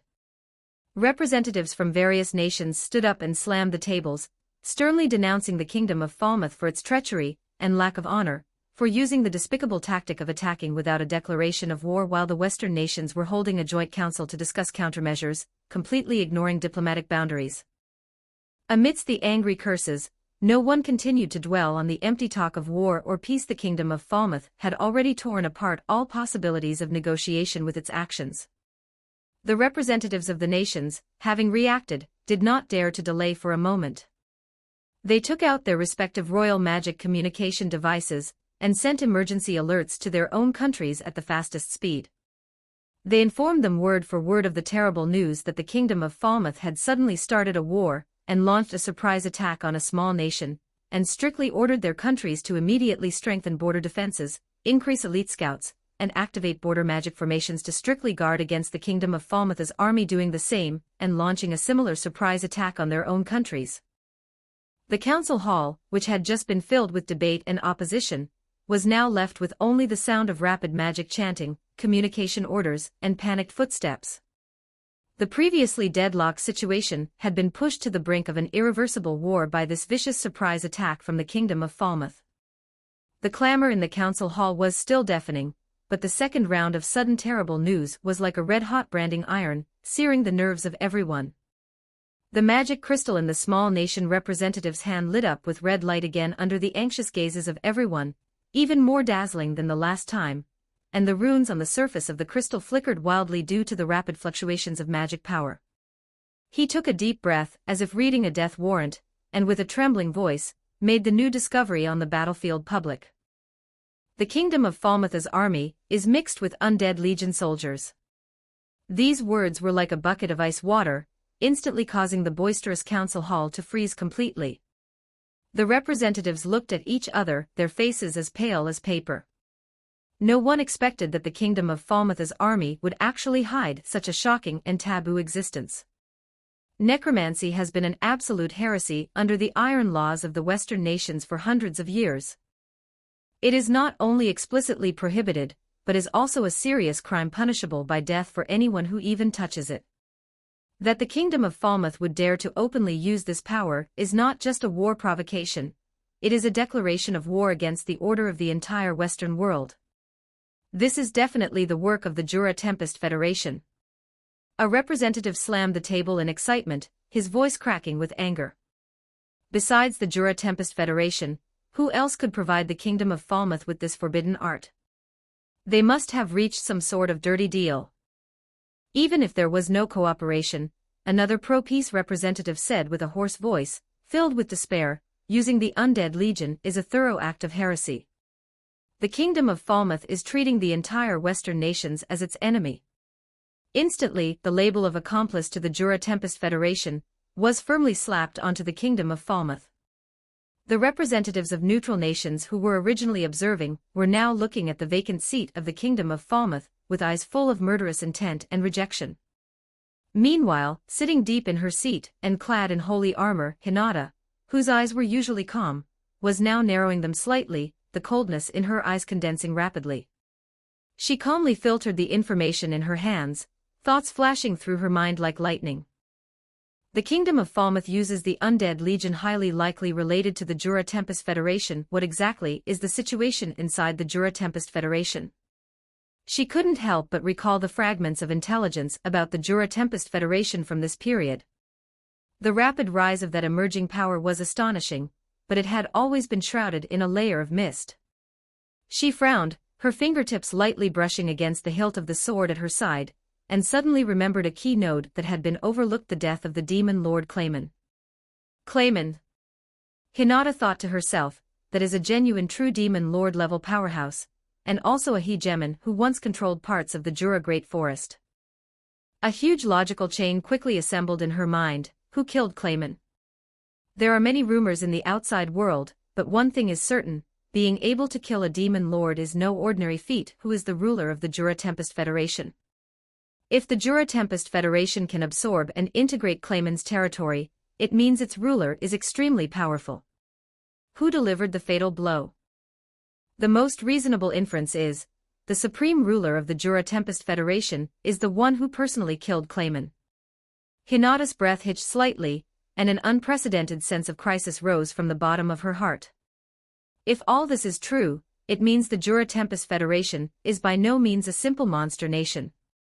They not only possess military power capable of making the Kingdom of Falmouth, an established power, submit to them, but there might even be a genuine true demon lord level powerhouse within them, nurturing or already existing, who truly controls the whole situation. A trace of gravity flashed in Hinata's eyes. It seems the current situation of the Kingdom of Falmouth is really the same as what Reynald analyzed. She raised her head, her sharp gaze sweeping over those faces in the venue who were still clamoring for an attack. While they were still struggling with whether to start a war or whether to face the Storm Dragon, the Jura Tempest Federation had already quietly intervened in this chess game by virtue of its hardcore ruling power and terrifying combat strength. Hinata gently tightened her grip on the sword hilt, a decision already made in her heart. It seems this battle is unavoidable no matter what. But the opponent's strength must be re-evaluated. That nation known as the Jura Tempest Federation must absolutely not be underestimated. Just like that, the Western Council was dissolved, but before it was dissolved, Hinata found that small nation representative, obtained the combat footage of the Kingdom of Falmouth's army, and then returned to the Holy Empire of Lobilius with Lewis. 3 days passed in the blink of an eye, yet the skies over the Western nations were already shrouded in heavy, dark clouds. Inside the Holy Council chamber atop the cathedral in the capital of the Holy Empire of Lobilius, the air was as heavy as solidified lead. The 10 great saints were all present, their expressions more solemn than ever before. As Holy Emperor Louis walked slowly into the hall, every saint present instinctively straightened their backs. Even Ser, usually the most arrogant among them, had cast aside all frivolity and sat upright. They all understood that the fact that the Holy Emperor himself was presiding over this meeting meant that the situation had reached an irreversible point, one that concerned their very survival. Holy Emperor Louis slowly raised his hand, and a fist-sized, crystal-clear magic crystal appeared. With a light touch from his fingertip, the crystal instantly illuminated with a soft white light. Everyone, the Holy Emperor's voice was low and majestic, echoing through the dome of the Holy Council chamber. This crystal records the footage of the first battle initiated by the Kingdom of Falmouth. This battle was originally just a routine skirmish, nothing worth recording. He paused, his gaze sweeping over the crowd, his tone suddenly shifting with a hint of chill, but once these figures appeared, the nature of the situation changed completely. The crystal projection instantly appeared in mid-air, and a scene of brutal slaughter rushed toward them. In the footage, the regular army of the Kingdom of Falmouth surged forward like a tide, and fighting alongside them was a massive group of stumbling yet tenacious undead soldiers. Human soldiers and undead monsters were mixed together, their cold, sharp steel swords swinging in turns, driving the small country's army into a retreat, leaving corpses strewn across the field. At first, everyone thought this was merely the Kingdom of Falmouth shamelessly employing the heretical power of necromancy. But as the camera zoomed in and the image froze, everyone's breathing hitched. Within the ranks of the Undead Legion, although the armor of some of the undead soldiers was tattered, blackened, and covered in mottled miasma, the unique streamlined design, the luster of the base steel, and the iconic outline of the sacred emblem on the helmets were all too familiar. Anyone with even a slight knowledge of the history of the Luminous Church broke out in a cold sweat. That was definitely not the armor of some ragtag army, it was clearly the former standard-issue armor of the Luminous Church's Holy Knights. Behind the footage, a massive undead dragon was circling in the air. Sitting atop the dragon's back was a figure draped in wide robes. Although his face was decayed and pale, his distinctive attire revealed his identity to everyone: a cardinal. A loud noise shattered the silence of the Holy Council chamber. Ser slammed his hand onto the stone table in front of him, the immense force causing the magic crystal on the table to vibrate violently. He stood up abruptly, his golden hair standing on end, his eyes blood-red with rage, almost spitting fire. Kingdom of Falmouth. Jura Tempest Federation. Those damn scumbags. He pointed at the projection in the air, his voice roaring until it nearly broke, every word filled with monstrous fury. They dare to let a group of undead wear our luminous church's former standard-issue armor. They dare to let an undead wear the sacred vestments of a cardinal. This is not just war, this is a blatant provocation. This is a blasphemy against Luminous. It is a trampling upon the fallen saints. I will personally flay them alive and make them pay. Ser's roar was like a thunderclap, instantly snapping all the saints present to their senses. The emotion of anger swept through the hall like a tide. Just then, Reynold, who had been silently observing with a cold expression, slowly spoke. His voice was not loud, but it was like a poisoned dagger, precisely piercing everyone's heart, causing the atmosphere to drop to freezing point instantly. Everyone. I think there is another possibility. Reynold's gaze remained locked on the figure of the cardinal in the footage, saying each word clearly. Look at the formation of these undead, their coordinated combat methods, and the wear and tear details on that armor. This is not just imitation. It is very likely that these undead soldiers were once our holy knights, the heroes who died defending the West. He took a deep breath and stated the even more desperate inference, and that undead controller sitting on the dragon's back could very likely be our former cardinal. They cannot even find peace after death. Bastards. Reynold's voice trembled slightly with suppressed rage. They actually dug up the heroes who died for the Luminous Church and transformed them into these monsters.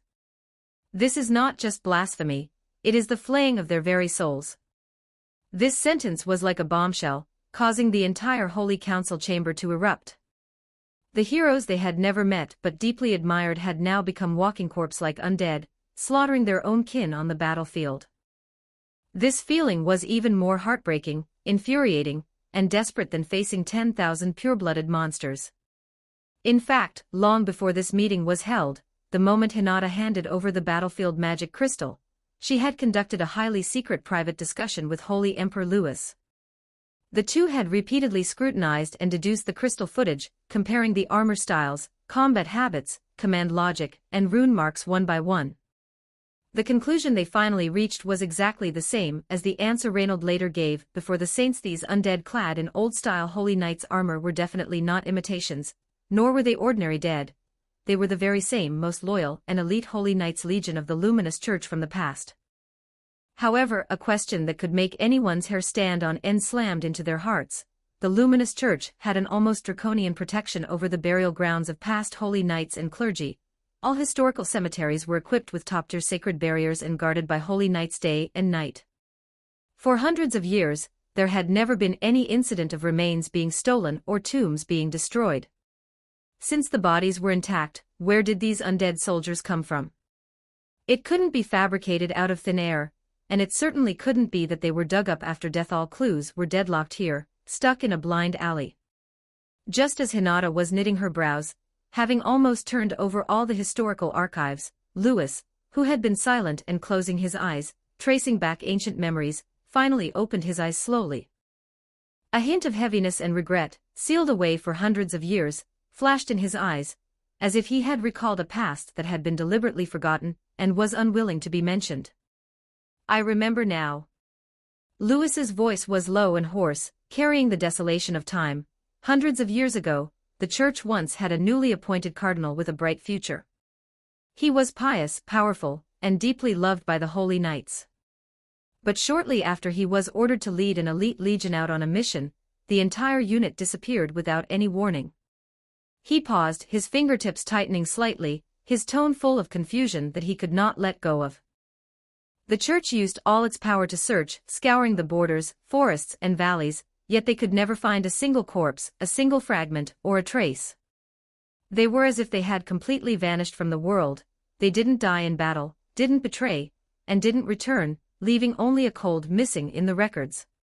Speaking to this point, Lewis looked up at the magic footage still playing on a loop, his gaze landing on that orderly, solemn legion that had long since been reduced to undead, word by word, heavy enough to be suffocating. Now it seems, the answer is already very clear. This undead unit that suddenly appeared in the Pharmas army is likely that Cardinal from back then, and all his subordinates who disappeared with him. As these words fell, even Hinata, who had been mentally prepared, couldn't help but be shaken. The Cardinal and Holy Knights who had mysteriously disappeared hundreds of years ago had now reappeared in the human world as undead, fighting alongside the kingdom of Falmouth. This was no longer a simple war, but a tragedy buried for hundreds of years, returning to the world in the darkest and most cruel way. Chapter 29, Holy War, Assassination. Inside the secret sanctuary of the Luminous Church, the air had long been frozen by a heavy atmosphere. After layers of deduction and intelligence verification, Hinata and Lewis finally reached a conclusion capable of shaking the very foundations of the church. Daring not to delay for even a moment, they immediately set off to see Luminous Valentine. At that time, Luminous Valentine was already aware of the Kingdom of Falmouth's despicable act of declaring an unprovoked war against the Jura Tempest Federation. As the true ruler controlling the human powers of the Western nations, she had initially viewed this war as a trivial farce, merely pondering in secret how to quell the disturbance with minimal cost, preserving the reputation of the church and the stability of the human camp. She had no intention of deep intervention, nor did she wish to drag the Luminous Church into meaningless slaughter. However, when Hinata and Lewis presented that heavy and cruel truth before her, the demon lord's body, which had maintained calm and dignity for so long, finally erupted in irrepressible rage. Recalling the past, that young cardinal had once caught her attention with his unparalleled sacred talent and unyielding, devout faith. Luminous Valentine was not one to easily entrust her trust, but regarding Adelman, she had truly considered taking him into her inner circle and cultivating him as her right-hand man to act on divine will. Yet fate was cruel. Adelman had mysteriously disappeared while on a mission, and had been unheard of ever since. Now, seeing an old acquaintance, if one could call him that, reappear in such a pathetic state, controlled as an undead, completely ignited Luminous Valentine's long-suppressed fury. The desecration by the Kingdom of Falmouth, the overstepping of the Jura Tempest Federation, and the desecrated souls of the heroes all touched her bottom line as the Queen of Nightmares and Luminous. It seems they never intended to coexist peacefully with us from the very beginning. Luminous Valentine's voice no longer held any of her usual languor or gentleness. In its place was a chill that could freeze 10,000 miles, and sacred and dark powers surged silently around her, making even the air tremble. Since they are unjust, do not blame me for being ruthless. She raised her eyes, her gaze as sharp as a sword of divine judgment, landing directly on the two who were bowing and waiting below. Lewis, Hinata.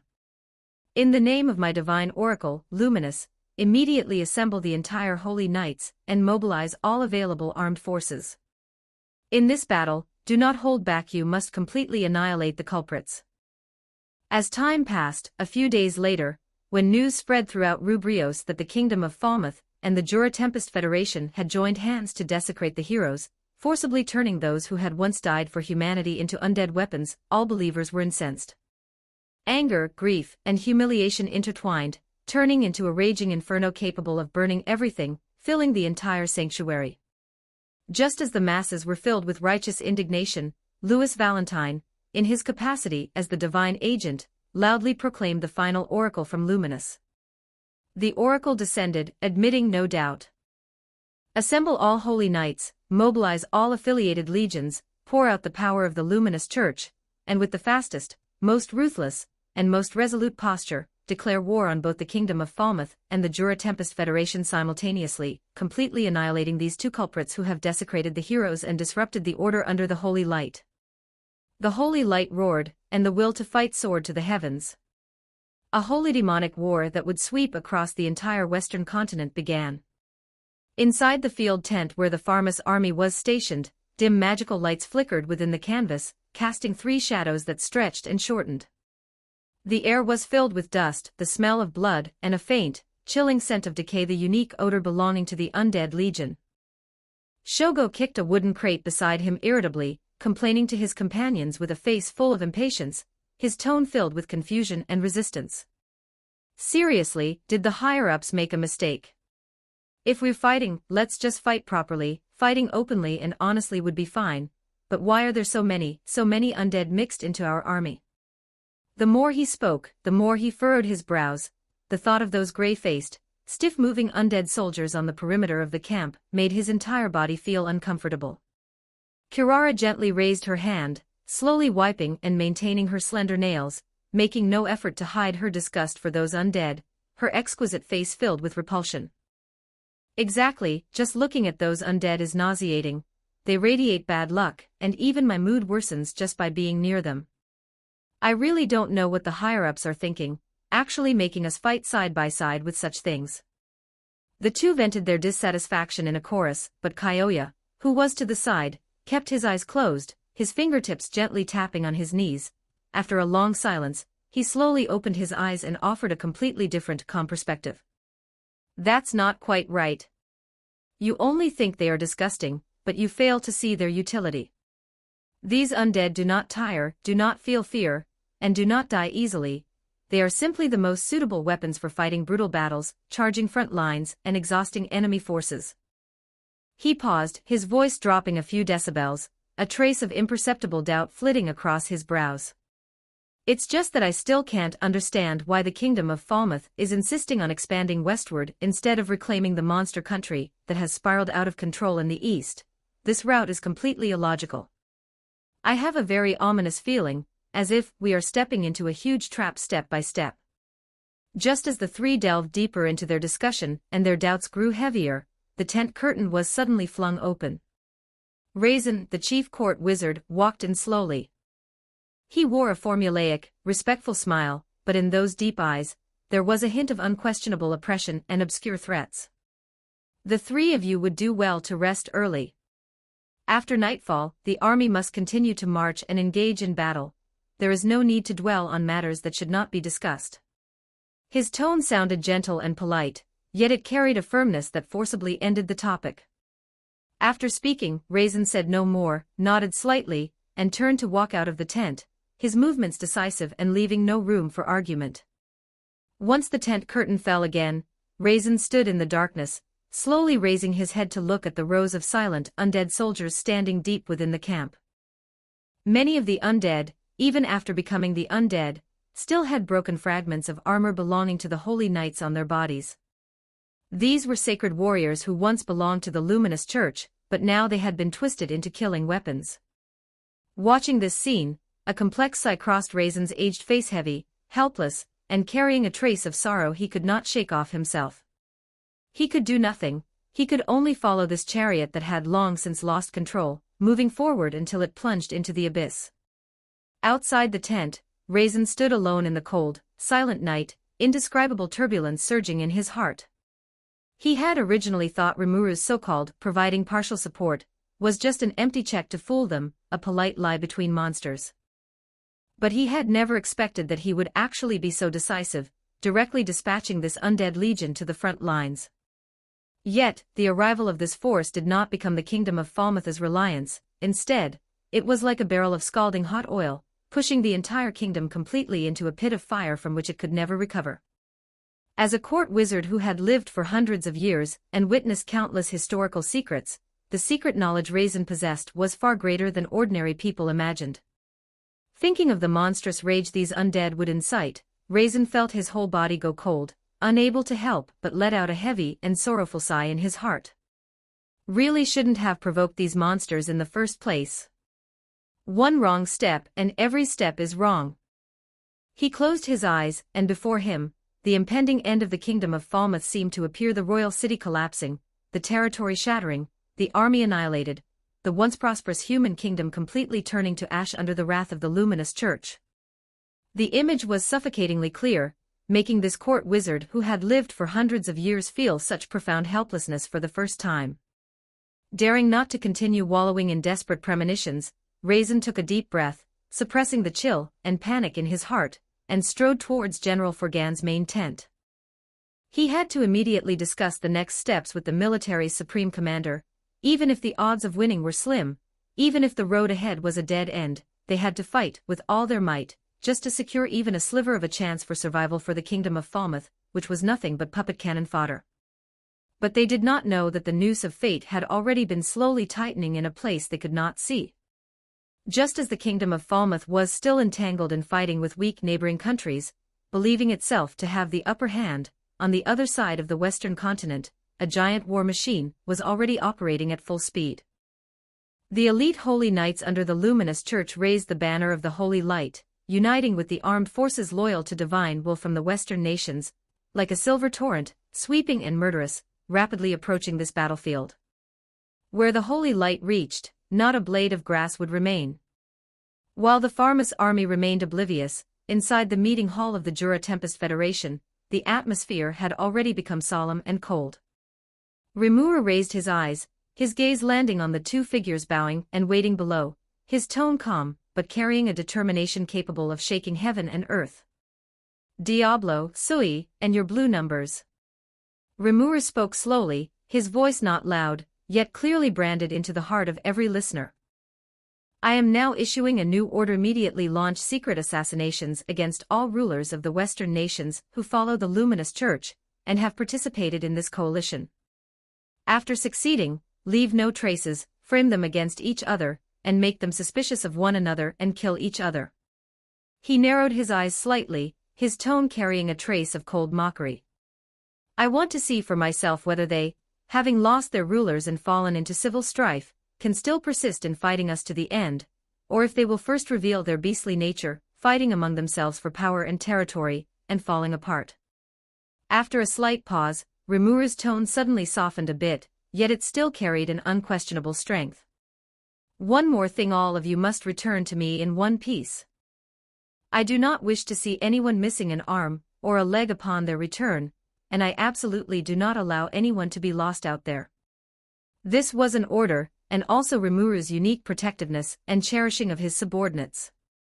I will comply with your will, my most respected Rimuru.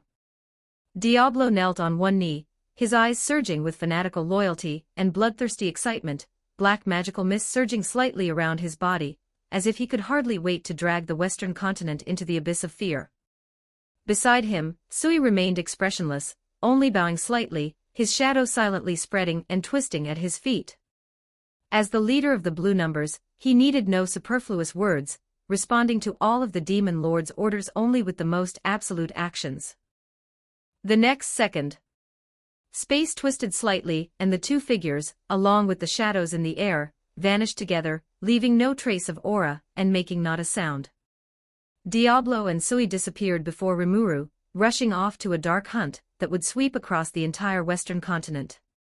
After handling the task for Diablo and Sui, Rimuru turned around, his gaze shifting to Kaijin and Vesta, who were standing to the side. What is the final answer from King Gazeldwargo?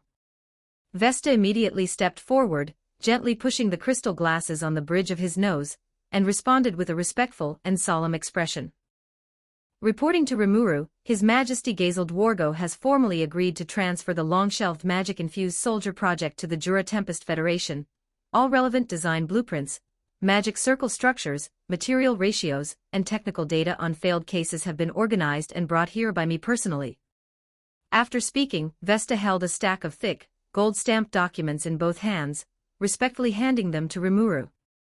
The papers emitted a faint glimmer of magic imprints, recording the cutting-edge weapon technology accumulated by dwarf civilization over hundreds of years. Rimuru reached out to take them, his golden pupils narrowing slightly, reading through the document contents at the speed of a demon lord's thought process. In just a moment, he had mastered the core principles, structural defects, and energy supply issues of the entire magic-infused soldier set. Closing the document, Rimuru looked up at the two, his tone carrying an unquestionable determination. I will personally perfect the technical defects and magic circuit loopholes of the magic-infused soldier, upgrading them into giant war weapons truly capable of rivaling high-level monsters. And your task is to use the industrial system of the Jura Tempest Federation as a foundation to overcome the difficulties of mass production, making this force a trump card for us to protect our territory and intimidate the West. Kaijin immediately accepted the order with a resolute expression. Vesta's eyes also shone, full of anticipation for the upcoming technological breakthrough.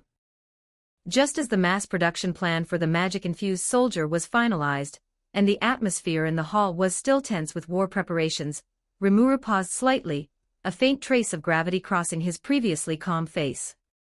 The soul link from within the Jura Tempest Federation vibrated quietly, and a hurried yet respectful mental message traversed the vast distance, precisely entering the depths of his consciousness. This message came from Rigor. It was precisely because of the upcoming Western War that Rimuru had personally ordered Rigor to lead elite troops deep into the Jura Great Forest to subdue and integrate the powerful and numerous large monster tribes within the forest, incorporating them into the Jura Tempest Federation's combat system to expand combat power and stabilize the rear.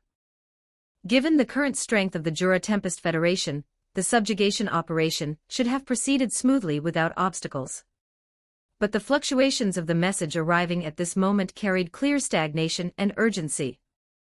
Rimuru quietly received the full content, his previously gentle eyes sinking slightly.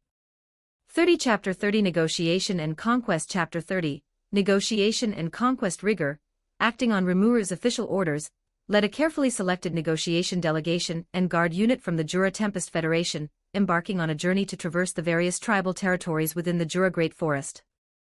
The core purpose of this mission was to represent Rimuru in conducting formal negotiations with the various tribes scattered throughout the forest, bringing them under the protection and rule of the Jura Tempest Federation to jointly build a stable sphere of influence. By that time, the news of the Jura Tempest Federation's unstoppable victories had already spread throughout the Jura Great Forest. Rimuru had easily annexed all the puppet nations that had previously belonged to Clayman. The prestige of the Demon Lord and the strength of Tempest resonated like thunder in every corner of the forest, filling tribes, both large and small, with awe. Because of this, Rigor's path of negotiation was exceptionally smooth at first. Upon hearing the intentions of the Jura Tempest Federation, the vast majority of tribes chose to nod in agreement without the slightest hesitation. They knew full well that attaching themselves to the powerful Rimuru would not only provide a stable living environment, but also allow them to share in the resources, technology, and protection of Tempeste for wiser choice than struggling alone. However, in the midst of this smooth progress, a few deeply rooted and massive tribes became obstacles that Rigor could not easily overcome. Among them, the most troublesome and powerful were the brave and warlike Minotaur tribe, the fierce and combative horse-headed tribe, and the traditional, isolated Tengu tribe. The Minotaur tribe and the horse-headed tribe had occupied the fertile territories in the center of the forest for generations. The two had long harbored deep grudges, and were currently engaged in fierce fighting over the ownership of core territories. Both sides were locked in an inextricable conflict, and their attitudes were stubborn and arrogant. Faced with Rigor's negotiation proposal, neither tribe had any intention of submitting. Instead, they nastily threw out the same condition: if the Jura Tempest Federation is willing to intervene and help us completely wipe out the other side, we are willing to lower our guard and become equal allies with Rimuru. This condition, wrapped in the flames of war, undoubtedly left Rigor in a dilemma. On the other hand, the Tengu tribe presented an entirely different obstacle. This tribe possessed its own unique, ancient belief system and survival principles. They had guarded their territory for generations, and always maintained an exclusionary and distant attitude toward outside forces. No matter how Rigor explained the advantages of the Jura Tempest Federation and the benevolence of Rimuru, they resolutely refused to accept any form of rule, and were unwilling to compromise in the slightest. In terms of the armed forces Rigor led this time, with the elite combat power of the Jura Tempest Federation, it was not impossible to use force to suppress these three tribes and completely subdue them. But Rigor knew in his heart that once he chose to use force, the situation would spiral completely out of control. The Minotaur tribe and the horse-headed tribe were already in a state of war. If the Jura Tempest Federation forcibly intervened, it would inevitably turn into a three-way melee instantly. The flames of war would sweep through the heart of the Jura Great Forest, not only seriously dragging down Rimuru's plans for the overall layout of the sphere of influence, but also causing a large amount of unnecessary casualties and territorial destruction. As for the territory of the Tengu tribe, it occupied a strategic location, the terrain was perilous and easy to defend but difficult to attack, making it a natural defensive fortress. Even if they were eventually able to conquer it, the army of the Jura Tempest Federation would inevitably pay a significant price in casualties, which was completely contrary to Rimuru's original intention. Before setting out, Rimuru had repeatedly urged rigor that the core principle of this negotiation was to subdue forces peacefully as much as possible, minimizing losses in personnel and supplies to the greatest extent. At present, the Jura Tempest Federation had more urgent threats and goals. The greatest enemy was not these tribes in the forest but the covetous Luminous Church.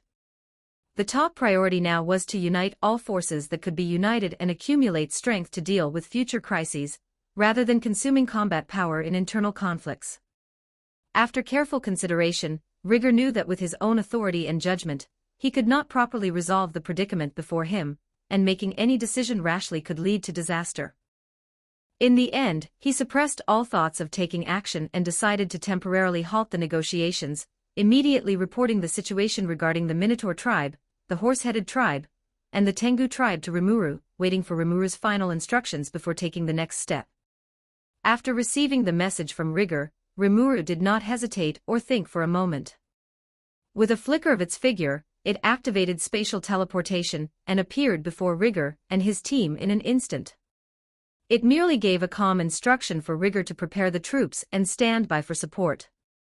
Before the words had even faded, it walked alone toward the battlefield where the Minotaur tribe and the Horse-Headed tribe were locked in endless slaughter. As soon as it stepped into the edge of the central area where the two armies were confronting each other, Rimuru released the majestic pressure belonging to a demon lord without reservation, Demon Lord's Haki. That pressure was not a violent attack, but it felt like an invisible mountain, pressing heavily on the heart of every soldier.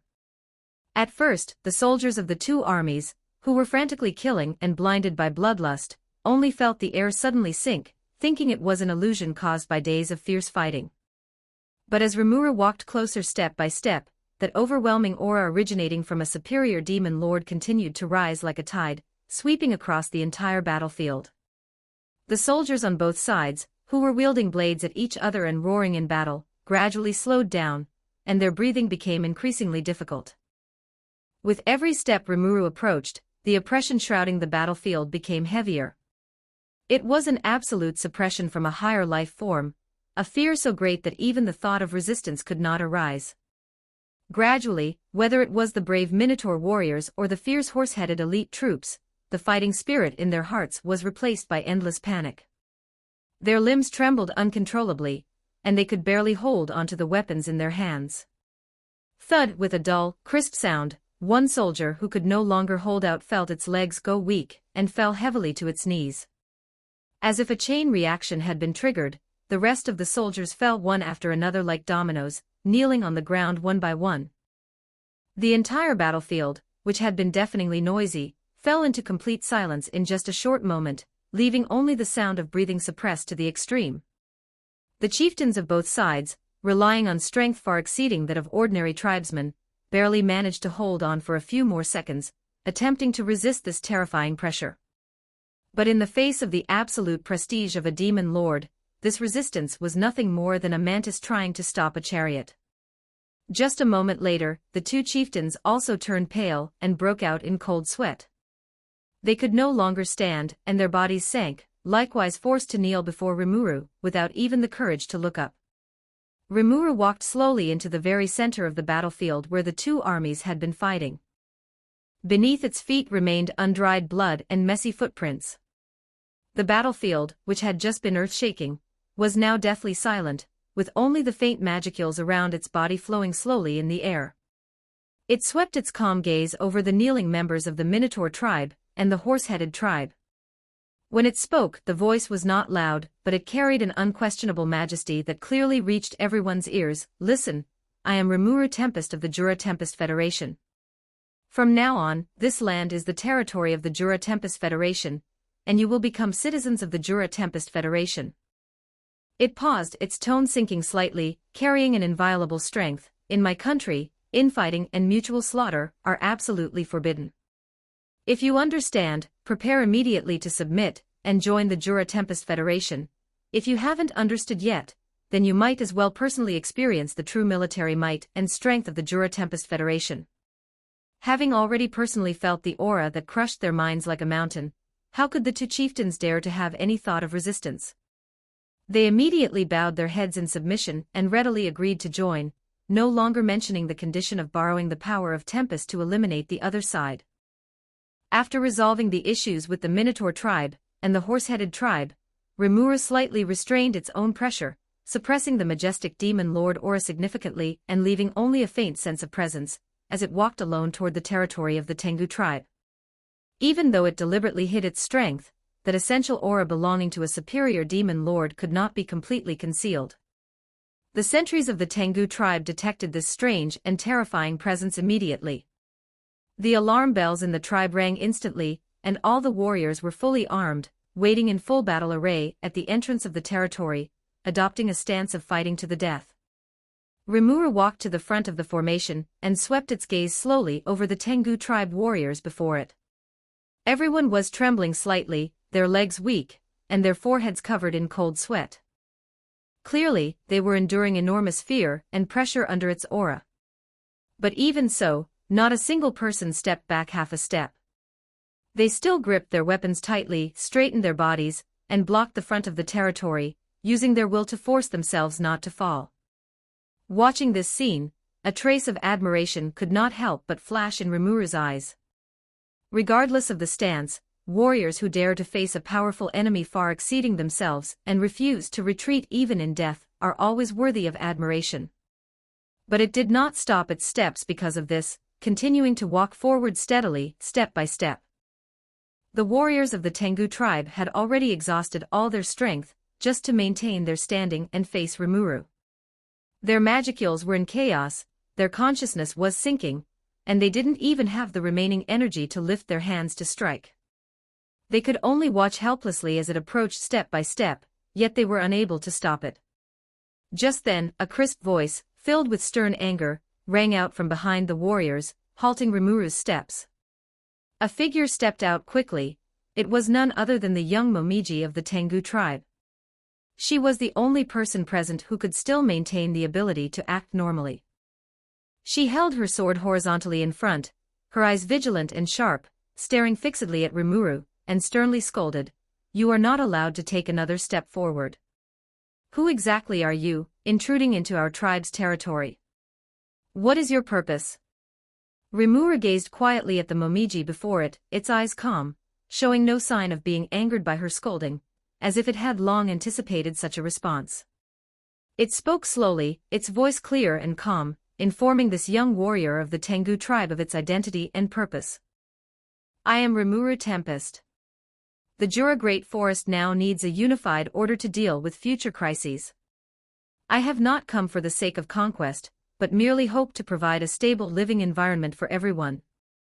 Upon learning that the demon lord before her was the one who had annexed the puppet nation, Momiji's heart tightened, but the sharpness and stubbornness in her eyes did not diminish in the slightest. She lifted her head slightly, tightened her grip on the sword hilt, and retorted in a tone that was neither humble nor arrogant, speaking with resounding conviction, "Our Tengu tribe has guarded this place for generations, and will never acknowledge anyone's rule. We have our own beliefs and our own survival rules. We do not need outside powerhouses to impose so-called protection, and we certainly do not need a new ruler." Her eyes were resolute as she added, "If you intend to force us with violence, then I can tell you clearly, our Tengu tribe will never be lambs waiting to be slaughtered. Even if we die in battle, we will defend this land." As soon as the words fell, a bout of violent, rapid coughing suddenly sounded from behind Momiji. The coughing carried a hint of forbearance and exhaustion, breaking the tension of the standoff. Immediately after, from within the ancient, traditional-looking longhouse building behind, came a steady and dignified voice. The voice was as resilient as an old pine, piercing through the surrounding tense atmosphere. "Momiji, step down. Invite it in. I think there are some things that perhaps I should discuss with it personally." Chapter 31. Rimuru followed behind Momiji, stepping slowly into the simple and elegant wooden building in the forest. The light inside was soft and the air was filled with a faint fragrance of grass and trees, along with a subtle, almost imperceptible scent of frailty. Passing through the entrance and the curtains, at the end of the line of sight, a dignified woman of the Tengu tribe lay quietly on the bed. She was the elder of the Tengu tribe Keed. Even though she was bedridden with a severe illness, Keed still maintained the steady demeanor unique to an elder. Her silver-gray hair spread smoothly on the pillow, and the iconic Tengu ears atop her head drooped slightly, yet her majesty remained undiminished. Her apricot-colored eyes, though slightly dim, remained sharp and calm, as if they could see through a person's thoughts at a glance. Although the faint magic power remaining in her body had weakened, the sense of oppression and the imposing aura accumulated over the years still clearly signaled her past strength. Seeing the two arrive, Keed lifted her eyes slightly, her tone peaceful yet carrying an unquestionable politeness.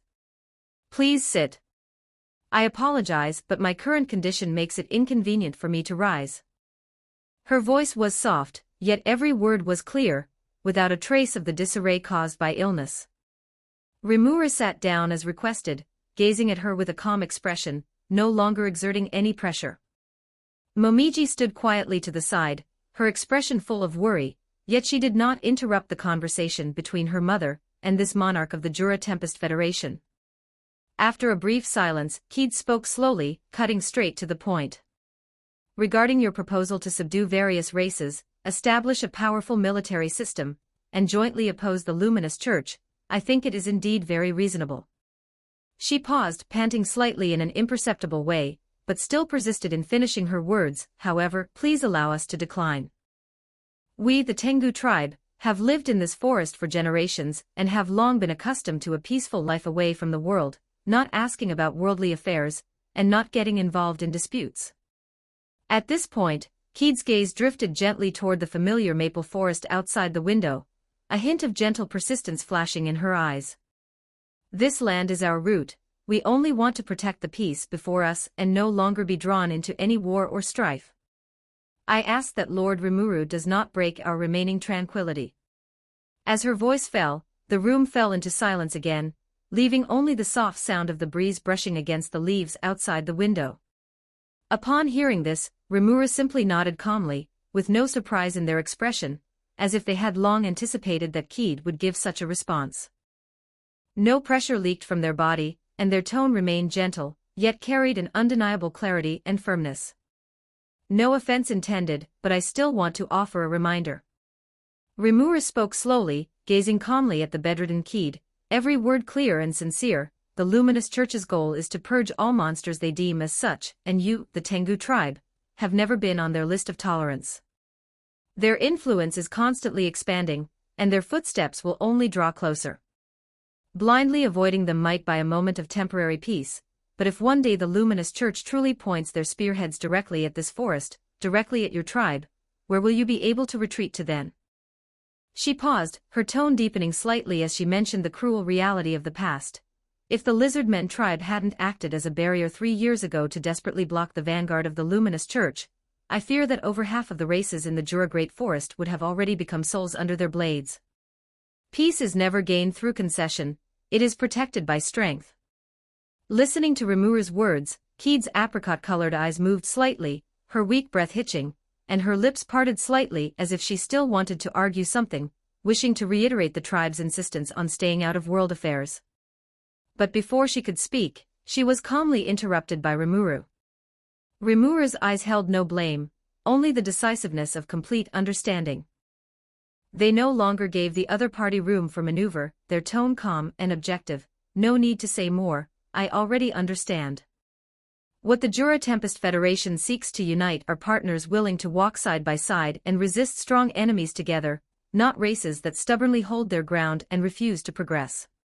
From now on, we will not come to disturb your peace again, nor will we step foot in this place for any reason."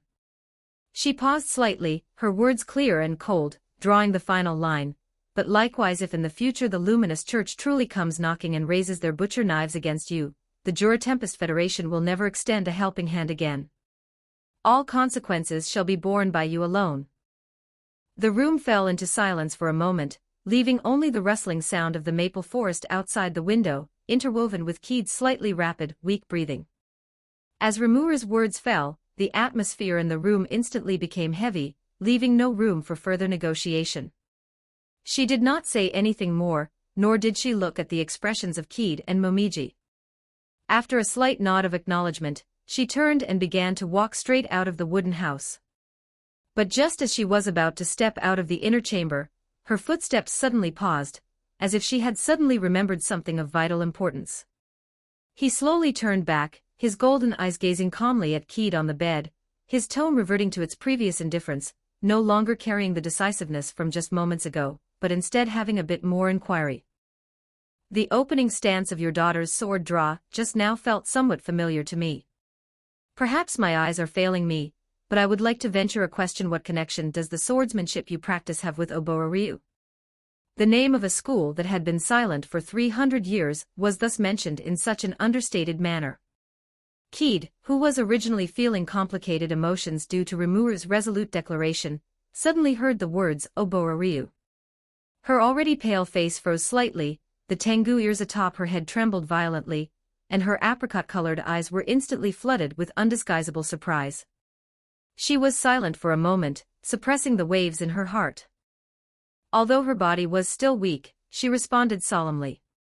300 years ago, I studied under a swordsman named Araki Bey. The swordsmanship my master passed down was indeed Oboa-ryu.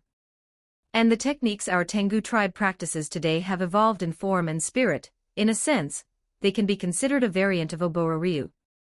Rimuru listened quietly, already having the answer in their heart. She had no extra sentiments, she simply raised her hand and reached into her storage space. With a flash of light, a neatly folded portrait was retrieved. She walked forward slowly and gently handed the portrait to Keed, her tone steady. I would like to know, do you recognize this person? Keed raised her hand slightly, gently supported by Momiji beside her, and carefully took the portrait. She slowly unfolded it, her gaze landing on the portrait. In the painting was a white-haired, aged Oni with sharp, sword-like eyes. His character was imposing, and one could faintly see the demeanor of a master swordsman from back then. At just one glance, Keed's body trembled slightly, and the surprise in her eyes was quickly replaced by a deep-buried longing and tenderness from 300 years ago. She gazed at the portrait, her fingertips tightening slightly, her voice softening, carrying the melancholy accumulated over the years. I know him. He is my senior martial brother. She paused, her breathing becoming slightly rapid, yet she could not hide the anticipation and eagerness in her eyes. In her gaze toward Rimuru, for the first time, an almost pleading emotion appeared. Do you know where he is? We haven't seen each other for 300 years. My days are numbered, and I only hope to see him one more time before I pass. Listening to Keed's question, filled with 300 years of longing and anticipation, Rimuru's typically calm and indifferent gold-blue eyes rarely brimmed with a faint layer of sadness. She was silent for a moment, her tone low and solemn, and slowly revealed the cruel truth. Is no longer with us. 3 years ago, during the punitive war launched by the Kingdom of Falmouth in alliance with the Luminous Church against the Jura Tempest Federation, he dragged his already heavily injured body and continued to fight on the front lines, eventually, unfortunately dying in that battle. Senior brother. This sentence was like a thunderclap, smashing heavily into Keed's heart. She gazed blankly at the familiar face in the portrait, the 300 years of waiting, concern, and obsession collapsed in this moment. Keed's already frail body trembled violently, her chest heaving sharply. Overcome by sudden, intense grief, she could no longer suppress the roiling blood in her body, and a mouthful of bright red blood mist sprayed from her mouth, splashing onto the pillow and her lapels. She closed her eyes, her body falling softly back onto the bed, and she passed out directly. Seeing this, Momiji's complexion changed drastically. She let out a shrill cry, immediately threw herself in front of the bed, and trembling, reached out to support Keed's body, her eyes instantly filled with terror and panic. She frantically checked her mother's breath while hurriedly shouting loudly toward the outside of the room, her voice filled with tears, "Physician! Quickly, get a physician over here!" Just as Momiji was at a loss, Rimuru did not hesitate at all and immediately took out a bottle of full potion glowing with a soft light blue light from their storage space. Before Momiji could react to stop or ask, he had already stepped forward quickly, gently lifting Keed's neck, and carefully fed the potion into her mouth. Moments after the potion entered her body, the deathly pallor of Keed's face faded slightly, and her breathing became a bit more stable, her chest rising and falling weakly but regularly, though she remained deeply unconscious and did not wake up. At the same time, the calm and clear voice of Raphael sounded in Rimuru's mind. Report Keed's physical condition is long-term excessive magical depletion, weakened life essence, and a full recurrence of 300-year-old injuries. The recovery potion can only temporarily stabilize vital signs and alleviate blood and energy damage. It cannot reach the root cause and cannot fully cure her. Momiji looked at her mother's visibly improved complexion and, feeling no malice from Rimuru, the last trace of caution and hostility in her heart quietly dissipated. She raised her face, full of worry, and bowed deeply to Rimuru, her voice choked with sobs as she sincerely thanked them. "Thank you, Lord Rimuru." Rimuru silently watched the unconscious Keed on the bed, then glanced at the worried Momiji, and recalled the deep-seated longing and tenderness in Keed's eyes when she looked at the portrait of Hakuro. In their heart, they vaguely understood the past that spanned 300 years between her and Hakuro. She did not say anything more, only softly uttering, "Excuse me." As the words fell, Rimuru turned and walked toward the outside. Outside the wooden house, several Tengu tribe warriors were already standing by with weapons in hand, their eyes full of fear and apprehension as they looked at Rimuru, yet they still stood tall, maintaining a stance of resolute protection. Rimuru ignored them, walked straight through their line of sight, and calmly left the wooden house that carried such longing and sorrow. 32 Chapter 32 The frozen lands of the eternal night in the north were locked away year-round by blizzards and gales, to the point where even time and space seemed to have frozen solid.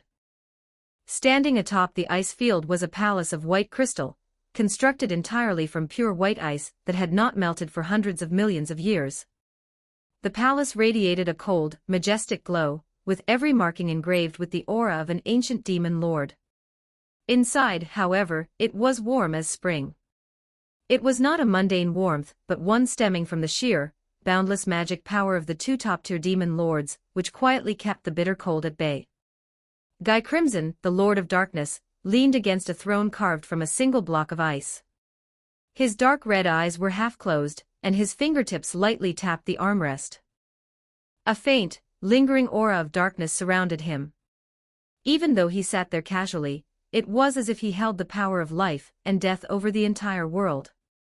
He gazed at the snow dancing wildly outside the palace, his tone carrying a trace of imperceptible irritation and fatigue. The world has really become a chaotic mess lately.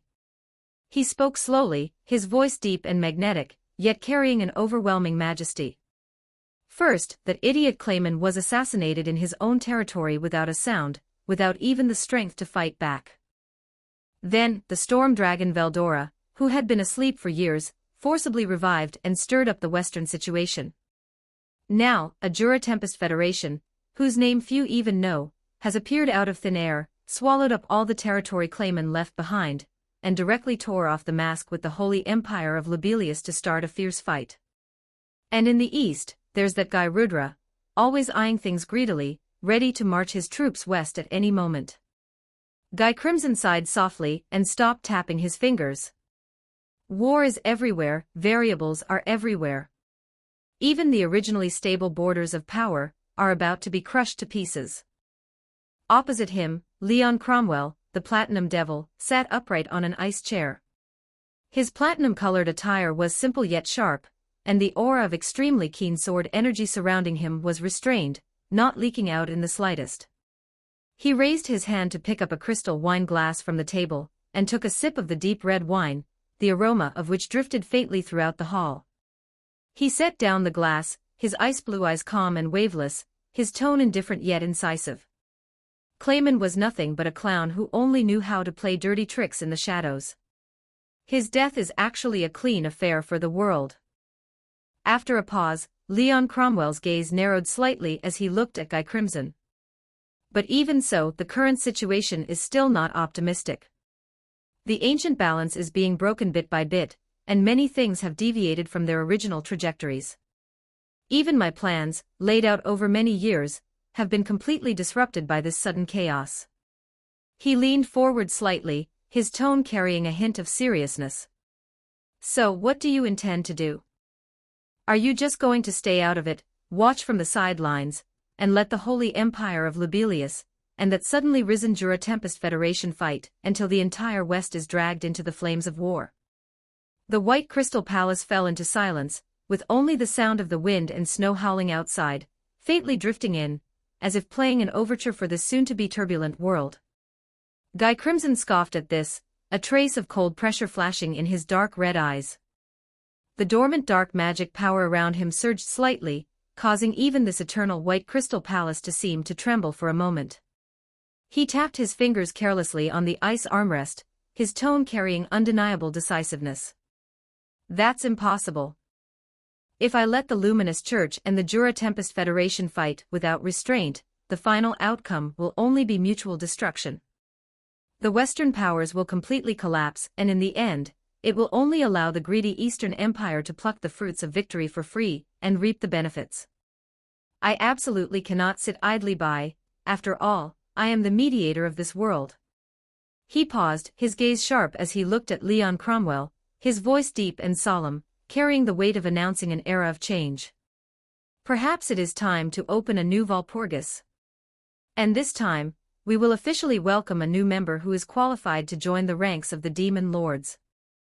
As his voice fell, the freezing blizzard outside the White Crystal Palace suddenly became chaotic, as if echoing the decision of the Lord of Darkness. The scene shifted to the Holy Empire of Rubrios. Deep within the Holy See, shrouded in holy light, in a magnificent and solemn sanctuary, Luminous Valentine frowned. The invitation from the Demon Lord Guy Crimson, just received, was like a giant boulder thrown into a calm lake, causing sudden ripples in the heart of this ancient Demon Lord. Walpurgis. Why is it being held at such a critical juncture? Luminous Valentine mused inwardly, her slender fingertips lightly resting against her chin, a trace of doubt and gravity appearing on her beautiful face. The current situation in the West was turbulent, the Jura Tempest Federation was rising, the Church and the monster forces were at daggers drawn, the Storm Dragon had revived, Clayman had fallen, the balance had collapsed, everything was in a mess, yet Guy Crimson was calling for a Walpurgis at this very moment. But in just an instant, she grasped the deeper meaning behind it. Guy Crimson, as the world's recognized mediator who held the order between demon lords and the balance of the world, would never watch idly as the various forces fought out of control and dragged the entire world to the brink of destruction. So that's it. A golden light flashed in Luminous Valentine's eyes, and she understood. This Walpurgis is simply a council of judgment, specially convened to stabilize the broken balance and deal with the current chaos in the West. The holy light in the sanctuary dimmed slightly. Luminous Valentine looked out the window at the territory bathed in holy light, a complex look flashing in her eyes. A storm that would sweep through all the demon lords and decide the future of the world had already quietly begun in the freezing lands of the north. Deep in the Jura Great Forest, the capital of the Jura Tempest Federation, the central city of Rimuru, was bathed in the warm morning light. Floating stone towers stood in staggered rows, residents of various races moved about in an orderly fashion, and magic workshops and commercial streets wove together a prosperous scene. The air was filled with gentle and abundant magic power. The Jura Tempest Federation had already completed its post-war reconstruction. Inside the council hall, Rimuru was handling government affairs and formulating the next battle plan. Suddenly, the sound of light footsteps broke in. Meline Nava sat down opposite, her golden eyes shining brightly, and got straight to the point. Rimuru, that Guy Crimson is going to hold a new Walpurgis. All the demon lords have to attend. He will definitely invite you, and you will likely be officially elevated to a new demon lord. Rimuru's fingertips paused, alarm bells ringing in his heart instantly. His tone was cautious. Inviting me? It wouldn't be a trap, would it? Wait, why me? He had just annexed Clayman's territory, and was in a standoff with the Holy Empire of Lobelia. Being suddenly targeted by the core of the Demon Lord Circle was truly suspicious. Before the words left his mouth, the door was knocked 3 times. Rigurd's steady voice sounded from outside. "Lord Rimuru, the Beast King Carrion of the Beast Kingdom, is here to visit, and is waiting outside the hall." "Perfect, please have him come in." Rimuru put aside his doubts, his eyes regaining their composure. "I happen to have important matters to discuss with him." Rigurd opened the door, and the mighty Carrion stepped inside. Once he was seated, Rimuru did not beat around the bush. He looked directly at the Beast King, his tone crisp and solemn. "Well, Carrion, have you considered the alliance proposal I put forward earlier?" Carrion's thick brows furrowed tightly.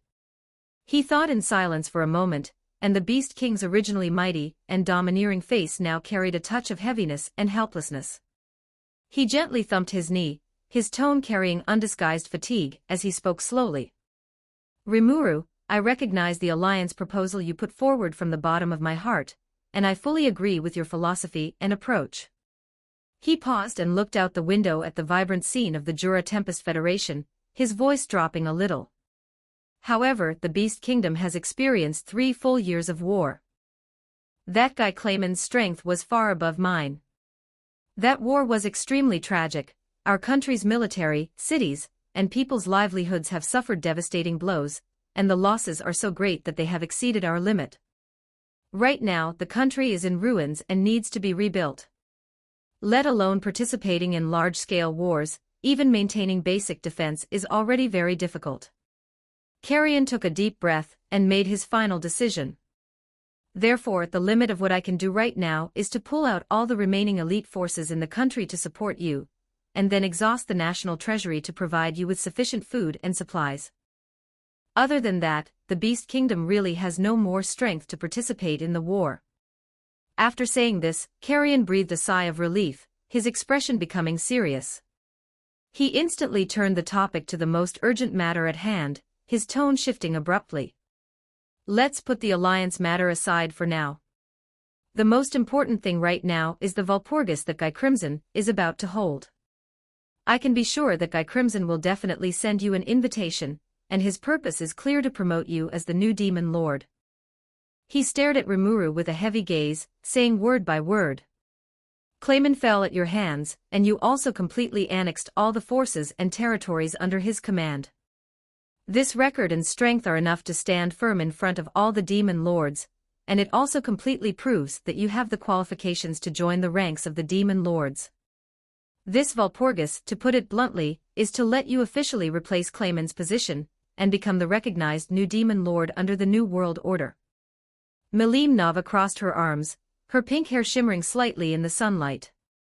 She shook her head, a trace of cunning and seriousness flashing in her eyes, and then added, "Besides confirming you as this new Demon Lord, there is another possibility, and you must be careful." She leaned forward and lowered her voice. "Guy Crimson holds the non-aggression pact between Demon Lords. He might not just be holding this banquet to rank you, but to use the status of a new Demon Lord to force you to submit. Either he makes you stop the war with Luminous Valentine immediately, or he downgrades the all-out war to just border friction. Using a treaty to bind the strong." Rimuru thought silently. Beneath his blue-silver hair, those clear eyes gradually became deep and sharp. He tapped his fingers lightly on the armrest, his mind rapidly flashing through the actions of the Holy Empire of Lobelius over the years, as well as the painful memory of those 20,000 lost compatriots. After a moment, Rimuru suddenly raised his head, and looked directly at Melim Nava and Carrion. His tone had no hesitation, and even carried a sense of resolute dominance. "If that is what Guy Crimson is planning, then I refuse to become a Demon Lord."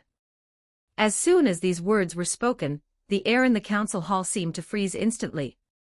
Not to mention the Holy Empire of Lobelius that Luminous Valentine established, occupying high positions for so many years, harming so many innocent monsters in the name of God. That is a debt of blood. Rimuru's voice was not loud, but it was full of unquestionable anger and determination. But that's not the most critical point. He took a deep breath, flames of unyielding spirit burning in his eyes. "She killed my 20,000 people. They were the cornerstone of the Jura Tempest Federation, the compatriots I swore to protect. She and I are irreconcilable enemies. In my eyes, there is only one path in the current situation. Rimuru slammed the table, a fierce look appearing in his golden eyes, his voice ringing through the entire hall like a bell. Only one of us, her or me, can survive. Chapter 33, Undead Legion, Pharma's army versus Holy Knights. Across an open field, abandoned tents were scattered everywhere. The joint forces of the Western nations, which had once been so numerous that their banners blocked out the sun, had now scattered like loose sand. As the wind blew through the empty camp, the flapping of the vacant fabric sounded as if it were mocking this ridiculous alliance. The monarchs of the Western nations never dreamed that death would arrive in such a precise and cold manner. In just a few short days, the monarchs of every country in the Western nations, except for the Kingdom of Ingratia, had been assassinated, leaving their thrones vacant. A power vacuum formed instantly, yet no one had the ability to fill it. When the news reached the joint army camp, the nobles, who had already been harboring their own ulterior motives, erupted into chaos. Without the restraint of their monarchs, greed and fear instantly devoured the so-called alliance. The generals of the various countries no longer discussed how to fight the monsters. Instead, with bloodshot eyes, they gathered around maps, scheming how to seize the throne for themselves. Our elites cannot be wasted in a place like this. The rear is unstable. I must take my troops back immediately to suppress the rebellion. Behind every high-sounding excuse lay nothing but calculations for personal gain. Orders were passed down layer by layer. The army, which had originally been assembled and waiting for orders, was instantly drained of its core. Tens of thousands of soldiers turned their horses around and swarmed toward their respective capitals, desperate to fight to the death for a slice of a power cake that was already in name only. Even worse, the power vacuum triggered violent civil unrest. Opportunists seized the chance to rise up, soldiers mutinied, and the populace rioted. The once united Western nations fell into a hell of mutual slaughter. Hinata stood on high ground, her hand resting on the hilt of her sword.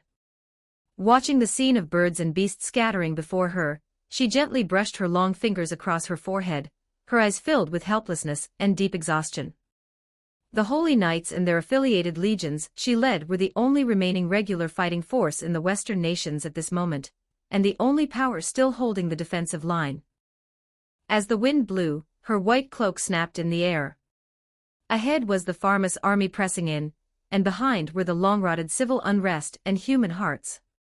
She took a deep breath and drew the holy sword at her waist, its dazzling light instantly pierced through the gloomy sky. Holy Knights, prepare to move out. Her voice was cold and firm, piercing through the chaotic clamor. No matter how pathetic the remaining people are, we must hold this defensive line. The sound of hooves rang out with a clang. The golden Holy Knights formed up in despair, taking a desperate step toward the unknown darkness ahead. The setting sun over the kingdom of Falmouth was like blood, illuminating a land scarred by devastation. This place was once an independent small nation, but now it had fallen prey to iron hooves. Thick smoke rose from the burned-down villages.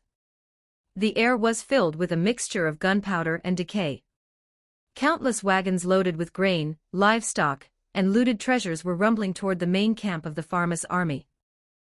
The former homeland was now nothing but broken walls and ruins, emitting a humiliated whimper under the iron hooves of the plunderers. On this camp soaked in blood, inside the largest tent, Adelman stood quietly. A soft ripple of magic power circulated around him, and the next second, the familiar voice of Rimuru echoed directly in his mind. Although the communication was short, the order was as hard as metal and stone. Adelman's eyes, formed by secret arts, flashed slightly, and he instantly understood his master's intention. He turned and strode out of the tent, heading straight for the general in charge of frontline supplies, Forgan. When Adelman relayed Rimuru's order without change, Forgan's complexion instantly turned from rosy to livid, and then to pale. You want us to stop supplying immediately and confront the Holy Knights head-on. Forgan slammed the table, his voice filled with resistance and confusion. That is the Holy Knights of the Luminous Church, the elites led by Hinata Sakaguchi. How could these ruffians under our command possibly be a match for them? He complained incessantly, his eyes full of resentment. But when he met Adelman's emotionless eyes, which seemed to see through everything, he swallowed the harsh words that had reached his lips. To defy his order was to defy the will of that powerful demon lord. In the face of absolute strength and majesty, his dissatisfaction seemed so pale. Ultimately, Forgan could only slump his shoulders dejectedly and reply through gritted teeth. Understood, I will issue the order immediately. Military orders are like mountains toppling. In just 7 days, a disciplined legion that traveled 100 miles a day crossed the plains and forests, and arrived at the encampment of the Pharmus army. The Pharmus army was clearly well prepared. Outside the main camp, banners stood like a forest, and tens of thousands of soldiers were arrayed in formation, their sharp spears weaving a cold forest of steel under the sunlight. They not only held the advantage in numbers but were also waiting in comfort, just waiting for the holy knights to attack. The battle broke out instantly. However, this clash presented a one-sided situation from the very beginning. Although the Pharmus army was numerous, the quality of its soldiers was uneven, most being ragtag soldiers who only took the field for bounty. In contrast, every warrior in the Holy Knights was an elite who had experienced 100 battles.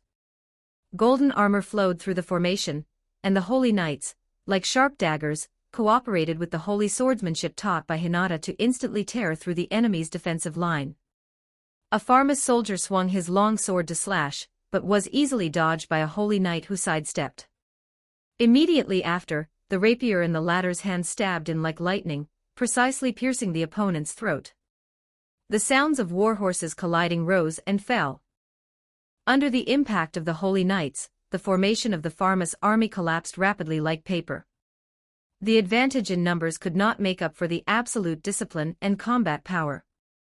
Under the setting sun, the flags of the holy knights flew high. The golden torrent rampaged through the chaotic enemy formation, and wherever it passed, there were only desperate screams. The holy knights were advancing like a hot knife through butter, their golden armor shining with the glow of certain victory under the sun. The sound of hooves was clanging, causing the ground to tremble slightly.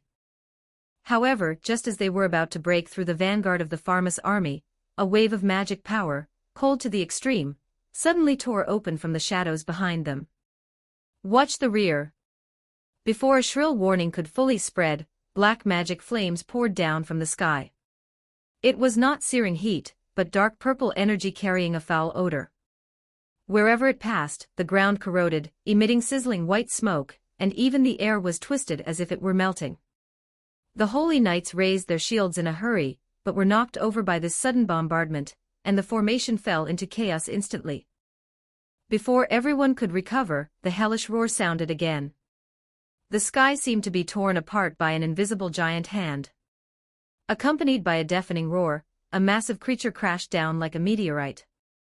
It was an undead dragon, its body covered in dark purple scales, its wing edges rotten yet still strong and powerful. Its eyes, burning with ghostly blue flames, stared fixedly at the holy knights below. It did not stop, but with the force of 1,000 June, it smashed heavily into the center of the holy knights' formation. Boom! The earth trembled violently, and a mist of dust and blood instantly filled the air. Several holy knights who could not react in time were crushed into meat paste by the giant body, and fragments of golden armor scattered everywhere. This heavy blow punched a huge hole directly into the heart of the holy knights. Hinata saw it clearly from high ground, and her heart sank abruptly. After the undead dragon Wendy landed, she did not pause at all. Her massive and agile body shuttled back and forth through the holy knights' formation. Every time she swung her tail, she could sweep away a row of soldiers, and every time she stomped her giant claws, she could cause the ground to crack into bottomless ravines.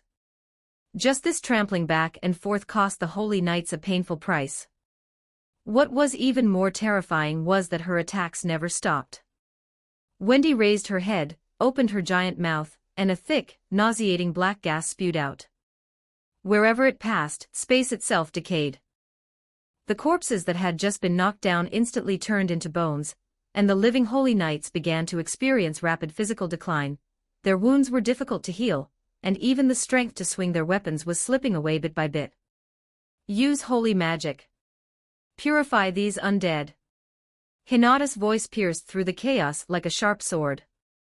The holy knights, suppressing their physical weakness and fear, quickly formed hand seals and chanted ancient prayers.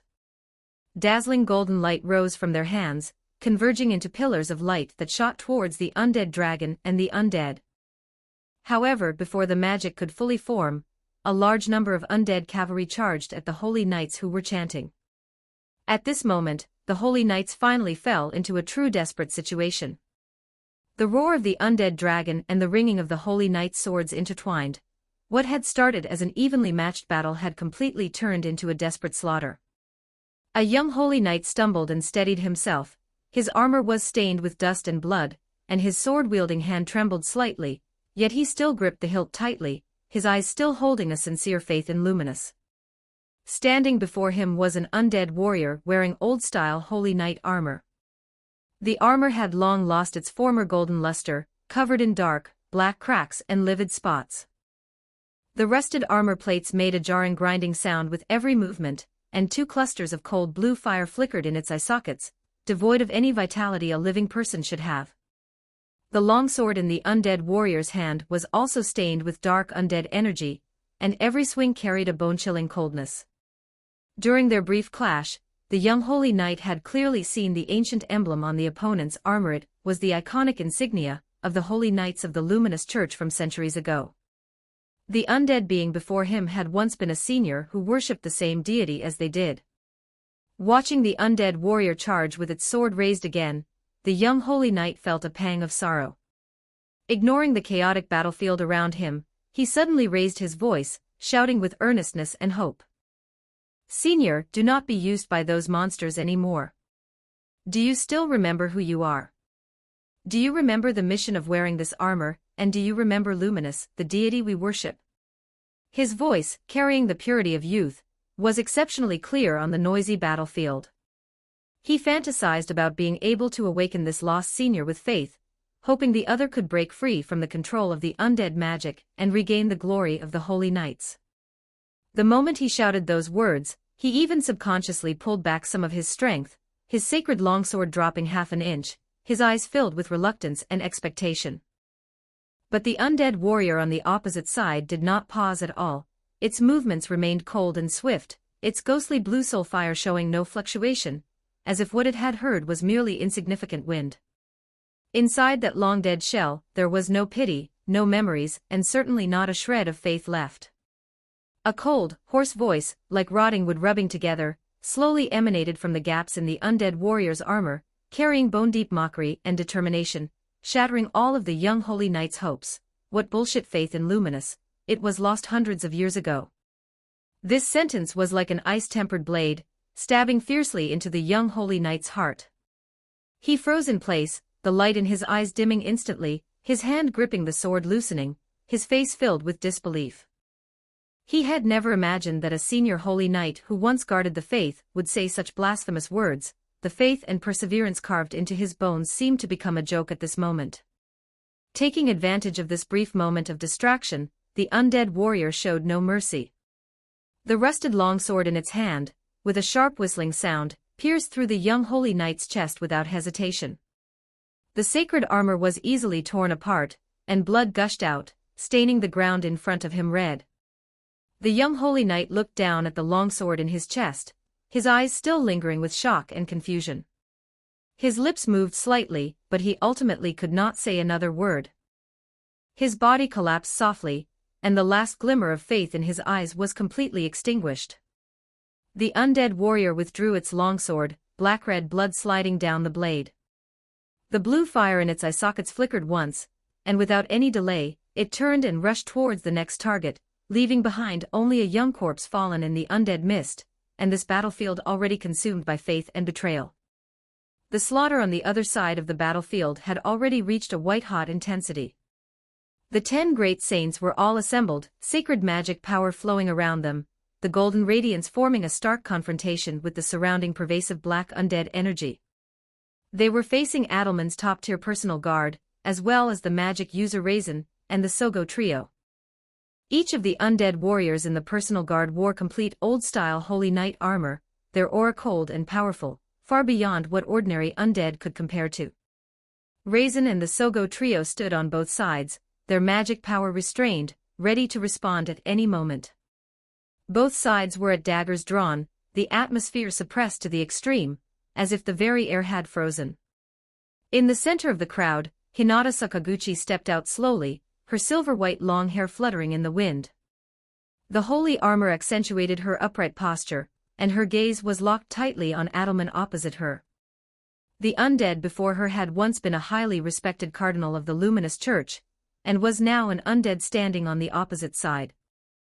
She tightened her grip on her holy sword slightly, and with a hint of complex earnestness in her tone, she spoke softly, "Senior, do you still remember who you are?"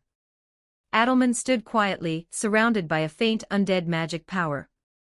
Although his decayed face lacked the rich expressions of a living person, a very faint warmth flickered deep in his eyes. Looking at Hinata, young yet already in charge of the Holy Knights and possessing exceptional strength, he couldn't help but feel a sense of gratification in his heart. This was an excellent junior nurtured by the Church, a successor of the faith. But this fleeting warmth was instantly suppressed by him, replaced by a calm indifference. He looked up at Hinata, his voice steady yet carrying the weight of centuries of vicissitudes, coming through clearly word by word. "Of course I remember. I am Adelman, formerly a cardinal of the Luminous Church." He paused, seeing through the doubts in the eyes of Hinata and the 10 great saints, and added indifferently, "I know what you are thinking. You think I am a desecrated corpse, a puppet controlled by monsters, and that everything I do now is against my will. But I can tell you clearly, you are all wrong." Adelman's tone was suddenly firm, without any confusion. "I am very clear-headed, even more so than when I was alive. I know exactly what I am doing. Now I follow the orders of that Great One, but she has never forced me in the slightest. Everything is my own voluntary choice." These words made Hinata's expression change suddenly, her eyes filled with disbelief. She stepped forward, her voice carrying an irrepressible questioning tone, her voice slightly trembling. "You were once so devout to Luminous, where did that faith, carved into your bones, go?" The words "luminous" and "faith" were like two fire-tempered blades, instantly piercing through the scars buried deep in Adelman's heart for 100 years. His originally calm body suddenly erupted with a dense undead aura, the surrounding air becoming bone-chillingly cold. His previously steady tone was instantly replaced by extreme grief and hatred. He threw his head back and let out a shrill, manic laugh, full of bitterness and resentment, echoing across the bloody battlefield, making people's hearts chill. Adelman's voice suddenly became sharp, carrying the blood, tears, and hatred accumulated over 100 years, every word dripping with blood. "This ridiculous thing was completely lost hundreds of years ago, the moment we were plotted against and killed by those goddamn 7 luminaries. Completely, thrown away entirely. 100 years of grievances, betrayal, and despair erupted at this moment." The magic light in his eyes flickered violently, as if he wanted to pour out that dark past of being betrayed by the Church and dying unjustly. Hearing this, Hinata and the 10 great saints opposite him all turned pale, filled with shock. No one expected that this once devout cardinal harbored such a buried, bloody vendetta. The atmosphere of the battlefield instantly became even more eerie and tense due to this long-buried secret. 34 Chapter 34 I, along with the holy knights who followed me, were all killed by the hands of those 7 luminaries. As Adelman's cold, hoarse voice spat out these words, laden with a deep-seated blood feud, the death energy swirling around him surged violently. An icy aura permeated the surroundings, making the air heavy and biting. Upon hearing this, Hinata's pupils contracted sharply, and the tense aura around her faltered for a moment as the doubts and hidden worries buried in her heart found their answer instantly. Her hand hanging by her side clenched quietly, her knuckles turning slightly white, as an uncontrollable surge of anger and realization welled up in her heart. In the end, all this disaster had been orchestrated by those old geezers in the 7 luminaries who occupied high positions and did nothing but eat and waste away. She knew that the members of the 7 luminaries were narrow-minded, always jealous of talent, and could not tolerate anyone threatening their position. Yet she never imagined that for the sake of holding tightly onto power and eliminating dissent, this group could stoop to such despicable depths. They went as far as to commit murder, killing a cardinal as exceptionally talented and promising as Adelman, and even implicating countless loyal holy knights who guarded the nation, causing them to die unjustly and ultimately be reduced to undead beings. Hinata's gaze sank, her eyes sharp as blades, and her tone carried an unquestionable firmness and anger as she looked at Adelman and spoke in a deep voice, "I understand. Rest assured, I will personally eliminate those old geezers who occupy power and slaughter the innocent, to seek justice for you and those holy knights who died in vain. So please stop now and do not let yourself be consumed by hatred anymore." Just as her words fell, before the tension in the air could dissipate, a sudden turn of events occurred. Gadra, standing to the side, had his expression change abruptly, his aura instantly becoming incredibly fierce. Without any warning, he gripped his weapon tightly, his figure shooting out like an arrow released from a bow. He was so fast that he left only an afterimage, reaching Adelman in an instant, his blade carrying a sharp gust of wind as he thrust it directly at Adelman's vitals, intending to slay him in one strike. At the critical moment, a figure was one step faster, blocking in front of Adelman. It was Albert, his expression cold and stern, his long sword instantly drawn and positioned precisely in front of him. Clang! A crisp, piercing sound of metal clashing resounded through the surroundings, sparks bursting where the blades met, and a powerful wave of energy swept outwards. Albert steadily blocked Gadra's fatal strike, then exerted force from his wrist, using the impact to kick out fiercely. The heavy force landed squarely on Gadra, sending him flying backward to crash heavily into the ground, kicking up a cloud of dust. Albert was shrouded in a cold, spectral aura, his black armor gleaming with a chilling light. He twisted his wrist, and his undead longsword was drawn, the sharp tip pointing directly at Hinata Sakaguchi and the group of holy knights behind her, his knuckles taut, killing intent faintly undulating around him. He lowered his voice, which was wrapped in biting disdain and fury, and questioned them word by word. Is this the core fighting force the luminous church prides itself on? The dignified 10 great saints, actually resorting to such despicable sneak attacks while both sides were talking and caught off guard? Do you even deserve the title of 10 great saints? The cold words hung in the air, causing the already tense atmosphere to instantly drop to freezing point. Hinata's brows furrowed, her face darkening significantly. She glanced sideways, casting a cold, stern look at Gadra beside her, her eyes full of reproach and anger. This unprovoked sneak attack had completely intensified the conflict. She took a deep breath, about to speak and explain in an attempt to calm the escalating conflict, but Adelman spoke first, interrupting her. Adelman stood where he was, death energy permeating his body. His hollow eyes held not a ripple, only bone-deep disappointment and indifference. He slowly raised his eyes, his gaze sweeping over Hinata, his voice calm yet carrying an undeniable determination. There is no need to say more. I have long been completely disappointed in the corrupt luminous church. Now my heart holds only the grand blueprint depicted by that Lord, a world where humans and monsters coexist, and all things live in harmony. He paused, his tone adding a touch of criticism and disdain for the old religion. The luminous church blindly and stubbornly denies all monsters, categorizing them all as evil outsiders. This is fundamentally an extremely incorrect perception. There is good and evil among humans, and the same is true for monsters. They should never be condemned en masse, nor should they be slaughtered without cause. As his voice fell, the death energy around Adelman surged suddenly, his gaze becoming incredibly sharp.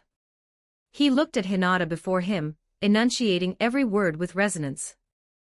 And now, the stubborn luminous church has become the greatest obstacle to that Lord realizing their grand plan. Therefore the luminous church must disappear completely.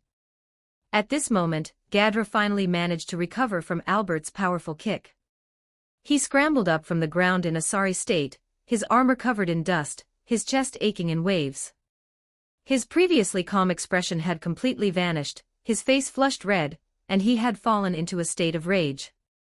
He stared fixedly at Adelman and Albert, his eyes bloodshot, ignoring the pain in his body as he gripped his weapon and roared fiercely. Why are you still listening to his nonsense here? Why don't you hurry up and join forces to kill him? What desecrated dead? They are simply traitors who betrayed Luminous. This bunch of undead monsters doesn't even deserve to be called holy knights. His roar was sharp and ear-piercing, but Hinata seemed not to have heard it at all. Her gaze remained calmly on Adelman, the aura around her gradually becoming sharp. She sighed softly, her tone carrying a touch of helplessness, yet she spoke with unwavering firmness. Since our positions are fundamentally opposed, more words are meaningless. In the end, we can only resolve everything with force. She paused, her gaze steady, stating her position word by word. The coexistence of humans and monsters, you speak of, that kind of world is too ethereal, too distant, so distant that it is almost impossible to realize. To protect the safety and peace of humanity, I will never allow monsters to proliferate. I have no choice but to take action against them. As her words ended, Hinata moved her wrist slightly, and the dragon buster at her waist was drawn instantly. A dazzling, holy light cut through the heavy air, the sharp sword tip pointing directly at Adelman ahead, sword energy awe-inspiring, pressure spreading in all directions. At the same time, the 10 great saints nearby all tightened their expressions, each gripping their own weapons, holy magic surging around them, quickly forming a combat formation and surrounding Adelman's group. Behind Adelman, his guard unit, the undead knights, also assembled instantly. Wendy emitted a low dragon roar, and Albert stood guard by Adelman's side with his sword. The death energy of the undead legion and the holy aura of the holy knights collided violently, killing intent boiling in the air. A great battle was on the verge of breaking out. Raisin, standing to the side, frowned tightly, watching Hinata, who was radiating an awe-inspiring aura in the middle of the field, with a solemn expression, secretly shocked in his heart. Before this, he had never seen the true strength of this legendary strongest human in the West with his own eyes, and even, relying on his own cultivation, had once arrogantly felt that he might not necessarily lose to her. But now, witnessing the restrained yet highly oppressive holy aura around Hinata, he suddenly realized how ridiculous his previous thoughts were, and how terribly wrong he had been. Raisin always had a clear self-awareness, so he immediately reined in all contempt and focused his full attention on the situation in the field. But unlike Raisin, the 3 other worlders Shogo, Kirara, and Kyoya did not perceive the terrifying strength of the 10 great saints at all, remaining arrogant and conceited. Shogo Taguchi crossed his arms, his face full of arrogance and tyranny, shouting unscrupulously at the 10 great saints opposite him. Hey, hey, hey, do you guys even take me seriously or what? Stop putting on airs over there. If you have the guts, come at me all at once. I'm going to take on 10 of you today. Kyoya Kondo beside him narrowed his eyes, a cynical smile hanging on his face, and spoke slowly in agreement. Taking on 10 by yourself is probably a bit too much for you. Don't push yourself, let me help you out. Kirara, standing beside the 2, curled her lips in disdain, her tone frivolous and full of confidence. Why go to so much trouble? A bunch of self-righteous guys, I can make them obediently die with just one word. As her words fell, she cast a cold gaze at the 10 great saints. Her red lips parted slightly, and she said sternly in a commanding tone, Hey, all of you, die for me right now, immediately. In an instant, a faint mental fluctuation radiated from Kirara, and she unhesitatingly activated her unique skill, Mad Talker, attempting to forcibly control everyone to commit suicide through mental interference. But the scene that followed made the confidence on Kirara's face freeze instantly. She had fully expected to succeed easily, but she hadn't expected that among the 10 great saints before her, only the 3 with slightly weaker strength were stunned for a second, then quickly broke free from the mental interference and regained their composure. As for the other powerhouses, including Hinata and Ser, they didn't move an inch, showing not even the slightest sign of being affected, their holy auras remaining as stable as before. Reynold of the Holy Knights took a slow step forward, his expression solemn, his eyes carrying a faint disdain, and he spoke in a deep voice. If your mental interference ability is only of this insignificant level, then don't entertain the delusional thought of being our enemy. If you are sensible, surrender immediately, and you might still keep your life. Kirara's eyes widened in disbelief. She had never imagined that her unique skill, which had always worked, would directly fail. This sudden turn of events made her panic instantly, leaving her standing there at a loss, her arrogance from just moments ago gone. Seeing Kirara suffer a setback, Shogo Taguchi and Kyoya Kondo immediately stepped forward, firmly blocking in front of her. Their expressions tightened and they both gripped their weapons, striking a combat stance, ready for battle. Shogo Taguchi's eyes were fierce as he shouted contemptuously, "Surrender. I've been in this world for so long, and I've never known how to write the word surrender. Let me show you what it's like to have your teeth knocked out." Chapter 35. Rimuru personally arrives on the battlefield and assassination. No sooner had Sogo finished his harsh words than a sharp chill suddenly erupted in the air. Glenda curled her lips in undisguised contempt. With a sudden flick of her wrist, the cold glinting dagger clenched in her palm shot out like an arrow from a bowstring, accompanied by a sharp whistling sound as it cut through the air, flying straight toward Kirara, the weakest of the three. Her movements were lightning fast, without the slightest warning or hesitation. It was a vicious, underhanded surprise attack meant to catch them off guard. Sogo and Kirara only felt a flash of cold light before their eyes. Before their nerves could react, their bodies froze in place, and they could not even manage to think of dodging. The deadly dagger had already reached Kirara, the chill of its blade nearly piercing her skin. Just at this critical moment, a faster flash of sword light suddenly left its scabbard. Kyoya's long sword slashed diagonally with extreme precision, its blade striking the side of the dagger perfectly. With a crisp metallic clang, the dagger was instantly knocked away, spinning through the air before landing on the ground in the distance, narrowly saving Kirara. It turned out that just a moment earlier, the instant Kirara's unique skill, Mentalist, failed, Kyoya had keenly sensed it and immediately activated his own unique skill, Heavenly Eye. Under the skill's enhancement, his thought speed increased exponentially, and everything around him seemed to slow down several times over. Glenda's subtle hand movements and the trajectory of the flying dagger were clearly captured and accurately predicted by him, allowing him to strike in the blink of an eye and barely neutralize the lethal sneak attack. After saving Kirara, Kyoya stood firmly with his sword in hand, the blade pointing diagonally at the ground. His eyes filled with disdain and provocation as he looked up at Glenda and spoke coldly. "It seems that what that Death Knight said earlier was completely correct. You people really do not deserve the illustrious title of the 10 Great Saints.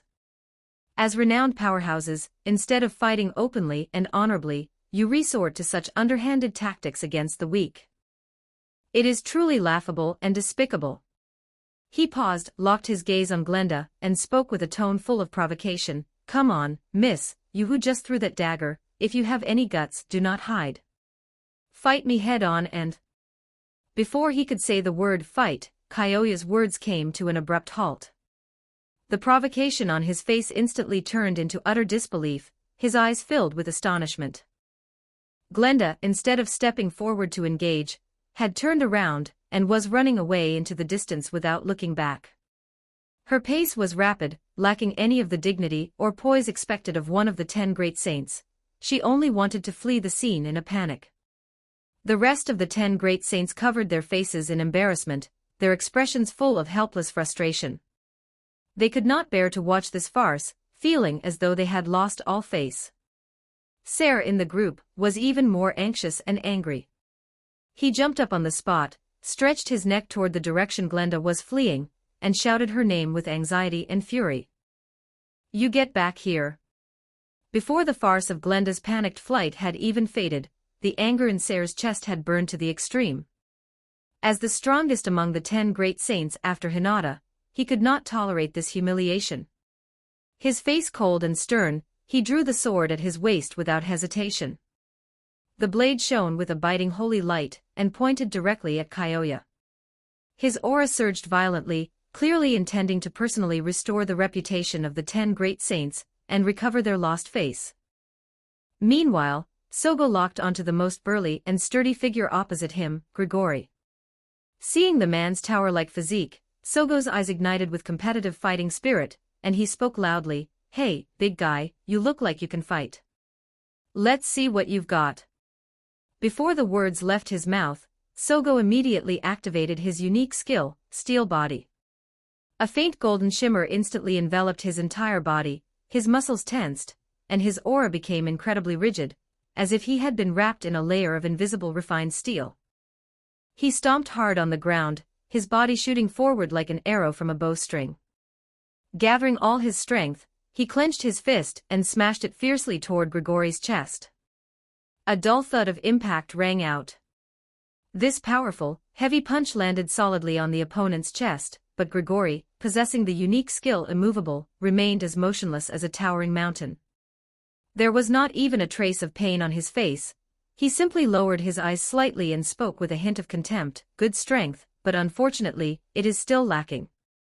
He slowly raised his giant palm, and gently patted his chest where he had been struck, as if merely brushing away a speck of dust.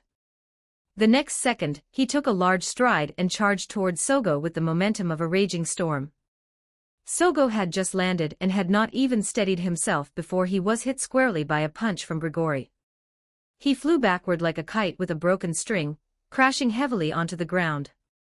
He struggled to get up, but Grigori's speed was far faster than he had imagined. Before he could find his footing, another heavy punch struck, sending him flying once again. The successive heavy blows made Sogo's blood surge, and his whole body ached with weakness. Under the suppression of absolute strength and defense, he had absolutely no room to fight back and could only passively endure the attacks. On the other side, Kyoya's battle was equally tragic. Facing Ser, one of the three lycanthropers, Kyoya gave it his all but still could not gain any advantage. Even though he activated Heavenly Eye to push his thought speed to the limit, he was worlds apart from Ser in terms of physical reflexes, speed, strength, and combat experience. Ser's sword techniques were sharp and precise, every move forcing him toward vital points. Kyoya could only dodge in a sorry state. He was quickly forced into a desperate situation, his defenses riddled with openings. Seeing that he could no longer defend, a glint of cunning flashed in Kyoya's eyes. He immediately dropped his longsword, raised his hands in a gesture of surrender, and feigned panic in his tone, hoping to numb his opponent. Seeing this, Ser's offensive stopped abruptly, his killing intent slightly receded, and his vigilance unconsciously lowered a bit. But at that very instant, Kyoya's eyes changed sharply. He exerted force with his wrist, and the sword hilt he was tightly gripping suddenly launched the longsword. The longsword instantly split apart in midair, turning into several incredibly sharp, tiny sword blades. With a whistling sound of cutting air, they flew rapidly towards Ser's vital points. This was his hidden final trump card. Unfortunately, this little trick was fragile in the face of absolute power. Ser's expression remained unchanged, his eyes cold and sharp. With a casual wave of his hand, his sleeve brought up a powerful current of air, easily knocking down all the flying sword blades. The blades hit the ground with a crisp sound. Before Kyoya could react, Ser's figure flashed, instantly closing the distance. The longsword in his hand was as fast as lightning, thrusting straight toward Kyoya's neck for a fatal strike. Turning the perspective back to the other side of the battlefield, Hinata looked calmly at Adelman before her. There was not a hint of contempt in her eyes, instead, they held a trace of imperceptible respect. With her mind made up, pure and majestic Holy Spirit energy surged around Hinata. Brilliant golden light, like warm sunlight, surrounded her. The Holy Spirit energy continuously condensed and took shape, eventually forming a set of holy attribute armor specially modified to suppress monsters. The armor had clean, solemn lines, and its surface was engraved with ancient holy exorcism runes. The gilded luster was warm yet dignified, protecting her entire body seamlessly. At the same time, it emitted a holy pressure capable of suppressing dark energy. It was both protection against the enemy and a sign of respect for a powerful opponent. After donning the armor, Hinata was just about to step forward when she keenly sensed something unusual. Adelman had remained calm, his surrounding undead aura steady and restrained. His attention was not on her at all, as if he had already foreseen everything, and was simply waiting quietly for the predetermined moment. Hinata's heart sank slightly. The next second, a dull tremor came from the ground. Light erupted beneath Adelman's feet. A massive, complex teleportation circle suddenly expanded, its mysterious patterns crisscrossing, and blinding light swept in all directions. Accompanied by earth-shaking roars, a large number of fully armed orc warriors swarmed out from the formation. Holding sharp blades and giant axes, their eyes glinting with malice, they launched an indiscriminate attack on both the Pharmus army and the Holy Knights, regardless of friend or foe. The battlefield instantly descended into chaos, with shouts of battle and screams of agony weaving together. The anomalies came one after another. In the central area of the Holy Knights' Auxiliary Legion, space suddenly twisted, and a ball of pitch-black flames shot into the sky, transforming into a violent, giant fire tornado. Wherever the black flames passed, everything turned to ash, and countless soldiers were consumed before they could even resist. When the black fire tornado dissipated, a figure stood in the center of the ashes. It was Ifrit. But this high-ranking fire spirit was no longer the one Hinata knew. Its entire body was pitch black, its flaming wings dark as ink, and its aura was violent and crazed. It had been completely eroded by dark power, and had lost its original consciousness. The situation had completely reversed, and a more composed and powerful aura slowly descended. Space fluctuated in front of Adelman, and Rimuru stepped out from the teleportation light with steady strides, looking calm. Following closely behind, Diablo and Sui still had faint traces of killing intent lingering on them, clearly having just finished the operation of assassinating the leaders of various countries, their presence intimidating. Upon seeing Rimuru, Adelman immediately retracted his undead magic, respectfully knelt on one knee, and bowed his head in greeting. Hinata's gaze fell upon Rimuru's face, which was remarkably similar to her mentor Shizue's, and her heart was filled with mixed emotions. She clenched her fists, the holy runes on her armor glowing slightly. With restrained anger in her tone, she spoke in a deep voice, "You are still alive. Wearing my teacher's face and committing such heinous acts today, I will deal with you myself. Are unforgivable." Hearing Hinata's words filled with anger and obsession, Rimuru suddenly chuckled, the voice cold and carrying a bone-chilling sarcasm. She raised her eyes to scan the battered holy knights and 10 great saints before her, her tone calm yet every word piercing. "And so what? Compared to the sins you have committed, what we have done is far too merciful. Your luminous church has entrenched itself in the West, and for years, you have indiscriminately hunted and slaughtered countless innocent monsters. Those defenseless monster villages and harmless intelligent races have all perished under your swords. We are merely acting on behalf of heaven to thoroughly purify the tumors that have long been hidden in this world." After these words were spoken, the scene fell into a dead silence, and the 10 great saints' faces turned livid. In the chaos, a disheveled raisin stumbled and rushed in front of Rimuru. His legs went weak, and he fell directly to his knees. With a panicked and urgent expression, he pleaded, "My lord, please make your army stop. They do not distinguish between friend and foe, and they have already accidentally injured too many allies." Rimuru looked down at Raisin, who was kneeling and begging for mercy at her feet. There was not a ripple in her eyes, only cold determination. She did not respond with a single word.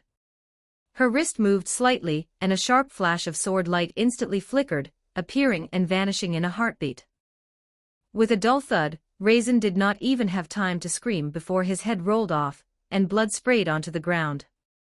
Rimuru sheathed her sword and stood tall, her tone indifferent and full of disdain. "Did you really think I would let you culprits go? How laughable." After speaking, she slowly turned her head, her gaze locking directly onto the solemn-faced 10 great saints. Her aura suddenly became cold and intimidating, and her voice resounded across the entire battlefield like ice. "Executioners under Luminous Valentine, for so many years, your hands have been stained with the blood of the innocent. Now, are you ready to atone for the thousands of lives harmed by your luminous church?" Rimuru's words were powerful and resonant, and the overwhelming pressure rushed toward them. The 10 great saints all tensed their nerves, preparing for battle. But at this critical moment, a sharp whistling sound was heard. An imperceptible black shadow cut through the air at extreme speed and smashed fiercely into Grigori's temple.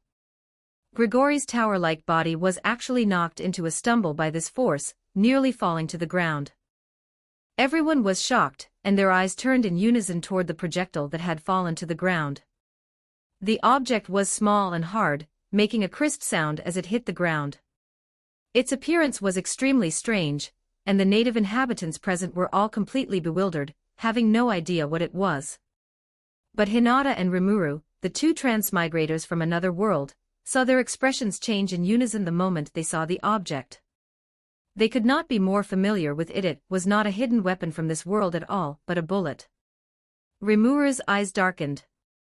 She immediately looked in the direction from which the bullet had flown, her gaze piercing through the chaotic battlefield and locking onto a hidden highland in the distance. In that hidden sniper spot, two figures dressed in dark attire were tensing their nerves. The youth holding an anti-material sniper rifle frowned, watching Grigori, who had stumbled but regained his footing in the distance. His tone was full of anxiety as he lowered his voice and said to the old man beside him, "It did not cause effective damage, Master. What do we do now?" The old man addressed as Master had a calm face and eyes as sharp as an eagle's. He showed no panic at all. He quickly scanned the battlefield situation, his gaze firmly fixed on Adelman, who was kneeling on one knee not far away, and issued an order decisively: "Change positions immediately.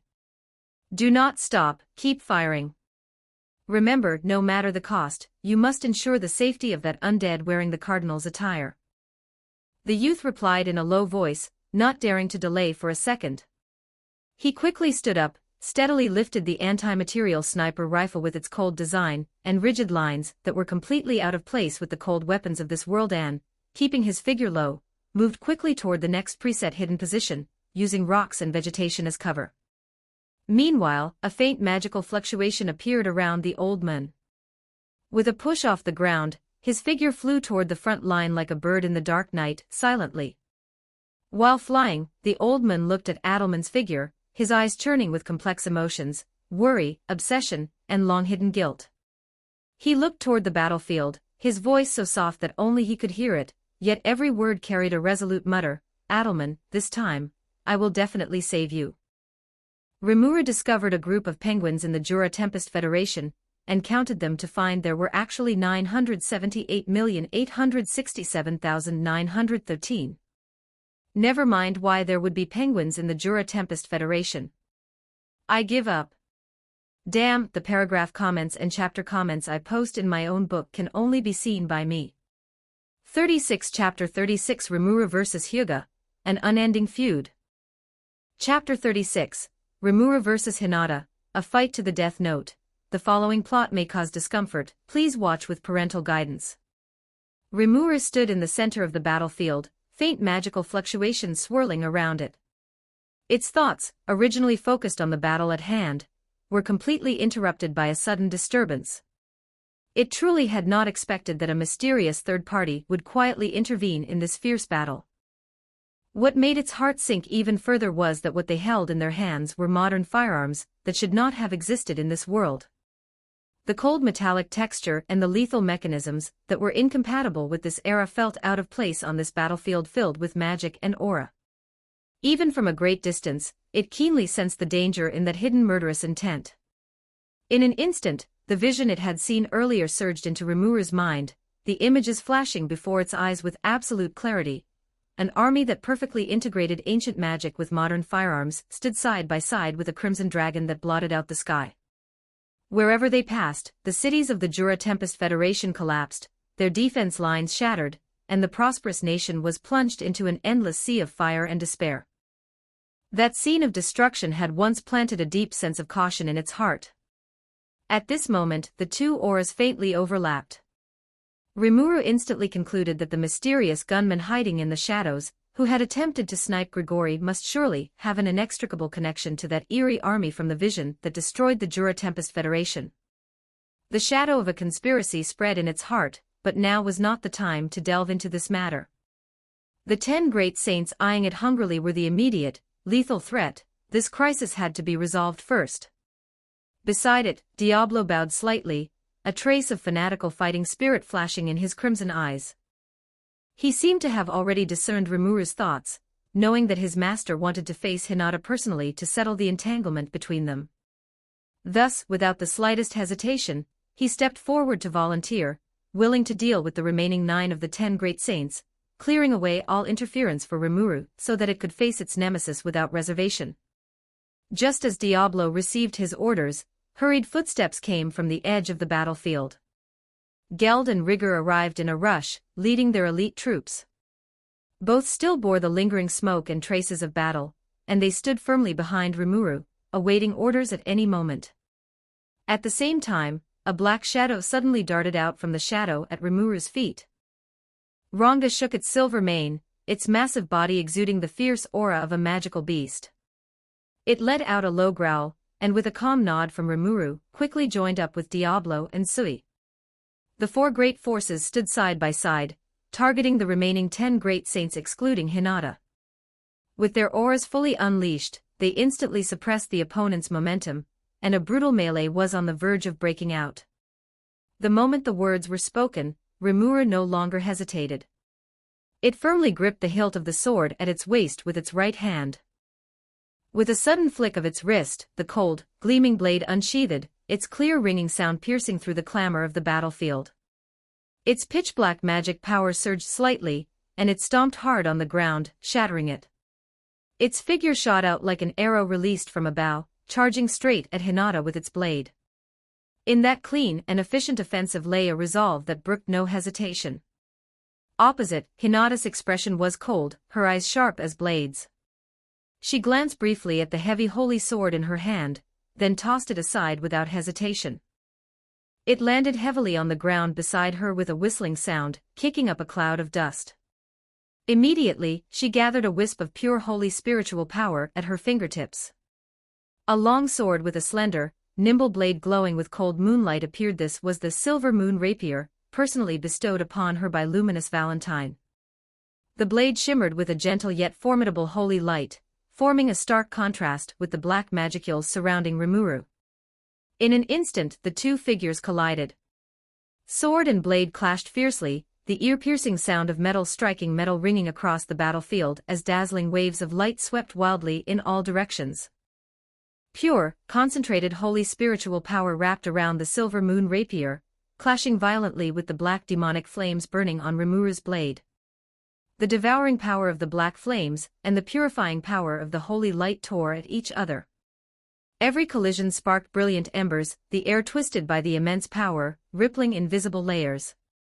In terms of pure swordsmanship, Hinata held an absolute, overwhelming advantage. Her swordsmanship had been tempered through countless battles, and had already reached the pinnacle. Every swing, thrust, and parry was precise to the millimeter. Her techniques were rigorous and meticulous, like a precision machine programmed to perfection, without a single wasted movement. The sword wind was fierce and tricky, pressing forward with every step. Every strike aimed directly at Rimuru's openings, so fast that only a silver-white afterimage remained. No matter how Rimuru dodged, it was always firmly locked by her sword momentum, fully displaying the terrifying skill of the strongest holy knight. But Rimuru was by no means an opponent who could be easily suppressed. In terms of physical attributes, as a true demon lord, it possessed a physique far superior to that of humans. Its strength, endurance, and recovery were far beyond what Hinata could compare to.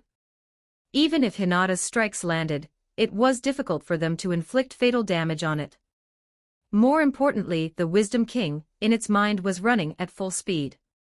Its terrifying calculation ability predicted the trajectory, force, and openings of every one of Hinata's moves. Coupled with its own superhuman thinking speed and extremely keen reflexes, Rimuru could always parry precisely at the critical moment, steadily receiving every fierce attack from Hinata. Not only that, it could seize the gaps in Hinata's sword momentum to counterattack with its blade. The black flames, carrying the force of the strike, forced Hinata to retreat and dodge, gradually stabilizing the battle. The situation was already very clear. If the stalemate continued like this, Hinata was destined to lose. She was, after all, a human. Even with profound strength, continuous high-intensity combat would constantly consume her stamina and holy spiritual power. Muscle soreness and the depletion of spiritual power would slowly set in, and her movements would inevitably become sluggish. Yet Rimuru possessed a nearly infinite reserve of magicules, and its body would not experience the slightest fatigue. The longer the battle lasted, the more its advantage would become apparent. The scales of victory had already, unknowingly, tipped completely in Rimuru's favor. The originally evenly matched struggle, however, suddenly tilted rapidly toward Hinata due to the emergence of a fatal detail that had previously favored Rimuru. Once again, there was a violent collision of sword and blade, and an ear-piercing metallic shriek rang out. Rimuru looked down, its heart sinking. A fine crack had suddenly appeared on the blade of the sword it was holding. Spiderweb-like lines spread along the edge, and the once smooth blade was now covered in cracks from being unable to bear the load. It only then suddenly realized that there was a world of difference in the quality of their weapons. The Silver Moon Rapier, tightly gripped in Hinata's hand, was a mythical-grade divine weapon personally bestowed by Luminous Valentine. The blade was condensed with holy moonlight, incredibly hard, able to cut through iron like mud, and carried supreme holy power, possessing infinite might. And the sword in its hand was still the one used 3 years ago, merely a special-grade weapon, far from reaching the level of a divine weapon. If not for the fact that it had consistently kept thick black flames firmly attached to the blade, using the magicules of the black flames to buffer the impact, this sword would have already shattered completely during the several intense collisions. Rimuru dared not be the slightest bit negligent.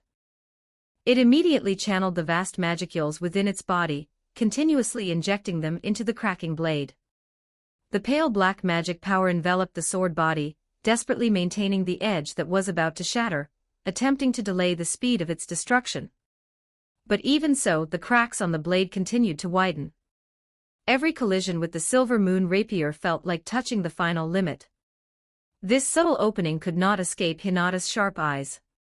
She saw through the vast disparity between their weapons at a glance, and she was already certain in her heart that Rimuru's sword could not last a few more rounds.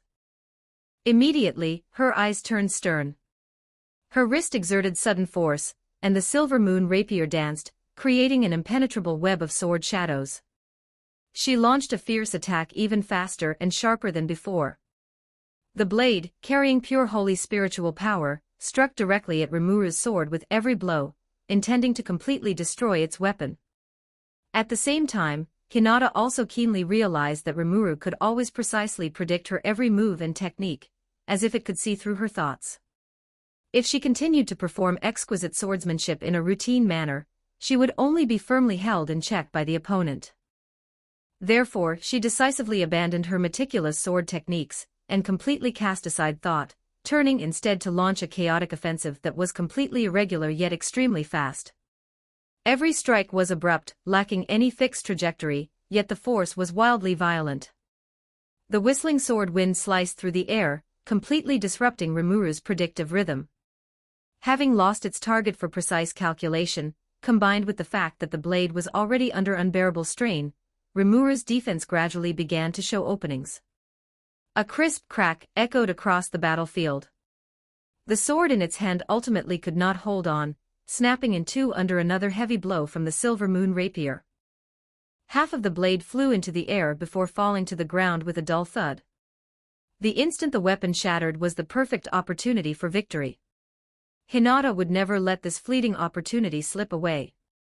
Her eyes were cold, and the Holy Spirit energy around her body suddenly boiled. Without hesitation, she unleashed her ultimate trump card, disintegration. Knowing the opportunity was fleeting, she did not perform a lengthy charge. Instead, she instantly concentrated the pure Holy Spirit energy around her. The tip of the Silver Moon Rapier lit up with blinding white light, and with the force of a thunderbolt, she thrust straight towards the weaponless Rimuru, vowing to kill with a single blow, and completely end this battle.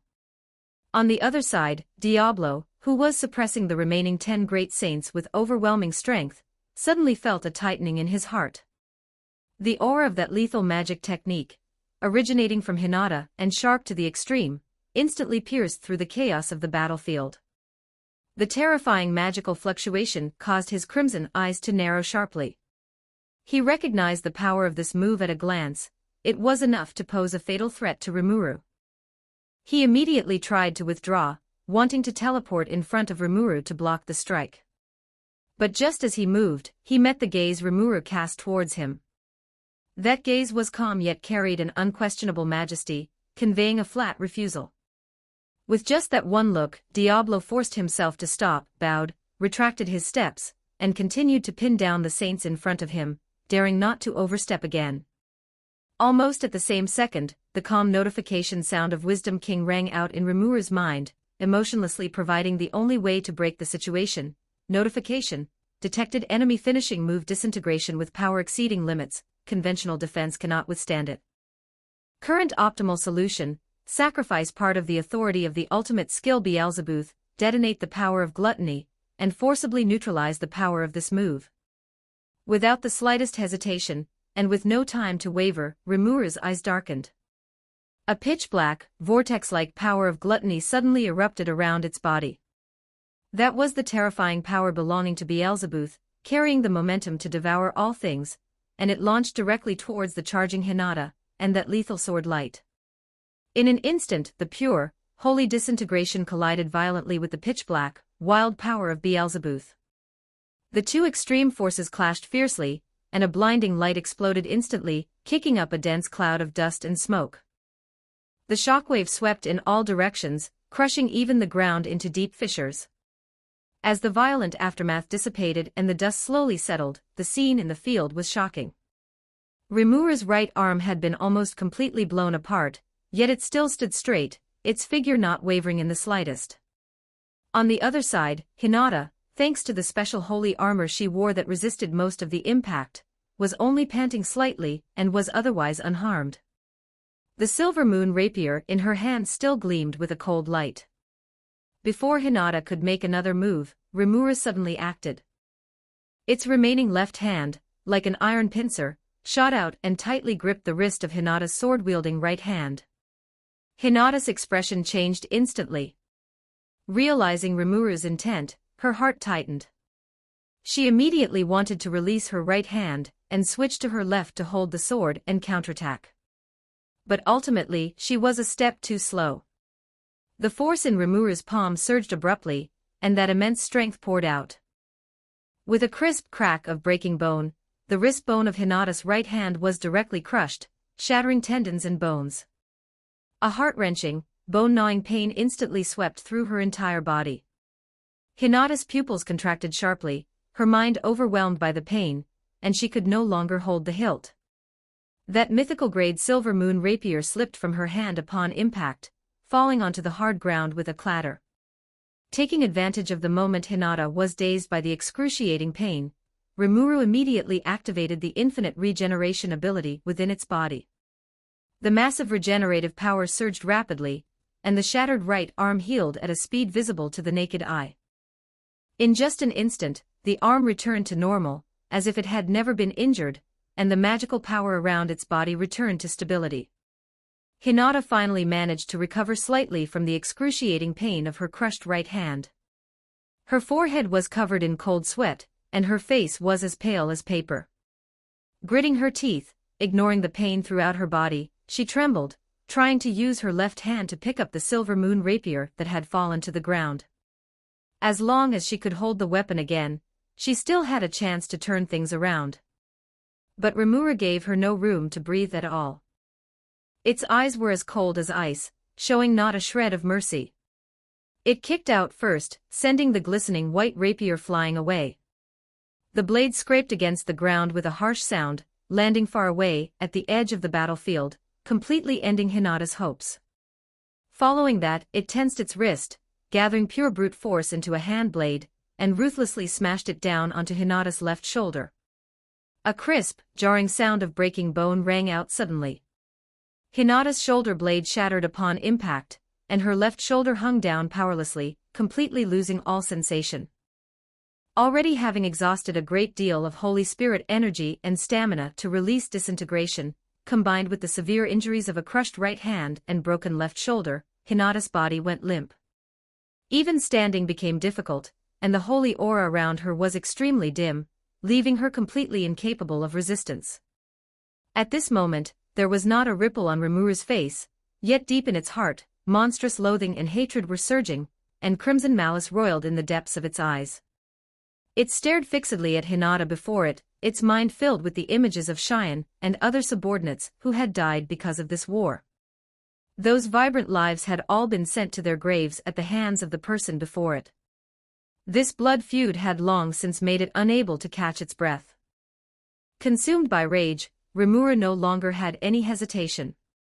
It exerted force from its waist, and a fierce roundhouse kick, accompanied by the sound of breaking air, struck heavily against the side of Hinata's head. The force was so violent that it sent Hinata flying backward through the air like a kite with a broken string. A large mouthful of blood sprayed from her mouth, as her body uncontrollably traced an arc in the air. Before Hinata could fall to the ground, a flash of magical power appeared under Rimuru's feet, and its figure instantly teleported above her. It clenched its fist, veins bulging on its arm, gathering all its brute strength, and ruthlessly smashed a punch into Hinata's chest. The massive impact, carrying irresistible force, slammed her heavily toward the ground. With a loud boom, the hard ground collapsed instantly, creating a huge crater as dust and rocks splashed everywhere. Rimuru landed steadily, walked slowly to the edge of the crater, bent down, reached out, grabbed Hinata's hair, and forcibly lifted her broken body out of the pit. Before Hinata could react, it clenched its right fist. Without any skill enhancement or magical amplification, using only the purest, most primitive power, it punched Hinata's face again and again. Every punch used its full strength, and every strike carried boundless hatred. The sounds of cracking bones and dull thuds intertwined. Blood splattered, staining Rimuru's fist red and splashing all over its clothes. By the end, Hinata had long since lost consciousness. She was on the verge of death, her skull almost completely shattered, her face a bloody mess. The cold, aloof appearance of the past was gone, leaving only a weak breath still struggling to survive. Looking at Hinata, who had completely lost her vitality, and had only a final thread of breath left, the hatred in Rimuru's eyes did not diminish in the slightest. Its eyes were cold, and the force in its hand surged abruptly as it grabbed Hinata's head, and exerted a violent force. Accompanied by a faint sound of bone, Hinata's head was forcibly torn off, blood gushed out, and this grudge was completely ended. The air was filled with a thick smell of blood. Rimuru's hand hanging by its side was stained with blood, and the malice around its body did not dissipate for a long time. Had this revenge, which had weighed so heavily on its heart, finally come to an end, or had it? Thanks to Unknown E for the 3 power-ups, thanks to Dao Hao Piao Liang de Chao Xian Gong for the power-up, and thanks to Luo Luo De for the power-up. With Hinata's head severed by Rimuru, its life essence completely faded, and the outcome of this thrilling battle was no longer in doubt. The exquisite swordsmanship that Ser had once been so proud of, combined with the special-grade holy sword crafted specifically to slay monsters and imbued with holy power, appeared fragile and powerless before Diablo's unfathomable, absolute strength, not even posing the slightest threat. Every blade he swung with all his might was effortlessly neutralized by Diablo. Those seemingly fierce attacks were nothing more than childish, unruly resistance in Diablo's eyes. On the other side, Grigori, who was always known for his extreme strength and formidable defense, was now trapped in an absolute disadvantage, suppressed by Geld from start to finish with no power to fight back. Every one of its strenuous charges and slashes was steadily caught by Geld, the countershock making his arms go numb. Its sturdy armor was already covered in cracks, its breathing grew heavier and heavier, and it could only passively parry, clearly on the verge of defeat. Reynold, Teacher Tis, Bacchus, Arnaud, Fritz, and Gadra and the others were likewise trapped in a bitter struggle. Facing Sui's ghostly and unpredictable figure, Rigger's swift and fierce attacks, Ronga's violent bestial aura, and the cold, ruthless encirclement of the massive Death Knights, their formation retreated step by step, their wounds kept increasing, their breathing became more and more chaotic, and they could only barely defend themselves, unable to find any opportunity to counterattack. And the moment Rimuru completely ended Hinata's life, erasing her very last breath, the Dragon Buster, which had been dropped by Hinata onto the cold ground before her death, suddenly vibrated violently, the holy light surrounding the blade flickered, as if it had developed a consciousness of its own. In the next second, the holy sword broke free from the ground's restraint, slowly hovering in midair, and with an inexplicable obsession, shot straight toward Rimuru. But just as the holy sword flew into midair, Diablo casually raised a hand and firmly grasped it, his cold fingertips pressed against the blade, preventing it from moving even a millimeter further. And Ser, who had just been fighting to the death with Diablo, had long since lost the qualification to resist. Diablo flashed forward, moving so fast it left only an afterimage, and then exerted force, tearing Ser in half directly at the waist. Agonizing pain instantly swept through Ser's entire body. He did not die immediately, his broken body lay in a pool of blood, twitching helplessly while enduring heart-wrenching, extreme pain. His eyes were wide open, filled with despair and unwillingness, and he slowly drifted toward death in endless torment. And the instant the dragon buster was tightly grasped in Diablo's palm, unable to move, Gadra's expression changed abruptly, the last shred of disguise in its eyes shattering completely. It roared fiercely, its aura suddenly surging. Its once peaceful appearance tore apart inch by inch, and dazzling crimson holy flames swept over it. A hideous and violent magical power fluctuation shot into the sky, completely revealing its secret true identity as the Seven Luminaries' Fire Luminary. Its crimson eyes swept across the battlefield, looking at its side retreating step by step, and looking at the overwhelming strength of Rimuru's side. Its tone was full of anxiety and viciousness as it shouted sharply into the void. How much longer are you two going to hide? Come out already. If you don't show yourselves now, we're completely screwed. The strength of this group from the Jura Tempest Federation far exceeds our prior estimates. This is no longer something that can be solved by stalling. We must immediately use our trump card and eliminate them all. As its voice fell, two cold and powerful auras suddenly burst forth from the shadows on both sides of the battlefield. Two figures stepped out slowly, their bodies surrounded by heavy, holy pressure. They were the remaining two members of the Seven Luminaries. These two old geezers had sinister eyes and didn't waste any words. The moment they appeared, they stood in formation with the Fire Luminary Gadra, the three of them taking positions in a triangle, their hands rapidly forming complex and cold holy incantations. Dazzling, blinding holy light erupted from their palms, interweaving into dense patterns of light. With lightning speed, it spread out, and a magnificent yet murderous Holy Trinity disintegration formation instantly took shape, shrouding everyone on the battlefield within it, whether it was Rimuru, Diablo, and the others from the Jura Tempest Federation, or those unsuspecting saints still struggling in battle. All were included within the magic circle, without a single omission. In order to completely root out the problem and eliminate future trouble, these three Seven Luminaries members held nothing back, crazily pouring all the holy power they had accumulated, and their lifelong strength into the magic circle without reservation.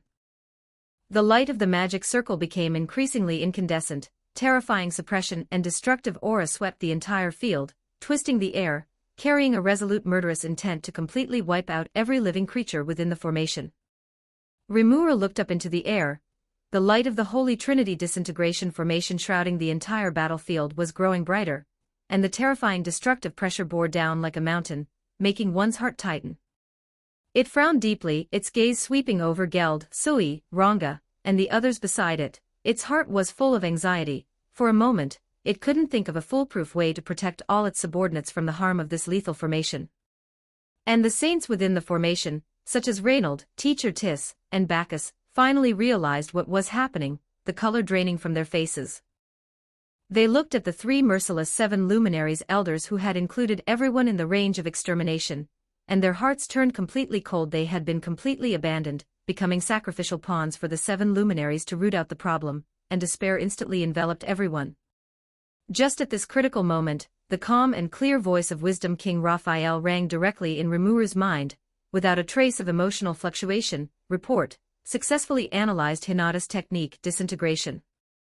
Complete information on spiritual particle composition and operational laws obtained. Can mobilize the exclusive power, absolute defense of Covenant King to withstand this formation's attack. This voice was like a calming pill. Rimuru's eyes instantly regained clarity, and without the slightest hesitation, it immediately used the power of Covenant King. A layer of gentle yet indestructible pale golden light burst forth, spreading rapidly outward with Rimuru as the center, shielding all the subordinates of the Jura Tempest Federation: Diablo, Geld, Sui, Rigor, Ranga, and the massive death knights within this absolute barrier. At this moment, a sudden change occurred. The Fire Luminary, fully focused on pouring in its power, did not notice the crisis descending at all. Behind its head, the void twisted slightly, and a palm-sized miniature teleportation magic circle appeared silently, without the slightest energy fluctuation. In the next second, a bullet gleaming with cold light shot out from the magic circle at extreme speed, the velocity reaching its limit. At this time, the fire luminary had already poured all its strength into the Holy Trinity disintegration formation, having no energy left to guard against a sneak attack, unable to even deploy the most basic protective barrier. The bullet struck its head precisely, instantly blowing its head into a spray of blood, and the fire luminary's body fell straight down, completely devoid of life. But this fatal sneak attack could no longer change the outcome. The power of the 3-7 luminaries had already been poured in, and the core patterns of the magic circle were completely lit. Even though the fire luminary was dead, the Holy Trinity disintegration formation was still unstoppable and fully activated. The dazzling, extreme golden holy light poured down from the top of the formation.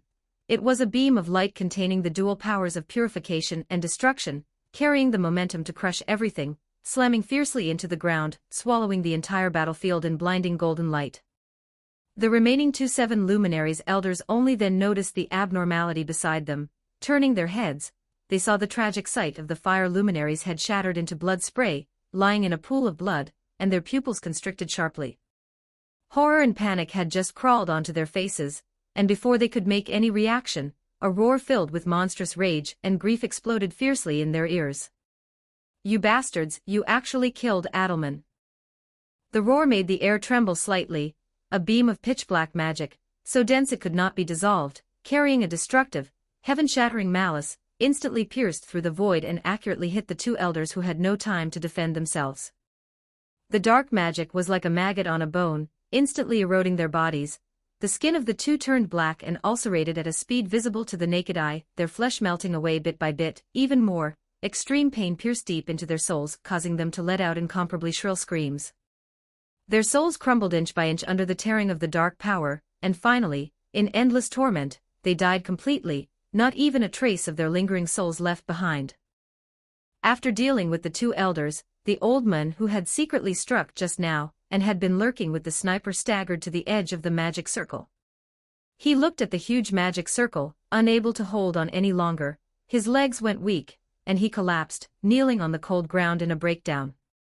He clenched his fists tightly, his nails sinking deep into his flesh, seeping blood. His aged face was full of despair, his voice hoarse and broken, crying out over and over again, "Why, hundreds of years ago I couldn't save you, and now I still couldn't save you. Why, Adelman? Why am I always a step too slow? I really am a piece of trash, I can't do anything." He buried his head, weeping bitterly. Remorse and grief were almost about to swallow him whole. Centuries of obsession and regret erupted completely at this moment. Just as he was plunged into extreme despair, a voice carrying a faint playfulness and gentleness drifted lightly into his ears, clear and familiar. "What are you crying for? I'm not dead yet, great Archmage Gadra, get up. I didn't expect you to be alive until now, and I certainly didn't expect to be able to see you like this." Great Archmage Gadra paused abruptly, his crying stopping instantly. He looked up abruptly, almost in disbelief, his turbid, teary eyes staring fixedly ahead. He saw a figure standing quietly not far away. It was a skeletal face without a shred of flesh, and within the hollow eye sockets, ghostly blue soul fire flickered. It was Adelman. Adelman turned slightly to the side and bowed slightly toward the direction behind him, his tone full of respect and loyalty, introducing his current allegiance to the still-dazed great Archmage Gadra. "This is the monarch of the Jura Tempest Federation, and the object I currently serve and pledge my loyalty to, Remura Tempest. It was Remura Tempest who rescued me from the control of the former demon Lord Clayman, and granted me a new life." Immediately after, great Archmage Gadra slowly bent his knees, his heavy body kneeling heavily on one knee on the ground, making a dull thud. He lowered his head, his face written with heartfelt gratitude and respect, his tone even more sincere, carrying an unquestionable solemnity. "My lord, you have saved my best friend. I have no way to repay this debt of gratitude. From this day forward, I am willing to follow your lead and be at your command." Remura lightly patted the dust off its body.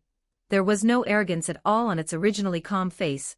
It simply raised its eyes to look at the kneeling great Archmage Gadra, asking in a calm tone that carried a hint of inquiry. "No need for such formalities, get up first. I still have things to ask you. Which faction do you belong to? The firearms that appeared in your hands are definitely not common weapons in this world.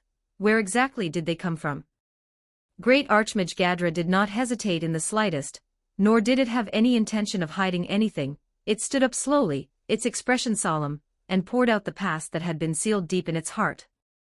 It confessed that after its old friend Adelman met with misfortune, its heart was filled with thoughts of revenge. By a stroke of luck, it had joined the powerful Eastern Empire, bent on using the Empire's strength to fulfill its wish for revenge. Not only that, Great Archmage Gadra told Rimuru everything it knew about the Empire without reservation. It recounted in detail the equipment configuration of the Eastern Empire's main army, from conventional thermal weapons to the formation deployment and combat power distribution of the Imperial Army, all explained clearly. It even revealed the top-secret plan that the Eastern Empire's High Command had been secretly preparing for a long time to launch a Western expedition, laying out the Empire's ambitions and schemes entirely before Rimuru. Rimuru listened quietly to every word Great Archmage Gadra said, fingertips gently rubbing its chin, its eyes darkening slightly, following Great Archmage Gadra's description. Those details regarding equipment, army composition, and operational plans completely matched the aggressive, mysterious unit it had seen in the vision earlier.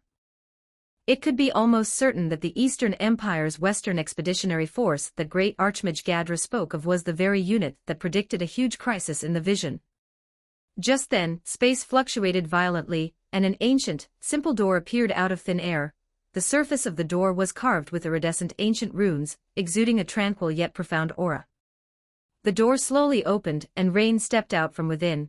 She bowed slightly to Rimuru, her tone respectful but carrying an unquestionable weight. Rimuru, my master Guy Crimson invites you to attend Walpurgis. You may bring 2 attendants with you. Rimuru frowned slightly, already understanding Guy Crimson's intention. It had just finished a highly exhausting confrontation, and had to attend the meeting without resting. It was clearly an attempt to take advantage of its unrecovered state and force it to reach a truce agreement with the Luminous Church. But Rimuru was fearless. It calmly gave instructions to Geld and Rigor regarding the follow-up matters, then turned around and took Diablo and Sui with it. The 3 of them followed Rain into the ancient door. The door closed slowly behind them, leaving only the shimmering light of the runes, signaling that a new change was about to unfold. 38 Chapter 38 Provocation and Refusal to Become the Demon King. Chapter 38 Provocation, refusing to become a demon lord inside the castle in the land of extreme cold. Guy Crimson, revered by the world as the Lord of Darkness, sat lazily at the head of the round table. Around the round table, several esteemed demon lords were already seated, each exuding distinct yet equally powerful auras. Some leaned back lazily, others remained expressionless, but all maintained strict decorum, leaving the hall in silence, save for the intermittent, muffled thuds of the cold wind outside battering against the ice walls, adding a touch of grimness.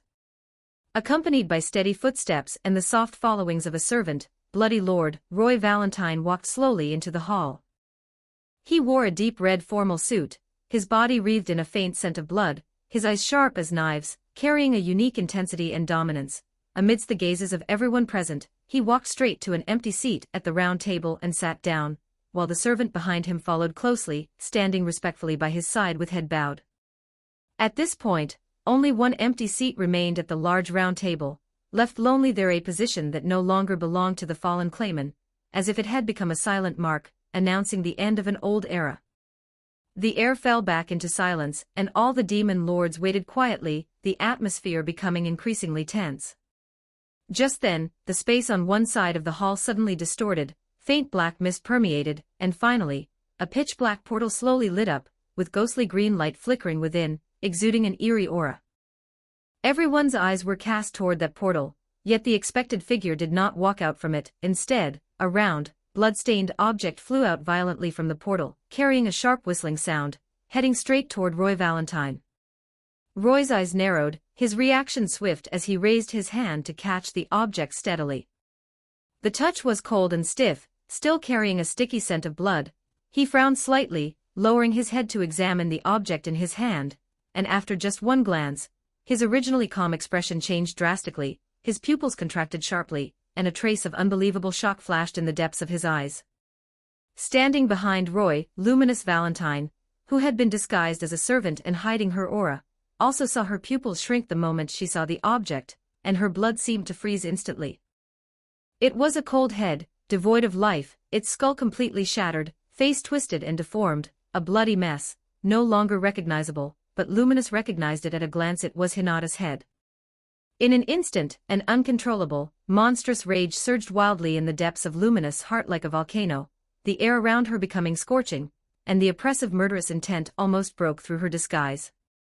She no longer had the heart to maintain the appearance of a servant. With a flicker of light at her fingertips, transformation magic was instantly activated. The simple servant attire on her body faded rapidly, replaced by a gorgeous and solemn formal suit, her exquisite face covered in frost, her originally gentle eyes now bloodshot, and she emitted an ice-cold pressure that made the surrounding air tremble.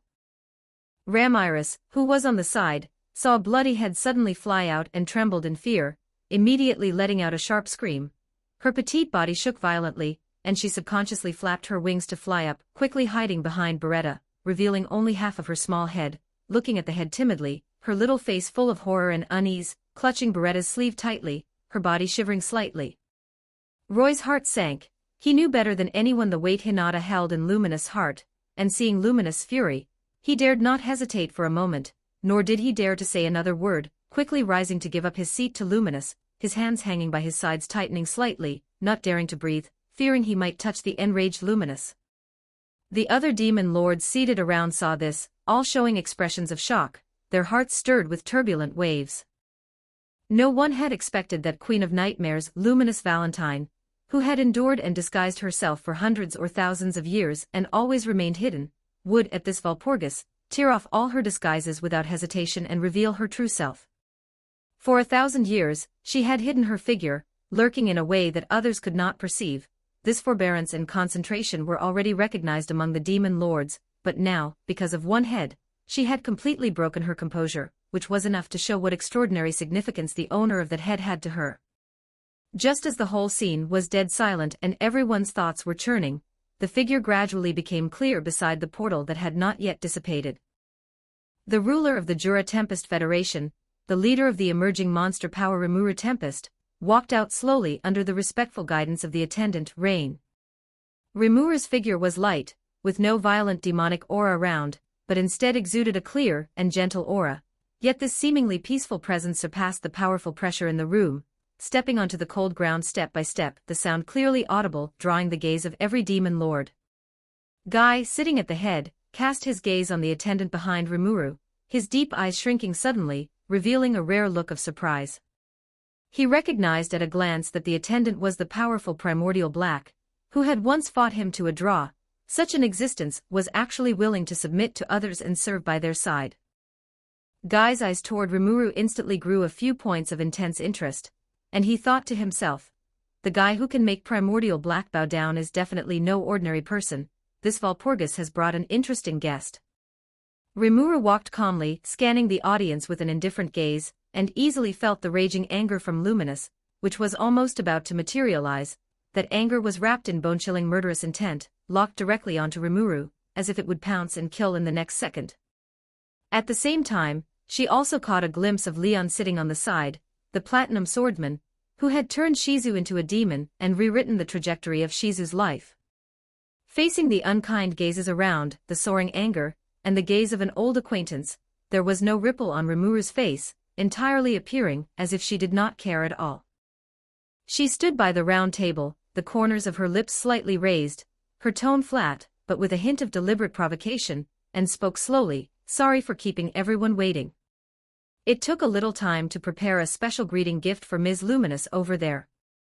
These words fell into Luminous' ears, undoubtedly adding fuel to the fire. The air pressure around her plummeted, the cold murderous intent almost overflowing the entire hall, her beautiful face covered with layers of frost, staring dead at Rimuru, teeth clenched, every word revealing extreme suppressed anger, her whole body restraining the impulse to act on the spot. In the tense atmosphere of the room, Ramiris, hiding behind Beretta, cast a timid gaze at Rimuru, who was walking into the venue, first stunned, her round eyes wide open, full of astonishment. After examining for a moment and confirming that familiar figure, the previous terror vanished instantly, replaced by uncontrollable joy. Her petite body immediately flapped its wings and flew out from behind Beretta, flapping its transparent thin wings like a happy little elf, flying rapidly toward Rimuru, her childish voice full of excitement and joy, calling out crisply, "Wow, Rimuru, is it really you? Great, you're still alive. She circled Rimuru happily, her small hands gently tugging at Rimuru's sleeve, and flew around her several times, her lively eyes shining, full of the joy of finding something lost, ignoring the heavy atmosphere around her, and not paying any attention to the furious Luminous on the side, her heart full of happiness at seeing an old friend. Looking at the lively and innocent Ramiris before her, the cold aura around Rimuru dissipated instantly, the indifferent provocation she had faced Luminous with vanished, her eyebrows curved, revealing a gentle and kind smile, her tone exceptionally warm, responding softly, "Long time no see, Ramiris." The stark contrast in attitude before and after formed a vivid comparison. 1 second she was a strong monster ruler with hidden sharpness and calm provocation, and at this moment she became a gentle, friendly old friend full of warmth, making many demon lords on the scene look sideways, their judgment of Rimuru adding a few more points of unpredictability. Guy, sitting at the head, took in the surging anger and murderous intent in Luminous' eyes. His expression remained calm, his fingertips tapping the table a few times, and then he raised his hand, tapping the black round table not lightly or heavily. The crisp sound echoed in the silent hall, instantly gathering the attention of all the demon lords, and the original subtle atmosphere also turned to the main topic with this slight sound. Guy raised his eyes, his gaze falling on the calm Rimuru, his tone flat, but with unquestionable majesty, speaking slowly, "Everyone, now that Clayman is dead, his position at this round table has become vacant." He paused, his gaze sweeping across the audience, and finally fixed back on Rimuru, with a bit of praise and certainty, "This Ms. Rimuru, who has annexed all of Clayman's territory, and even beheaded the legendary strongest holy knight of the West, Hinata, has proven her strength with solid battle records.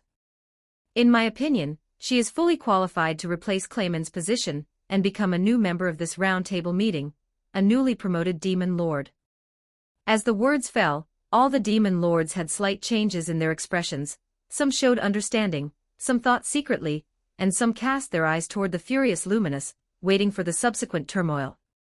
But no one expected that in the next second, two completely different but equally firm voices rang out almost simultaneously without distinction, with unhesitating determination, "I object.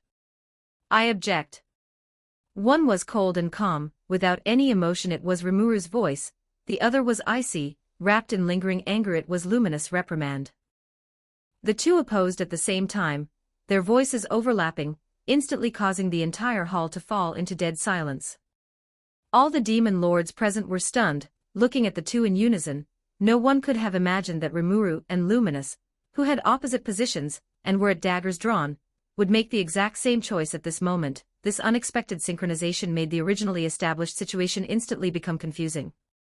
Glancing at the two who had opposite positions in the hall but spoke in unison to object, Guy shook his head slowly, the corners of his lips hooking into a helpless yet knowing smile. There was no anger in the low laughter, but rather a calmness of seeing through everything. His deep eyes narrowed slightly, a look of anticipation flashing through the depths of his eyes, as if this unexpected synchronized objection was completely within his calculations from the beginning. Sitting at the head of the Demon Lord Round Table, having experienced eternal years, he had long seen through their obsessions and hatreds, and this scene was naturally within reason. The proud and paranoid Luminous treated Hinata as an untouchable reverse scale. Now that her beloved had died tragically, she poured all her fury onto Rimuru, her heart filled with the obsession of revenge. So how could she agree to let the murderer who personally beheaded Hinata sit in the seat vacated by Clayman and become a demon lord on equal footing with her? And Rimuru's objection hid an even more bone-chilling hatred. Others did not know the entanglements, but Guy saw it clearly. Luminous seemingly did not take direct action, but her forces killed the companion Rimuru treasured as a treasure. Rimuru naturally identified Luminous as the culprit who caused the tragedy, an irreconcilable enemy. Rimuru did not disdain this so-called demon lord title to begin with, and would never sit at the same round table and be on equal footing with the enemy who killed her loved one. She came here today not to fight for a seat, but to face her enemy. Two people full of hatred and with incompatible positions made the same objection. Guy already knew it well, and the situation before him had never exceeded his expectations from beginning to end. The moment the chuckle fell, the vast aura hidden around Guy no longer had any suppression and erupted completely. That was the pressure from the oldest and most supreme Dark Emperor, the absolute power above all demon lords, like a prehistoric beast that had slept for 10,000 years suddenly waking up, and like an endless dark sky collapsing, sweeping madly toward the entire hall with him as the center. The air instantly became incredibly viscous, and the heavy pressure pressed on everyone like substance. The black ice on the ground made slight cracking sounds, and the surrounding time and space seemed to be frozen, making even breathing extremely difficult. Luminous and Rimuru's faces sank slightly, their magicules surging, unable to bear this terrifying pressure, and they simultaneously urged their magicules to release their own demon lord aura, trying to resist and offset this overwhelming power. The lavender and dark blue auras intertwined and collided, trying their best to prop up a barrier, but in front of Guy's power, which was as vast as a sea of stars, it still looked thin and weak, and the two figures swayed slightly, having to grit their teeth and hold on. Diablo, standing by Rimuru's side, seeing his master under pressure, his scarlet eyes narrowed slightly, and a thick black magical aura rose around him instantly. The powerful demon lord aura of the primordial black erupted without reservation, firmly protecting Rimuru. Roy Valentine also had a solemn face, immediately releasing his own aura, fully assisting Luminous, and the two aides merged into their respective auras, slightly relieving the heavy pressure. But what was shocking was that the other demon lords sitting at the scene were all calm and motionless, as if they had not been affected by this terrifying aura at all, sitting steadily in their original positions. Even Malim Nava and Carrion began to help Rimuru. This scene vividly displayed Guy's unfathomable and terrifying strength. He could control the range of pressure at will, applying pressure only to targets without hurting others. This ultimate control of power made all the demon lords secretly awestruck. And at this moment, Veldora, who was far away in the capital of the Jura Tempest Federation, Rimuru, was reading novels and manga, suddenly opened his golden vertical pupils, instantly perceiving that Rimuru was in danger, and with a movement of his mind, immediately used Rimuru's ultimate skill, Storm King, tearing through space, and a gust of wind rose, crossing a distance of 10,000 miles, descending into the castle hall. The wind dissipated, and the violent Veldora stood on the spot, his dragon aura and magicules intertwined, making the already tense atmosphere even more intense.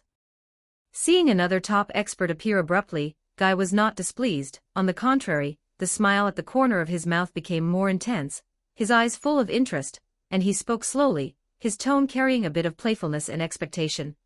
It's really getting more and more interesting. When Veldora's figure, wrapped in overwhelming dragon aura, suddenly appeared at Walpurgis and walked slowly towards Rimuru, an oppressive atmosphere quietly spread. He walked straight to Rimuru's side and stood still, naturally standing shoulder to shoulder with this new demon lord. The intimate posture, seen by everyone, was an unspoken signal of an alliance. This scene pierced straight into the eyes of Luminous Valentine, causing the air around her to suddenly turn cold. A layer of frost covered her exquisite and beautiful face, her long fingertips clenched tightly, and her silver teeth were almost shattered. The anger and hatred in her heart surged like a tide, almost breaking the shackles of her reason. The two people before her, one was the cold-blooded murderer who personally slew her beloved, an enemy who made her live forever in the pain of losing a loved one. The other was an unreasonable bastard who, on a whim, completely destroyed the Night Rose Palace that she had spent hundreds of years and all her efforts to build. That palace, which carried countless memories and her pride, was reduced to ruins under his dragon aura, leaving not even a trace of its remains. These two enemies she hated to the bone were now standing together brazenly, their eyes in sync, their posture intimate. It was clear they had formed an alliance, aiming their spears at her, preparing to join forces to put her to death. Thinking of this, Luminous Valentine's heart felt as if it were being tightly gripped by a cold hand. Hatred and unwillingness intertwined, making her whole body tremble slightly. Crimson killing intent surged in her eyes, but hindered by the rules of Walpurgis, she could only forcibly suppress the impulse to explode. Veldora clearly did not take the oppressive atmosphere around him to heart. He carelessly flicked the robe draped behind him, his gilded eyes scanning the banquet, his gaze sweeping over every demon lord present with full arrogance and disdain. He paused deliberately, then suddenly raised his volume. His voice was loud and carried deliberate mockery, clearly spreading throughout the entire hall. Every word was like a sharp blade, piercing straight into Luminous Valentine's heart. "My best friend," he turned his head to look at Rimuru beside him, his tone intimate, but his words full of provocation. Help me point out which one is that female vampire whose palace I destroyed back then. Come to think of it, it's quite embarrassing. Her attacks back then were so weak, painless and itchy, that they couldn't leave any impression on me at all. I still can't remember what she looks like even now. As the voice fell, the hall instantly became silent, and all eyes focused on luminous Valentine. Her expression sank completely, the cold air around her surged, and the blood-red magic power around her body faintly stirred.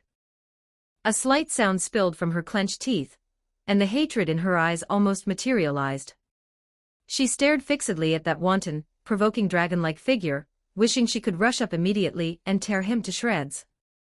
The long-suppressed anger could no longer be contained. Luminous Valentine suddenly raised her hand, filled with monstrous rage, and slammed it hard onto the exquisite and magnificent Demon Lord round table in front of her. With a crisp crack, a corner of the incredibly hard round table, which carried the majesty of the Demon Lords, was forcefully shattered by her. The stone fragments splashed, and the sound of them hitting the ground was particularly harsh in the dead silent hall. The blood-red magicules around her surged madly, crimson anger burned in her silver-purple eyes, and the cold air around her was piercing. Every word and every sentence carried a resolute ruthlessness as she stared straight at Guy Crimson, who sat in the main seat. Guy Crimson, don't blame me for not being merciful. Today, only one of us, her or me, can live. I request a vote to decide whether I am allowed to have a death match with her here. Those who agree, raise your hands. The moment the words fell, Rimuru did not hesitate at all, and was the first to slowly raise her hand. Her golden eyes were calm and waveless, yet carried unquestionable firmness. She made her stance clear, standing on the opposite side of luminous Valentine, and completely solidified the situation where both sides would fight to the death. Following closely behind, the usually casual and unrestrained Malim Nava flashed a hint of seriousness in her eyes and raised her hand high without any hesitation, her lively eyebrows and eyes full of support. Carrion of the Beast Kingdom had a steady expression, and after a little thought, he also slowly raised his arm to cast an affirmative vote. The Fairy Queen Ramiris looked left and right. Seeing that Rimuru and Malim Nava, whom she was on good terms with, had both raised their hands, she felt uneasy, and did not want to be involved in this life-and-death dispute. However, out of friendship, she gritted her teeth, and raised her small hand timidly but firmly. Leon Cromwell stood in the crowd, his gaze falling heavily on Rimuru's face, that countenance which bore some resemblance to the late Shizue. After a moment of silence, he finally closed his eyes. When he opened them again, he had already made his decision and slowly raised his arm, casting the crucial vote. Thus, not counting the two confronting each other, Rimuru and Luminous Valentine, there were already 4 demon lords present: Malim Nava, Carrion, Ramiris, and Leon, who had clearly cast their votes in favor. The remaining neutral demon lords lowered their eyes calmly without speaking, choosing to abstain one after another, unwilling to get involved in this deeply entangled vendetta. All eyes instantly gathered on Guy Crimson. As the host of Walpurgis, his vote seemed to be able to decide the outcome, but the vote count before them was already clear. Regardless of whether Guy Crimson ultimately chose to agree or disagree, Luminous Valentine's proposal had already firmly secured an absolute advantage in the vote count. This death match was already set in stone, and could not be changed. In the main seat, Guy Crimson's eyes, deep as a sea of stars, quietly swept across the hall, unspeakable considerations floating in his pupils. He knew the essence of this struggle too well. This was not a simple dispute of pride, but an irreconcilable deadlock. Even if he forcibly intervened today and separated these 2 demon lords who hated each other to the bone, they would never let it go. They would only accumulate strength in the shadows, waiting for the next, more fatal moment to deal a death blow to the other. Rather than letting the hidden danger erupt in the shadows, it was better to go with the flow and give them a chance to settle things. Moreover, looking at the entire Demon Lord world, the situation was already intricate and complex. Guy Crimson had his own chess game in mind. He swept his cold gaze over everyone present, his calculations in his heart crystal clear. With Luminous Valentine's current foundation of power, It was impossible for her to withstand the crushing force of the Eastern Empire, which was like a torrent of steel. Once the imperial army pressed upon the border, her only outcome would be annihilation. And her fall would inevitably break the existing balance of power, causing the game between himself and Rudra to completely lose balance, leading to a total loss. But Rimuru was different. She was a truly awakened true demon lord, her foundation and potential unfathomable. What was even rarer was that she had the support of that unruly dragon species, Veldora, and the loyal following of the primordial demon, Diablo. Such a configuration was the hope that might be able to stand firm under the iron hooves of the Eastern Empire, or even contend with it. Thinking all this through, Guy Crimson no longer hesitated. He raised his hand slightly, and his immense and majestic magic power instantly enveloped the entire hall, suppressing the restless killing intent in the air. His voice was low and resonant, carrying an irrefutable decision as he pronounced. "Since that is the case, then you too. Decide the winner and decide life and death." The moment the words fell, the entire hall seemed to fall into silence. Rimuru and Luminous Valentine, almost at the same moment, uttered two words in an extremely firm tone, "Very well." Although the words were the same, their states of mind were worlds apart. Deep within Rimuru's golden eyes, complex waves surged. The pain of having the enemy so close yet having to suppress such monstrous hatred, unable to fight a fair battle at this moment, was something outsiders could never understand. And what about Luminous Valentine? The cold air around her had solidified into substance, and only crazy determination and undisguisable sorrow remained on her beautiful face. What kind of torment was that? To see the murderer of her beloved and the enemy who destroyed her palace right before her eyes, yet not be able to rush up and tear them to shreds immediately, but instead having to follow the rules and conduct a fair duel that would decide life and death. Every second of waiting was like being repeatedly roasted over a fierce fire, filling her teeth with the taste of blood, yet she had to suppress her killing intent, only to, at this moment, use the purest power to exact all blood debts. No one could understand this pain of being so close yet so far. The candles in the hall crackled, illuminating two faces that were equally resolute, but each harboring their own pain. A death match that would decide their fates thus raised its curtain. Diablo, surrounded by a faint aura of dark purple magicules, stepped forward immediately upon seeing this. He bowed elegantly, his eyes full of absolute loyalty to Rimuru, and said in a deep voice, his tone respectful yet carrying a hint of disdain, "Rimuru-sama, this kind of trash is not worthy of being your opponent. It would stain your noble hands. It is better for your subordinate to do it on your behalf, and settle this troublesome matter for you." He exuded the oppressive feeling of a primordial demon, his gaze sweeping coldly toward Luminous Valentine, as if he would act immediately the moment Rimuru gave the order. But Rimuru just shook her head gently and refused him with a firm tone. She looked up at Luminous Valentine opposite her. In her golden eyes, there was no longer the gentleness of the past, only surging pain and suppressed anger.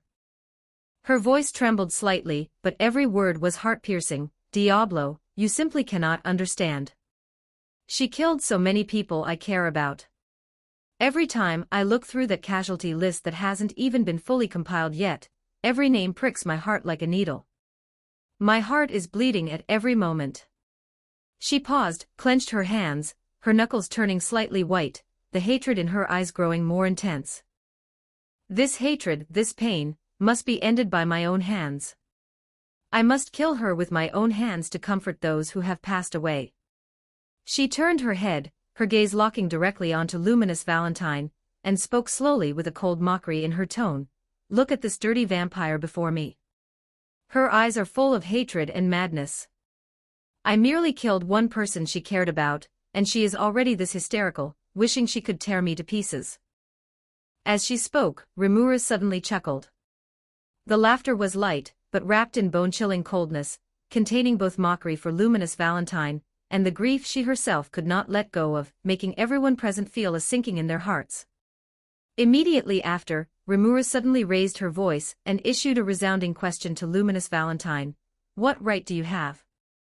This question was powerful, carrying long-suppressed anger and unwillingness, causing Luminous Valentine, who was originally burning with rage and tense all over to freeze in place. The madness in her eyes faded a little, and she was actually stunned by the question for a moment, even looking a bit bewildered. Before Luminous Valentine could react, Rimuru's voice sounded again, every word sharp, carrying undisguised disdain and anger. What right do you have to hate me? What right do you have to look at me with those eyes? You dirty, despicable pest who only knows how to hide in dark, stinking gutters, harming the innocent, with hands stained with blood. The moment the words fell, Rimuru raised her hand and waved it lightly. The seemingly understated palm contained terrifying Demon Lord magic power. With a loud boom, the Demon Lord round table, which had only had a corner shattered earlier, was instantly shaken to pieces, and wood chips and stone fragments splashed everywhere. Dino, who had been lazily lying on the edge of the table with an indifferent appearance, instantly lost his support and fell straight onto the cold ground. He just lazily squinted his eyes, without even the slightest intention of getting up, just lying on the ground like that, not caring at all about this intense confrontation, still in that extremely laid-back manner. The atmosphere in the hall instantly dropped to freezing point. The magic pressure around Rimuru swept across the entire hall, colliding fiercely with the surging blood-red aura on Luminous Valentine. A life-and-death duel was now on the verge of breaking out. In Rimuru's heart now, only bone-chilling killing intent remained. The magic power surrounding her became increasingly dense, and every word carried blood-tempered ruthlessness as she pressed straight toward Luminous Valentine. You want to kill me? Don't I want the same? She walked forward slowly, the air pressure oppressive, bone-chilling coldness surging around her. Her tone was cruel and resolute, without the slightest mercy. I will smash your skull bit by bit, let you wail and beg for mercy in extreme pain, and I will tear your face apart with my own hands, destroying this high and mighty, hypocritical appearance of yours. Her voice suddenly deepened. Rimuru stared at the vampire before her, her eyes full of the obsession for revenge, her voice as cold as an ice blade, piercing deep into Luminous Valentine's heart. Then, I will hang your and Hinata's heads together on the city gates of Rubrios, so that all your believers can see with their own eyes what kind of end the Luminous they worship, and that arrogant, strongest holy knight, ultimately meet. Facing Rimuru's near-hysterical, monstrous rage, Luminous Valentine was not moved in the slightest, nor would she feel a shred of empathetic pity. She was an arrogant vampire queen by nature. If she could understand the pain of monsters and harbor a shred of mercy, she would not have founded the Luminous Church, held high the banner of holiness, and hunted monsters to extinction. She stared fixedly at Rimuru, anger and disdain surging in her silver-purple eyes. Her teeth were clenched tight, and she squeezed out cold words from between her teeth, her tone full of condescending disdain and bitterness. You actually ask me what right I have. Fine, I will tell you clearly today. Just because I am the queen of the noble vampire race, the Luminous that all living beings worship, while you are nothing but a low-born, shameful, low-class slime. The blood-red magic power around her surged suddenly, her voice becoming increasingly sharp, carrying unquestionable arrogance and mockery.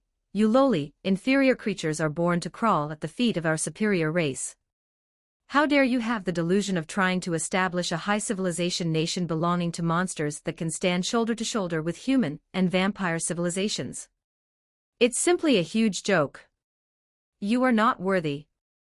You are born destined to be trampled under our feet, to live forever in dark mud, to rot in the dust, and to never be able to turn things around. Thanks to Huansho and Ma for the power of love, X3, thanks to the passerby brother for the power of love, and thanks to the unknown E for the power of love.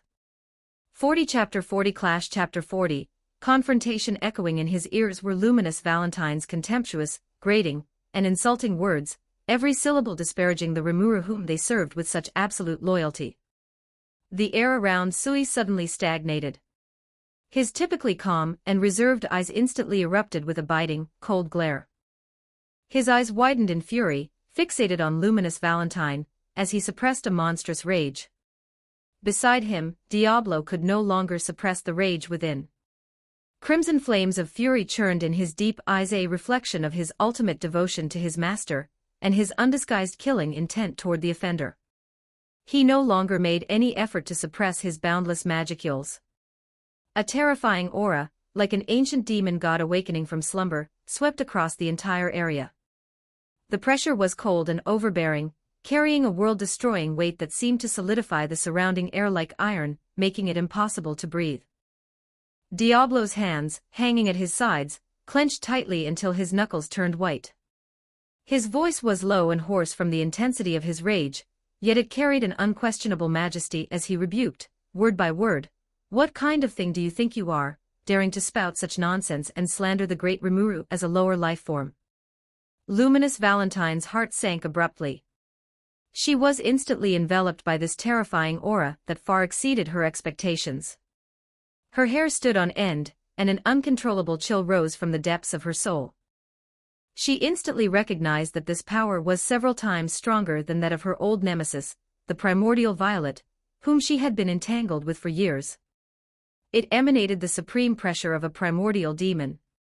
There was no doubt, the being before her, known as Diablo, possessed strength that far surpassed the primordial violet, making him a formidable enemy she could not easily contend with. Yet, even knowing the disparity in their strength, and even knowing that the opponent could crush her with a wave of his hand, there was not a hint of retreat in Luminous Valentine's eyes. The opponent had killed the person she cared for most. This blood feud was something she would fight to the death for. Even if she were doomed to die, she would make the opponent pay a painful price. Even knowing she couldn't achieve it, her stubbornness and hatred would not diminish in the slightest. Just as tensions reached a breaking point, a lazy yet absolutely authoritative voice slowly echoed, breaking the strained atmosphere. "Noir, this is a grudge between the two of them. As a subordinate, you should just watch quietly from the side. Do not intervene." The speaker was none other than Guy Crimson. His tone was indifferent, yet it carried an irresistible power. As he finished speaking, he gently raised his hand and snapped his fingers casually. In an instant, a lustrous green barrier appeared out of thin air, firmly encasing Rimuru and Luminous Valentine, completely isolating them from the outside world.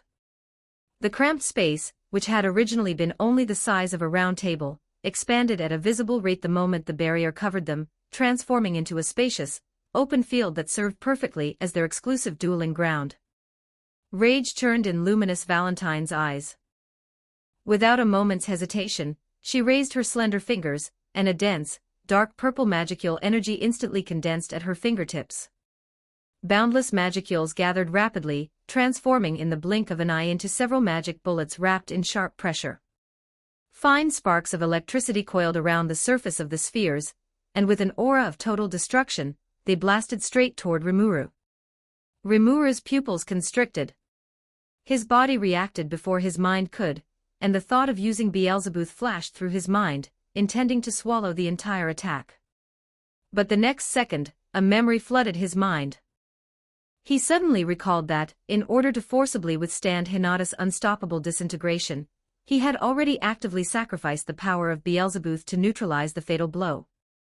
This momentary hesitation made Rimuru change his course of action. He dodged nimbly to the side, while pale blue magical light swirled around his fingertips, brewing elemental magic in preparation for a counterattack. At this moment, a calm and clear mechanical voice echoed slowly in Rimuru's mind. It was the voice of Raphael. During the previous defense against disintegration, the power of Beelzebub had been backed up in advance. It was not damaged, has fully recovered, and can be used normally. Learning that Beelzebub was still usable, Rimuru felt a sense of relief. He immediately suppressed the confusion in his heart. Why he had to sacrifice Beelzebub to block the attack at that time was not something he had time to dwell on now.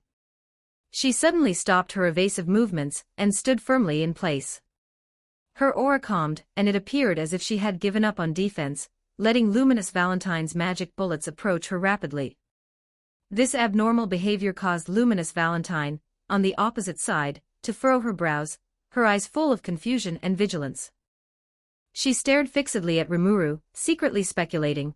The opponent could clearly dodge easily but had suddenly stopped. Was this some kind of scheme, or did she have some trump card to rely on?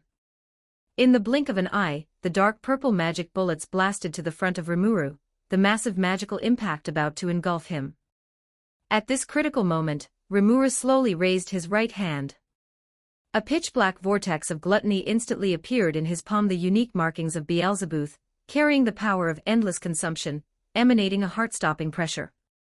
Seeing those powerful magic bullets, the moment they touched the black vortex, they were like clay oxen entering the sea without stirring up the slightest ripple.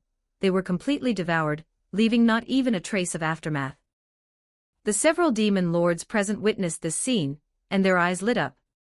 Their gazes fell uniformly upon Rimuru, filled with astonishment. Guy Crimson curled the corner of his mouth into an intrigued smile, eyeing Rimuru with deep, thoughtful eyes, secretly marveling in his heart, to think, another being who has mastered an ultimate skill of the demonic series has been born. You really are gifted, just like Leon was back then.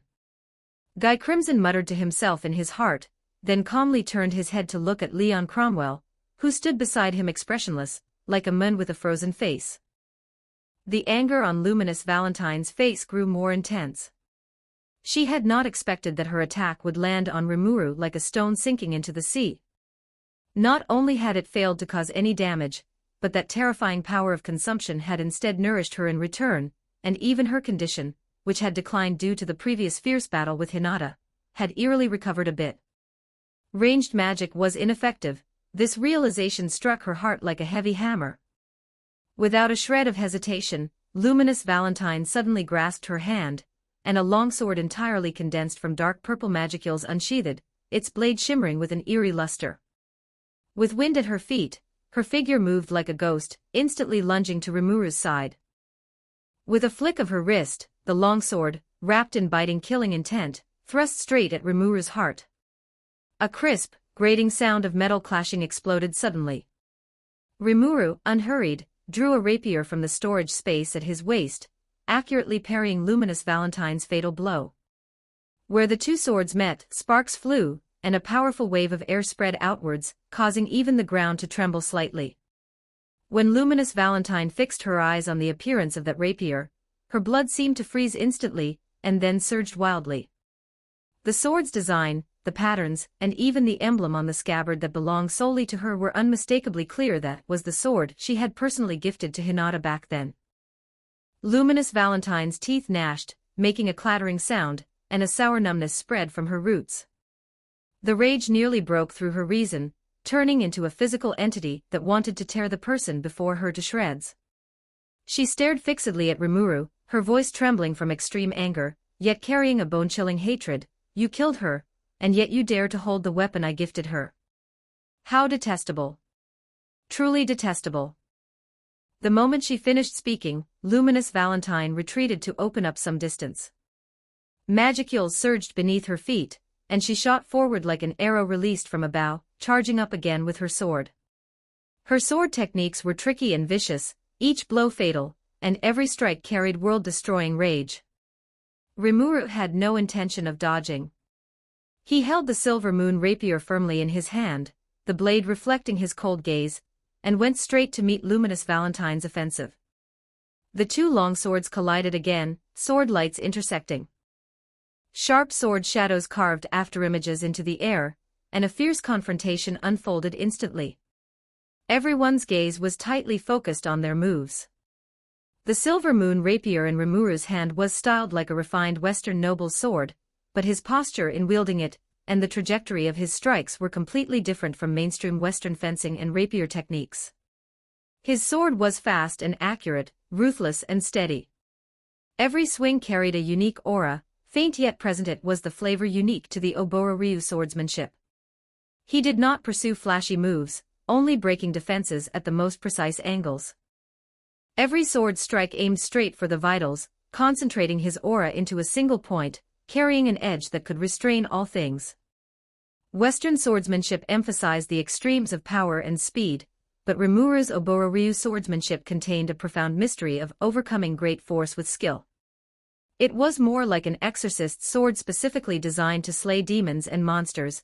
With every collision, Luminous Valentine felt an inexplicable suppression. Sparks from the confrontation constantly exploded in the air. Sword lights streaked like meteors, the two exchanging blows back and forth, their speed too fast for the naked eye to capture.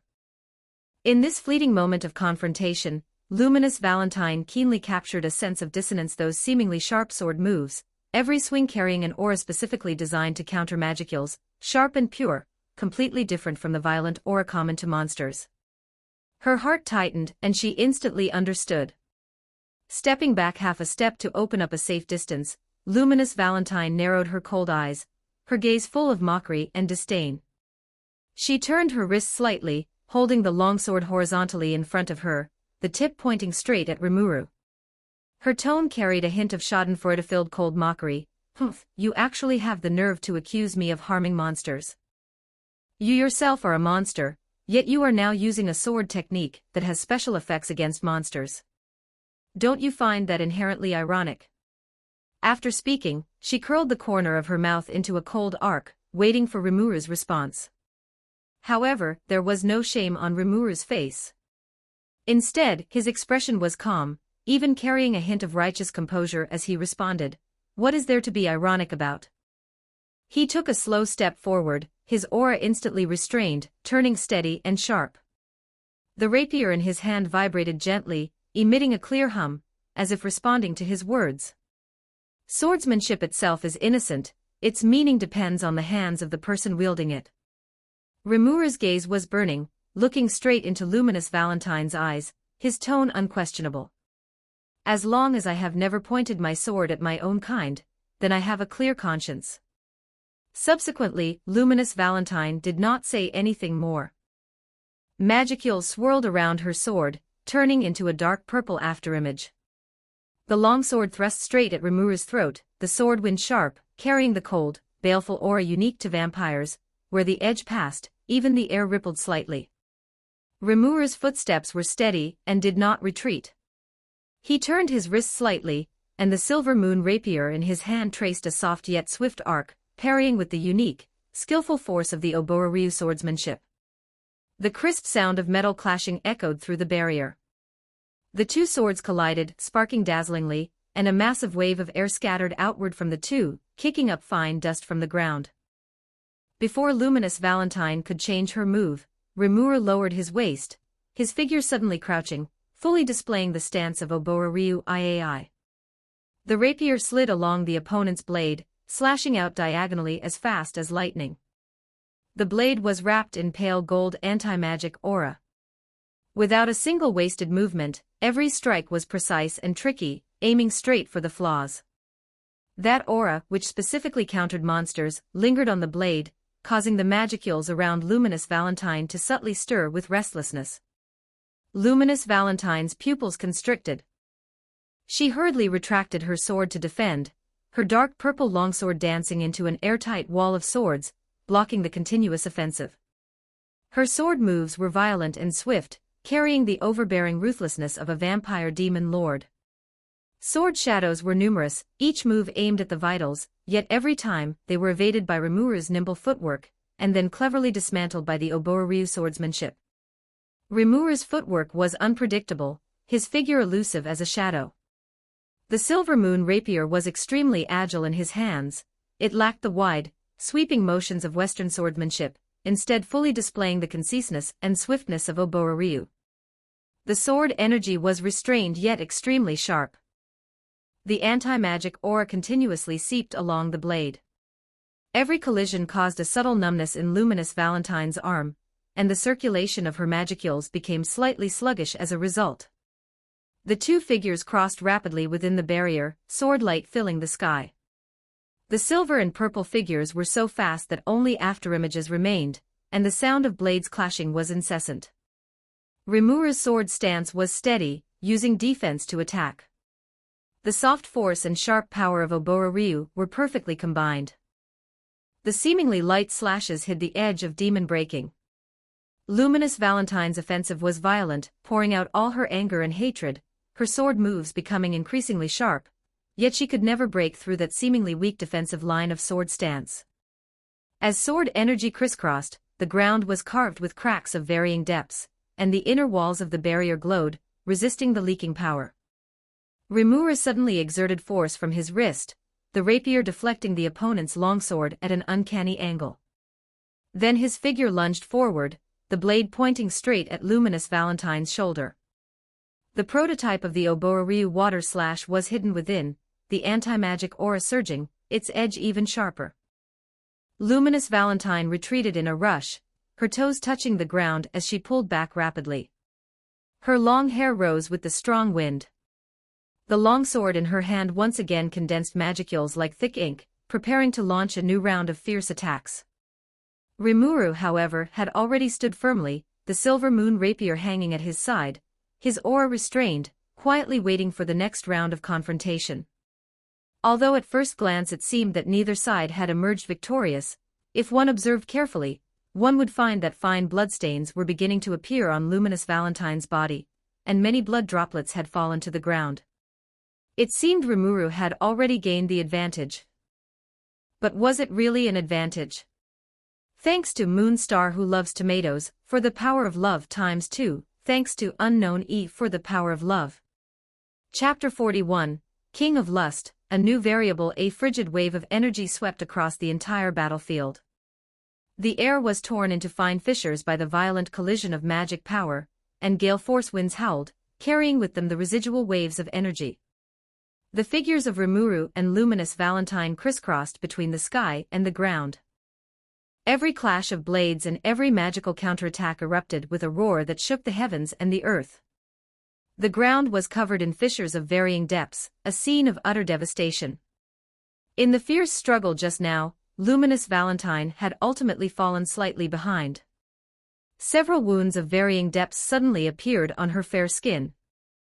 The gruesome gashes tore through her delicate skirt, and crimson blood slowly seeped from them, sliding down her slender arms and legs.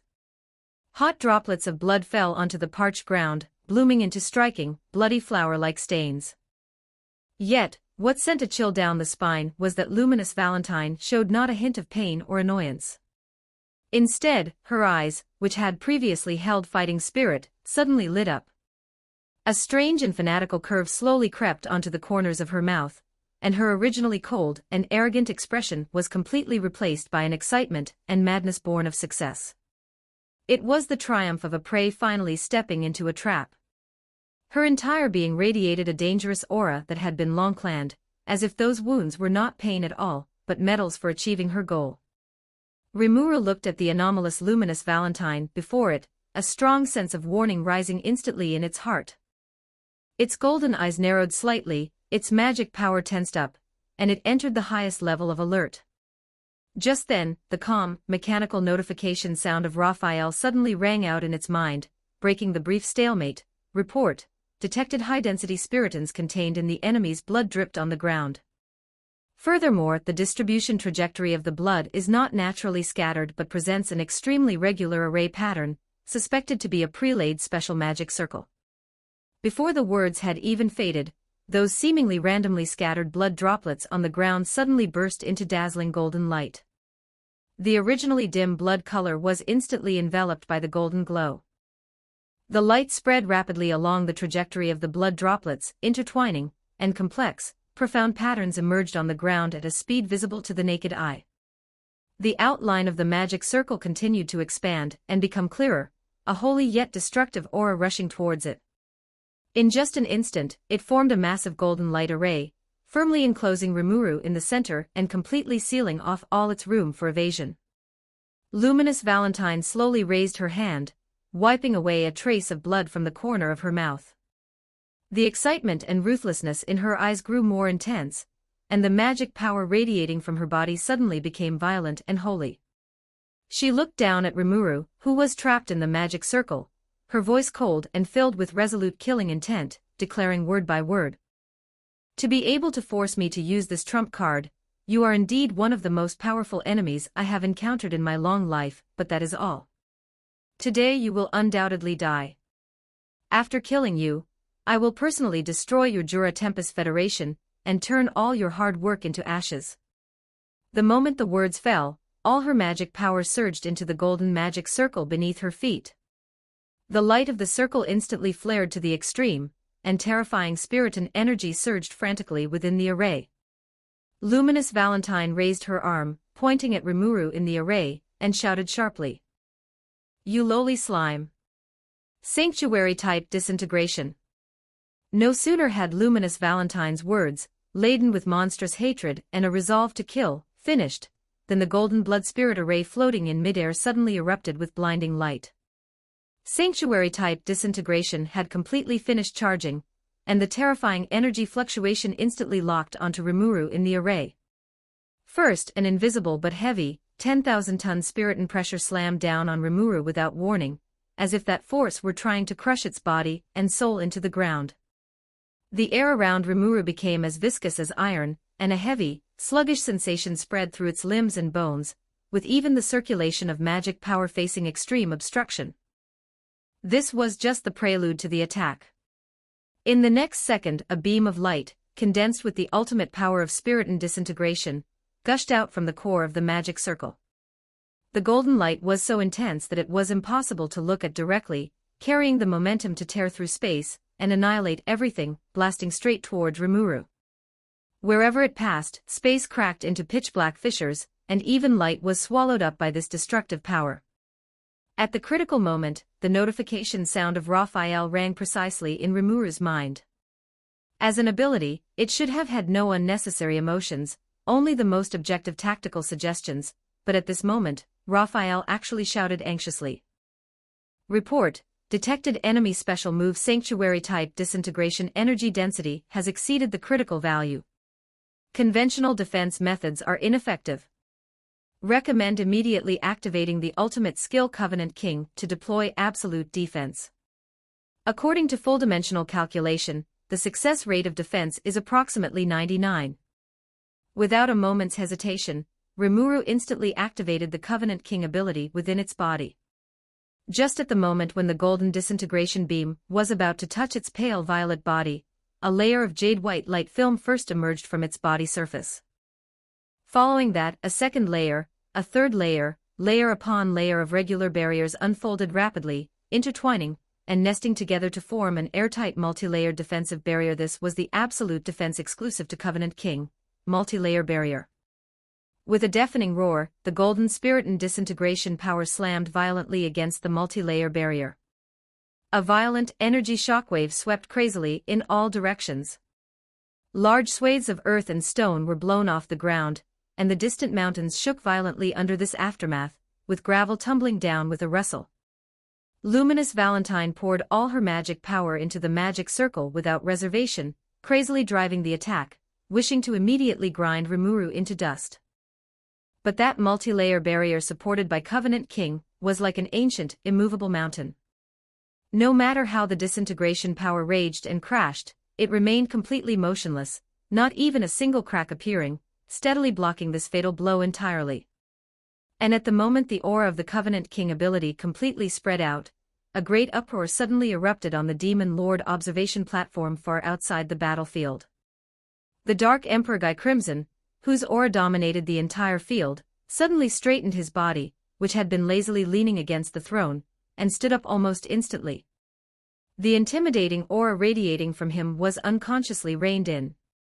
His scarlet eyes stared fixedly at Rimuru in the battlefield, his eyes churning with unbelievable shock. Totally ignoring the surprised gazes cast by other demon lords beside him, his gaze was as sharp as a knife, as if he wanted to pierce through the barrier and see through the secrets on Rimuru. De Groel's burly body suddenly stood still, his originally relaxed pupils suddenly contracting. He locked tightly onto the silver barrier around Rimuru, a faint pressure vaguely overflowing from his body. His expression was full of solemnity and scrutiny, and the leisure of watching the battle from before was gone.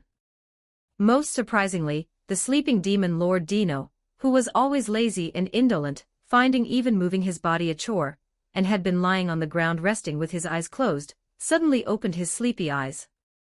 Ignoring his weariness, he jumped up from the ground, his originally unfocused gaze instantly becoming sharp, and looked straight at Rimuru, full of confusion and inquiry. The whole scene instantly fell into dead silence, with only the buzzing of residual energy from the battlefield echoing in the air. Guy Crimson stepped forward, his gaze remaining glued to Rimuru. His voice carried uncontrollable shock and confusion, muttering to himself, his tone filled with disbelief. How is this possible? That ability, why would it appear on it? He stared fixedly at Rimuru's seemingly weak yet incredibly resolute body, his tone growing more solemn, with a question that struck straight at the soul. Who exactly are you? Are you really just a slime born by accident with extraordinary talent? The gazes of the three of them were all focused on Rimuru. At this moment, whether Luminous Valentine's attack was effective was no longer important. The secret hidden within Rimuru was the truth that shocked them all. The violent sanctuary-type disintegration energy finally exhausted its last trace of power. The brilliant golden light dissipated completely, the smoke and dust filling the battlefield slowly settled, and the scene in the center was clearly revealed before everyone's eyes. Around Rimuru, the multi-layer barrier of Covenant King remained jade-white and brilliant. The stacked barriers had not moved an inch, and its petite body was intact, not even a speck of dust having touched it, as if the killing blow just now, which was enough to annihilate a continent, was merely a light breeze brushing past its side. And opposite, Luminous Valentine had long since exhausted all her magic power. Her arms, which had been maintaining the magic circle, hung down powerlessly, her fingertips trembling slightly. The aura around her was withered to the extreme. The wounds previously inflicted by Rimuru had not yet healed, and blood stains were mottled on her gorgeous dress, appearing disheveled and miserable. She looked up at the unscathed Rimuru, her pupils suddenly contracting. Her heart felt as if it had been grabbed tightly by an invisible hand. Suffocating despair instantly broke through her inner defenses, swallowing her completely like a tsunami. Why did it end up like this? She had lived for endless years, stepping onto the throne of a demon lord step by step, ruling over a region, and experiencing countless battles to possess her current power. Yet this slime before her, from birth to now, had only existed for a few short years. From a weak existence with no combat power, it had risen all the way, easily possessing strength that even she could not hope to reach, and even her all-out killing blow could not shake it in the slightest. The gap was actually so wide. The excruciating pain in her heart was far worse than the wounds on her body. Memories sealed for 1,000 years surged up violently. That figure she loved deeply but who died tragically became increasingly clear in her mind. Every moment was a heart-wrenching, bone-piercing pain. But now, she couldn't even break through Rimuru's defense, couldn't even manage to hurt it. It was nothing more than a distant, unattainable joke. Even her only obsession had become empty talk. What was the point of living? Despair, like cold venom, spread to her limbs and bones, eroding her will, leaving her without even the strength to lift her hand. The light in her eyes dimmed bit by bit, leaving only endless grayness and dejection, even giving rise to the thought of giving up right there and then, letting fate toy with her. Extreme pain, unwillingness, regret, and despair intertwined, colliding crazily in the depths of her soul. Just at the moment her will was about to collapse, the voice of the world suddenly resounded in the depths of her soul, devoid of any emotion. Individual name, Luminous Valentine. Unique skill, Lustful, has officially evolved into the ultimate skill, King of Lust. The moment the voice fell, a brilliant, dazzling rose-red divine light suddenly gushed out from within Luminous Valentine's body, and her originally depleted magic meridians were instantly filled. The wounds on her body healed rapidly at a speed visible to the naked eye, her skin returning to being fair and lustrous. The pressure around her climbed step by step, and the terrifying aura belonging to an ultimate skill swept across the entire battlefield, pressing down so hard that the surrounding air stagnated.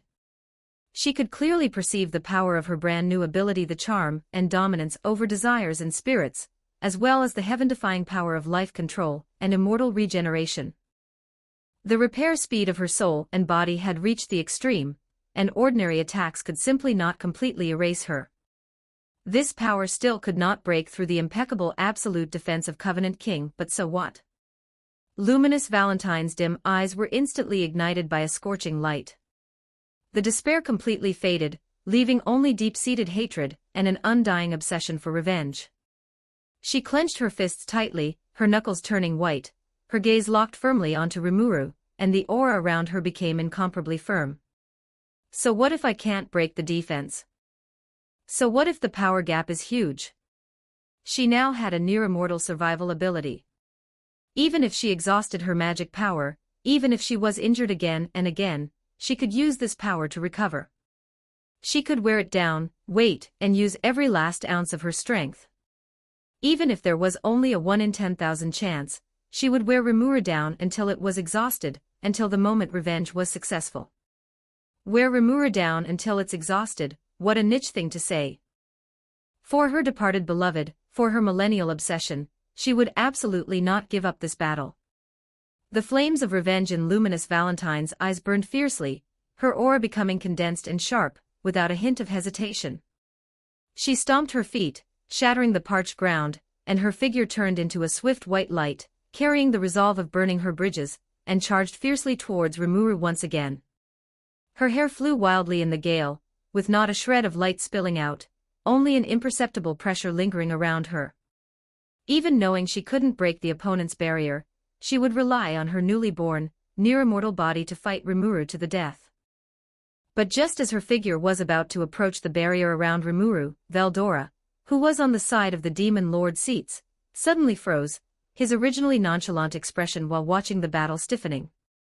That face, which was always flamboyant and unrestrained, turned deathly pale at a speed visible to the naked eye.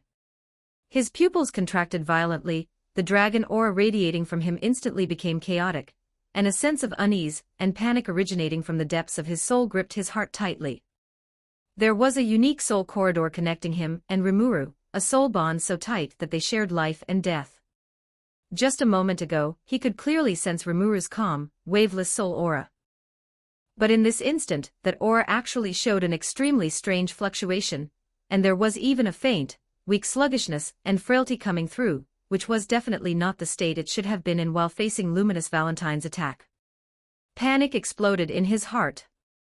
Veldora could no longer care about the etiquette of being a spectator, ignoring the surprised gazes of the demon lords around him. He stepped forward abruptly, his expression changing to the extreme, his tone filled with uncontrollable panic and urgency. He immediately shouted out through the soul corridor toward the depths of Rimuru's soul, his voice trembling slightly, "What's wrong with you? What exactly happened? Answer me quickly, do you hear me?" This call, anxious to the extreme, passed through the soul bond and straight into Rimuru's mind, but Rimuru remained standing in the center of the barrier, maintaining its original posture, without any reaction whatsoever. The originally tense battlefield instantly added a layer of heart-palpitating variables. All the demon lords present keenly sensed that this duel had already witnessed an unexpected, strange turn of events. Thanks to Unknown E for the power of love X3, thanks to tomato-loving Moon King Star for the power of love, thanks to Soul Hunter, Nima for the power of love X3. 42 Chapter 42 Let's have a happy day today. Chapter 42, Living happily every day. When Rimuru activated the power of Covenant King, layer upon layer of multi-layer barrier unfurled before her, dense magical patterns weaving into an impregnable fortress. Just as it steadily blocked luminous Valentine's cataclysmic sanctuary-type disintegration, and before the brilliant waves of light created by the collision of the violent spirit particle shockwave and the barrier had dissipated, a sudden, near-tangible sense of dizziness abruptly seized Rimuru's consciousness. The light and shadow before her eyes twisted abruptly. The sacred battlefield where she had been confronting luminous Valentine instantly collapsed and shattered. Replacing it was a scene both familiar and strange. It was the Jura Tempest Federation, which she had built with her own hands and poured all her heart and soul into. But at this moment, this land, once peaceful, prosperous, and filled with laughter, had long since completely fallen into boundless flames of war. Billowing thick smoke obscured the azure sky, and the pungent smell of gunpowder mixed with the stench of monster blood, filling the air. Buildings that once stood in orderly rows had collapsed with a roar, rubble and debris lay everywhere. Burning flames engulfed the streets. The shrill screams, desperate cries, and the roars of human soldiers intertwined into a mournful song of despair, every note piercing deep into Rimuru's heart. This illusion was far more realistic than the last. It was so real that the sensation of the ground beneath her feet, the whistling wind in her ears, and even the temperature of the air scorched by the flames were indistinguishable from reality. Rimuru stood there, dazed, her pale blue eyes filled with bewilderment and shock. An uncontrollable, terrifying thought arose in the depths of her heart: is this really just an illusion?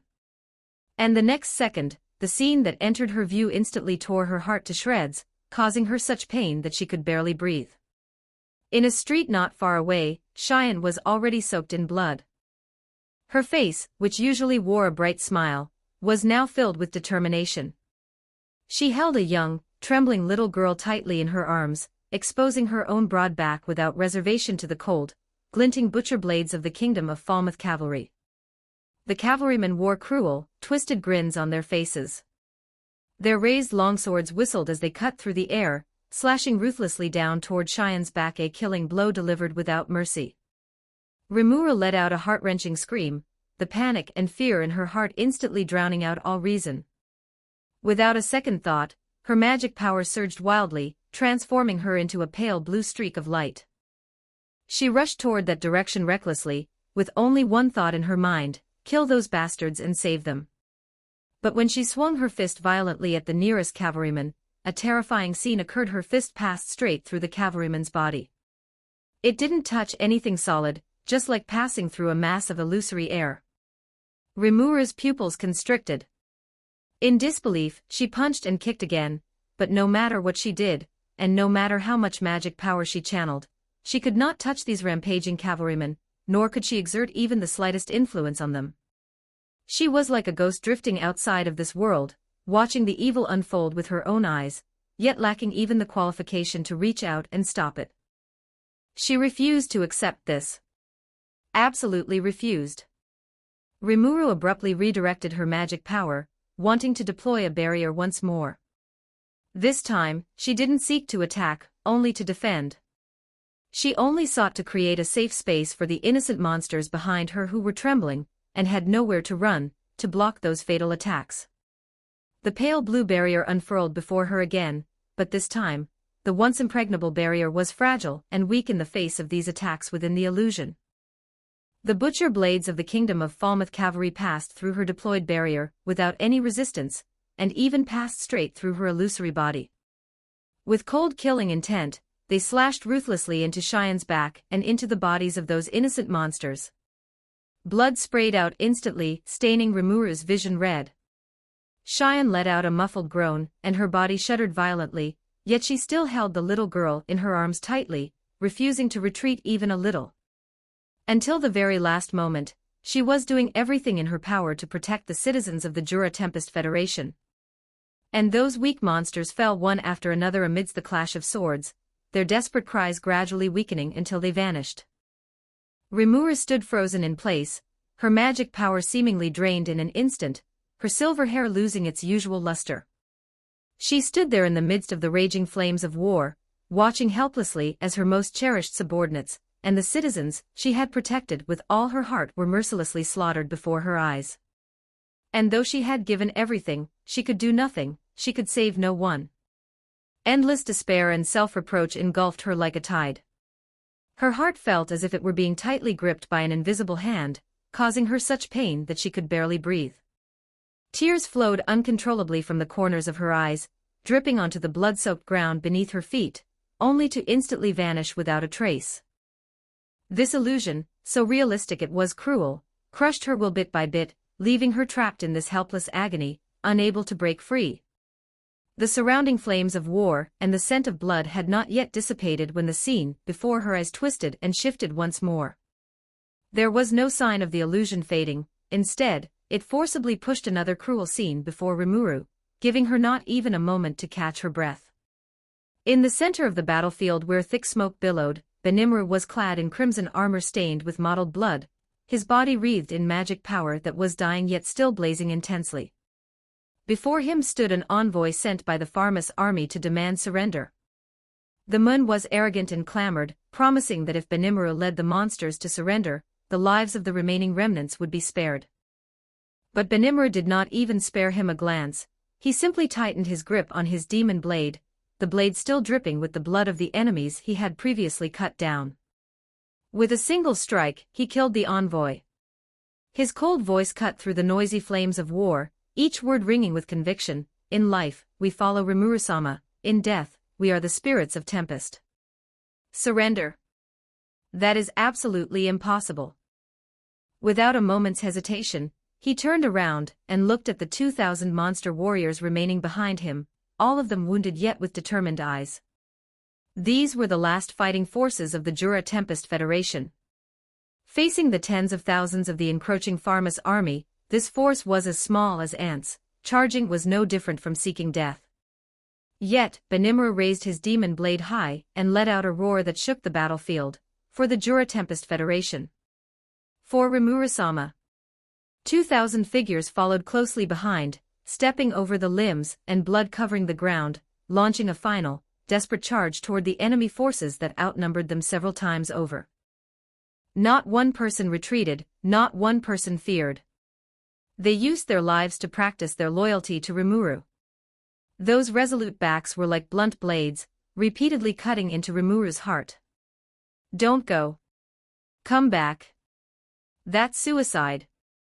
Rimuru ran toward them like a madwoman, her voice hoarse to the point of cracking. She frantically waved her arms, wanting to stop this near-suicidal act, but her voice was like dust dissipating into the air. Not a single warrior heard her. Her figure remained an unreachable illusion, no one could see her. She stood there, watching as Benimura took the lead. As his demon blade danced, the light of the blade was like flames. Every slash took the lives of several enemy soldiers. Blood splattered across his cheeks, yet he was completely unaware, relying on a single obsession to kill hundreds of people in a row. The corpses of the enemy soldiers piled up into a small hill at his feet. But human strength has its limits. His magic power gradually dried up, and blood gushed continuously from his wounds. Benimura's movements became slower and slower, his breathing heavier and heavier. Finally, under the relentless siege of the enemy forces, he collapsed from exhaustion. Countless butcher blades instantly engulfed him. Rimuru didn't even dare to look at that final scene, yet she was firmly locked by the illusion, watching helplessly as her most capable subordinate died tragically under a flurry of blades, unable to leave even a single last word. Before Rimuru could recover from this intense pain, a violent fluctuation of magic power came from the other side of the battlefield. She turned to look and instantly, her whole body went cold. Hakuro, dragging his shattered, broken body, had forcibly awakened from a state of being critically wounded and near death. His bones seemed to be creaking throughout his body, and the blood flowing from his split wounds soaked his clothes. Leaning on his katana, every step he took was difficult, yet he still kept his back straight, standing in front of the enemy forces. What he intended to protect was the final dignity of the Jura Tempest Federation, the heart and soul of Rimuru. And standing opposite him was the arrogant-looking Kyoya. Looking at Hakuro, who was critically wounded and whose strength was heavily suppressed by the anti-magic barrier, Kyoya's eyes were full of disdain. He didn't even have the interest to make a move himself. He simply turned to the side and coldly ordered the guardians of the faith from the luminous church who were standing by behind him, "You go finish him." A group of the guardians of the faith, holding swords and shields, swarmed toward Hakuro. They thought that the severely wounded Hakuro was at the end of his rope, but they ultimately underestimated the will and strength of a swordsman. Even though he was severely injured, and even though he had little magic power left, Hakuro's swordsmanship was still as fast as lightning. Amidst the cold gleam of his blade, sword she crisscrossed. The guardians of the faith couldn't even react in time, before they were cut down one after another. In just a moment, the ground was littered with the corpses of the guardians of the faith. But this bitter struggle completely exhausted the last of Hakuro's strength. His already severe injuries worsened, and he coughed up a mouthful of blood violently. His body staggered, nearly collapsing, and he could barely hold onto his katana. Just at this moment, Kyoya moved. A cruel smile on his face, he took advantage of the moment when Hakuro's old wounds flared up and he was unable to defend himself, silently closing in. The sharp sword in his hand carried a fierce, cold gleam. Without the slightest hesitation, he struck straight toward Hakuro's neck. "Watch out behind you." Rimuru let out a desperate roar, straining with all her might to rush forward and push Hakuro away, but her body passed through the illusory battlefield once again. She could only watch helplessly as the sharp blade descended, blood spraying out, and Hakuro's head instantly rolled to the ground, those eyes, which had always shown determination and gentleness, remained wide open even in death, filled with unwillingness. What was even more unforgivable was that Kyoya slowly walked up to the severed head, raised his foot, and stomped down hard. The sound of mangled flesh was ear-piercingly sharp. Hakuro's head was crushed beneath his foot, but Kyoya did not stop. With a look of morbid cruelty on his face, he stomped again and again, grinding down with force as if to crush away the last shred of dignity, until the head was completely obliterated into a bloody mess, unrecognizable from its original form. Only then did he pull his foot back with a look of disgust, a mocking smile curling at the corners of his mouth. This insane, monstrous scene completely shattered Rimuru's final line of psychological defense. She collapsed onto the blood-soaked ground, her pale blue eyes vacant and devoid of spirit. Her tears had long since run dry, leaving only endless despair and self-reproach. The Jura Tempest Federation she had built with her own hands was destroyed in an instant, and her most cherished subordinates were dying tragically before her eyes, yet she could only stand by like an outsider, watching everything happen, unable to even reach out to touch them or utter a single word of warning. The realism of the illusion trapped her firmly. Every shred of pain was incredibly vivid, as if her soul were being torn apart by this endless cruelty, plummeting into a boundless abyss. The surrounding scent of blood, pungent and thick, had not yet dissipated, and the illusion offered her no respite. The scene shifted violently once more. It was still Rimuru. Only this time, it was no longer the Pharmas army or the guardians of the faith of the luminous church trampling this land, but the massive, well-equipped expeditionary force of the Eastern Empire. Once prosperous streets were crushed into pieces by giant tanks, high-rise buildings collapsed amidst the artillery fire, and magic barriers shattered inch by inch like fragile glass.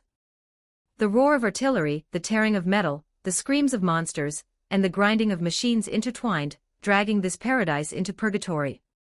She saw Geld puff out his broad chest, holding his massive shield firmly in front of the civilians behind him. That sturdy shield, which had accompanied him through countless battles, stood as immovable as a mountain in his hands at this moment. But the next second, a terrifyingly thick beam of destruction descended from the sky, instantly swallowing the shield and his massive body. Before he could even let out a cry of sorrow, Geld was obliterated in the blinding light, leaving not even a speck of ash behind. Geld. Rimuru's roar was drowned out by the artillery fire. She had not yet recovered from that blinding light, when her vision was torn toward another battlefield.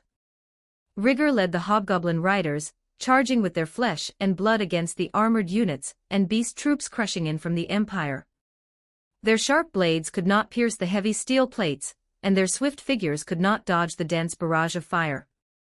One loyal hobgoblin rider after another was crushed into pulp beneath tank treads, and the giant claws of beasts, staining the earth red. Rigor fought bathed in blood, roaring until the very last moment, only to be completely swallowed by the endless enemy forces in the end. Rimuru trembled all over, her gaze shifting again in the sky. Gabble led the Hiryu troops whistling through the air, dragon breath and sharp claws tearing through the atmosphere.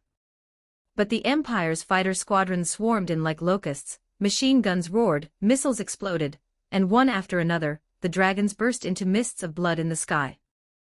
The once proudly soaring Hiryu troops were torn to shreds by cold machinery, falling from the sky like rain. Even the sky was no longer safe. She looked up abruptly, her pupils shrinking to the extreme. Above the horizon, the storm dragon Veldora was locked in a world-destroying battle with the scorched dragon, their dragon breaths colliding and changing the very heavens. The battle between the two dragon species was enough to make the world tremble. Mere mortals could not even approach. But just as Veldora's old strength had faded and his new strength had yet to form, a shadow so small it was almost invisible quietly approached a human, holding a pistol, the muzzle aimed at Veldora's vital point. There was no earth-shattering omen. Only a cold, faint gunshot. The next instant, Veldora's massive body gave a violent jolt, letting out a dragon roar of extreme misery, falling straight from the high altitude and crashing heavily into the capital, kicking up clouds of dust, never to stand again. Even her strongest pillar of support was so easily struck down. Rimuru's consciousness was on the verge of breaking. And the illusion gave her one final, most despairing scene. The Eastern Empire's massive floating airship hovered over the Jura Tempest Federation, a strange and cold special ray gathering beneath its hull, slowly locking onto the already devastated city below. The ray descended, silent and soundless. No explosion, no fire. Only on the streets and in the ruins, those residents of Tempest still struggling, still breathing, felt their bodies stiffen bit by bit, the light in their eyes fading little by little. The aura of life dissipated rapidly, like a receding tide being drained away. The elderly, children, monsters, merchants, warriors, one after another, they died quietly and in despair. The entire city of Tempest, under this ray, was reduced to a city of deathly silence. Rimuru stood frozen in the center of these desperate ruins. Cheyenne, Benimaru, Hakuro, Geld, Rigor, Gabble, Veldora. Everything she cherished, everything she protected, everything she had fought for. All of it, right before her eyes, was crushed, erased, and completely destroyed. And she, from beginning to end, was merely a bystander who could not touch, could not shout, and could not stop it. Watching helplessly. Unable to do anything. This series of bone-chillingly realistic scenes was like countless red-hot blades, repeatedly piercing and churning through her already fragile heart. Her body trembled slightly, and those once clear and bright eyes now held only boundless emptiness and collapse. She couldn't even tell if she was still in the illusion or not. Perhaps this was the hell she could never escape. Just then, a voice drifted slowly from behind her. There was no killing intent, no mockery, only a fatigue that had sunk to the depths of the abyss, numbed by endless suffering. Do you see? Rimuru stiffened. This voice. If you do not become stronger than anyone else as soon as possible, this will be your only outcome, unable to protect anything, and then casually killed in agony. The tone, the timbre, the subtle speech habits, they were exactly the same as her own. The only difference was that this voice was terrifyingly haggard, as if it had wandered in hell for thousands of years, having tasted all the loss, all the regret, all the helplessness, until even the strength to roar had been worn away, leaving only a deathly, hoarse silence. Rimuru turned abruptly, the remaining magic power around her body instantly tensing, her pale blue pupils contracting sharply. Appearing before her was another version of herself. The same figure, the same silver hair, the same appearance. But the other was covered from head to toe in hideous, terrifying wounds, her skin torn and burned. In those golden eyes, identical to her own, there was no anger, no madness, only a bottomless despair, the emptiness and sorrow that could never be filled after all those she cared for had died, and everything she had built with her own hands had turned to ash. The other, Rimuru, walked slowly toward her, step by step.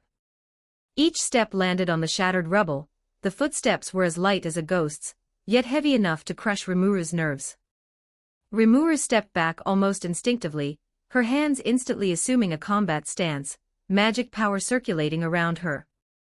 Her voice trembled slightly from extreme shock and vigilance, yet she forced herself to sternly demand, "Who are you? What are these illusions? Are you in those scenes just some trick used by that damn Luminous Valentine to confuse me?" Everything she could think of pointed to Luminous Valentine, who was currently engaging her in battle. This incredibly realistic illusion, this strange existence that had suddenly appeared, she could think of no other possibility besides the methods of that ancient vampire. But the battered self before her did not dodge in the slightest, nor did she speak in riddles. She merely stopped, quietly watching this version of herself who still possessed everything, and had not yet fallen into the abyss, and spoke directly in that heartbreakingly haggard voice. That female vampire Luminous Valentine doesn't have the capability for this. A single sentence shattered all of Rimuru's guesses. I am you. I am the failed version of you. We're not illusions, either. She looked up at this already dead Jura Tempest Federation, a flash of such intense pain crossing her eyes that even the illusion could not contain it. They are scenes that truly and actually happened. As these words fell, Rimuru froze in place, her mind went blank, and even her breathing stalled at that moment. And that, Rimuru continued to walk toward her, step by step. Chapter 43, The Death of Luminous Valentine. The other party walked toward it step by step, boots crunching on the shattered glass, creating a crisp cracking sound that seemed jarringly loud in the silent night.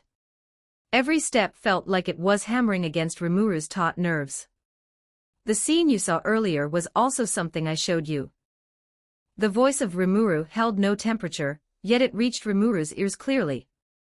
It was so you would know that the target of your revenge was never just a trivial luminous church. Compared to the Eastern Empire, the luminous church is as insignificant as a weak mayfly. Every word Rimuru spoke seemed to be forced out from the depths of its throat, carrying a tremor of despair. Then, how do I become stronger? It suddenly lifted its head, and in those eyes that were originally clear and gentle, a fire of unprecedented determination now burned. Strong enough to protect them, to protect every single person in the Jura Tempest Federation. Rimuru nodded slightly, as if having anticipated this, and spoke slowly, the voice sounding like an echo from the abyss. Devour all your enemies and seize their power and abilities. It extended a finger, pointing at Rimuru's chest, its tone carrying a hint of unquestionable warning. I must remind you. It is not the case that the more ultimate skills you have, the better. Possessing a large number of ultimate skills simultaneously is by no means a simple accumulation, it is an extreme strain on the soul. Your soul will bear unprecedented weight, and may even collapse and dissipate into nothingness because of it. A huge burden. I don't care. Rimuru interrupted the other party almost instantly. Its voice rose sharply, then settled down again, transforming into the firmest of oaths. It straightened its spine, its gaze immensely resolute. As long as I can protect the Jura Tempest Federation, as long as I can let everyone live, never mind just the burden on my soul, even if I fall into hell or turn to ashes, I fear nothing. The night wind whipped at its clothes. In this desolate night, Rimuru's figure seemed to stand on the edge of the cliff of fate, with no path of retreat left, only an unstoppable heart of protection. Hearing Rimuru's answer, Rimuru said with satisfaction, very good. Then, go and devour Luminous Valentine now, and seize her abilities. Also have Diablo recruit more powerful demons, they will be your capable subordinates as well. Additionally, take these as well. This is the last help we can give you. I hope you can protect them well. As it spoke, the body of Rimuru gradually dissipated and merged into Rimuru's body. The moment Rimuru entered Rimuru's body, the surrounding broken ruins, and that phantom identical to itself vanished instantly like bubbles torn apart by a gale. The void twisted, and Rimuru suddenly snapped back to reality. Its clear eyes still held the lingering fire of determination, and the magicules around its body suddenly became violent and condensed, carrying an earth-shattering sense of oppression. Almost at the same instant the illusion completely dissipated, a figure carrying the sharp pressure of the progenitor vampire rushed straight toward it like black lightning. Luminous Valentine's scarlet eyes were filled with rage and ruthlessness, and her fingertips gathered lethal magicules, intending to launch a surprise attack while Rimuru was still unsettled. But at this moment, Rimuru had long since completely awakened from the wavering of the illusion, its mind absolutely steady. Facing the suddenly attacking Luminous Valentine, it did not hesitate in the slightest. The magicules circulating around its body instantly gathered in its leg. Without any superfluous moves, it delivered a crisp, clean, and powerful front kick, slamming fiercely into Luminous Valentine's chest and abdomen. This kick was fast to the extreme, containing all of Rimuru's current rage and determination to protect. Luminous Valentine could not even make a complete defensive move, she only felt an irresistible force slam into her body. Her whole person flew backward like a kite with a broken string, crashing hard into the energy barrier on the outskirts of the Jura Tempest Federation. The thick barrier shook violently from the impact, rippling with layers of green halos. Severe pain instantly swept through her entire body. Luminous Valentine groaned, and fresh red blood spilled from the corner of her mouth.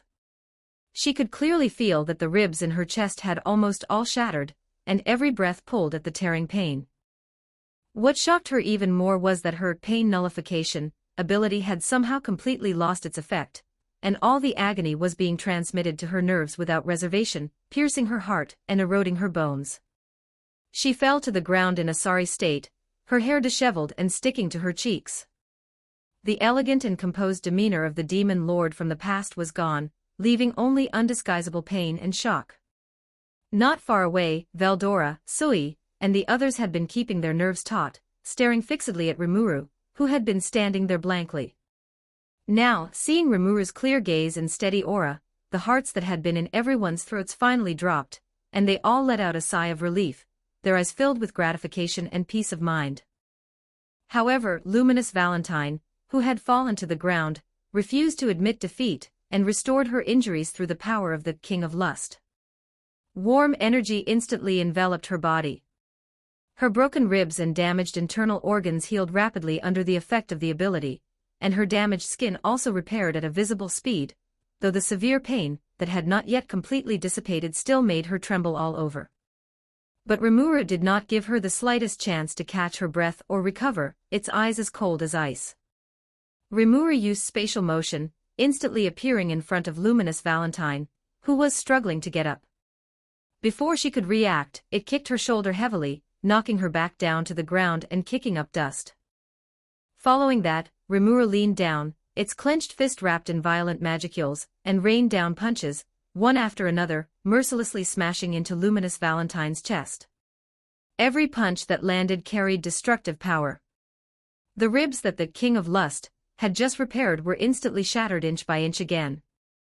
The crisp sound of breaking bones, mixed with Luminous Valentine's suppressed groans, was jarringly loud in the empty arena. The ability was activated desperately, and the injuries healed over and over again, but Rimuru's fists never stopped. The speed of healing could not keep up with the speed of being shattered, breaking, healing, breaking again, healing again. A repeating cycle. At this moment, with pain nullification completely ineffective, this repeated trauma and severe pain was no longer simple combat suppression but extreme torture. Luminous Valentine was soaked in cold sweat, her scarlet eyes filled with pain and despair. She no longer had the strength to resist and could only let that heart-piercing pain sweep over her body again and again, even the strength to struggle having been completely stripped away. Giving Luminous Valentine no room to breathe, Rimuru, like a beast ready to pounce, instantly suppressed her as she lay dying. Rimuru leaned down, one hand precisely gripping Luminous Valentine's neck with enough force to nearly crush the bones, the other hand firmly grasped her still twitching left lower leg, its fingertips digging into the flesh, feeling the fragile tibia beneath. The next second, Rimuru exerted force with both arms simultaneously and pulled outward violently. A teeth-grinding sound of bone breaking exploded instantly, accompanied by Luminous Valentine's heart-rending scream. Before this absolute power, her lower leg was ripped straight off, as if it were a fragile dead branch. The broken bone pierced through the skin, protruding hideously. Hot blood surged out like a bursting flood, gushing along Rimuru's arm, splashing in large swaths onto its cheeks and forehead, and even sliding down its jawline, dripping onto the cold ground, blooming into eye-catching crimson plum blossoms. Rimuru frowned slightly, a flash of disgust in its eyes. It raised its hand and roughly wiped the bloodstains off its face with its sleeve, its fingertips brushing against its skin with undisguised aversion. Meanwhile, Luminous Valentine was already soaked in severe pain. The failure of pain nullification made every inch of her nerves burn in a raging fire. She twitched violently, her eyes bloodshot from the extreme pain. Her original elegant posture was gone, leaving only a death-like struggle. Rimuru did not hold back at all. Watching her struggle in pain in its hands, its gaze grew even colder. Rimuru grabbed Luminous Valentine's right shoulder, its fingertips hooking into the bones and ligaments of her shoulder, and exerted force violently once more. Another shrill, crisp sound rang out as her right shoulder was ripped clean off. The sight of flesh, blood, and bones separating was shocking. Immense pain swept through her body like a tsunami, nearly swallowing Luminous Valentine's consciousness entirely. Her vision went dark in waves, her consciousness teetering on the edge of collapse, yet she was dragged back into the abyss of wakefulness by the heart-piercing pain, making even fainting a luxury. Just like that, Rimuru repeatedly abused her, as if treating a defenseless doll. It grabbed Luminous Valentine's left arm and pulled violently, the sounds of bones breaking ringing out one after another. Then it grabbed her only remaining right leg, with the same force, and the same result. The lower leg broke with a snap, blood gushed again, staining the entire ground red. With all four limbs destroyed and flesh separated from bone, luminous Valentine's body became fragmented. Only the power of the King of Lust continued to envelop her, allowing her injuries to repair at a visible speed. Bones knitting, skin healing, blood vessels reconstructing, yet the places that had just been repaired were torn apart again by Rimuru's power in the blink of an eye. This infinite cycle of repair-shattering became the cruelest torture for her. Until luminous Valentine no longer had the strength to struggle, lying limp on the ground, with only the faint rise and fall of her breath proving she was still alive, did Rimuru finally seem to feel it was enough. It straightened up, looking down at the broken, yet stubbornly self-healing body before it. There was not a shred of pity in its eyes, only a deathly indifference. The next second, Rimuru leaned down, its right hand piercing through luminous Valentine's broken chest without resistance. Its fingertips touched the magic core hidden deep within the chest cavity, emitting a soft golden light. It closed its 5 fingers and exerted force instantly. The magic core was crushed, and the magicules exploded and dissipated instantly, like a bursting bubble. Almost at the same instant, luminous Valentine's body stiffened violently, and the injuries that were originally slowly repairing suddenly stopped. Her unfocused pupils dilated instantly, the last glimmer of light in her eyes faded away completely, and her presence instantly returned to stillness. Time seemed to stand still at this moment. Rimuru slowly withdrew its blood-soaked hand, the residual warmth of the shattered magic core still lingering on its fingertips. The residual warmth of the shattered magic core had not yet dissipated, and luminous Valentine's torso, with all 4 limbs destroyed and flesh mangled, lay in a pool of blood. The King of Lust could no longer repair her injuries. Rimuru's hand hanging by its side was still dripping with hot blood, its eyes devoid of any pity, leaving only icy determination. It stepped forward and grabbed luminous Valentine's remaining broken torso, its knuckles tensing, its fingertips digging deep into the flesh that had not yet coagulated. Without the slightest hesitation, it pulled upward violently. Snap rip. The jarring sound of bone tearing and flesh separating intertwined, echoing throughout the entire silent battlefield. The progenitor vampire's head, along with the entire spine gleaming with a cold white luster, was ripped out by the roots from the torso. The broken end was mangled, with residual blood vessels and tendons dangling. Blood dripped continuously along the spine, forming small pools on the ground. Luminous Valentine's originally exquisite face had long been distorted by extreme pain, her unfocused scarlet eyes wide open, still retaining the despair and unwillingness before death, completely devoid of life. Rimuru's Beelzebub ability operated at full power, devouring and absorbing all the shattered magic core fragments scattered around, the splattered severed limbs, and the residual magicules in the air. The King of Lust also became an ability under Rimuru's control. After doing all this, it casually tossed the head, which was still attached to the entire spine, into its exclusive storage space, its movements as indifferent as handling an inconsequential piece of debris. At the edge of the battlefield, Guy Crimson, who had been maintaining a barrier to prevent the aftermath of the battle from affecting other demon lords, slowly retracted the green barrier around him, the shimmering light of spatial distortion gradually dissipating. He looked at Rimuru, who was standing in the center of the pool of blood, covered in blood yet with an increasingly intimidating aura. He curled his lips into a smile of approval and stepped forward, just about to open his mouth to congratulate Rimuru on completely defeating Luminous Valentine, and to publicly announce that Rimuru had joined the ranks of the top demon lords, taking hold of a new demon lord position. But before Guy Crimson could speak, a furious figure in the crowd suddenly erupted. Luminous Valentine's personal attendant, Roy, his eyes blood-red and his face filled with grief and madness, seeing his master's miserable death, completely lost his reason. Magicules surged violently around him, and he rushed toward Rimuru recklessly, gathering a lethal attack in his hand, roaring as he wanted to avenge his master. Damn slime! I'll kill you! His speed was extremely fast, almost turning into a black afterimage, but in front of a primordial demon, this amount of power was not worth mentioning at all. The moment Roy moved, a pitch-black figure had already flashed like a ghost. Diablo, surrounded by elegant yet lethal black magicules, wore a mocking smile of extreme contempt on his face.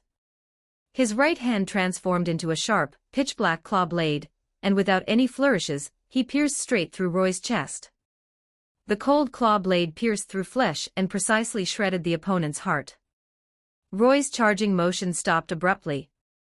He looked down at the wound piercing his chest in disbelief, spat out a mouthful of blood, and the strength in his whole body dissipated instantly. Diablo slowly withdrew the claw blade, letting Roy slump to the ground. He glanced down at the dying Roy, his mockery and disdain evident in his tone, his voice cold and arrogant. "For trash like you to dare lay a hand on the Supreme Lord Rimuru is simply ridiculous and beyond your station." As his words fell, Roy completely stopped breathing, falling into the pool of blood, returning to extinction along with his master. Thus the faith of Luminous Valentine was brutally slaughtered by Rimuru's own hands, and the Blood Lord, Roy, was also instantly slain by Diablo. Without the god and the strongest holy knight to preside over it, the Luminous Church was like an ant colony with its backbone removed. Its destruction was already a foregone conclusion, merely a matter of time. 44 Chapter 44. Under the gaze of the assembled demon lords, Roy, a subordinate of Luminous Valentine, completely lost its breath, collapsing to the floor and remaining motionless. In the vast hall of Walpurgis, only faint magical fluctuations and the steady breathing of those present remained. The tense, confrontational atmosphere that had just gripped the room finally began to fade along with the dissipation of this last bit of resistance. Guy Crimson, seated on the main throne, slightly reigned in the aura of disdain for all living things that surrounded him. His crimson eyes swept across the room, the nonchalant expression he had worn previously fading, replaced by an indisputable solemnity. He slowly stood up, golden magicules gently flowing around him, firmly taking control of the atmosphere throughout the hall. Then, in a voice that was low yet clear enough to reach the ears of every demon lord, he formally declared, "From this moment on, Rimuru Tempest officially takes its place among the demon lords." As his voice fell, sporadic murmurs of agreement echoed through the hall. Some demon lords looked on with indifference, while others gazed with curiosity at this newly ascended, remarkably young demon lord. Rimuru stood in the center of the arena, its pale purple magicules gentle yet imposing. It calmly accepted the coronation of this title, and though there were ripples in its heart, it maintained a composed expression. Just when everyone thought the coronation ceremony had concluded and the atmosphere was about to ease, Guy's expression suddenly became incomparably serious. His deep, crimson eyes locked onto Rimuru, devoid of any hint of a joke. The pressure around him quietly climbed once more, carrying an imperceptible sense of scrutiny and probing as he spoke slowly, his voice low and sharp. "Rimuru, who exactly are you?" This sudden inquiry was like a boulder thrown into a calm lake, instantly stunning all the demon lords present, their faces showing expressions of shock and confusion. Many demon lords grumbled inwardly. Guy had clearly just called out Rimuru's name, and even announced its ascension as a new demon lord, yet now he was earnestly questioning its identity.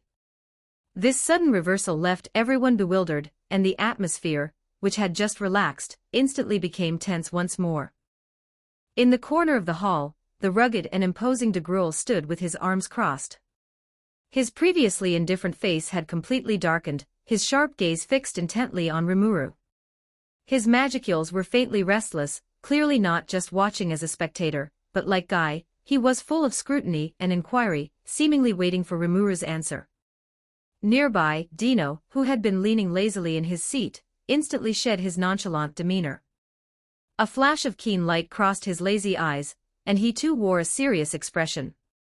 His aura became restrained, forming an invisible encirclement with Guy and de Gruel. Clearly, all three of them shared the same intent. This was not a question asked on a whim. Rimuru was taken aback by Guy's sudden question, a flicker of obvious confusion crossing its golden eyes. It tilted its head slightly, looking at the serious-faced Guy, quickly pondering the intent behind the question, but it could not fathom why Guy would ask such a thing at this time. It felt the scrutinizing gazes of Guy, de Gruel, and Dino, as well as the varied looks from the other demon lords, and although it was confused, it remained composed. Without a hint of panic, it replied steadily, "I am Rimuru Tempest, leader of the Jura Tempest Federation. Aside from that, what other identity could I have?" Guy, what exactly do you mean by asking this now? Rimuru's voice was clear and firm, without the slightest evasion. The magicules around it remained peaceful, without any concealment or disguise, revealing its truest state before everyone. Guy did not respond immediately, instead closing his eyes and releasing his perception with his full focus, carefully probing every trace of aura around Rimuru. From the fluctuations of magicules to the essence of its soul, and even the nature of its hidden power, he did not miss a single detail. A moment later, he slowly opened his eyes. The scrutinizing look in his crimson eyes gradually faded. Having perceived that Rimuru was speaking the truth, that there was no concealment, and that there was no hidden malice or secret, the pressure around him dissipated. His serious expression instantly vanished, and he returned to his usual nonchalant demeanor, waving his hand lightly and saying with a smile, "It's nothing, just a little joke. Don't take it seriously." This offhand explanation left the present demon lords even more bewildered. The tense, confrontational scrutiny had been nothing but a joke. However, seeing Guy's expression return to normal, no one dared to ask further, and the atmosphere in the hall finally eased completely. Rimuru had no intention of lingering at Walpurgis any longer. The shadow of the Eastern Empire's invasion hung heavily in its mind, its citizens, cities, and defensive lines in the Jura Tempest Federation were all waiting for it to return and make arrangements. Every minute and second of delay could put Tempest at a disadvantage. Although its aura remained peaceful, its golden eyes were already tinged with a sense of urgency and gravity. It did not say another word about Guy's abnormal questioning, nor did it have the heart for small talk with the other demon lords, immediately turning to prepare for its return to the Jura Tempest Federation. Before stepping away, Rimuru suddenly paused, turned to the side, and looked directly at Leon, who was nearby. Its eyes held undisguised coldness and anger, a gaze full of pressure that landed straight on Leon, without the slightest concealment.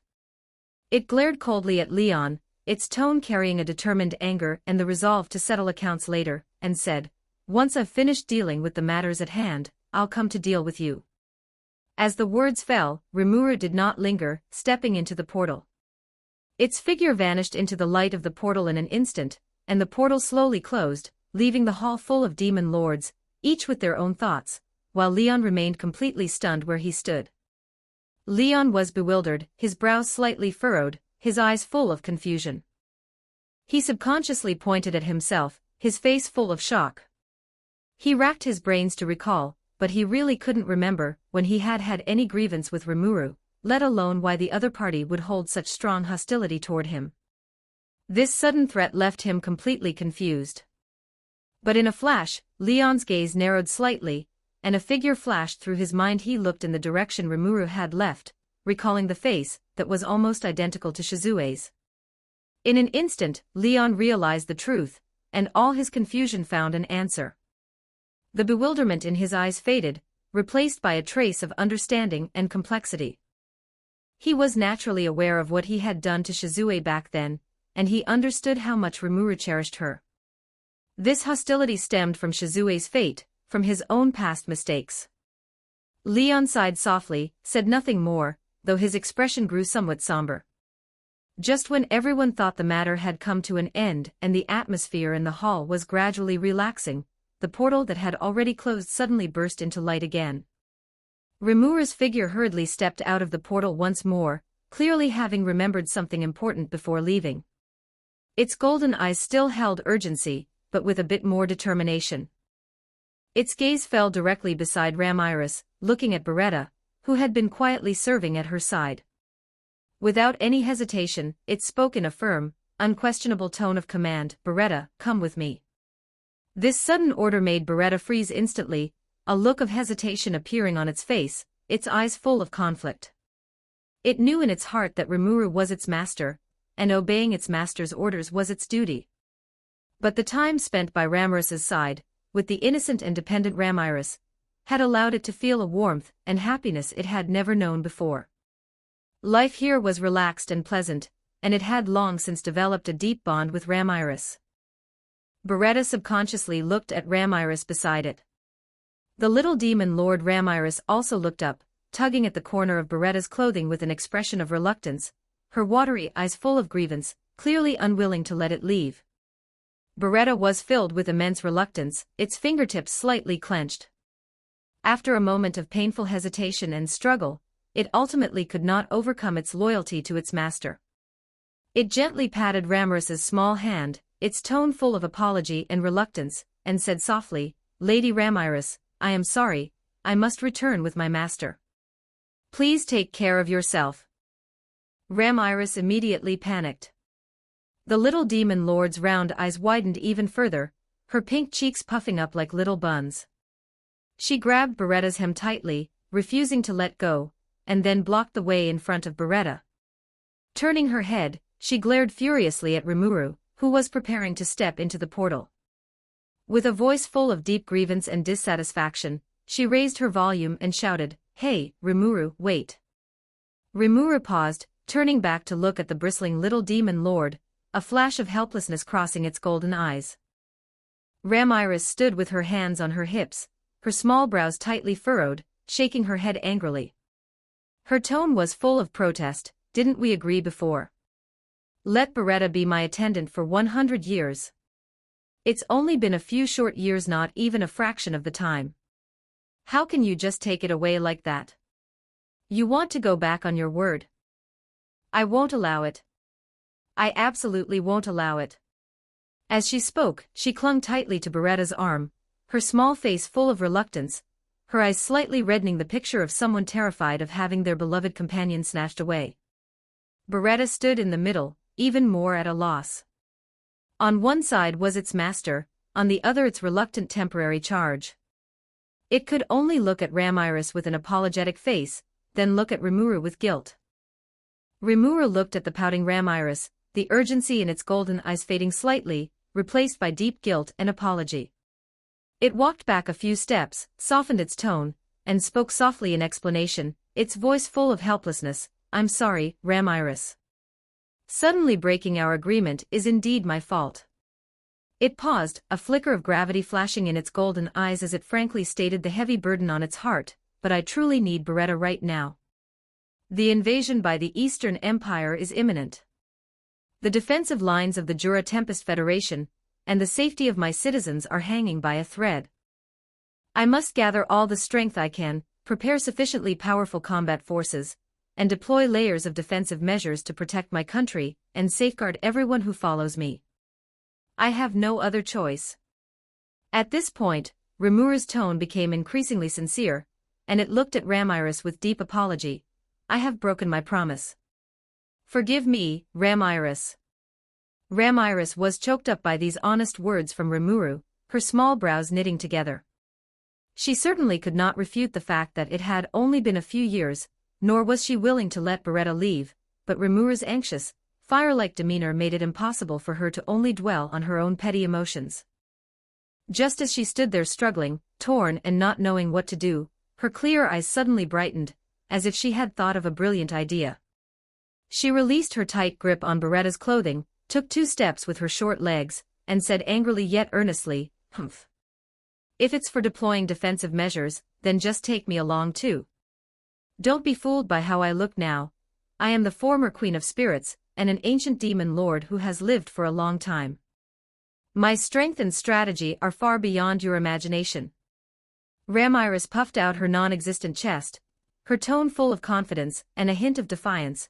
"As long as you take me with you, not only can I help you build a solid defensive line that even the Eastern Empire cannot breach, but I can also continue to spend time with Beretta. It's a win-win, isn't it?"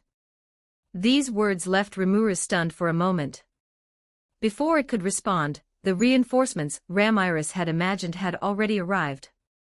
However, to Ramiris's complete surprise, Rimuru did not hesitate for even a second, almost blurting out its refusal with a firm, ironclad tone, even carrying an unquestionable solemnity, "No." This one word was like a heavy hammer, instantly shattering Ramiris's expectations. Rimuru's eyes held no trace of teasing, only genuine gravity. "Ramiris, you are too weak. In your current state, let alone the battlefield, I'm afraid even an ordinary soldier from the Eastern Empire could easily crush you. I'm not putting you down, this is the cruel reality. If you follow me, I would not only have to worry about the war on the front lines, but also have to divert a great deal of energy to ensure your safety. This would put my deployments at a disadvantage, and even endanger the safety of the entire Jura Tempest Federation. This is war, not a game of house. The scenes are far bloodier and more cruel than you can imagine. You cannot handle it. This speech was like a bucket of cold water. Ramaris's cheeks instantly flushed red. That was the anger and grievance of being belittled. She glared around at the breathless demon lords, finally fixing her gaze on Rimuru, lifting her small chin with a hint of stubbornness. You say I'm weak in front of so many people. I won't argue with you here, there are too many eyes and ears. Once we get to the Jura Tempest Federation, I will show you my true capabilities in private. Rimuru had wanted to refuse again, thinking this was merely a child's angry words, but before it could speak, Malim Nava, who had been silently watching the show on the side, finally moved. She spoke earnestly, smoothing things over for Ramiris. Rimuru, don't be fooled by her small appearance. Although she looks a bit weak right now, she is an ancient demon lord who has walked through long ages with us. Back in the day, her strength shook the world. Trust me, she definitely has hidden trump cards, she might just be able to help you. Malim Nava's words carried great weight, and Rimuru had to reconsider. It looked at Malim Nava's confident eyes, then turned back to look at the unyielding, puffed-up Ramiris, and hesitation began to grow in its heart. If Malim Nava's words were true, then Ramiris's joining would undoubtedly be another trump card to reinforce the defensive lines of the Jura Tempest Federation, which would allow it to better protect its citizens. Thinking this far, Rimuru finally nodded and relented. Then stay in the Jura Tempest Federation, and let us properly witness the true power of the Queen of Spirits. Chapter 45, Infiltrating the Ingratia Kingdom. A long-awaited reunion. The aftershocks of Walpurgis had not yet fully dissipated, and the military deployment of the Jura Tempest Federation was already undergoing a new round of precise adjustments. After careful consideration, Rimuru Tempest immediately ordered the total withdrawal of the Yellow Corps, which had previously been urgently dispatched to the front lines. This elite corps, known for its solid defense and steady tactics, was redeployed to the eastern border of the Jura Tempest Federation, firmly guarding this critical area and building an impregnable defensive barrier to cope with any potential invasion from the Eastern Empire. After completing the defensive layout, Rimuru decisively shifted the focus of operations, handing over the heavy responsibility of completely eradicating the Luminous Church and pacifying the chaos in the Western nations to the Green Corps and the Blue Corps. By this time, the Western nations had already fallen into a desperate state of disintegration.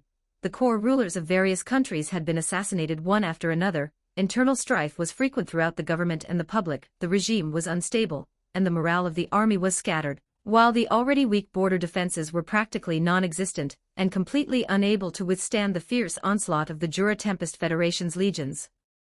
The Green Corps, which took the lead in the charge, had its core combat power comprised of the Hobgoblin Riders, personally led by Rigor. These warriors each rode sturdy and extraordinarily powerful magical wolves, clad in specially crafted high-quality armor, and wielded sharp polearms, combining extreme speed with formidable impact. The moment the charge bugle sounded, hundreds of Hobgoblin riders surged out like a torrent of steel. Their wolves' claws shattered the earth, kicking up dust that filled the sky, and they charged toward the Western nations with an unstoppable momentum. Facing this unstoppable iron cavalry, the defending troops of the nations, who were already unstable and poorly equipped, could not make an effective resistance in time. Their fragile lines were completely torn apart in an instant. Soldiers fled in all directions, abandoning their armor and weapons, and the battlefield was filled with the galloping figures of the Hobgoblin riders and the wails of the defeated enemy forces, with any remaining resistance instantly wiped out by the charge of the Hobgoblin riders. Meanwhile, the entire Blue Corps launched its attack. The Legion's main aerial force, the Wyvern Corps, was well organized, with its core combat power consisting of the powerful Dragonauts who excelled in aerial combat, and another elite portion consisting of lizardmen warriors riding giant wyverns. Once the battle began, the Dragonauts were the first to take to the skies. They were agile and possessed powerful aerial combat capabilities, either diving to slash with their weapons or unleashing magical attacks with fierce intensity. The lizardmen warriors rode on the backs of giant wyverns with astonishingly powerful dragon breath, relying on their excellent riding skills and coordination to work with the wyverns to conduct wide-scale sweeps, precisely destroying the enemy's strongholds, supplies, and defensive fortifications. The two aerial combat forces complemented each other, quickly seizing control of the air superiority over the entire battlefield. The armies of the Western nations had always lacked aerial combat capabilities, having neither air combat units to contend with them nor heavy magical weapons to counter aerial monsters. Facing the dual strikes from high above, they could only passively endure, completely unable to fight back.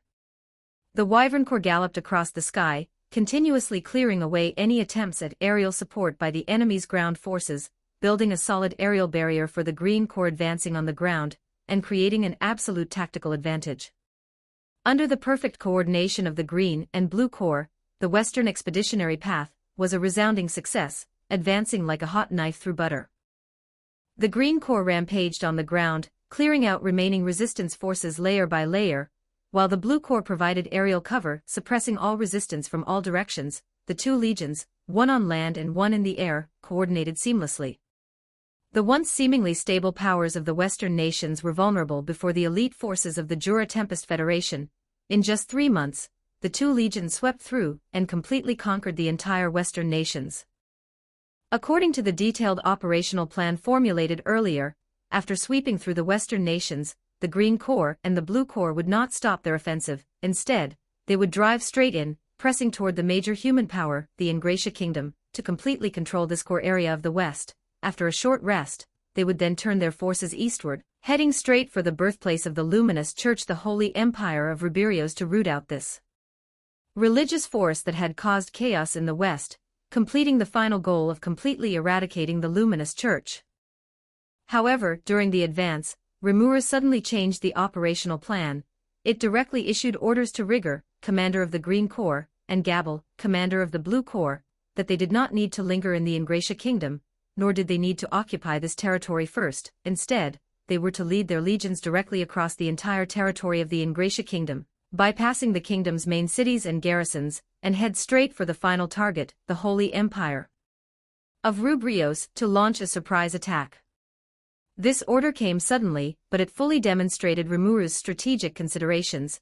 It caught the Luminous Church off guard, and avoided unnecessary consumption of forces in Ingratia. Upon receiving the order, Rigor and Gabel dared not delay. They immediately reorganized their legions, changed the direction of their march, and with their elite troops, set off rapidly toward the Holy Empire of Ruberios in a grand procession. The momentum of the two legions passing through was immense. The sound of iron hooves and the flapping of wyvern wings shook the heavens and the earth, plunging the already turbulent Ingratia Kingdom into unprecedented panic. After the two legions set off, Rimuru also quickly arranged the follow-up affairs for the Jura Tempest Federation. It temporarily entrusted all political, military, and daily operational matters of the Federation to Rigord, ensuring that everything in the Jura Tempest Federation would run in an orderly manner during its absence. After explaining all matters, Rimuru did not accompany the legions to the front line, but chose to go alone, quietly infiltrating the Ingratia Kingdom, which was now in a state of high tension. At this time, the Ingratia Kingdom was already shrouded in an extremely tense atmosphere. The war launched by the Jura Tempest Federation had swept across the entire West. The tragic sight of the fall of various nations was right before their eyes, and coupled with the fact that the Green and Blue Corps had just passed through the kingdom's territory without warning, although they did not actively attack the cities, it still plunged the entire kingdom into terror. To prevent spies from the Jura Tempest Federation from infiltrating, and to block any potential hidden enemy forces, the Ingratia royal family immediately ordered a comprehensive blockade of all border checkpoints. Countless guard posts were added in all major cities, traffic arteries, and rural passes throughout the country, and a large number of guards were dispatched to strictly inspect every passerby, and anyone with even a hint of suspicion would be immediately detained and interrogated. The level of alert reaching an unprecedented height. But such seemingly strict defenses were merely a display that was useless to Rimuru. It easily avoided the inspections of all checkpoints, dodged the layers of checks by the guards, and went all the way unimpeded, without attracting the attention of anyone, quietly stepping into Ryla, the capital of the Ingratia Kingdom, and the core city of this major Western human power. Following the route in its memory, Rimuru calmly passed through the streets and alleys of Ryla, and soon found the Ingratia Freedom Academy located in a corner of the city. The atmosphere of the campus, which should have been filled with the laughter of children, had long since vanished, replaced by an oppressive silence. Even the wind passing through the treetops carried a sense of tension. Clearly, the flames of war from the outside had already spread to this place of education that should have been peaceful. Rimuru had originally intended to hide its figure and go quietly to find the summoned children to check on their current situation, but as soon as it stepped into the foyer of the main school building, a harsh scolding voice first reached its ears, followed by a scene that made it furious. A man wearing a stiff kingdom official uniform and a gold-trimmed hat was standing arrogantly in the center of the corridor.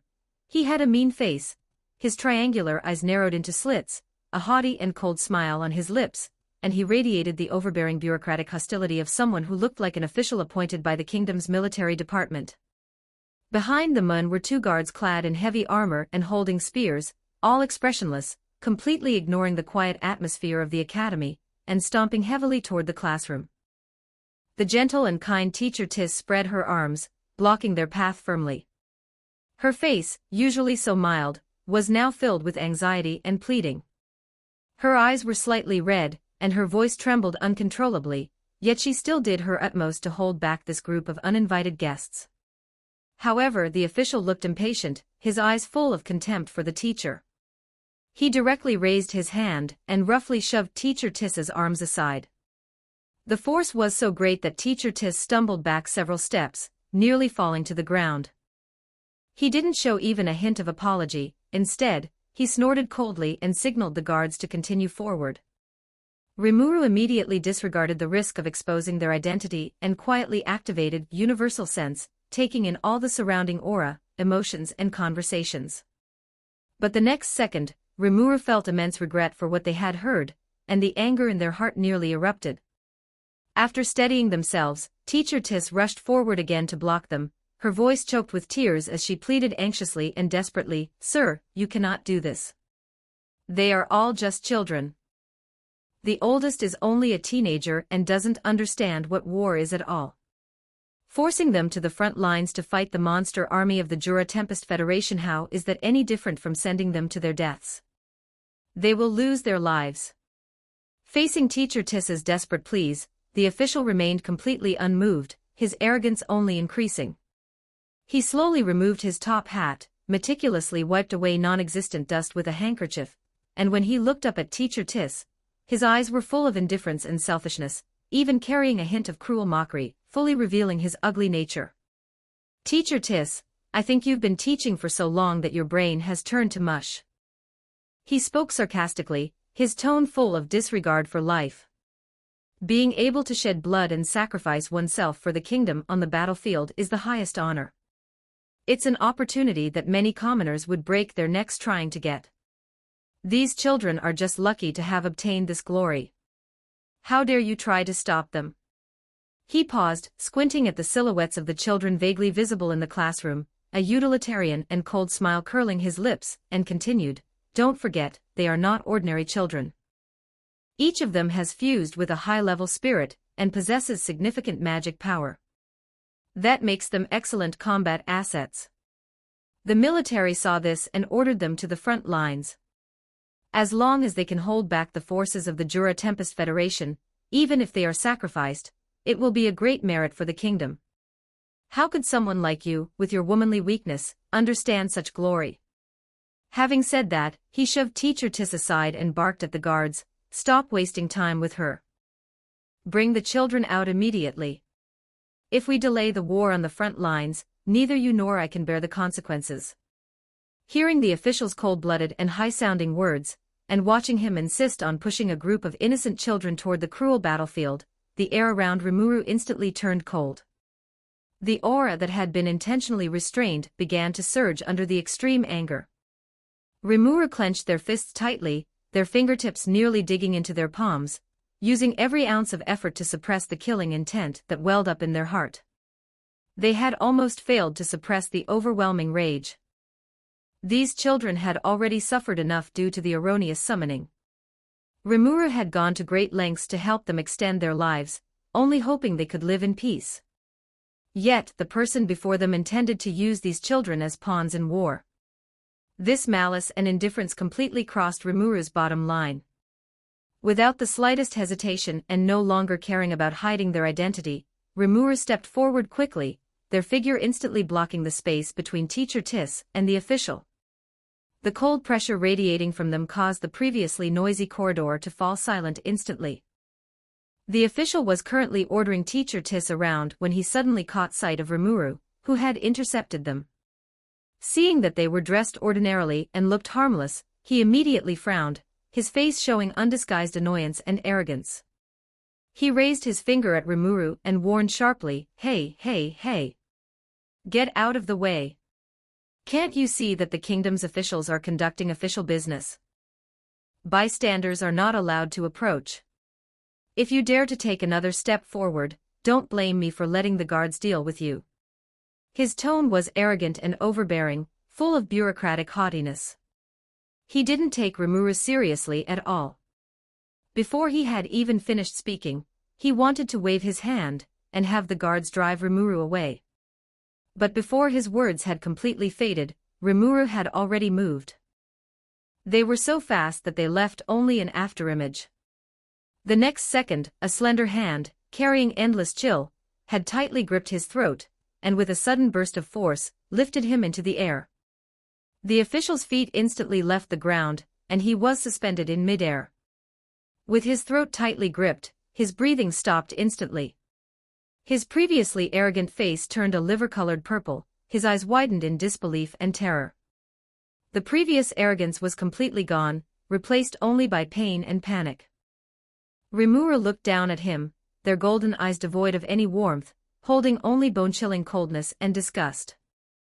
Their voice was as cold as an ice blade in midwinter, saying coldly, word by word, pushing a group of innocent children toward a battlefield of mountains of corpses and seas of blood, "Not only do you feel no guilt, but you use high-sounding excuses like sacrificing for the country to whitewash your own malice. You insects who only care about your own interests and treat human life like dirt are truly disgusting." The two guards nearby were shocked at the sight, and hurriedly drew their swords and spears. The sharp blades pointed directly at Rimuru, and they shouted orders for them to let the men go. But before they could make their next move, Rimuru simply cast a faint glance at them. With two crisp crack sounds, the fine iron weapons in the hands of the two guards snapped instantly.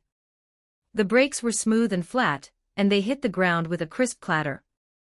The guards turned pale, trembling uncontrollably. Their legs went weak, and they nearly collapsed to the ground. They didn't even have the strength to lift their hands, completely intimidated by this terrifying power, and dared not make any further moves. Teacher Tis gasped at the turn of events, trembling violently, her face turning pale instantly. Seeing Rimuru gripping the official's throat with such force that it nearly cut off his breath, she was anxious and terrified, fearing that the situation would spin out of control and lead to an irreparable disaster. Without worrying about anything else, she stumbled forward, reaching out to grab Rimuru's arm tightly. Her voice was trembling with tears as she pleaded anxiously, "Teacher Rimuru, quickly, put him down. You must not act on impulse. If anything happens to him here, even if the entire academy intervenes, they will absolutely not be able to protect you and the children." Just then, the classroom door at the end of the corridor was pulled open a crack. The children who had been entrusted to her had already heard the commotion, and were peering out anxiously through the gap. When their eyes first landed on Rimuru, those pairs of eyes instantly lit up, and the long-suppressed excitement and reliance broke through all constraints. The leader, Kenya, could no longer hold back and rushed out like an arrow released from a bow, shouting aloud, "Teacher Rimuru!" He didn't even have time to straighten his clothes before kicking the door panel heavily. With a loud bang, the heavy wooden door was kicked flying, crashing against the other side of the corridor with a thunderous sound.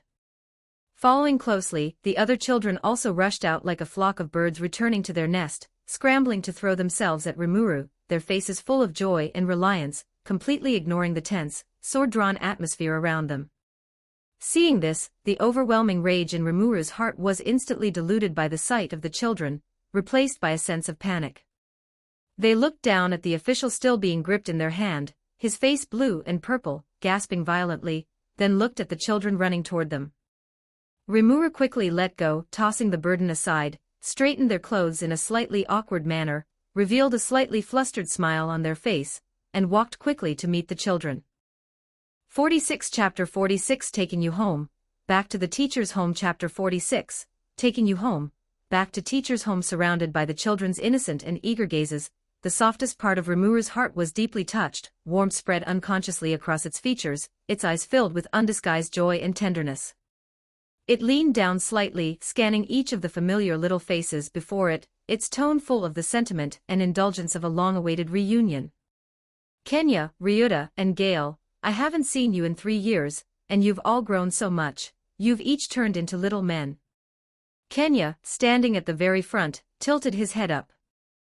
His bright eyes held a hint of grievance mixed with a subtle, barely noticeable complaint. Pouting slightly, he spoke with a touch of dissatisfaction, his voice filled with the stubbornness typical of a child. Teacher, how can you say that? You promised us you'd come back to see us often, but you left for 3 whole years without sending a single message. We've been waiting for you for so long. Hearing Kenya's straightforward complaint, a wave of deep apology surged in Rimuru's heart. It gently raised a hand to stroke Kenya's soft hair, its eyes gentle and filled with guilt as it whispered, I'm sorry, teacher broke its promise. I had some things to take care of over these past 3 years, and couldn't come back to see you as I said I would. It's teacher's fault.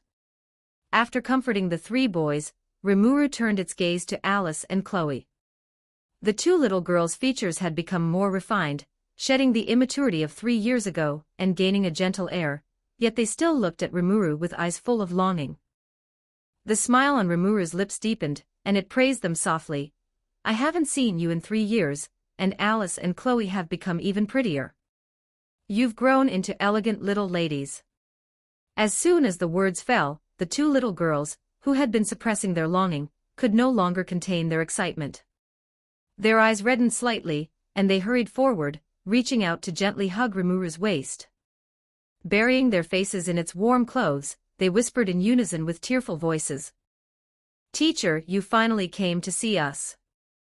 We missed you so much, and we've been waiting for you to come back every single day. With their soft little bodies pressed tightly against it, and the children's words of longing in its ears, warmth surged in Rimuru's heart. It slowly reached out to gently embrace the 2 girls, then patted the backs of Kenya, Ryuta, and Gale beside it, its voice soft, indulgent, and full of gentle comfort. All right, don't cry. Teacher knows. Teacher has been missing you all this time too. Just then, the official from before, having been intimidated by Rimuru's irrefutable power, turned pale, and flushed by turns, standing stunned for several moments. Once its senses returned, it forced itself to stand up, clinging to its last shred of dignity. Its previous arrogant posture had vanished, leaving only a face full of shame and anger. It glared at Rimuru, its voice sharp and hoarse from frustration, and spat out a vicious threat, You wait. I'll call people to deal with you right now. Let's see if you can still be so arrogant. Before the words even finished, this seemingly imposing threat carried a hint of guilty panic. It did not dare to look at Rimuru again, and immediately took its guards, who scattered like birds and beasts, and disappeared from everyone's sight as if fleeing in defeat, leaving behind only a somewhat pathetic retreating figure. The scene instantly fell silent. The 5 children still wore expressions of lingering shock, looking at each other in bewilderment. They hadn't yet recovered from the sudden reversal, their little heads filled with confusion, and they all looked in unison at the calm Rimuru, as if waiting for an explanation. Rimuru, however, didn't care at all, as if the little episode was just a breeze brushing against its cheek. It brushed off its clothes casually, its tone as flat as if discussing an insignificant anecdote, and answered the children's confusion, Don't worry. That guy wanted to play a game with me, but unfortunately, it couldn't handle it. When it couldn't afford to lose, it had to cheat and run away. With that simple sentence, the tense atmosphere was lightly dissolved. The children nodded, seeming to understand, and their doubts gradually dissipated. Once the episode concluded, Rimuru finally reined in its smile, its gaze landing tenderly on the 5 children gathered around it. It took a deep breath, its eyes sparkling with anticipation and invitation, and solemnly stated the true purpose of this visit, Children, all that unpleasantness is in the past. Now, teacher has an important idea. Teacher wants to take you to my home, to see the place where I truly live. Are you willing to come with teacher? We want to go. Of course we want to go. Upon hearing going to teacher Rimuru's home, the children, previously somewhat reserved, instantly exploded with excitement. Their eyes brightened as if filled with stars, and their chattering voices immediately filled the space. Everyone waved their little arms, scrambling to express their eagerness, afraid of missing out on this long-awaited adventure. Watching the children's excitement, the corners of Rimuru's lips curled into a heartwarming arc. Its gaze then shifted to teacher Tis, who was standing quietly not far away. Over these 3 years, if not for this dedicated teacher's careful care, the children's days in the kingdom of Ingratia likely wouldn't have been so peaceful. Rimuru sincerely extended an olive branch to her, its tone earnest. Teacher Tis, thank you for your hard work these past 3 years. Come with us to my country, this place won't be so peaceful in a while. However, faced with this rare invitation, teacher Tis shook her head gently and firmly refused. She straightened her slender yet upright back, her clear eyes holding not a trace of hesitation, only a heavy sense of responsibility and loyalty. She bowed slightly to Rimuru, speaking solemnly and with gravitas, word by word, thank you for your kindness, teacher Rimuru. But the kingdom of Ingratia is my home. Now my country is facing an unprecedented crisis, on the verge of destruction. At this critical moment, I absolutely cannot be a coward and abandon my home to run away alone. Hearing teacher Tissa's resounding words, a sense of admiration surged in Rimuru's heart. It understood teacher Tissa's persistence and sense of duty, and knew it couldn't force her. It nodded gently, its eyes full of understanding and respect, and said softly, I understand, teacher Tis. Your choice is worthy of respect. Take care, then. Subsequently, Rimuru waved its hand, and pale blue magic power slowly spread beneath its feet, circles of soft yet stable magic formations quietly lighting up. There was no intense light, nor any harsh sound. In just an instant, it and the 5 children were enveloped by the light, crossing the vast distance directly and teleporting back to the Jura Tempest Federation. When they reappeared, they were already on the land of the Jura Tempest Federation. After the previous Great War, the entire city had long since completed its comprehensive post-war reconstruction. The streets were neat and wide, the architectural style unique and grand, with greenery and magical lighting adorning the brickwork, everywhere exuding stability and vitality. It was not as resplendent and crowded as Ryla, the capital of the kingdom of Ingratia, but it possessed a unique tolerance and vitality belonging to the monster country, lively and orderly, with a distinct warm charm. On the streets, various residents such as beastmen, elves, dwarves, and lizard-men walked to and fro, a scene of total peace. Yet, the 5 children, far from being afraid because they were surrounded by monsters, instead opened their eyes wide, looking around with immense curiosity, occasionally letting out soft exclamations. After all, in their hearts, their closest and gentlest teacher Rimuru's true form was a cute slime. With teacher by their side, they weren't afraid of anything. Walking on the familiar streets, Rimuru watched the children's fearless demeanor, and its heart gradually relaxed. Just then, Kenya, walking beside it, finally couldn't suppress his curiosity and asked inadvertently, Teacher, what is the name of this place? It looks so amazing. Rimuru looked down at him, its eyes gentle, and without the slightest concealment, answered softly, This is the capital of the Jura Tempest Federation Rimuru, and it is also teacher's true home. Although most who live here are monsters, everyone is very friendly and living their lives earnestly. As it said this, a trace of imperceptible worry was actually hidden in the depths of Rimuru's heart. The outside world knew that a powerful Jura Tempest Federation had ignited the flames of war and destroyed many countries, and many people harbored fear and hatred for it. It had assumed that even if the children weren't afraid of the scene before them, they would be wary upon hearing the official name of the country. But the expected fear and rejection did not appear. The 5 children remained full of curiosity, their eyes as clean as before, without a hint of abnormality.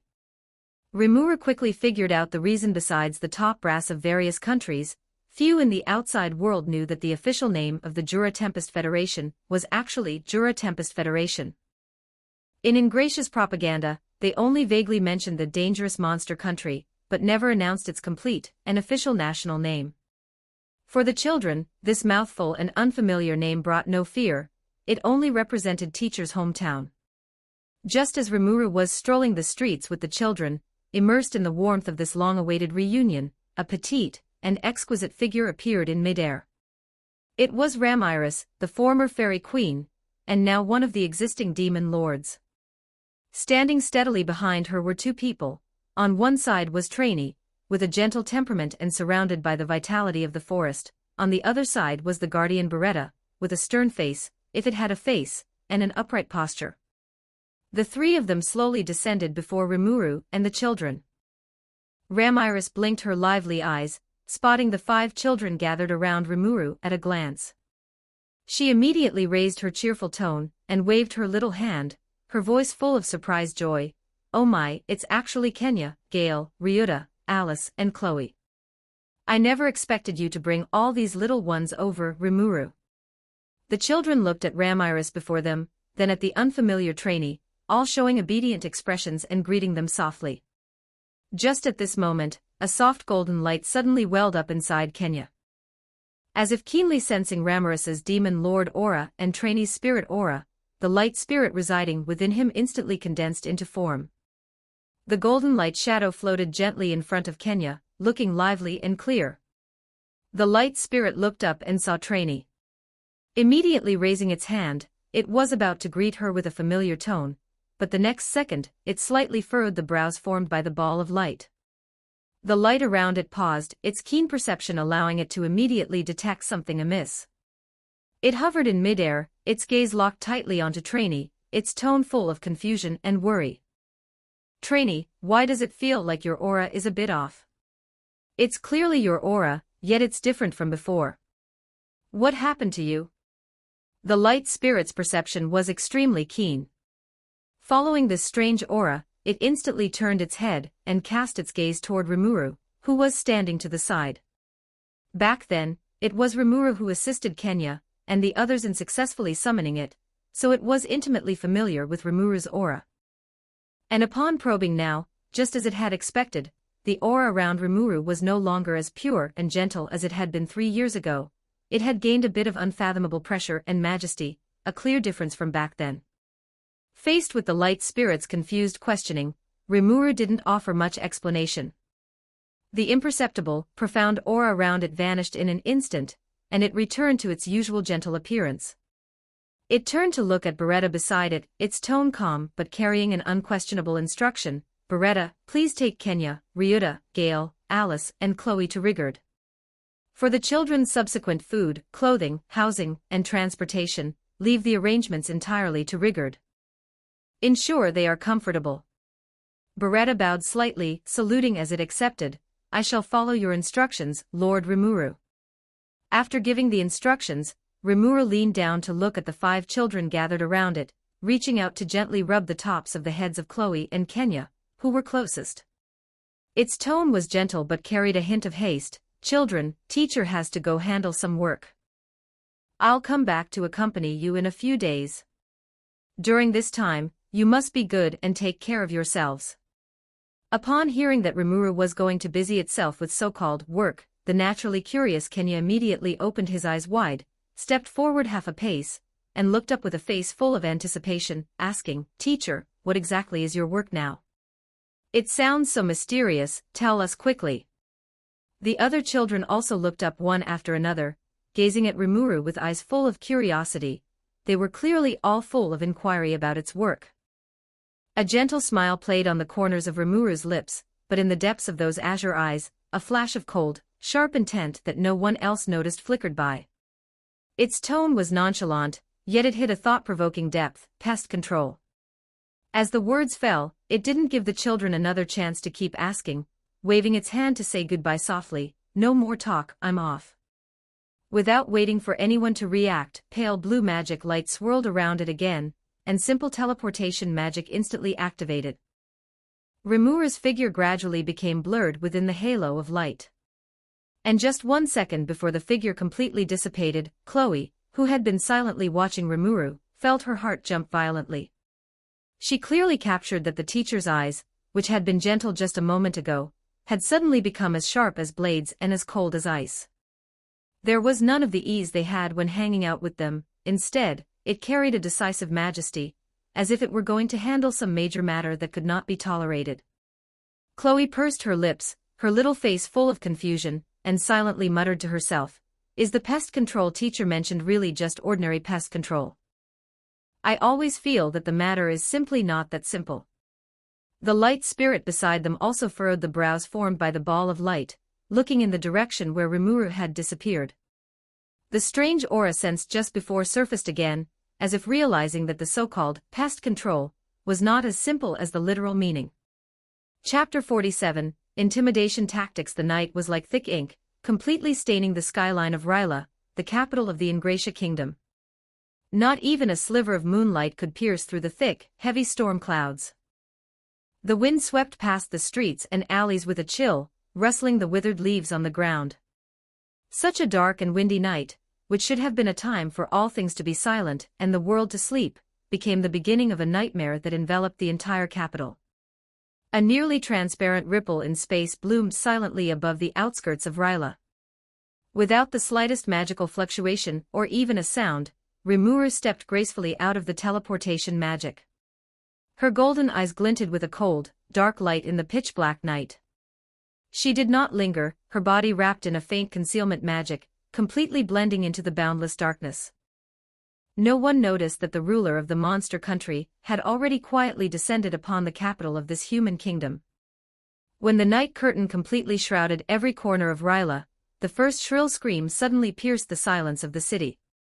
The sound was sharp and desperate, as if enduring extreme pain, carrying fear that seeped into the bone marrow, violently shattering the quietude of Ryla's night. At first it was just a sporadic sound, but in the blink of an eye, a continuous stream of screams swept in like a tide, one after another, endless, spreading from every corner of the city. It was as if the entire city of Ryla was wrapped in endless pain and wailing. The screams were sharp, hoarse, and repetitive, never stopping for a moment, as if countless people were suffering endless torture in the darkness. The sounds pierced the ears and stabbed into the depths of everyone's heart, making one's hair stand on end. The people of Ryla in their sleep were awakened by this terrifying sound. Lights turned on in every household. People curled up under their covers, covering their ears and shivering. Children were frightened into crying loudly, only to be hurriedly silenced by adults, fearing it would bring unknown disaster. The guards were fully armed and deployed the moment the screaming started. The captain blew a sharp whistle, and the team members, holding weapons, split into several squads and searched frantically through the streets and alleys. They trod through every street and alley of the main city, and even searched through mansions, courtyards, towers, and rooftops. But no matter how carefully they investigated, they could not find any abnormalities, nor could they find the source of the screams. The sound seemed to appear out of thin air, ethereal yet incredibly clear, echoing in every corner of the city. It sounded like it was coming from the sky, and also like it was coming from the ground. The guards were filled with panic, cold sweat seeping from their palms. Despite giving their all, they could only watch helplessly as the endless screaming echoed and circled in the darkness, unable to do anything. That night, the people of Ryla were completely plunged into endless fear. Northwest one dared to close their eyes, no one could sleep soundly. Doors and windows were tightly shut in every household, lights remained on all night, and a lingering panic filled the air. Everyone waited in torment for the arrival of dawn, hoping that this terrifying screaming would stop. But when the first ray of morning light pierced the darkness and illuminated the streets of Ryla, the shrill screams did not stop. They continued to cycle repeatedly over the city, torturing everyone's nerves. And just at this moment, the moment all the people of Ryla looked up at the sky, they were scared out of their wits by the scene before them. Several pieces of pale, white skin were floating quietly above the capital of Ryla, suspended beneath the clouds, extremely conspicuous. What was even more chilling was that a powerful magic projection had been cast around the skin. Those floating pieces of skin were infinitely magnified and clearly reflected in the sky. No matter where one was in the streets and alleys of Ryla, no matter which corner of the capital one stood in, everyone could clearly see the eerie objects floating in the air, a shocking sight. The screams that had resounded all night were fixed by a magic formation and played on a loop, echoing with the eerie skin in the sky, constituting the most terrifying deterrent. Huge panic swept through the entire Ryla in an instant. The people were pale, their legs weak, and their eyes filled with fear and despair. The skin in the sky and the endless screaming hit everyone's heart like a heavy hammer, leaving an indelible psychological shadow. The streets and alleys instantly fell into chaos, people screamed and fled in panic. The emotion of fear spread rapidly like a plague. The officials of the Ingratia kingdom quickly came forward, trying to appease the out-of-control public. Officials stood on high platforms and announced loudly, claiming that this was just a secret experiment of new weapons by the kingdom's military, telling everyone not to panic and not to spread rumors.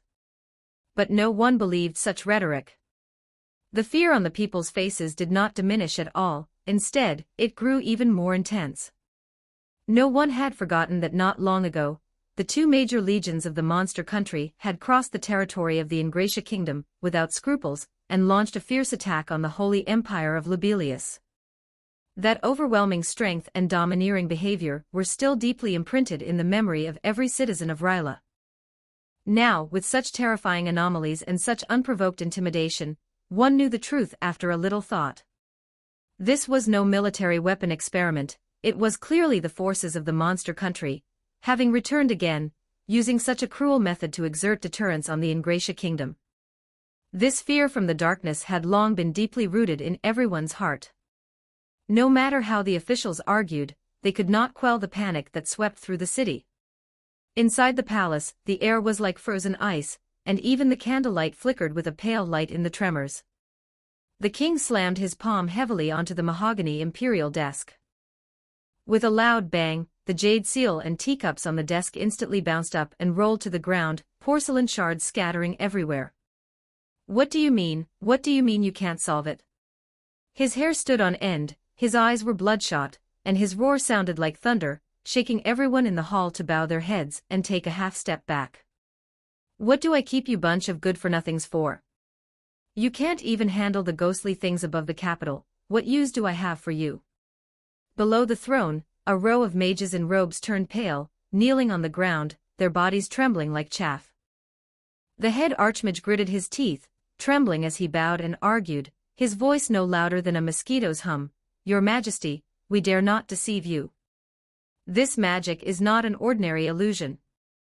Its magical fluctuations originate from the superposition of high-level space-type and spirit-type spells.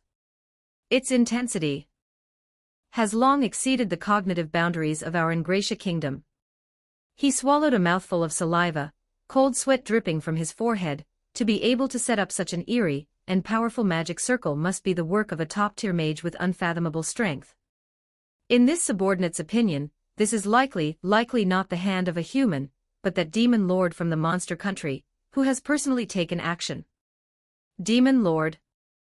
The king acted as if he had heard some huge joke, slammed his palm on the armrest, stood up abruptly, pointed at the noses of these mages, and sneered sharply. Are you saying that demon lord who wiped out the main force of the holy knights and the guardians of the faith, and even personally killed the 10 great saints? If he had this spare time, he wouldn't just march in and flatten our Ingratia, but instead play this kind of hide-and-seek intimidation tactic with me. Once these words were spoken, the hall fell silent. Everyone looked at each other, their eyes filled with horror and bewilderment. That's right, with that demon lord's strength, if he really wanted to go to war, why would he need to be so secretive? But this bizarre situation really made it impossible not to think in that direction. The king took a deep breath, forcibly suppressing the anger in his heart, turned to look at the civil officials below the steps, and shouted sharply. Cut the crap. I told you to investigate where those skins came from. How is the investigation progressing? A thin, tall official stood out tremblingly, holding a thick file in his hand, his face paler than paper. He took a step forward and lowered his head. Your Majesty, this subordinate has found out. The investigation on my side shows that last night, several officials in our kingdom did disappear strangely from their residences. And then, before he could finish his sentence, his foot was suddenly tripped by something, and he stumbled. The file in his hand scattered. The official subconsciously lowered his head to pick it up. At this glance, his pupils shrank instantly, his face turned livid as if he had seen a ghost, and his facial features bunched together, presenting an extremely twisted and terrifying expression. The next second, a strong, sour stench exploded in the hall. The official clutched his throat violently, his body curled up like a shrimp, followed by a sound of retching. He leaned against the imperial desk, dry heaving incessantly, bile almost vomiting out. He collapsed on the ground, pointing at the scattered files, his fingers shaking so much he couldn't even speak a complete sentence. This sudden change left everyone stunned, and they all looked down at the scattered reports. They saw that the report recorded the case of last night in messy handwriting. Lines of text were splattered by the official's vomit, and the handwriting mixed with filth looked particularly disgusting. And what made one's scalp tingle the most was that the report described the tragic state of the victims in extreme detail, from the location of the wounds to the texture of the peeled flesh, and even the texture of the human skin that had been made into skin was depicted vividly. Damn it, which idiot wrote this crappy report? The official roared with a sobbing voice while vomiting, his voice full of despair and anger. Just right that they were skinned, isn't that enough? Retching sound, why write it so meticulously? Retching sound, is this ****ing meant for humans to read? Retching sound, his retching and crying, mixed with the nauseating sour stench, instantly spread through the solemn palace. The atmosphere, which had been tense and ready to explode, was now completely shattered by this scene, leaving only boundless disgust and bone-chilling coldness. The king finally just sighed. The skin floating in the sky, the endless shrill screams, the panic of the people who had completely lost control, the strange magic that even mages were helpless against, plus the officials who were skinned last night, one by one, these things pressed on him until he couldn't breathe. This high-ranking king was at this moment filled with bewilderment, not knowing at all how to resolve this sudden catastrophe, and even less knowing what that mysterious demon lord wanted to do. Just as he was at his wits' end, a king's guard wearing heavy armor and a solemn expression stepped forward quickly, lowered his voice, and whispered urgently into his ear. As soon as the guard's voice fell, the king's originally dejected face turned bright red, his eyes surging with monstrous rage and disbelief, his whole body trembling uncontrollably. He could no longer suppress the extreme anger in his heart, and suddenly raised his foot, violently overturning the exquisite imperial desk in front of him. Clang crash. The expensive wooden table hit the ground heavily, and the jade seal, documents, and porcelain cups on the desk were all smashed to pieces, fragments scattering and making a harsh sound. The king's eyes were bloodshot, and his whole body exuded a terrifying aura of violence, but he couldn't even let out a roar. This one flip alone spoke volumes of the despair and madness of the moment. And at this moment, deep underground in the capital of Ryla, inside a secret facility that had never been known to the outside world, it was a mess.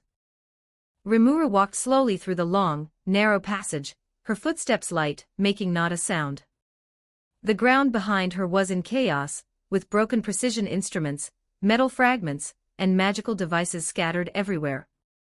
The top scientific researchers of the Ingratia Kingdom, who were originally busy in the facility, all lay in pools of blood, lifeless.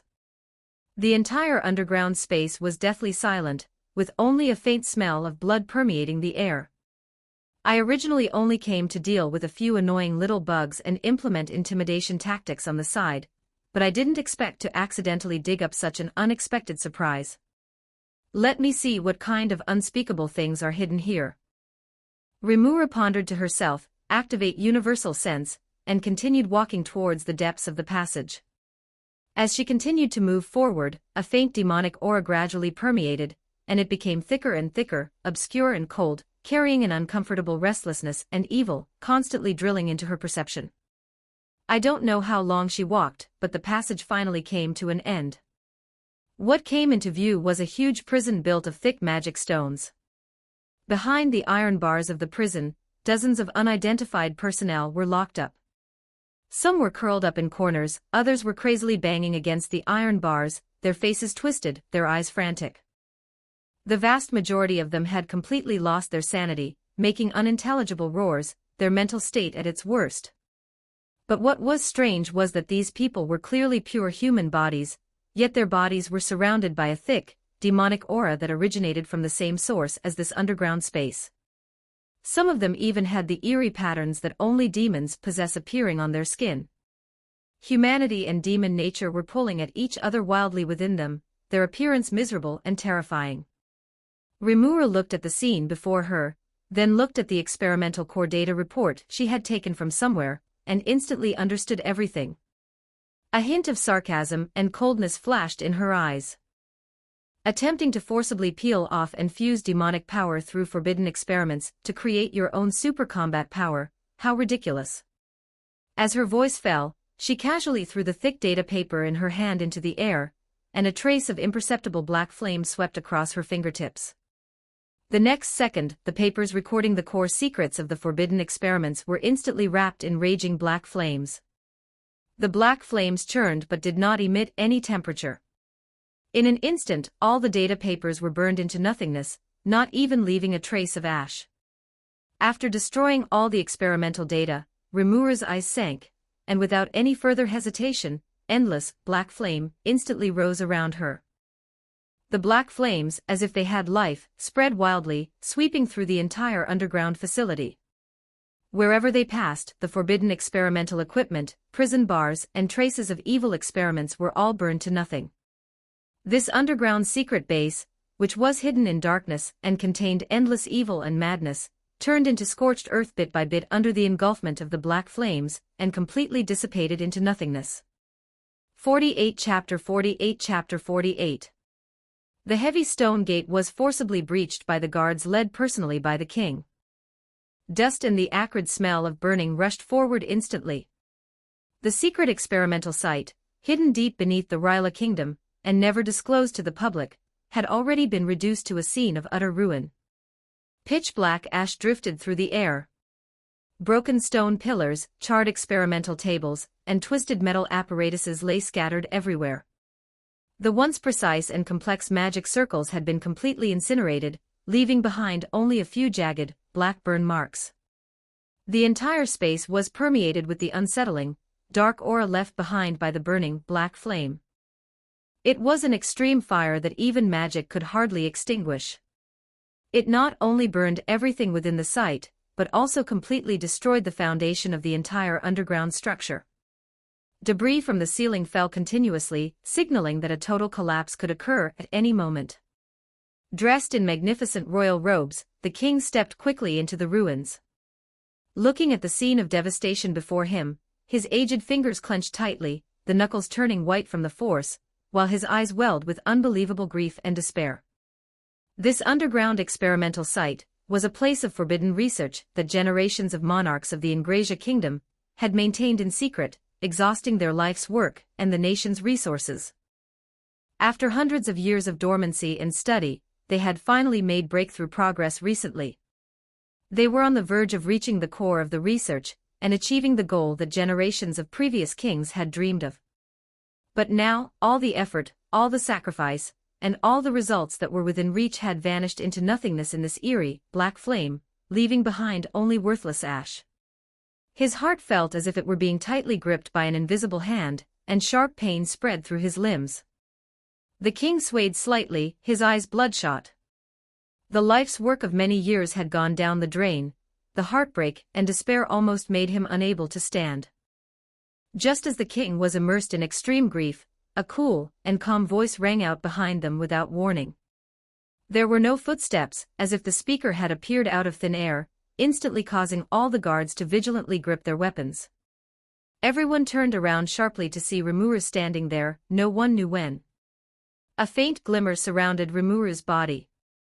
With a calm expression, Rimuru looked at the king before the ruins and spoke slowly, the tone calm but carrying an unquestionable certainty. I knew it. A project of such massive scale, and a taboo belonging to the luminous churchet, would have been impossible to carry out silently for so many years deep beneath Ryla without the tacit approval and permission of you, the king. Interrupted by this sudden voice, the king suppressed the grief in his heart, turned his head sharply, and locked his gaze onto the suddenly appearing Rimuru. The being before him, who appeared as a young girl, had a face so exquisite it was almost demonic.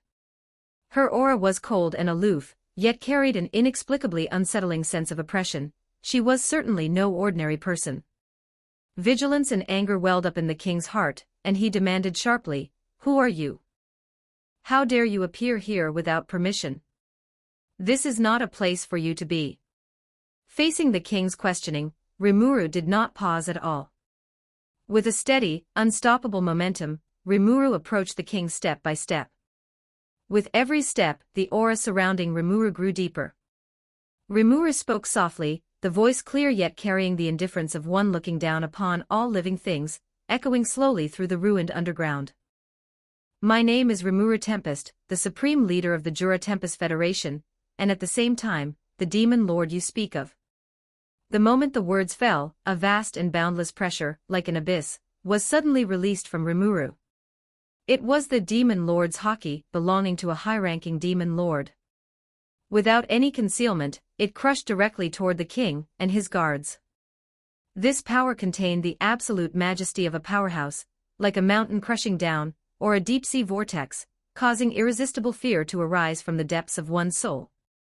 The guards beside the king were all top-tier experts selected by the kingdom, usually brave and skilled in battle. But in the face of this demon lord's pressure, their strength to even stand was instantly drained. Their bodies stiffened, unable to move, and their legs went weak uncontrollably. They fell to their knees one after another, their foreheads pressed tightly against the ground, lacking even the courage to look up at Rimuru. The entire scene was left with only endless submission and fear. The king stood where he was, his face instantly turning pale. Looking at the approaching Rimuru, unprecedented panic surged in his heart. He finally understood that this disaster that had destroyed everything was the work of the demon lord before him. Rimuru's pace was steady and composed, each step landing on the debris with a faint cracking sound. In an instant, Rimuru arrived in front of the king. A cold voice echoed in the empty ruins, like a chilled dagger, piercing straight into the king's heart. "Do you want to live?" These four short words carried an irresistible force. Before the king could recover from his shock, Rimuru continued, every word heavy as 1,000 pounds, clearly branded into the king's mind. "If you do, then do as I say. Immediately issue a decree declaring that the Ingrasia Kingdom, from this moment on, becomes a vassal state of the Jura Tempest Federation." After a pause, Rimuru's tone deepened, and a flash of cold light shone in Rimuru's eyes. "Also, immediately prepare provisions enough for an army of 50,000 to last for a full half-month. All supplies must be sent to the front lines within the Holy Empire of Lubelius immediately, and handed over to our Tempest army to take control." The moment the words fell, Rimuru waved a hand lightly. Several guards who had been slumped on the ground suddenly had a cluster of black flame erupt on their bodies. The fire was different from ordinary flames. It did not burn the skin, but could penetrate straight through to the flesh, incinerating flesh and soul alike. Rimuru had deliberately weakened the power of the flames, not letting them die instantly, but letting the pain spread wantonly with every passing second. The shrill screams instantly tore through the silence of the underground. The guards rolled and twitched on the ground in pain, their hands desperately slapping at the flames on their bodies, only to find that no magic or method could extinguish them. They could only watch helplessly as their flesh turned charred and festered bit by bit, every inch of their skin enduring extreme torture. Those heart-wrenching screams, like the sharpest form of torture, smashed heavily against the king's eardrums. The king trembled violently all over, his face instantly pale as paper, his lips trembling, his eyes filled with extreme fear and despair. Watching the guards who had once sworn to protect him with their lives struggling in the flames, seeing the research that generations of previous kings had poured their life's work into destroyed, and facing the unreasonable demands of this demon lord, the massive shock almost caused his brain to shut down. He stood there dazed, like a puppet with its soul ripped out, not knowing what to think. Just as the king was on the verge of collapse, Rimuru snapped fingers lightly.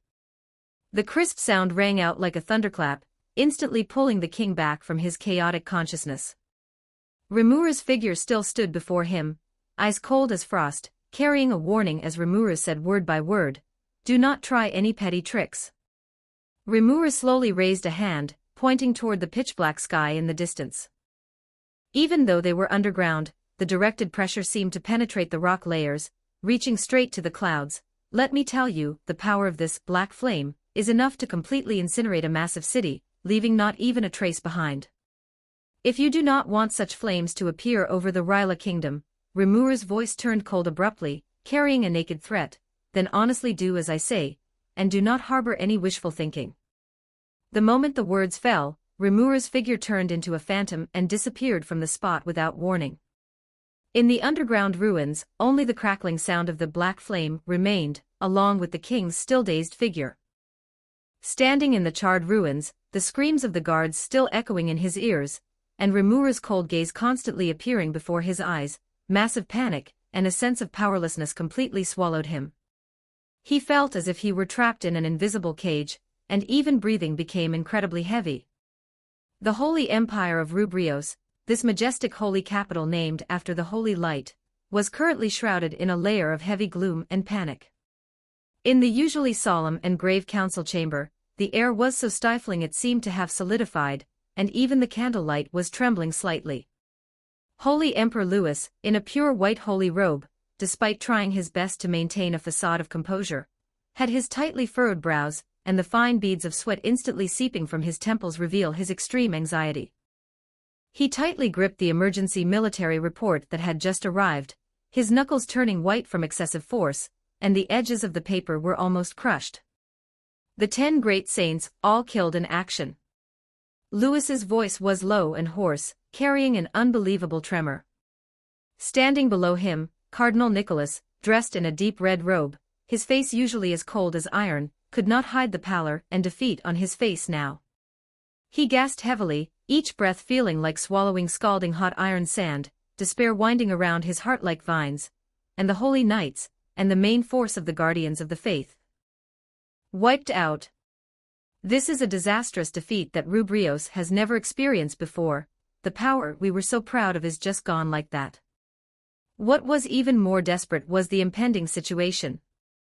The scouts' report was like a heavy hammer smashing into everyone's heart. 2 legions of Tempest, like an unstoppable black flood, had successfully passed through the territory of the allied Ingrasia kingdom, and were currently setting up camp, their military edge pointing directly at the borders of Rubrios. And we. Louis swallowed hard, his voice filled with powerlessness. The forces currently left behind in the holy capital are less than 10,000. 10,000 remnants to fight against the unstoppable army of Tempest. This was not just a disparity, it was a death sentence. The news, as if it had grown wings, instantly spread to every street and every residence in the holy capital. The populace, who were usually orderly and believed in the holy light, were in complete chaos. In the streets and alleys, people were pale, whispering to one another, and the air was filled with panicked murmurs and restless agitation. Some began to frantically hoard supplies, some helped the old and young, attempting to flee this holy city that was about to face the flames of war, and others, in their despair, fell into confusion and panic. The peace of the holy capital was torn to shreds at this moment. Facing the precarious situation and the demoralized populace, Louis stood on the balcony, facing the howling holy wind, and made up his mind. He had to stand up. If he retreated, Rubrios would completely sink. If he remained silent, despair would devour the last hope. Louis took a deep breath, suppressing the raging waves surging in his chest. He was going to give a speech concerning faith, to soothe the turbulent hearts of the people and boost the precarious morale.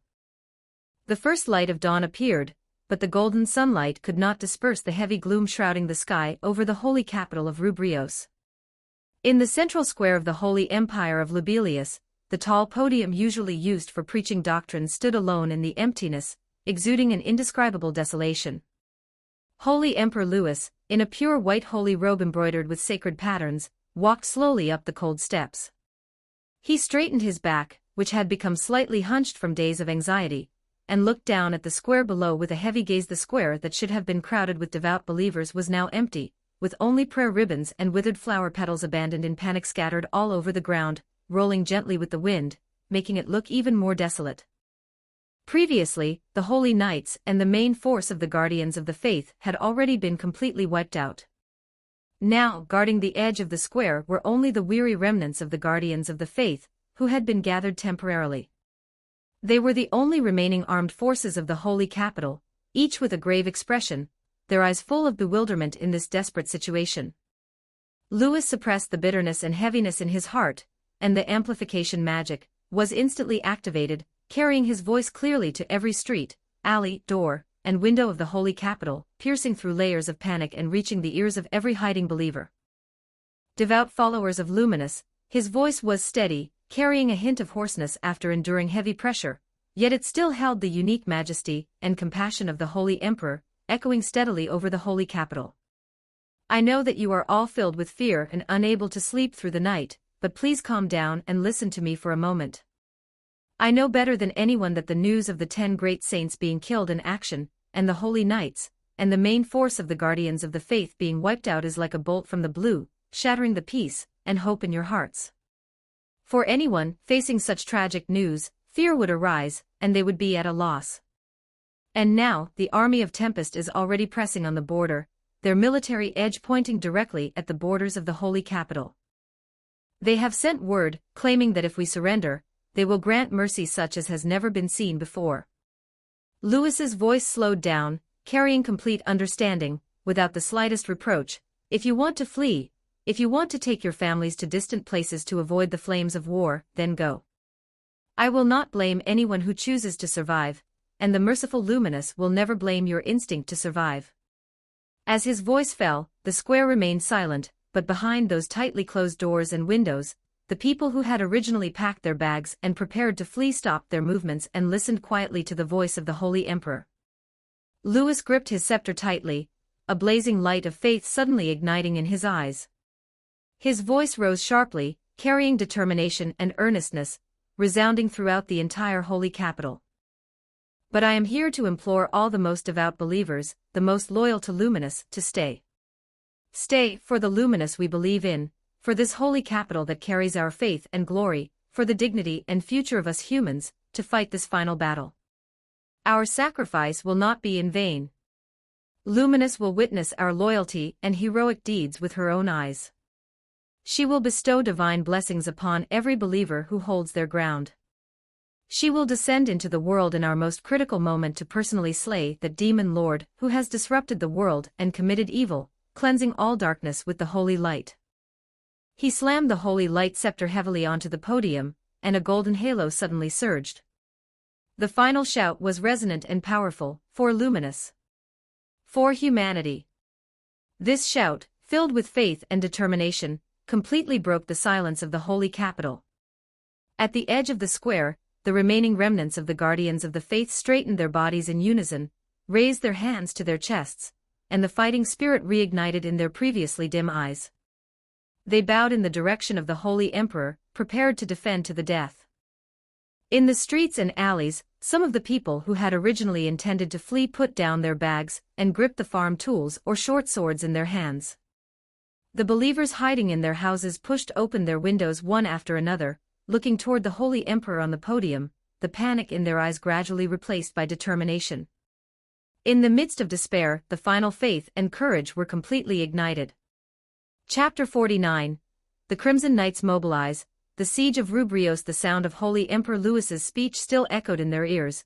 Those words, filled with resolution and the intent to protect, pierced through the panic and despair filling the city, striking hard at the hearts of every listener. The citizens, who had been full of the desire to flee and shrouded in the shadow of death, looked at the Holy Emperor standing before them straight-backed in his robes, though he could not hide his exhaustion, and looked at the city where they had dwelt for generations, long since carved into their bloodlines. The wavering in their hearts gradually calmed. Many clenched their fists, their previously panicked eyes regaining a steady light. They stopped their frantic flight one after another, choosing to remain in Rubrios, to live or die with this holy empire of Lobilius, resolved to stand with the Holy Emperor and all those who held their ground. The remaining citizens quickly began to act under the arrangement of the defenders, repairing the dilapidated city walls, preparing scarce supplies, and taking shifts to watch for the enemy. Relying on this newly gathered belief, the previously deathly silent city barely maintained its final order, enduring 2 days of anxiety and difficulty under the high-pressure siege of Tempest's 2 major legions outside the city. But this short-lived peace was, in the end, just a mirage, completely shattered by sudden, terrible news. On the morning of the 3rd day, before the sky had fully brightened, a staggering figure rushed like a madman toward the palace where the Holy Emperor was located. It was Cardinal Nicholas. He had unhidden grief and panic in his eyes as he rushed excitedly before Louis. Those residents who left Rubrios 2 days ago, on their way to escape. They encountered a surprise attack from an unknown force. The entire fleeing party was almost completely massacred, with no survivors. As these words were spoken, the entire hall fell into instant silence.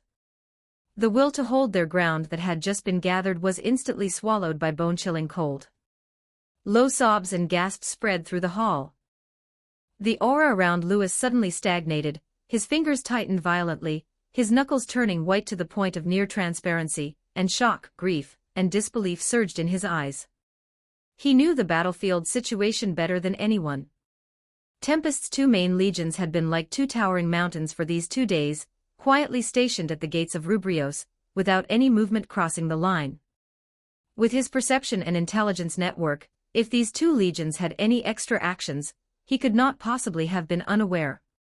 A cold and cruel fact instantly struck Louis's heart. Besides the 2 major legions of Tempest outside the city, there was a 3rd mysterious legion that had already arrived on this battlefield silently. And this force, from the very beginning, held the intention of extermination, not intending to let anyone from Rubrios go at all.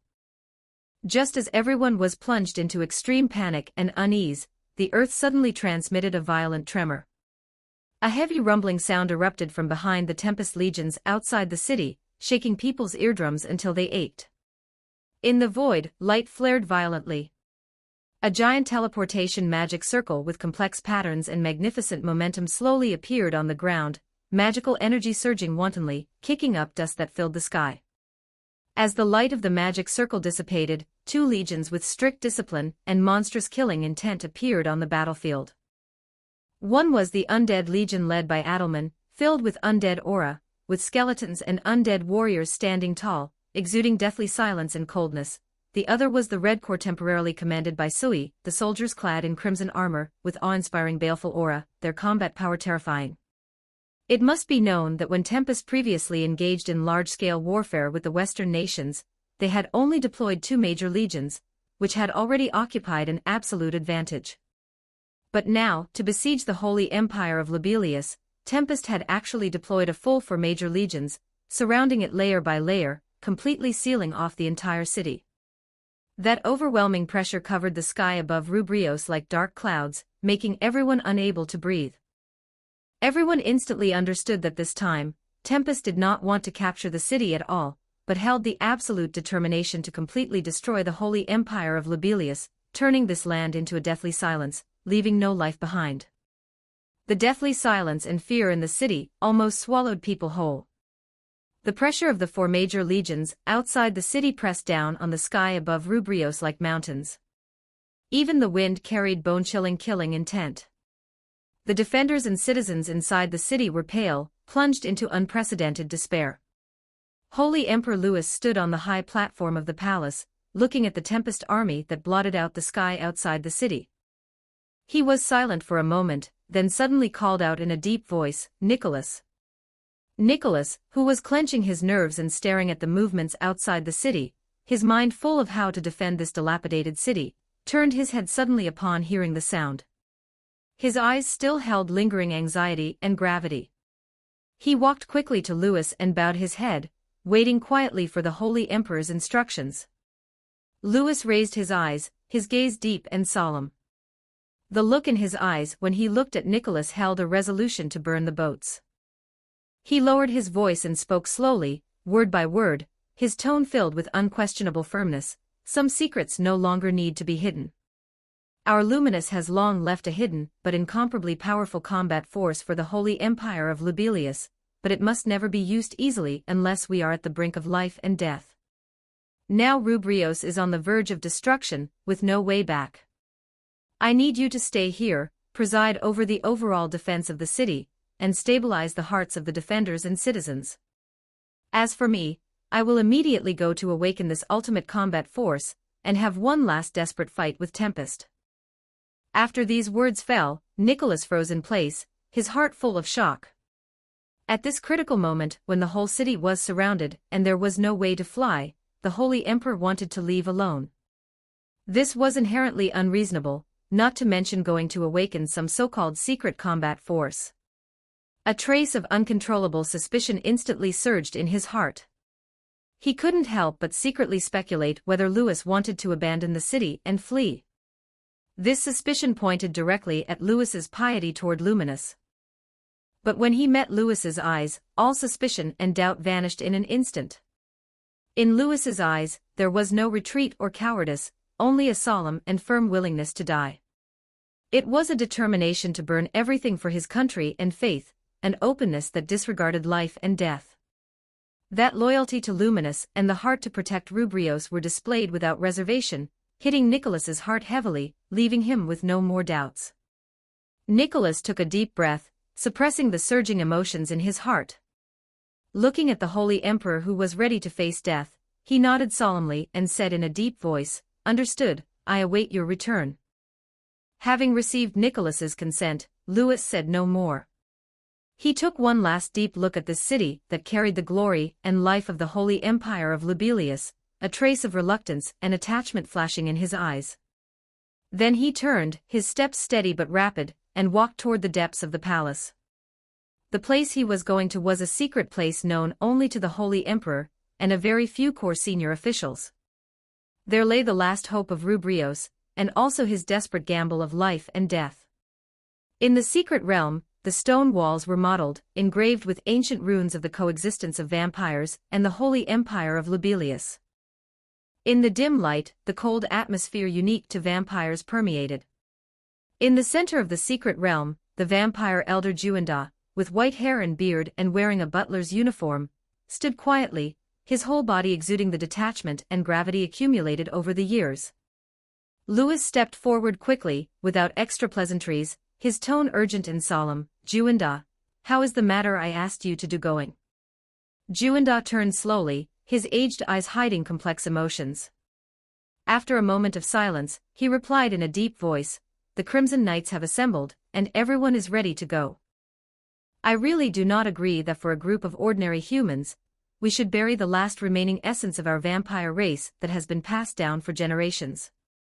This Night Order is the foundation of the vampire race's survival, and should not become a sacrifice of war." Before he could finish speaking, he was sternly interrupted by Louis. "We have never been fighting to the death just for a group of humans. We are fighting for Lady Luminous, for the Holy Empire of Lobelia that she poured countless efforts into and forged with her own hands. This land is Lady's lifeblood, it is the home she protects. As her subjects who submit to her, we should have fought to the last moment." Louis took a step forward, his eyes resolute, his words ringing. "If you are unwilling to fight for Lady Luminous ideals, you may leave on your own, and I will never stop you. If you leave, I will personally command the Crimson Knights, and they will proudly die for Lady Luminous." Juanda looked at the unwavering faith and resolution in Louis's eyes, and the stubbornness and hesitation in his heart gradually disintegrated. He sighed long, a flash of helplessness and melancholy in his eyes, and finally bowed his head. "I understand everything as you say." As soon as Juanda finished speaking, a uniform and cold sound of metal collision suddenly rang out in the secret realm. The stone walls on both sides slowly retracted, revealing a wide and deep secret chamber behind. Under the flickering light of torches, rows of figures standing as straight as pine trees came into view. That was the last foundation of the vampire race, the Crimson Knights. Everyone was clad in dark red armor engraved with golden cross emblems, long spears and swords gleaming with cold light. The knights had condensed auras, their eyes sharp as eagles, their killing intent restrained. They stood silently but carried an earth-shaking pressure. Louis took a deep breath, stepped onto the high platform, and his gaze slowly swept across all the knights. His voice was clear and penetrating. "Tempests for major legions are pressing on the border, Rubrios is in danger. The homeland will be destroyed, the faith will be extinguished. Today I, Lewis, as the agent of Lady Luminous, will live and die with you all. What we protect is Lady Luminous ideals, and the undying glory of the Holy Empire. For Lady Luminous. For the Holy Empire. Fight to the death. Fight to the death. Fight to the death. The sky-shaking shouts gathered into a surging wave of sound, shaking the land of the secret realm.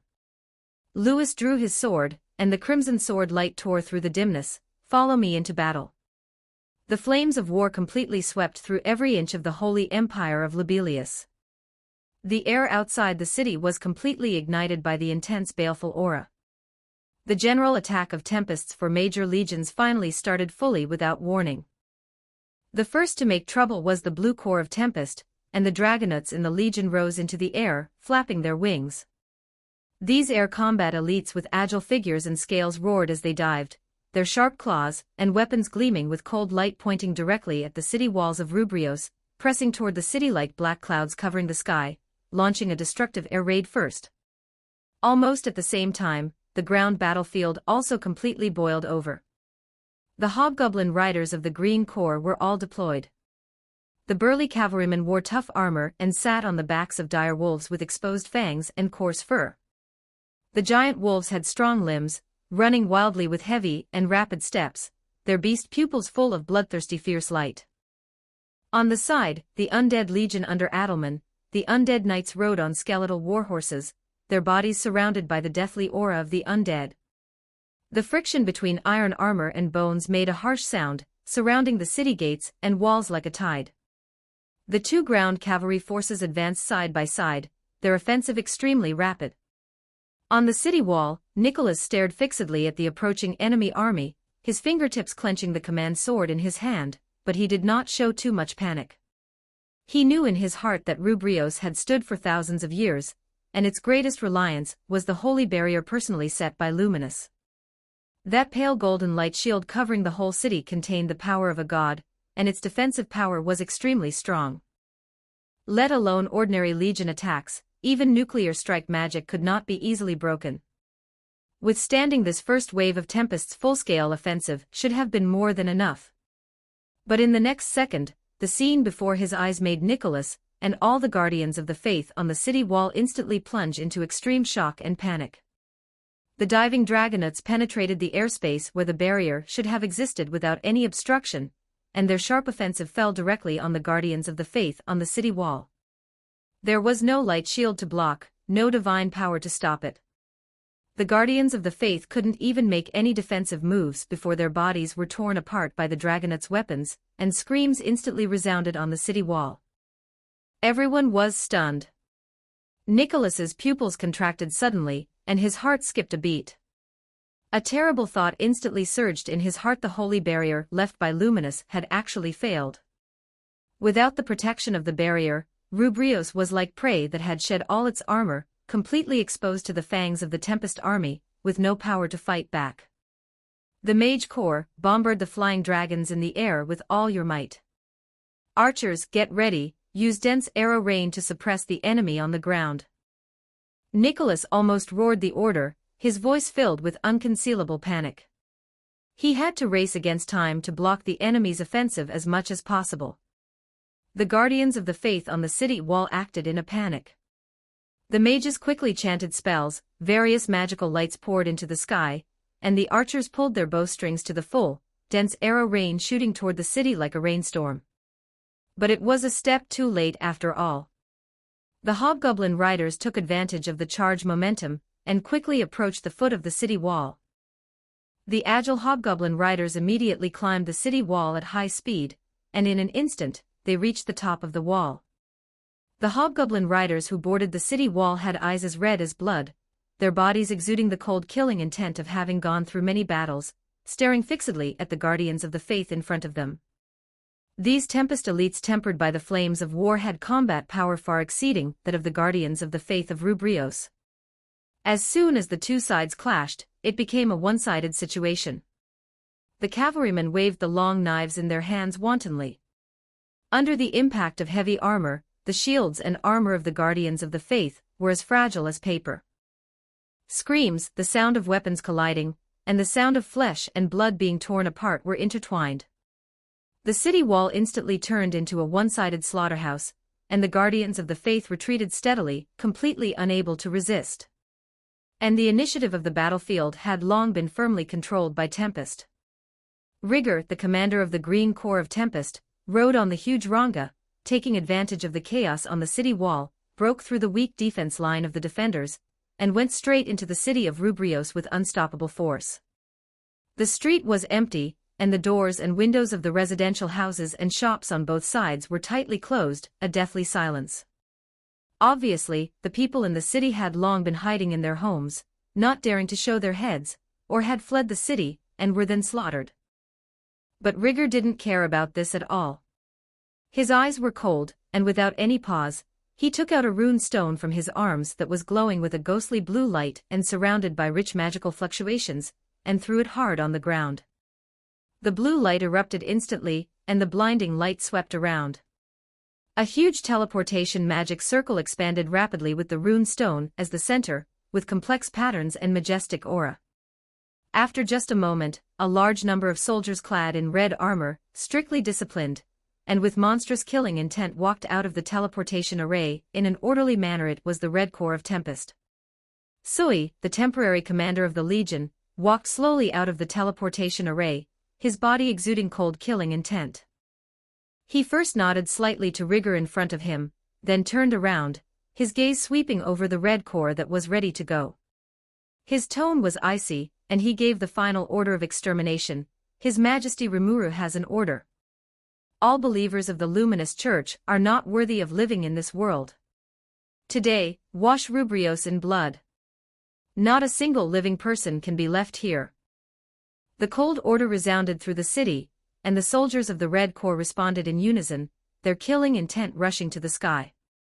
A full-scale slaughter against Rubrios thus began. 50 Chapter 50. The setting sun, stained a dull crimson by the flames of war, spilled over the long-collapsed walls of Rubrios. The sharp shrieks of the hobgoblin riders and the deafening roars of the dragonauts intertwined above the ruined city, creating a cacophony that resembled a living hell. The ancient, dark green city walls crumbled completely under the fierce assault of the Tempest legions. Rubble, mixed with soldiers' blood and scorching ash, rained down. The entire city was engulfed in smoke and flames, and the glory of a thousand-year civilization was reduced to broken walls and ruins in that very moment.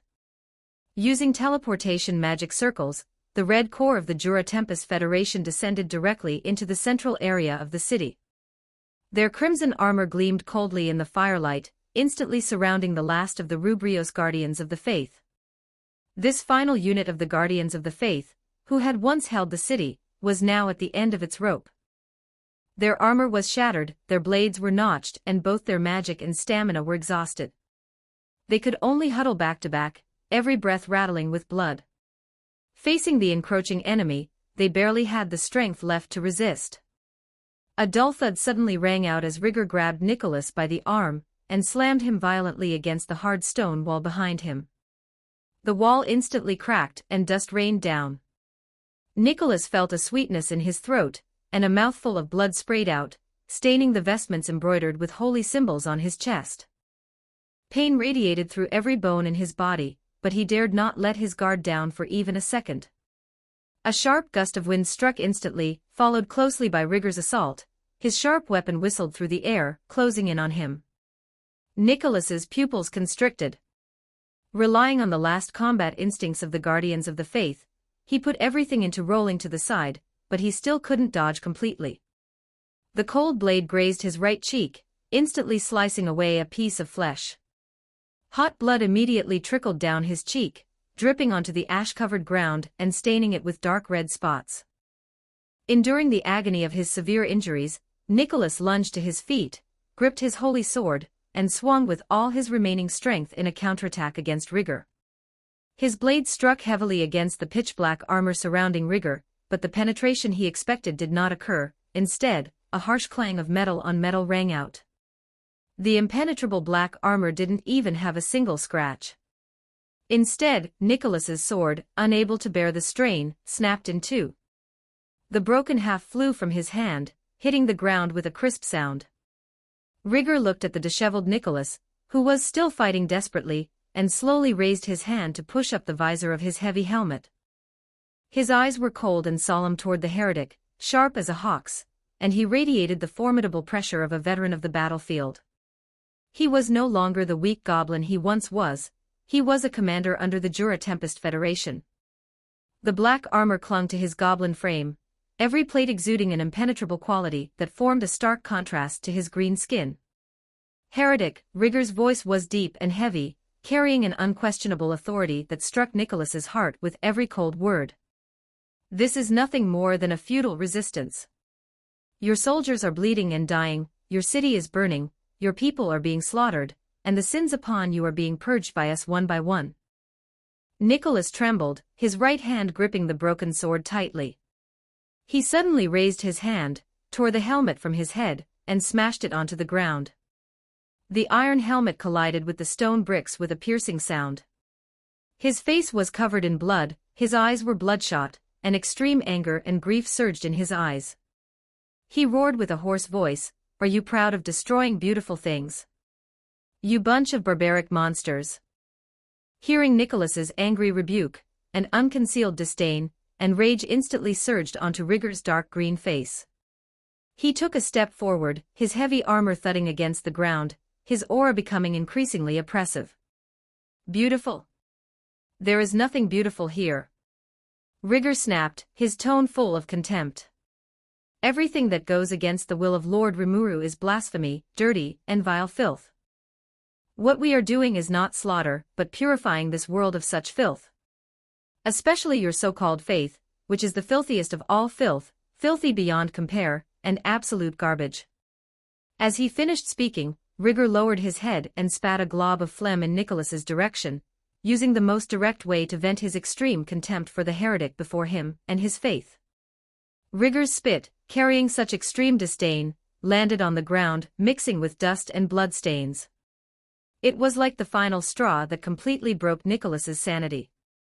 In his ears were the dying wails of his comrades in the Guardians of the Faith, his nose was filled with the smell of smoke, blood, and the charred scent of burning buildings. Before him was the cold disdain of the Tempest commander, and behind him was the burnt-out city and his slaughtered people. All the despair, anger, and unwillingness surged wildly in his chest, instantly breaking through all restraint. Nicholas threw his head back and let out a heart-wrenching roar.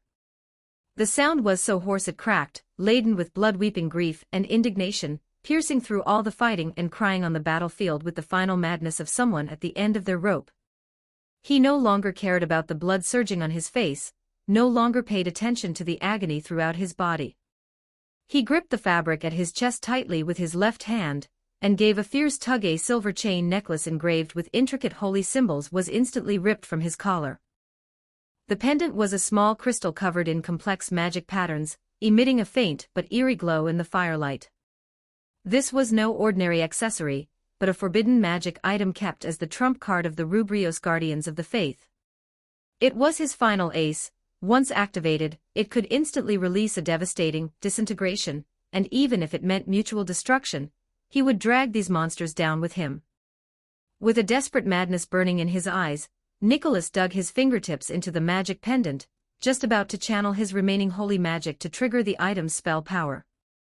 But in the next second, the world seemed to stand still. A black shadow, fast to the extreme, tore through the air. Rigger's movements were faster than his magic activation. On his dark green face remained an ice-cold indifference.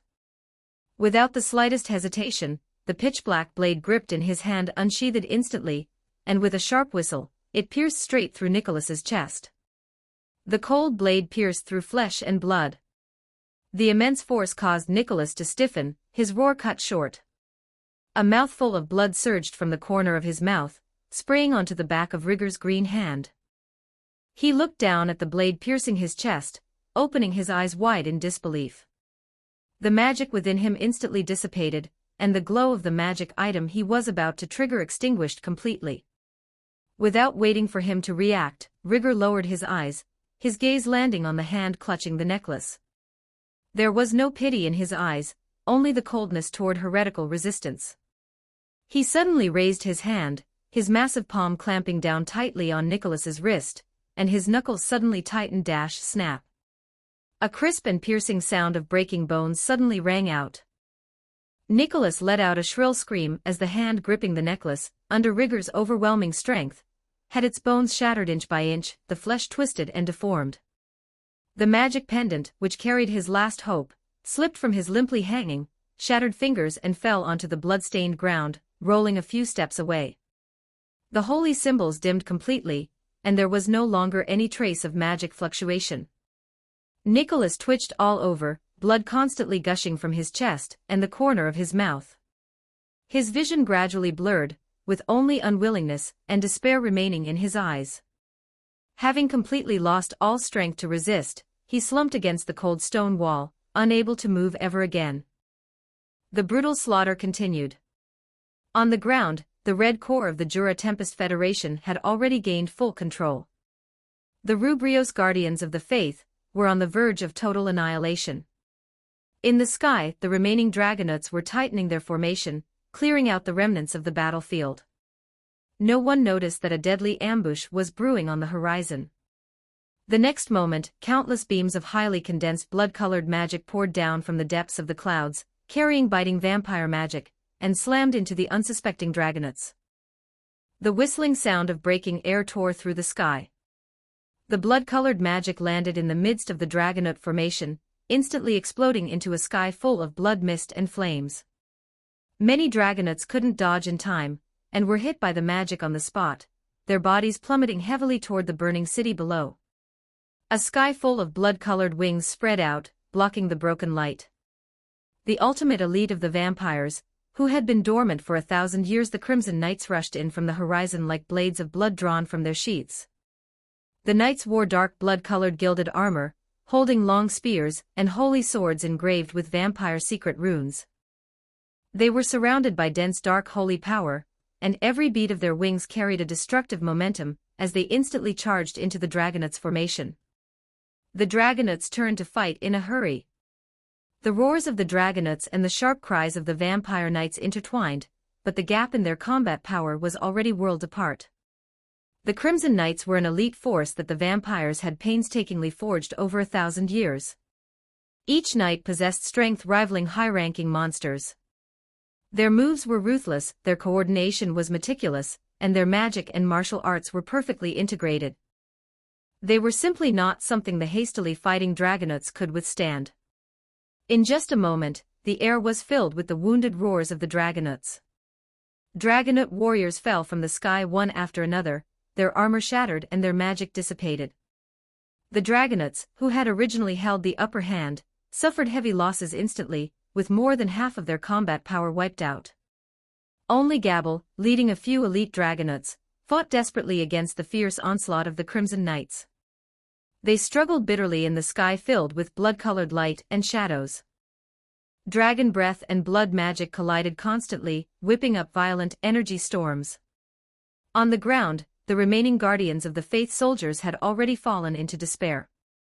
Seeing the fierce battle in the sky, their originally dim eyes suddenly lit up, but were immediately replaced by endless astonishment. They clearly saw that at the very front of the Crimson Knights, the leader, surrounded by blood-colored holy radiance, who suppressed the entire field with every gesture, was actually their holy Emperor Louis. Astonishment and confusion instantly surged into their hearts. Why would the holy Emperor appear with vampire monsters? And why would he come to aid this battlefield at this time? But before they could clear their thoughts at all, the cold butcher's knife of the Jura Tempest Federation's Red Corps fell with a roar. Sharp blades sliced through flesh, and the last of the Guardians of the Faith soldiers didn't even have time to let out a final cry before they completely lost their lives, their souls departing toward the other shore where their deity, Luminous, resided. The final resistance force of Rubrios was thus completely wiped out. High above, Gabble watched his Dragonauts suffer heavy casualties, his comrades who had fought side by side falling one after another. His heart was instantly filled with rage, his magic power surging wildly, and he no longer cared about maintaining formation. He gripped his exclusive divine weapon, the Vortex Spear. The spear's shaft was instantly wrapped in surging deep blue water. The rapid current, entwined with dragon magic, transformed into a sharp water vortex. He shouted loudly, channeling all his power to launch his ultimate technique, Vortex Spear, Water Stream Strike. Wrapped in heavy water armor, Gabble transformed into a deep blue streak of light. Carrying earth-shattering water pressure and dragon might, he charged straight toward Lewis not far away. His speed was so fast he left trails of afterimages, the water tearing through the air and emitting a deafening roar. As the commander of the Blue Corps, Gabble's strength had long since ranked him among the top warriors of the Jura Tempest Federation. This strike poured out all his rage and full strength, with power sufficient to crush the vast majority of strong individuals. But facing this unstoppable offensive, Lewis, who was leading them, still maintained a calm expression. He had lived for hundreds of years, experienced countless battles, and his strength was unfathomable. Gabble's power, before him, was ultimately still a bit immature. Lewis gently raised his hand, faint blood-colored magic appearing at his fingertips. With what seemed like a casual wave, he accurately blocked the path of the Vortex Spear's attack. The violent water vortex slammed into the thin blood-colored barrier, instantly as if hitting a wall of bronze and iron. The surging water instantly dissipated, turning into a sky full of water droplets scattered in the high air. Gabble's ultimate technique, launched with full force, was actually completely neutralized by him so easily. Gabble's pupils constricted, and a strong sense of crisis welled up in his heart. Just as he was about to withdraw, Lewis's eyes turned slightly cold, and the blood-colored magic around him surged. He was just about to raise his hand to launch a counterattack, and completely suppress this Tempest warrior who had provoked him. But at this critical moment, an immensely vast and powerful force, one that the monsters present felt very familiar with, suddenly spread slowly from the depths of the horizon. Like an invisible barrier, it gradually shrouded the entire smoke-filled battlefield, causing all the fighting, roaring, and clashing of magic to suddenly freeze at that moment. Lewis was just about to deliver a fatal blow to Gabble, but the strange power that suddenly froze his surroundings caused him to pause abruptly. His fingertips halted in midair, and his originally calm expression finally showed a ripple. He immediately looked up, gazing toward the horizon from where the power was spreading. A flicker of shock and doubt flashed in his eyes, and he couldn't help but mutter aloud, "This is the power of Lady Luminous Valentine. But why is the aura different?"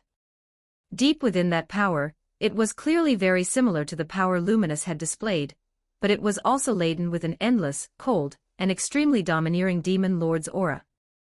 The two ultimate powers blended perfectly, both familiar and strange, causing a strong sense of unease to rise in his heart instantly. Before the words had even faded, a strange turn of events suddenly occurred. The Dragonauts, who had just been severely wounded by the Crimson Knights, and were falling to the ground, were enveloped by this vast power. Their split wounds healed at a speed visible to the naked eye, their dissipated magic flowed back frantically, and their broken dragon scales regrew. The Dragonman warriors, who had originally been on the verge of death, all recovered to their peak combat power and took to the sky, flapping their dragon wings. Their eyes became increasingly sharp, their dragon might surged again, and they lined up in a neat battle formation, circling at Gabble's side. They once again assumed an offensive posture, preparing to engage in a new round of life and death struggle with the Crimson Knights. Conversely, among the Crimson Knights, those lower-level knights with weaker strength had absolutely no power to resist under the scouring of this terrifying pressure. The magic power around them instantly shattered, their bodies trembled violently, and in the next second, they all froze together, falling from the high sky without warning, completely losing their lives and dying on the spot. The remaining vampire elites and Lewis all had their faces change drastically. An irresistible, immense pressure, like the sky collapsing, pressed down heavily on everyone. Instinctive fear from the depths of their bloodlines grew wildly. Even swinging their weapons became incredibly difficult, and the circulation of magic power throughout their bodies became extremely sluggish. Lewis pressed his lips tightly together, his blood-colored pupils contracting violently as he stared fixedly at the horizon. He could clearly feel that this power crushing the entire field, the vitality healing the Dragonauts, and the pressure causing his knights to die on the spot, all came from the same existence. The next moment, the space in the center of the horizon slowly twisted, emitting a faint silver-blue halo. A slender figure with an overwhelming aura appeared out of thin air above the battlefield. Don't forget to like and subscribe to Novels Wonderland.